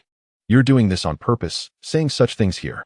Oh, the middle-aged man drawled, casting a meaningful glance at the table ahead. My apologies. I completely forgot you were still. Oinoteru became flustered, hastily gesturing for silence. The middle-aged man chuckled. All right, I won't say anything more. You'll forgive me this once, right? I can't help it. One tends to forget things as they age. Rising from his chair, the middle-aged man patted Oinoteru on the shoulder. Keep it up. I have high hopes for you. I'll take my leave now. See you tomorrow. Oinoteru forced a smile. Yes, see you tomorrow, senpai. After a while, most of the nearby personnel had trickled out. Oinoteru ambled slowly toward the nearby table, taking deliberate steps. He nervously addressed Yawahara Sway. Hey, Sway, would you like to grab dinner together later? Which rascal is calling out to Senior Teru? Yawahara Sway exclaimed. Startled, her delicate face transforming from surprise to gentle warmth upon recognizing him. Did I scare you, Sway? I'm so sorry. Oinoteru was overly excited, immediately bending in a deep bow to Yawahara Sway. You're quite adorable, Teru. Observing Teru bowing his head, Yawahara Sui felt an unusual flush creep onto her cheeks. What did you just say, Sui? Oinoteru asked, puzzled. I didn't say anything, nothing at all. Yawahara Sui waved her hands dismissively, saying, by the way, Senior Teru, you just asked if I'd like to join you for dinner, right? Yes. Oinoteru gazed at her expectantly. Yawahara Sui, blushing, replied, if it's you, Teru, I would love to. You would? Sui, are you saying you want to have dinner with me? Oinoteru exclaimed, elated. Wonderful. Let us go to that barbecue place we visited yesterday. It's perfect since today is payday. Let me treat you. Yawahara Sui felt a twinge of regret at Teru's innocence, but still shyly insisted. Yes, let us go to that barbecue place. But this time, I must treat you. Senior Teru. This. Observing the determination on her face, Oinoteru replied, all right then. Yes. Yawahara Sui nodded firmly, her smile illuminating her pure face even more. Oinoteru stared at her, mesmerized. Yawahara Sui shyly covered her face. The atmosphere around them seemed to turn a soft pink. Just as they were inching closer, Oinoteru suddenly turned, his expression shifting to one of alarm as he gazed toward the entrance, where a formidable yet cold man, leaning on a cane, stood. It was unclear whether he had been there for long or had just arrived. Lord Danzo. Oinoteru respectfully addressed the man with the cane. At that moment, Oinoteru failed to notice Yawahara Sui's body stiffening before finally relaxing. Danzo ignored Oinoteru, entering the door and heading straight for the staircase. As he passed by Oinoteru and Sui, he cast a meaningful glance at Yawahara Sui, a slight smile curling at the corners of his mouth. Unbeknownst to Oinoteru, Yawahara Sui, faced with Danzo's gaze, averted her eyes, her complexion turning pale. Humph! Danzo snorted lightly, surpassing Oinoteru and descending the staircase. After a moment, as Danzo climbed the stairs, Oinoteru relaxed his tense posture, whispering, Lord Danzo truly is intimidating. I hope he didn't overhear my conversation with Sui. Danzo traversed the spiral staircase, arriving at the Hokage's office. Without knocking, he pushed the door open. Inside, only Sarutobi Hiruzen was present, standing by the window. Holding the pipe he had begun to smoke more frequently of late. Uncertain if it was merely his perception, Danzo noticed that Hiruzen's once erect posture had slightly slumped. Danzo took a few steps closer, stating, the Senju clan has officially announced to the major families within the village that they have selected a new clan leader. Hiruzen, what do you intend to do? Danzo's tone was laced with sarcasm. I don't understand your meaning. Hiruzen did not turn, merely taking a puff from his pipe. Danzo scrutinized Hiruzen's back for a moment before suddenly chuckling coldly. Haha, you're afraid, Hiruzen. After a moment of silence, Hiruzen continued to remain silent. Danzo's gaze shifted to the chair behind the desk, which symbolized the Hokage's seat. He looked at the chair and remarked, why? Just yesterday, you appeared as a fierce and relentless figure. In just one day, you've changed your mind? Hiruzen gazed out at the scene beyond the window. It was the most leisurely time of day, with many adults who had been busy all day now out on the streets with their children. Hiruzen remained silent, allowing Danzo to continue his monologue. The office was enveloped in silence for a spell. Danzo's gaze lingered on the radiant Hokage's seat. Finally, he averted his gaze. Looking at the taciturn Hiruzen, disappointment etched on his face. Hiruzen, answer me, what do you plan to do? Hiruzen finally spoke, saying, let us wait a bit longer. Wait a bit longer? Danzo scoffed. Are you waiting for the Senju clan to return to its former colossal status when the village was founded? Why did you initially ally with that woman? Hiruzen turned, meeting Danzo's gaze. The times have changed, Danzo. The Senju clan will never regain its former glory. Tuanzong and Sarutobi Hiruzen locked eyes for a moment. He mockingly remarked, indeed, you are afraid of Hiruzen. I truly fail to comprehend why the teacher chose you in the first place.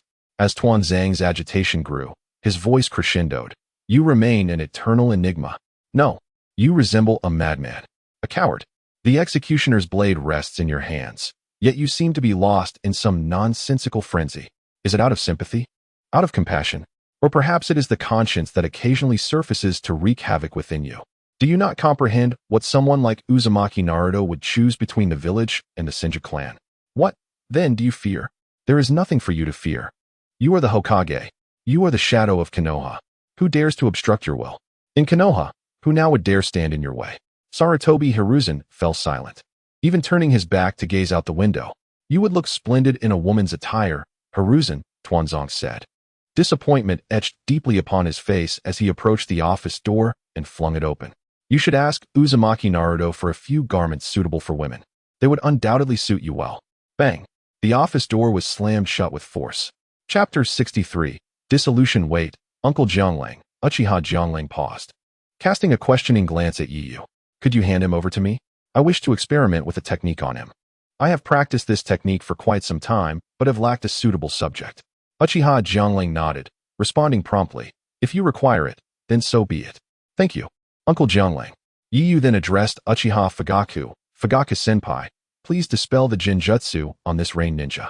Understood, Uchiha Fugaku replied coolly, forming a series of hand seals.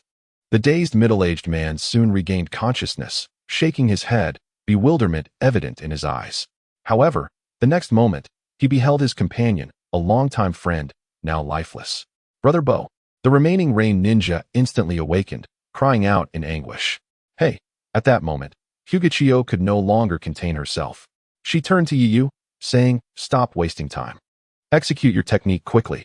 Once you have finished your ninjutsu experiment, we still need to eliminate this insignificant fish. Yu glanced at Hyuga and turned away, muttering quietly. What a tedious aunt. Is she experiencing menopause? No wonder she looks so unattractive. Aunt. Menopause? Unattractive? Hyuga exclaimed in disbelief. Given the distance between them, Yu's hushed mutterings were clearly overheard by all. Her fair face flushed crimson, then turned as dark as coal, as if she had suffered a devastating blow. It was understandable why Hyuga reacted so strongly. She was merely a young girl of 18, proud and self-assured. From her demeanor, it was evident that she held herself in high regard. Although her identity as the sole daughter of the head of the Hyuga clan, combined with her exceptional talent and beauty, justified her pride, it also meant that she had seldom, if ever, heard a word of disparagement directed at her.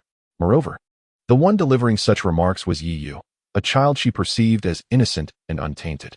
The combination of these factors inflicted upon Hyuga a wound of immense magnitude. Had anyone else spoken such words, she would have brushed them off, but the judgment came from the very embodiment of childhood innocence. Am I truly so unattractive? Hyuga expression and demeanor visibly deteriorated at an alarming rate. The proud swan turned melancholic, retreating to a tree trunk, shrouded in gloom. Heh, Yu chuckled inwardly. He understood the psychology of a young girl like Hyuga all too well. Uchiha stifled a laugh, giving Yu a thumbs up. Meanwhile, the rain ninja, awakened from the Jinjutsu, wept sorrowfully as if mourning an irreplaceable loss. Yu regarded the rain ninja, seeing through his deception. Abandon your little tricks. You should know they will not save your life. The rain ninja's body stiffened. Nor can they harm us. Before you throw that explosive tag, you will perish. The rain ninja seemed to realize that his actions were merely a futile consolation. After all, he was acutely aware of Yu and his companion's strength. Previously, a mere glance at those eyes had entrapped him in Jinjutsu, robbing him of his ability to resist. I can offer you a chance. If you can endure my technique, I will allow you to leave. What? To the rain ninja, Yu's words were like a divine melody, reigniting his desire to live more fervently than ever before. He did not believe the other would be so bored as to toy with him. These cold-hearted individuals, his gaze swept across the assembled crowd, instinctively ignoring the trio behind him, who were humorously retching. They were undeniably competent ninjas, displaying a chilling indifference to life and treating their foes without a trace of unnecessary theatrics. The rain ninja licked his parched lips, his voice dry as he asked, "Do you mean it?" Yu chuckled lightly, of course. The rain ninja crouched, a kunai appearing in his hand. Observing the rain ninja's defensive posture, Yu shook his head. Is that all? Very well, let us call this technique dissolution acid stream. Yu's hand seals were executed with astonishing speed, a blur barely perceptible to the eye. This incredible speed of hand seals caught the attention of Uchiha Jianglang, Uchiha Fugaku, and Uchiha Hao. A continuous stream of dark green liquid burst forth from Yu's mouth with explosive velocity. The rain ninja's eyes widened. And just before the acid stream could reach him, his fierce instinct for survival unleashed his latent potential. Earth release, earth flow wall. As the acid stream approached within a meter, he finally unleashed his most formidable defensive ninjutsu. Upon casting the earth flow wall, the rain ninja felt a momentary sense of relief. He had previously used this technique, his specialty, to withstand countless attacks from adversaries. He held great confidence in his earth release. However, To be safe, he leapt backward, pushing off the ground with his left foot to create distance. Impossible. A series of small bubbles appeared at the center of the sturdy earth wall as the dark green viscous line corroded through, swiftly penetrating the barrier. Ah! The anguished cries of despair lasted no more than a few seconds. Fugaku, what do you think of Yiyu's ninjutsu? Uchiha Fugaku, his Sharingan activated, glanced at the serious-faced Uchiha Hao and pondered. It bears some resemblance to the water chaos wave technique, but unlike the water chaos wave, which emphasizes impact, Yiyu's technique focuses more on the quality of the water. Those viscous substances must possess corrosive properties, and it is evident that Yiyu has refined them to enhance their corrosiveness. Uchiha Hao concurred. Indeed, the earth flow wall, over half a meter thick, was almost entirely corroded upon contact with Yiyu's technique. The Rain Ninja's body, too, was largely dissolved by just a few millimeters of the viscous line. Uchiha Hao and Uchiha Fugaku exchanged glances, each understanding the other's thoughts. This must be some form of bloodline limit, Uchiha Fugaku remarked. I think so as well. Remarkable ninjutsu. Uchiha Jianglang commented, a hint of a smile gracing his face as he praised Yiyu. Yiyu replied, although it is merely the first time I have employed it, it appears quite effective. Indeed, Uchiha Jianglang encouraged, casting a glance at Yiyu before addressing the group. The time we rested has sufficed. Let us proceed. All right. Came the weary voices from Hyuga Yoshihisa and Hyuga Fumihiko. They had initially glanced at Uchiha Jianglang, who had captured 2 range shinobi and confirmed there was no threat, before retreating into a corner and violently retching. At that moment, they had expelled a considerable amount of gastric fluid, clearly indicating their severe motion sickness. Can you two continue on your journey? Uchiha Jianglang asked, frowning at Hinata Nagahisa and Hinata Fumihiko, whose faces had turned pale. No problem. We have already entered the land of rain. The remaining distance is not far, Hinata Nagahisa replied weakly. At that moment, he suddenly caught sight of a foreboding darkness out of the corner of his eye. Instinctively, he looked over and was startled. Miss, what's wrong? Don't scare me. Observing the expressionless Uchiha Jianglang, a look of helplessness crossed his face. Yiyu and Uchiha Fuyake exchanged glances, nearly bursting into laughter. Chapter 64. Arrival at the camp. Has Shuhua gone to the capital? In a room, Uzumaki Mizuhito lounged lazily against the bed, a thin blanket draped over her, accentuating her graceful curves. Surprised, her fair face radiated a rosy glow, contrasting sharply with her demeanor in the morning. Yes, Lord Mizuhito. According to the message, after returning, Kabera Shuhua was restless, unable to set her mind at ease regarding matters in the capital, and hurriedly brought people to the capital, replied Akizakura, kneeling by the bedside. A wooden tray beside her containing a steaming porcelain bowl. Uzumaki Mizuhito rubbed her temples, sitting up straight. She gazed out at the crimson sky and sighed. Shuhua left in the morning. She should have arrived in the capital by now. Akizakura stirred the soup with a spoon, adjusting the medicinal concoction. The room fell silent for a moment. After Akizakura handed the bowl of soup to her, Mizuhito sighed again. Shuhua has diligently assisted me since she came from the land of whirlpools to Konoha. Taking a sip of the soup, Mizuhito's delicate brows furrowed instantly. Akizakura, why is this medicine so much more bitter than this morning's? I didn't add any sugar to this bowl, Akizakura replied. Make sure to add sugar next time. Akizakura seemed to tremble slightly. Very well, Lord Mizuhito. Mizuhito appeared oblivious to Akizakura's small movement, downing the medicine in one gulp, her frown deepening.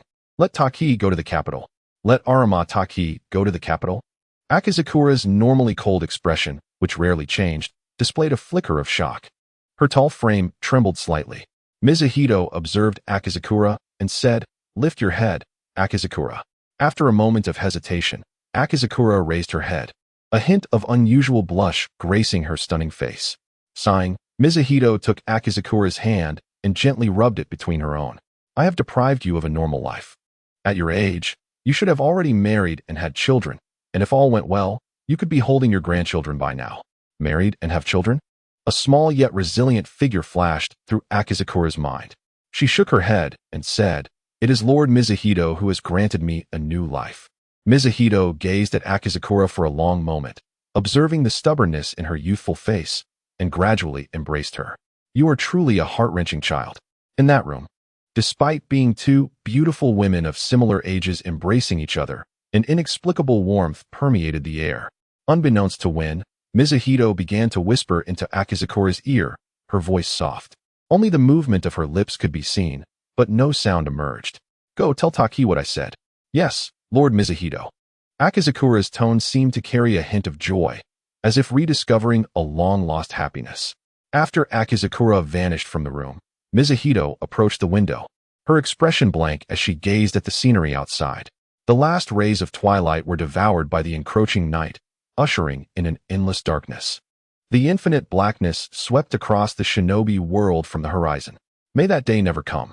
In the capital, at the residence of the Qianliang Merchant Association, Senju Xiaofu held a sealed letter, scrutinizing each word with meticulous attention, not overlooking a single punctuation mark. After a long while, he set down the envelope and sighed deeply. The Senju clan is about to fall into chaos. Senju Xiaofu was diminutive in stature, with thin lips adorned by a prominent mustache. His small eyes glinted with intelligence. After a deep sigh, a faint coldness appeared on his gaunt face. But this is for the best. That fat woman, Kabera Shuwa, finally has the chance to be dealt with. How dare she repeatedly humiliate me, relying on her connection to Uzumaki Mizuhito. Senju Xiaofu muttered resentfully, slapping his hands together. Just then, the dimly lit room's door was pulled open from the outside, revealing a middle-aged man whose face bore the marks of a tradesman. Upon entering, the man greeted Senju Xiaofu with a beaming smile. Lord Xiaofu, what might you command? Senju Xiaofu handed the letter to the middle-aged man. Curiously, he accepted it, and upon reading it, his gaze was instantly captivated, unable to look away. Hiss! The man gasped, looking at Senju Xiaofu in disbelief. Is this letter for real, Lord Xiaofu? Senju Xiaofu chuckled coldly. What do you think? This letter was personally penned by the elder, complete with his seal. The middle-aged man stammered, This is truly a major event. Of course. How can it not be significant? This already signifies. Senju Xiaofu cut him off, snorting, Let us not dwell on that. After reading this letter, you should know what to do. The middle-aged man hesitated, ultimately smiling ingratiatingly. The matters in this letter are indeed of great importance. It would be best if Lord Xiaofu personally directed me. Only with your guidance will I feel assured to act. The middle-aged man chuckled nervously. Otherwise, if something goes wrong. You sly old fox. Senju Xiaofu playfully kicked the middle-aged man.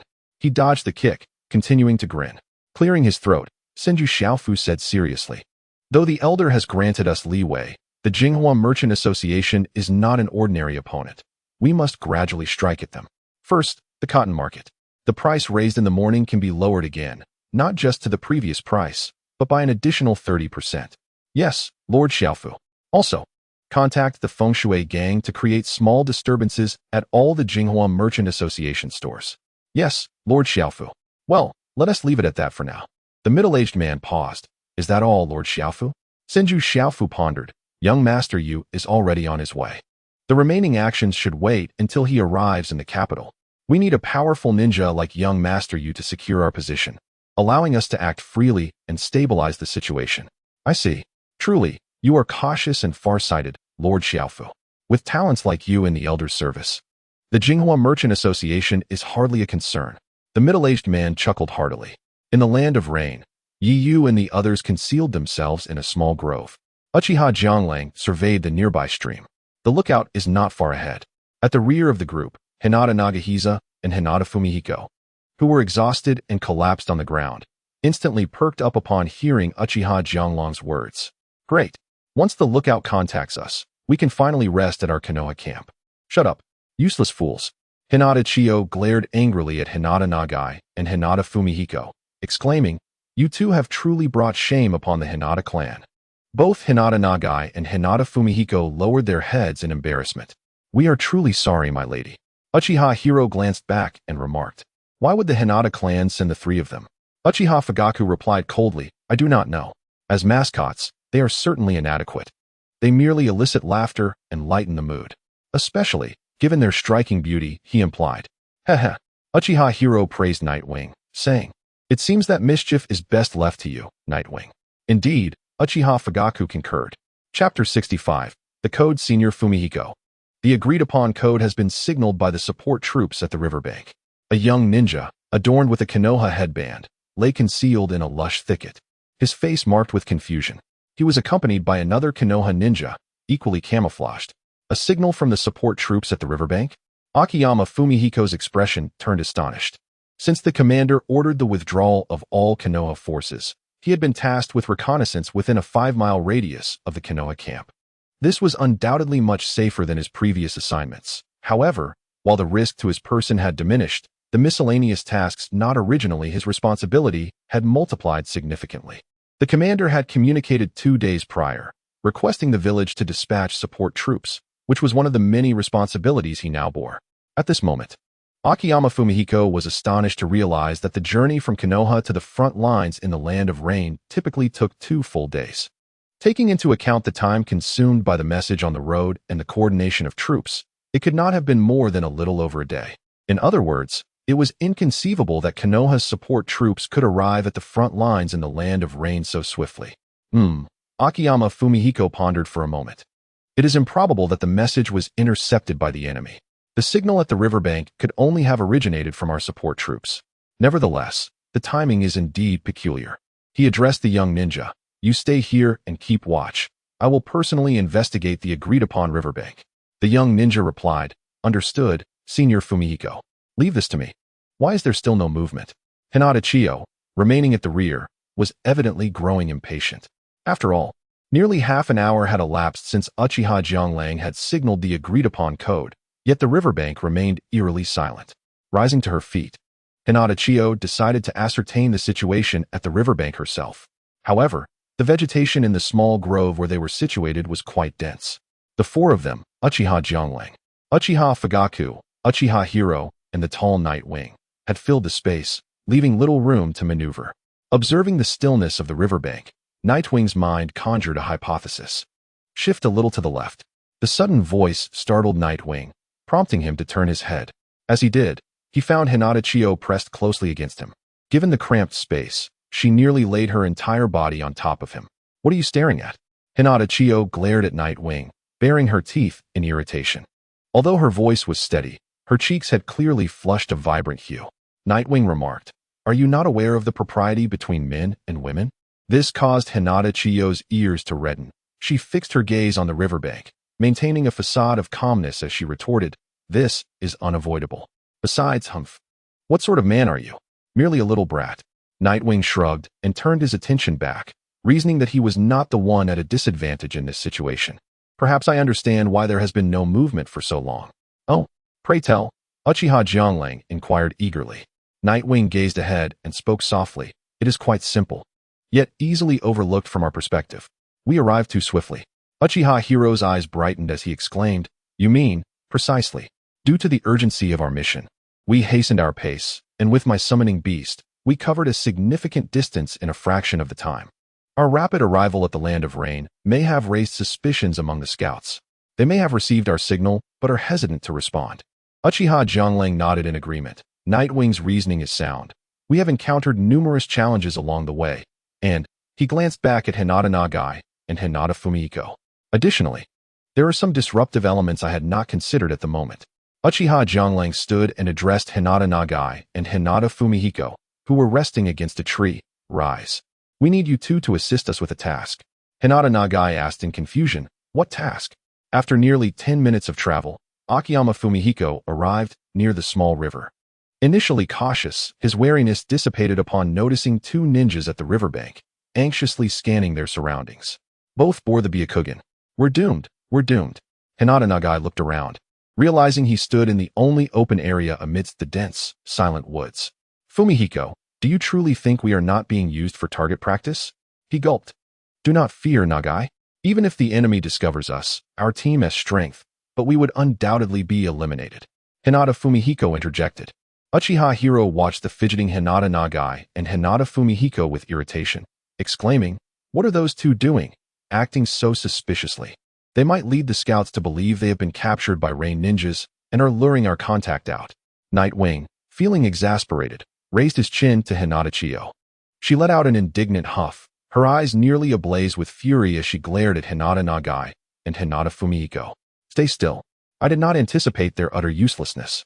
Hinata Chiyo was acutely aware of the gravity of the situation.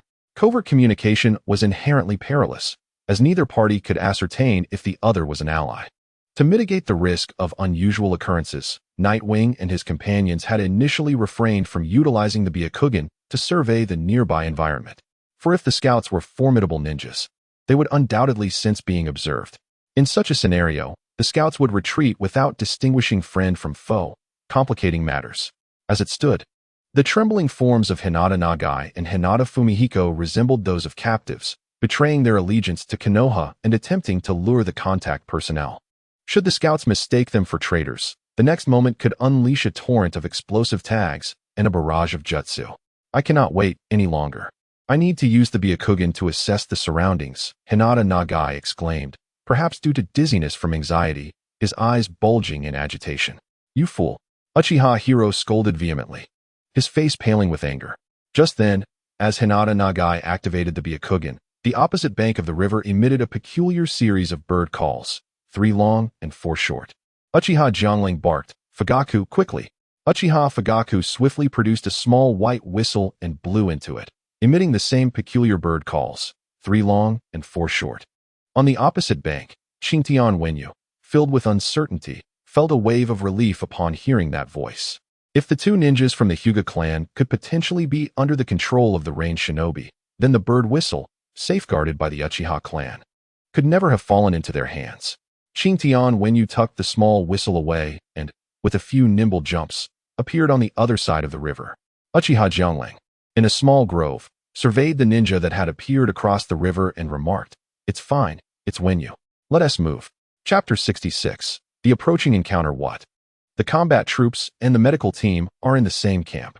Although the journey had encountered some minor setbacks, it was not entirely imperfect. Eventually, Yu and his companions successfully regrouped with the liaison personnel. Once united, the liaison guided Yu and his support team to the discreet location of the Konoha encampment. Along the way, Xingtian Wenyu provided a detailed account of the situation at Konoha's camp.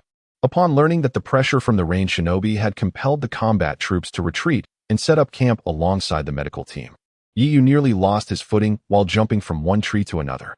Despite being advised before departure by Uzumaki Mito to engage with Tsunade and strengthen their marital bond once they reached the land of rain, Yu had dismissed it without a second thought. If asked who he least wanted to encounter at that moment, the answer would undoubtedly be Tsunade. As they traveled, Yu worried that an unavoidable encounter with Tsunade loomed ahead. However, he reasoned that the combat troops and medical team typically maintained a significant distance from one another, especially considering Tsunade held a leadership role within the medical team. Thus, despite both being part of Konoha's forces in the Land of Rain, the likelihood of them crossing paths seemed minimal. Unexpectedly, due to the immense pressure exerted by the range shinobi, the combat troops had retreated to the rear, ultimately sharing a large encampment with the medical team. Sighing inwardly, Yu lamented the situation. At that moment, Xingtian Wenyu, who was not far from Yu, seemed drawn by his exclamation. He glanced at Uchiha Jiangling and inquired, "Who is this young fellow?" Uchiha Jiangling replied, "Yu is a descendant of one of our esteemed Uchiha elders." "Oh." Xingtian Wenyu nodded, retracting his gaze from Yu. Although Uchiha Jiangling did not elaborate on Yu's purpose for being on the perilous battlefield, Xingtian Wenyu, having spent years on the front lines, was acutely aware of Yu's intentions. As the saying goes, warfare is a matter of national importance, a matter of life and death, and the path of survival. The front lines have always been the focus of great nations, characterized by strict discipline and no room for negligence.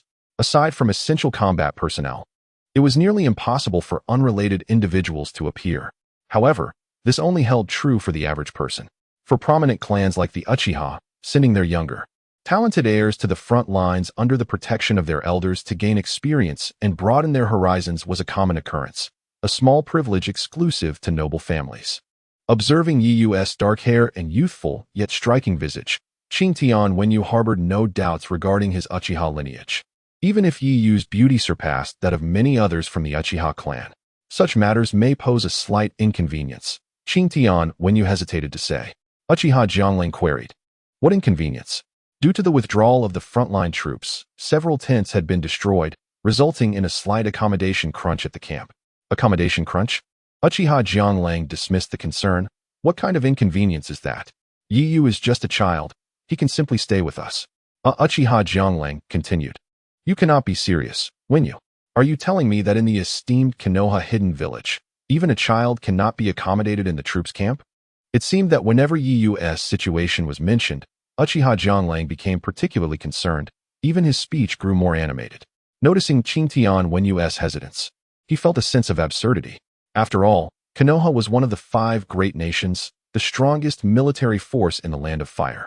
To claim that basic lodging conditions could not be met in a frontline camp during a conflict with an enemy nation was utterly ridiculous. This Qingtian Wenyu admitted awkwardly. There are indeed some issues with lodging. It's not just the tents. Beds are also rather tight. Jianglang, you know that our beds are designed for convenience, allowing only one person to lie down without the ability to turn. As of now, the camp essentially requires 2 people to share a single bed. 2 people on a bed? Uchiha Hao, who had been listening in, imagined the scene of 2 individuals trying to fit on a bed that barely accommodated a single person. Uchiha Jianglang frowned. Let us wait until we reach the camp and assess the situation. Haha, that's true. We should be able to manage somehow, Qingtian Wenyu said, feeling awkward. That said, given the bizarre circumstances, Uchiha Jianglang's tone toward his old friend shifted from initial politeness to one of seriousness. Uchiha Jianglang asked flatly, what? Isn't you still a child? I recall that several women have individual sleeping arrangements. Are you suggesting that you should share a bed with a woman? Qingtian Wenyu felt an overwhelming sense of embarrassment. The fact that someone of Uchiha Jianglang's stature would participate in such a mission was already due to his invitation. While the support troop was indeed crucial for the front lines, Uchiha Jianglang, as a prominent figure in the Uchiha clan, typically would not easily engage in battle. Having partially distanced himself from the life of a ninja, his presence on the front lines was a result of him personally reaching out to his friend, warmly inviting him to join. Now, however, Uchiha Jianglang had gone to great lengths to assist him, only for Qingtian Wenyu to retort that not only would the esteemed men have to share beds, but even their young charge would have to sleep alongside unfamiliar women. Qingtian Wenyu felt he had lost all face in front of Uchiha Jianglang. Observing Jianglang's increasingly unfriendly gaze, Qingtian Wenyu forced a smile. Haha. Let us wait until we reach the camp to discuss this. Humph. Konoha's encampment. Over the past few days, Tsunade had found herself considerably more relaxed. With the combat troops withdrawn from the battlefield, the influx of new injuries had ceased. Her sole responsibility was to oversee the medical ninjas in treating those previously injured. Returning to her tent, Tsunade settled into a chair, only to feel a pair of small hands begin to massage her shoulders. I truly owe this to you, Yuri. Without you, I wouldn't be able to sleep at night due to shoulder pain. Qingtian Yuri huffed lightly. Senior, you're deceiving yourself. You are the strongest medical ninja in Konoha. How could shoulder pain prevent you from sleeping? Have you never heard the saying, healers cannot heal themselves? Qingtian Yuri replied. I've never heard that before. Tsunade, Chapter 67, Iron-Willed Konoha's Encampment, the Command Center. Nara Yajiki sat at the head, sipping hot tea.